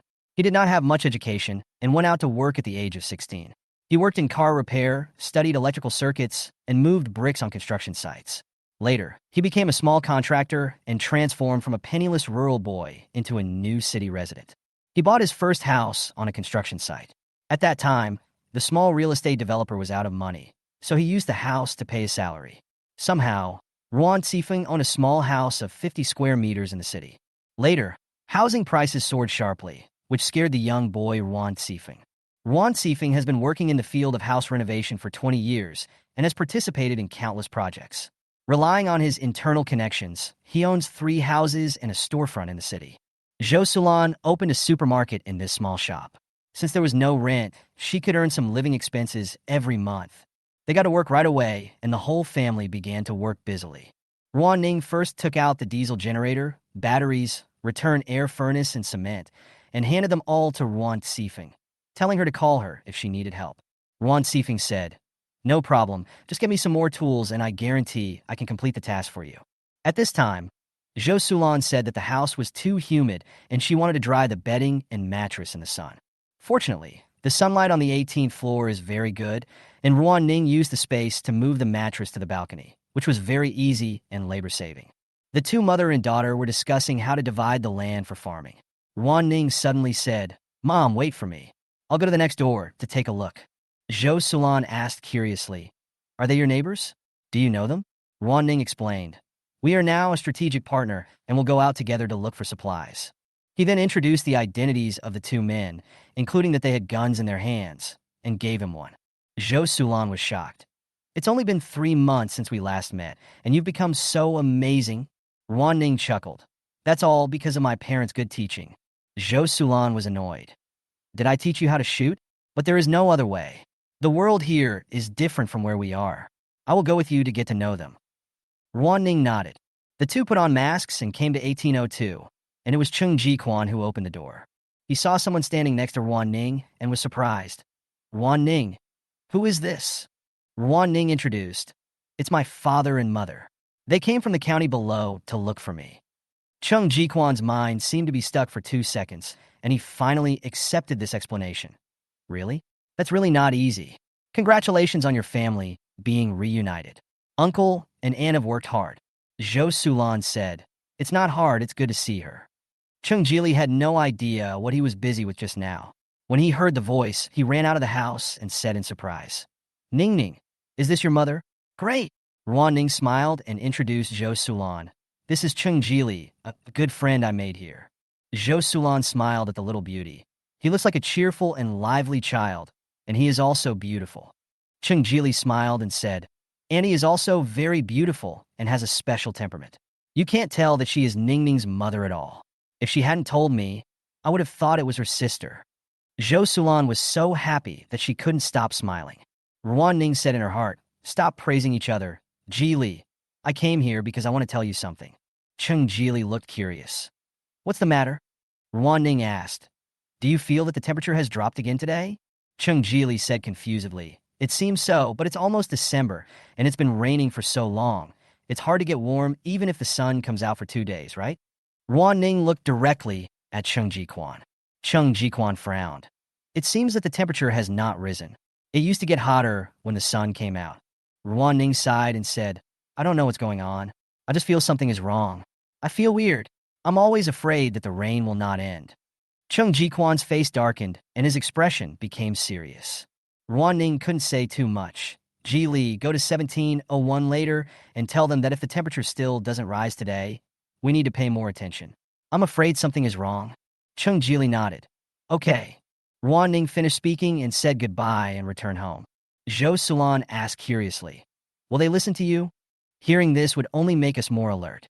We would never have thought that the temperature would drop significantly at night. Ruan Ning said, let's wait and see at night. Zhou Sulan nodded. Next, the two began to study farming. When Ruan Ning was stockpiling things, she thought that Zhou Sulan would grow some vegetables, but she didn't expect there would be an acre of planting space, so she simply stocked up a few farm tools, not knowing whether she could cultivate farmland. The system then said, host, rest assured, we provide automated intelligence services. You only need to provide seeds, water, and fertilizer. No heavy labor is required. Ruan Ning was very happy. Not bad, not bad. You're still the best. System. Host, please plan the land divisions. The elves will serve you wholeheartedly. Ruan Ning thought for a moment and said, Mom, let's plant half an acre of potatoes, 2 acres of cabbage, and 1 acre of lettuce, coriander, chrysanthemum, etc. How about that? Zhou Sulan. I will listen to you. Ruan Ning said, we can plant some fruit trees in the open space around. Anyway, this kind of space doesn't care about the region, so we should be able to plant any kind of seedlings. Ruan Ning sank her consciousness into the space and began to pick out fruit tree seeds. In reality, fruit trees are usually planted as seedlings. It is estimated that it is not easy for seeds to survive. There should be no problem with planting space, right? Ruan Ningdong looked around and suddenly found a place that he had overlooked. Chapter 35. Since we can farm, can we raise animals? Ruan Ning asked curiously. System, if I divide this acre of land into 5 parts and raise pigs and chickens, is that okay? The system said, planting space allows organisms to grow, so it's okay. Ruan Ning's eyes lit up. Then you must raise it.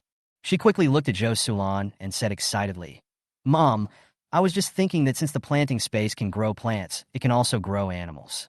What do you think we should raise some animals? Zhou Sulan was even more excited. Of course, it would be best if I could raise him. But I don't have any animals here. Ruan Ning suddenly felt disappointed.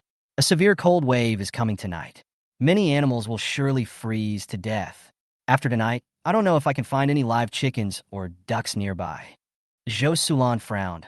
What should we do then? Ruan Ning said, forget it. Let's just grow plants. Ruan Sifeng heard the two people's discussion and said, Daughter, are you afraid of the virus if you go out, and are you worried that our bodies can't handle it? Ruan Ning nodded hesitantly. Ruan Sifeng said, since we have come to this world, we have to adapt to it. We can't always rely on your protection. Besides, so many people have survived, and you still have medicine. I don't think your mother and I are that fragile. Ruan Ning frowned. Forget it, I have all kinds of meat here, and it will refresh. There is no need to take risks for living things. Ruan Sifeng and Zhou Sulan looked at each other, and Zhou Sulan said, that's different from living animals. You also said that not many animals can survive after the cold wave tonight. I think we should try our best to find them. Ruan Ning hesitated, but Zhou Sulan said, there is nothing to worry about. If we can't take this step, how can the environment be as clean as before? There are viruses and germs everywhere, and your father and I can't live in a vacuum. Ruan Ning gritted her teeth and said, okay, I'll go out and look for it. You two should get everything ready at home. Zhou Sulan immediately said, how are you going to bring it back if you go out to find it? I'll go with you. Ruan Sifeng also said, if we want to go out, let's go out together. Ruan Ning shook her head. Dad, your task today is to install this return air furnace. Otherwise, we will be freezing at night, and you can't go out. Zhou Sulan echoed, yes, my daughter has a gun, so we have nothing to be afraid of when we go out. Ruan Sifeng was still worried about the two mother and daughter going out. Should we call the neighbors to have more people and more strength? Ruan Ning rejected it. I have never exposed my golden finger in front of them, and it is best not to do so, so we cannot ask them to come along. Zhou Sulan thought about it and said, only our family can know this. Although I think they are good people, who knows? People's hearts are hard to predict. Ruan Sifeng could only nod. Okay, then you guys be careful. Ruan Ning didn't know whether to laugh or cry. Dad, Mom, we don't know where to get the animals yet, and it's still unknown whether we can go out or not. Zhou Sulan was dumbfounded. Yes, with so much water, where can we get chickens and ducks? Ruan Ning's idea was to go to the mountains. After all, she had once gotten cows and sheep from a farm. She took out her cell phone and searched for places like breeding farms, pig farms, chicken farms, etc. to see if there were any places still engaged in breeding in the mountains. Suddenly, she found a mountain village. There is no large-scale farming in the mountain village, but there are definitely people raising chickens and ducks. Even in the current situation, the villagers will definitely take strict precautions and be cautious with her as an outsider. This mountain village is still far away across the entire city. Or she could take the roundabout route, where there would be no people around, and she could use a speedboat. Would you like to give it a try? Fortune and wealth are achieved through risk. It is not easy to defeat the male protagonist Chu Dingfo. Not only must you reduce his luck, but you must also increase your own luck so that you can compete with him head-on. Let's bet. Ruan Ning put away her phone and looked at Zhou Sulan with a determined look. Mom, I found where we should go. Let's set off right away. Zhou Sulan nodded. Okay. They both put on warm clothes and then put on waterproof clothing on the outside. Fortunately, the weather is nice today, and we don't have to get wet in the rain. Without disturbing the neighbors, the mother and daughter quickly went out, first paddled to a deserted place in a rubber boat, and then changed to a speedboat. Fortunately, there were still taller buildings to be seen on the ring road, otherwise the two would probably have gotten lost. It took them about an hour to reach the foot of the mountain village. This place is already flooded, but the terrain is high and the water is relatively shallow. Seeing that there is no one around, Ruan Ning put the speedboat into the space, then took out 2 backpacks and handed one to Zhou Sulan. It was Zhou Sulan's first time going out. Besides being nervous and scared, she was also a little excited. Should I take a knife? Ruan Ning thought for a moment, then took out 5 knives of different lengths from the space. Put them in the space. Don't touch the knives easily. Be careful when you take them out, and it's best to pretend that you took them out of your bag. Zhou Sulan nodded nervously. The two climbed up the mountain and soon saw the patrol militia organized by the village. They all had weapons, either hoes, axes, or knives. Seeing Ruan Ning and her daughter, the militia immediately became alert. Who are you, and what are you doing here? Ruan Ning quickly raised her hands to show that it was harmless. We are from the city and want to find food here. The man asked, Are you sick? Ruan Ning said, No, my mother and I are both healthy. Uncle, can we buy some food from you? The man said to the people around him, Hurry up and call the village chief over. Then he looked up at Ruan Ning and said, Just stand there and don't come any closer to us. Besides, we have nothing to eat. Isn't the government giving relief food to you city dwellers? Ruan Ning said, It's not enough to eat, so let's find a way. I know you all have a lot of chickens and ducks at home, and a lot of eggs. Did the government come to collect them a while ago? How much food did they give you in exchange? The militia did not answer. About 10 minutes later, the young man who had just run away hurried over with a man in his 60s. Ruan Ning knew that he was the village chief. Seeing outsiders, the village chief was immediately furious. You city people, what are you doing here again? We have nothing to eat. All the crops are dead. Ruan Ning guessed that someone had been here before, so she quickly said, I'm here to exchange for food. When the village chief heard about the exchange, his expression became more normal, but he looked unimpressed. What can you exchange? Didn't the government send people here to tell us to be careful of outsiders like you? Ruan Ning said, We are just 2 women. Can we rob your entire village? As she spoke, she took off her backpack and said, Besides, I didn't come here on my own. The boss sent us here. I can show the boss's sincerity right away. Ruan Ning took out 5 bags of salt, 5 bags of sugar, and a box of anti-inflammatory medicine from her backpack. Seeing the medicine, the village chief's eyes lit up. Do you have medicine? Ruan Ning said, Yes, you also need salt and sugar. It's been 3 months, and these things are not available. How can people live without salt?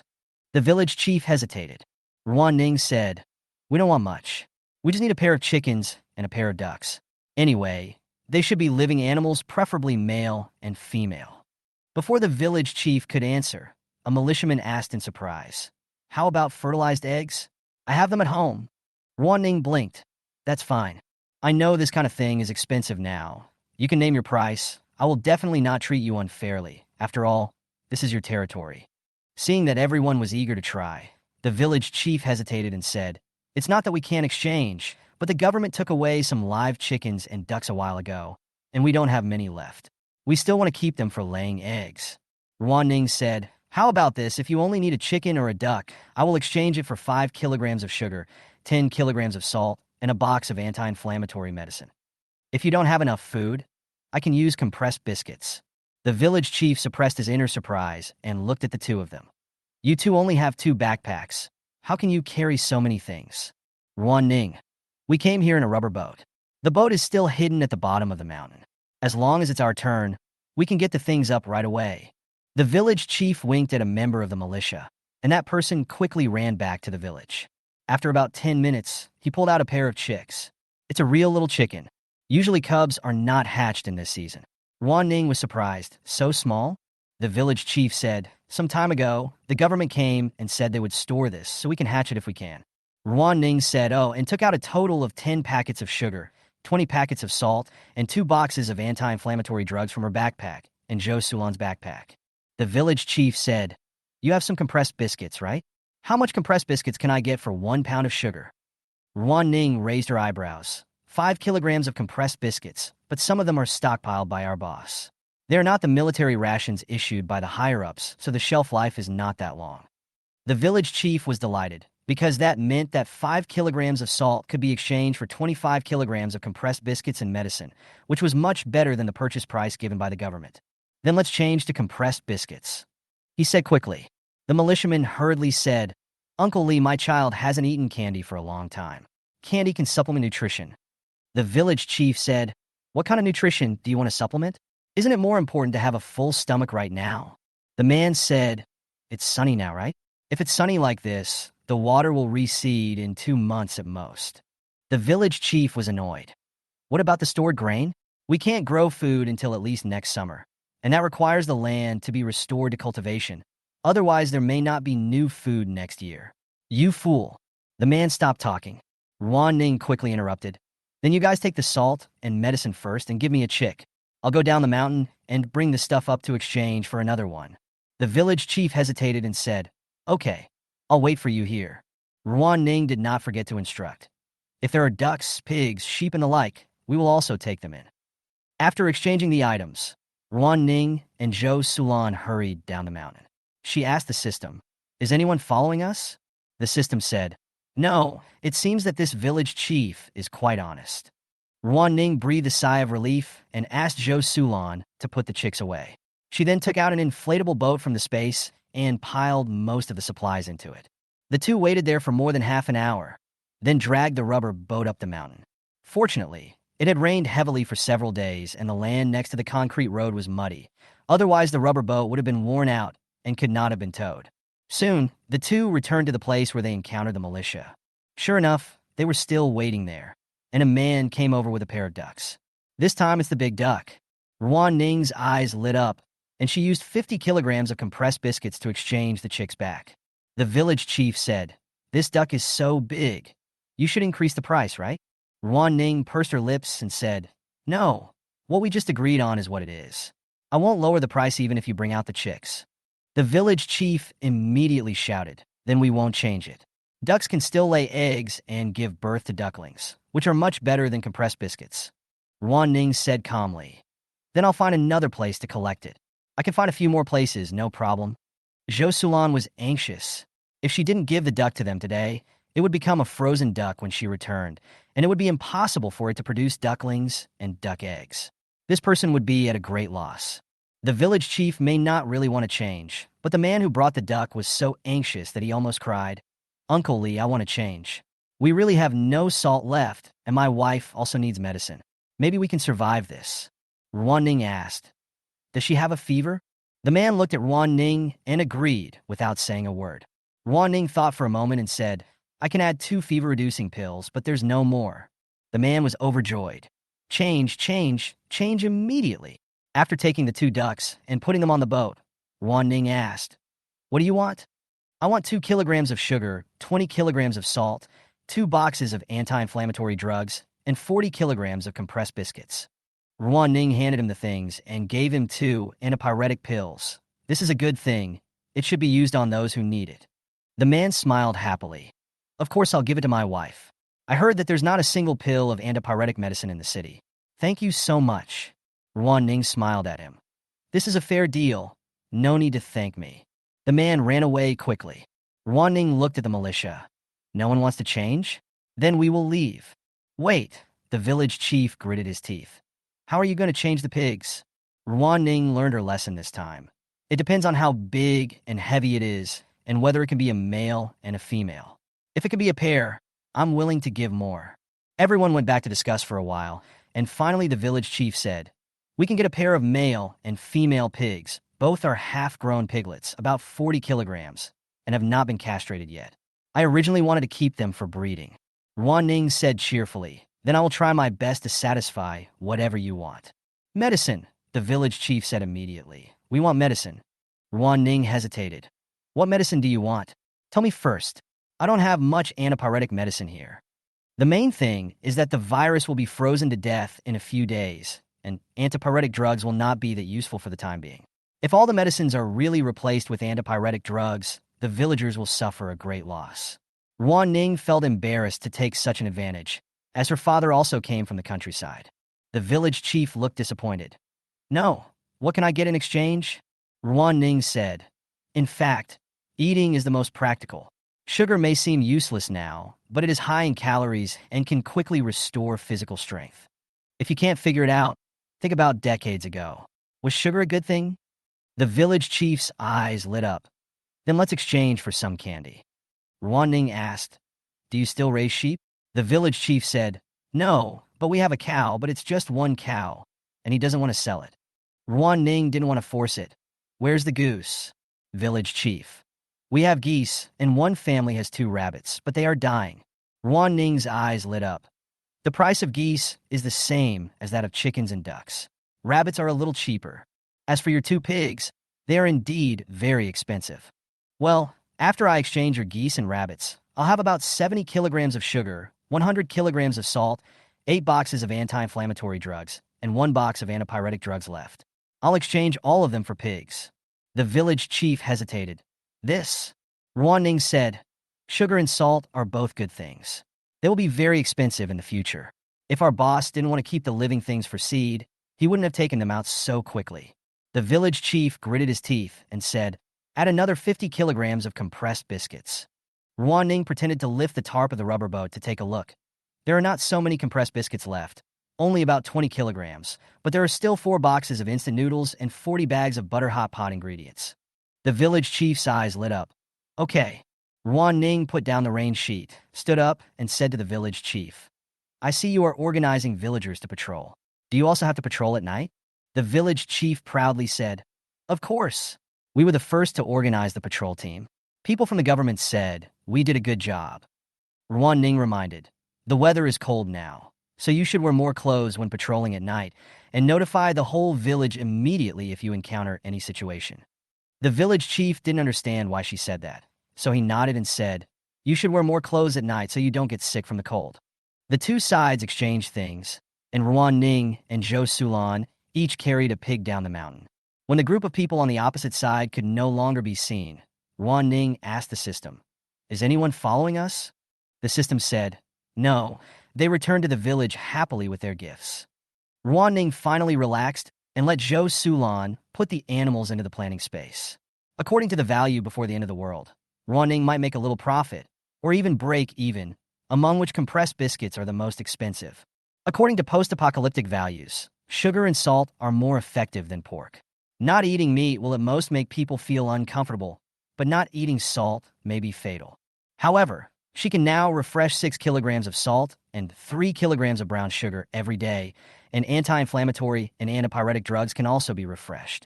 I just used some compressed biscuits, and it was a win-win situation overall.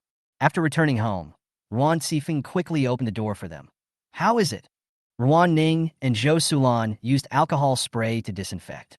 Ruan Ning said, "We got a pair of ducks, a pair of chickens, 2 piglets, and 2 male rabbits." "Why are all rabbits male?" Ruan Sifeng wondered. Ruan Ning said, "A family raised it for their children to play with. Now it is half dead. Fortunately, it lives in the countryside and has grass to eat. If it were in the city, it would have been stewed into meat long ago."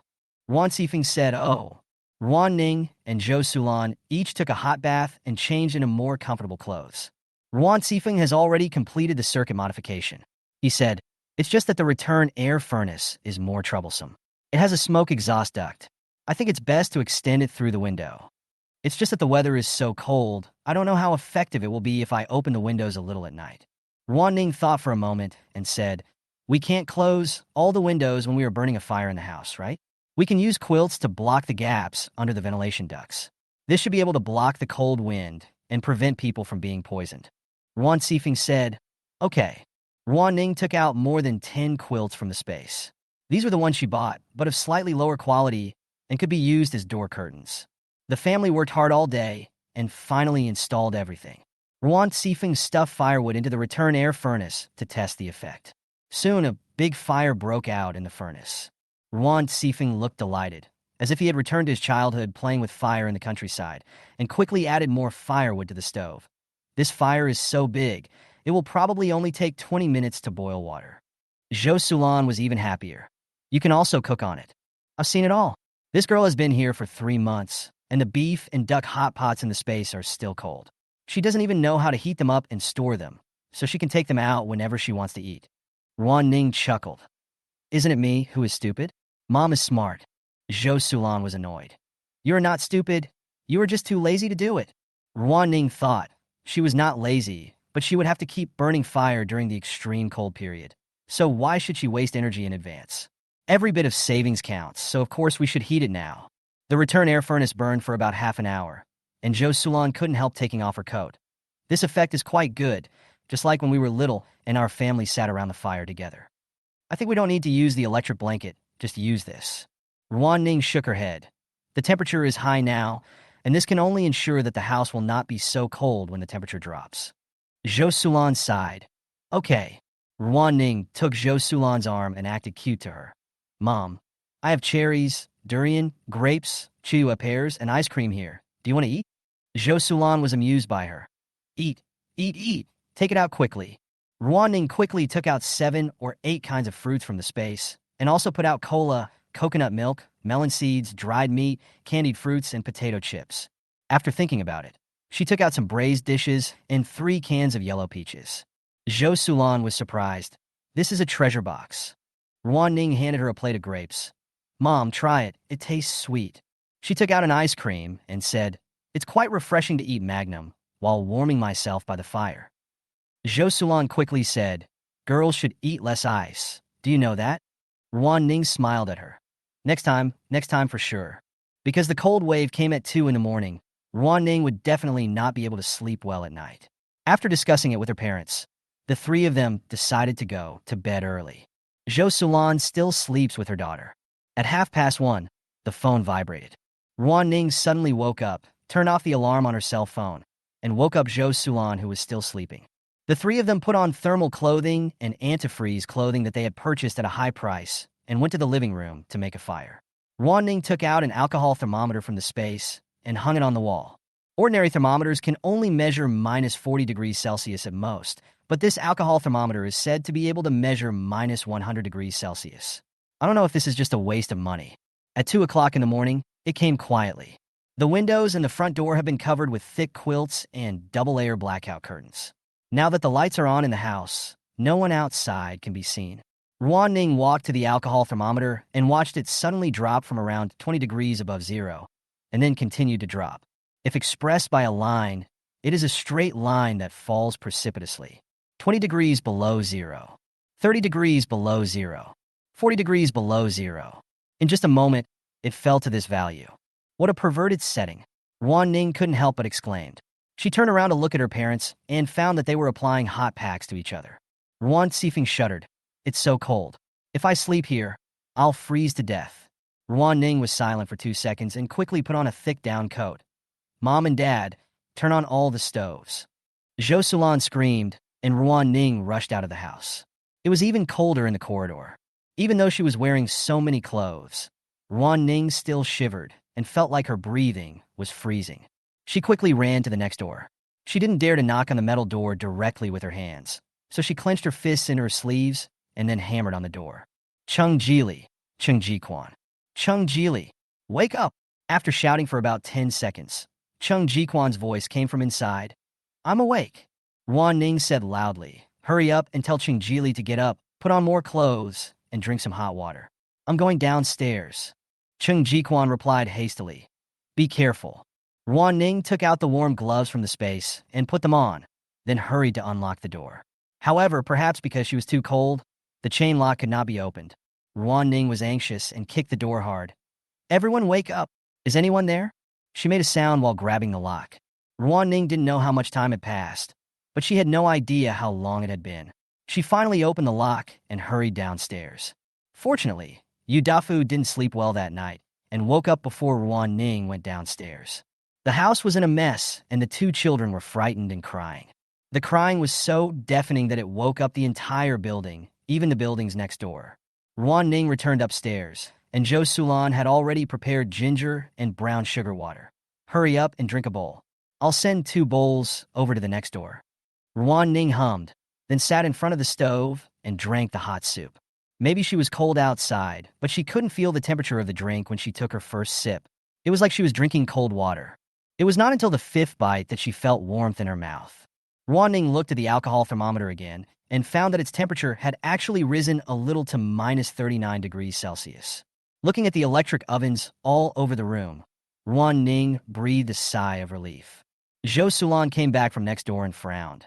"You kid, you even forgot to put on the hot pack before running out." Ruan Ning put the soup bowl on the stove, hugged Zhou Sulan, and said, "I forgot about it. I should have posted it in advance." Zhou Sulan shook her head, and the mother and daughter snuggled together to warm themselves by the fire. After a while, Ruan Ning took down the alcohol thermometer and placed it in the east room, and found that the temperature was still -48 degrees. This place is not suitable for sleeping. Ruan Ning thought about it and simply put the bed in the room into the space, then put away the sofa and coffee table in the living room and put the bed in the living room. Zhou Sulan asked curiously, "Are you going to sleep here tonight?" Ruan Ning, "Well, I'll put them back in the room in the morning and put the sofa out. It's very convenient." Zhou Sulan looked around and found this a good idea. "Then I'll turn on the electric blanket." No words were spoken that night. The next morning, Ruan Ning woke up from her sleep and saw Ruan Sifeng adding firewood into the return air furnace. She looked at the wall and saw that the alcohol thermometer had warmed up a little, reaching -32 degrees. It seems that this return air furnace is really powerful and can raise the room temperature just like a Kong. In one go, Ruan Ning crawled out of the warm bed and quickly put on anti-freeze clothes, anti-freeze pants, and warm shoes. This coat is quite warm. No wonder they brag that it is used by polar scientific expedition teams. At this time, the system suddenly said, "Host, something happened to Chu Dingfeng last night, and 2 people were lost." Before Ruan Ning asked what was going on, she saw Zhou Sulan walking in from the balcony. She asked curiously, "Mom, what are you doing on the balcony so early in the morning?" Zhou Sulan sighed. "You can go and have a look too." Chapter 36. Looking down from the 18th floor, people seem much smaller. In just one night, the water that had spread to the 6th floor yesterday had frozen into ice, and the entire city was covered in a thick layer of ice. Ruan Ning lifted the quilt and curtains, and the first thing she saw was the endless ice field. Soon, she saw many people on the ice, or perhaps it could not be called many people. They were lying on the frozen surface, wearing thin clothes, with stiff limbs, and could not assume a posture for peaceful death. Their relatives carried the bodies outside and either knelt or sat beside them, unable to move. If someone could record this scene, it would probably be a purgatory scene with corpses everywhere. Ruan Ning lowered her eyes and went back to the living room, where she found her parents sitting in front of the fireplace in silence. No wonder Ruan Sifeng didn't react when she just got up. Maybe he saw the tragic scene outside and was in no mood to talk to her. Ruan Ning quietly went to the bathroom to wash up, emptied the refrigerator, and then took a pot and placed it on the return air furnace. She asked softly, "Dad, Mom, what's for breakfast?" Zhou Sulan's eyes turned red. "What to eat? I can't eat anything." Ruan Sifeng said nothing. Ruan Ning thought about it, moved the pot away, put a kettle on to boil water, and then threw a few sweet potatoes into the small oven next to it. Zhou Sulan couldn't help but ask, "Did so many people die at the beginning of the last rainstorm?"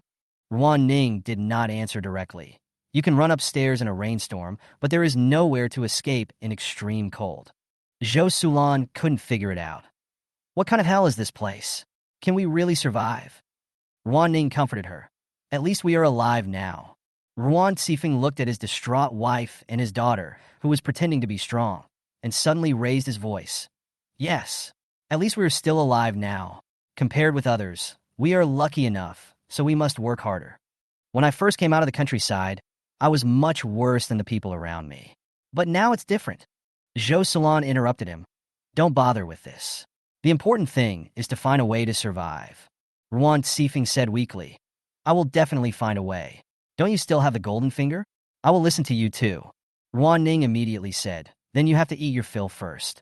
Only when you are full will you have the strength to work. Ruan Ning said. Yes, we can't just sit there and wait for death. We have to fill our stomachs and work hard to survive. Zhou Sulan still had no appetite. At this moment, there was a sudden knock on their door. Ruan Ning knew that it was the Chung Jili siblings next door. She gave Zhou Sulan a hug, stood up, and walked to the door. Now her house has 3 doors, and bedding is hung at the back as door curtains. Afraid that cold air would rush into the house, Ruan Ning walked into the corridor after opening the door and closed the door. The people who came were Chung Jili and Chung Jiquan. Chung Jili was wearing thick clothes and looked depressed. Ning, my brother and I want to go out and take a look. Do you want to go out? Ruan Ning frowned and asked, Why are you going out now? It's too cold outside. You should wait for 2 days to get used to it. Chung Jiquan sighed and said, If we wait another 2 days, I'm afraid that everything that could be ignited will be looted. Ruan Ning knew that Chung Jiquan had stored a lot of firewood, enough to fill at least 3 rooms. But this was far from enough during the extreme cold period. There was no stove at home, so Ruan Ning thought for a moment and said, I want to wait 2 days before going out. How is the situation downstairs? Chung Jili frowned. They still have 2 children. What can we do? Fortunately, they didn't burn all the clothes like others did. Sister Lingxia is now wearing Dr. Zhou's clothes, which are the clothes that the 2 children don't have. She is wrapped tightly in a quilt. Brother Zhu left early in the morning and said he was going to the disaster camp to look for Dr. Zhou. He wanted to see the body of the doctor, alive or dead. I don't know what the current situation is. After she finished speaking, she lowered her eyes and said no more, with a look of melancholy between her brows. From the super flare to the rainstorm, Ruan Ning had never seen her like this before, as if she had become a different person overnight. Chung Jiquan then said, Thank you very much for last night. If you hadn't woken us up, Ji Li and I might have needed you to collect the bodies. Ruan Ning shook her head. I just couldn't sleep at night. I was just lucky. You guys should be careful when you go out. Chung Jiquan. We will pay attention. You and your parents have just reunited. We will talk about it after you are settled. Ruan Ning hummed. After watching the 2 people leave, she locked the security door, but she always felt that the keyhole was not so smooth. Maybe the temperature is too low. I don't know if these 2 locks will be scrapped. Back inside, Zhou Sulan asked quickly, Are they out? Ruan Ning nodded. They need to go out to find some firewood. Zhou Sulan immediately admired him. This is a good psychological quality. I can't come back to my senses. But isn't it dangerous to go out now? Ruan Ning said. You will have to adapt to this temperature sooner or later. People are very adaptable, and exercising might even make you feel a little warmer. Zhou Sulan took a deep breath. You are right. I should adapt as soon as possible.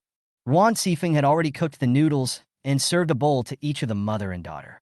He also heated up the beef and side dishes. Ruan Ning ate while asking the system, What's the situation with Chu Dingfeng? Why are there so few people around him? Are they frozen to death? The system said, Yes and no. After escaping from the safe house, didn't he live in the villa area you searched for? Ruan Ning nodded. After Chu Dingfeng escaped from the community, he brought Zhao Dari and his family to the villa area. This place was visited by 2 more groups of people later, but they found that everything was gone, so they could only leave with some valuable-looking things. This place is far from the city, and only a few teams can find a way to come here. Chu Dingfeng settled down here. He had a big villa to live in and no shortage of food and drink. Chu Dingfeng was very happy for a while, but he soon discovered the disadvantage of living here. That is, there were no people in the villa area, let alone women. Without a woman, there would be no golden finger. Chu Dingfeng gradually became anxious and tried his best to vent his energy on Zhao Nana. After such a long time, Zhao Nana still hasn't been able to get pregnant. Chu Dingfeng was unhappy and scolded Zhao Nana for being infertile every day. He suspected that she had a fake hymen and that she couldn't have children because she had been fucked too many times in the past. Zhao Nana cried every night. Chu Dingfeng wanted to find a way out from the outside. He went out early and came back late every day and withheld food from their family in disguise. Zhao Nana's younger brother became thin due to starvation, and the Zhao couple cried secretly. The next day, Zhao Dari suddenly had a fever.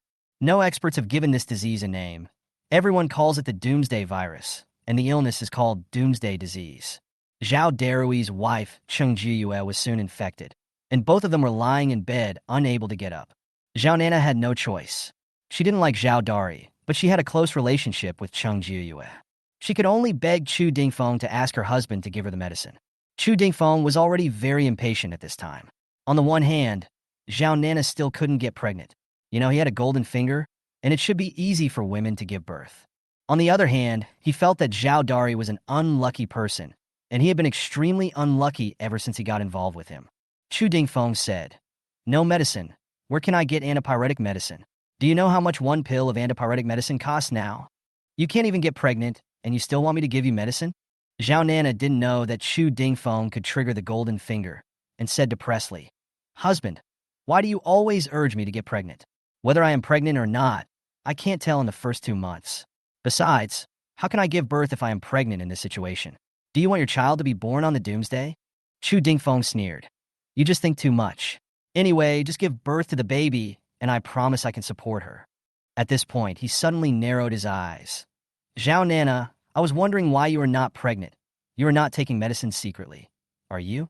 Zhao Nana's eyes widened. "How is that possible? Where can I get the medicine?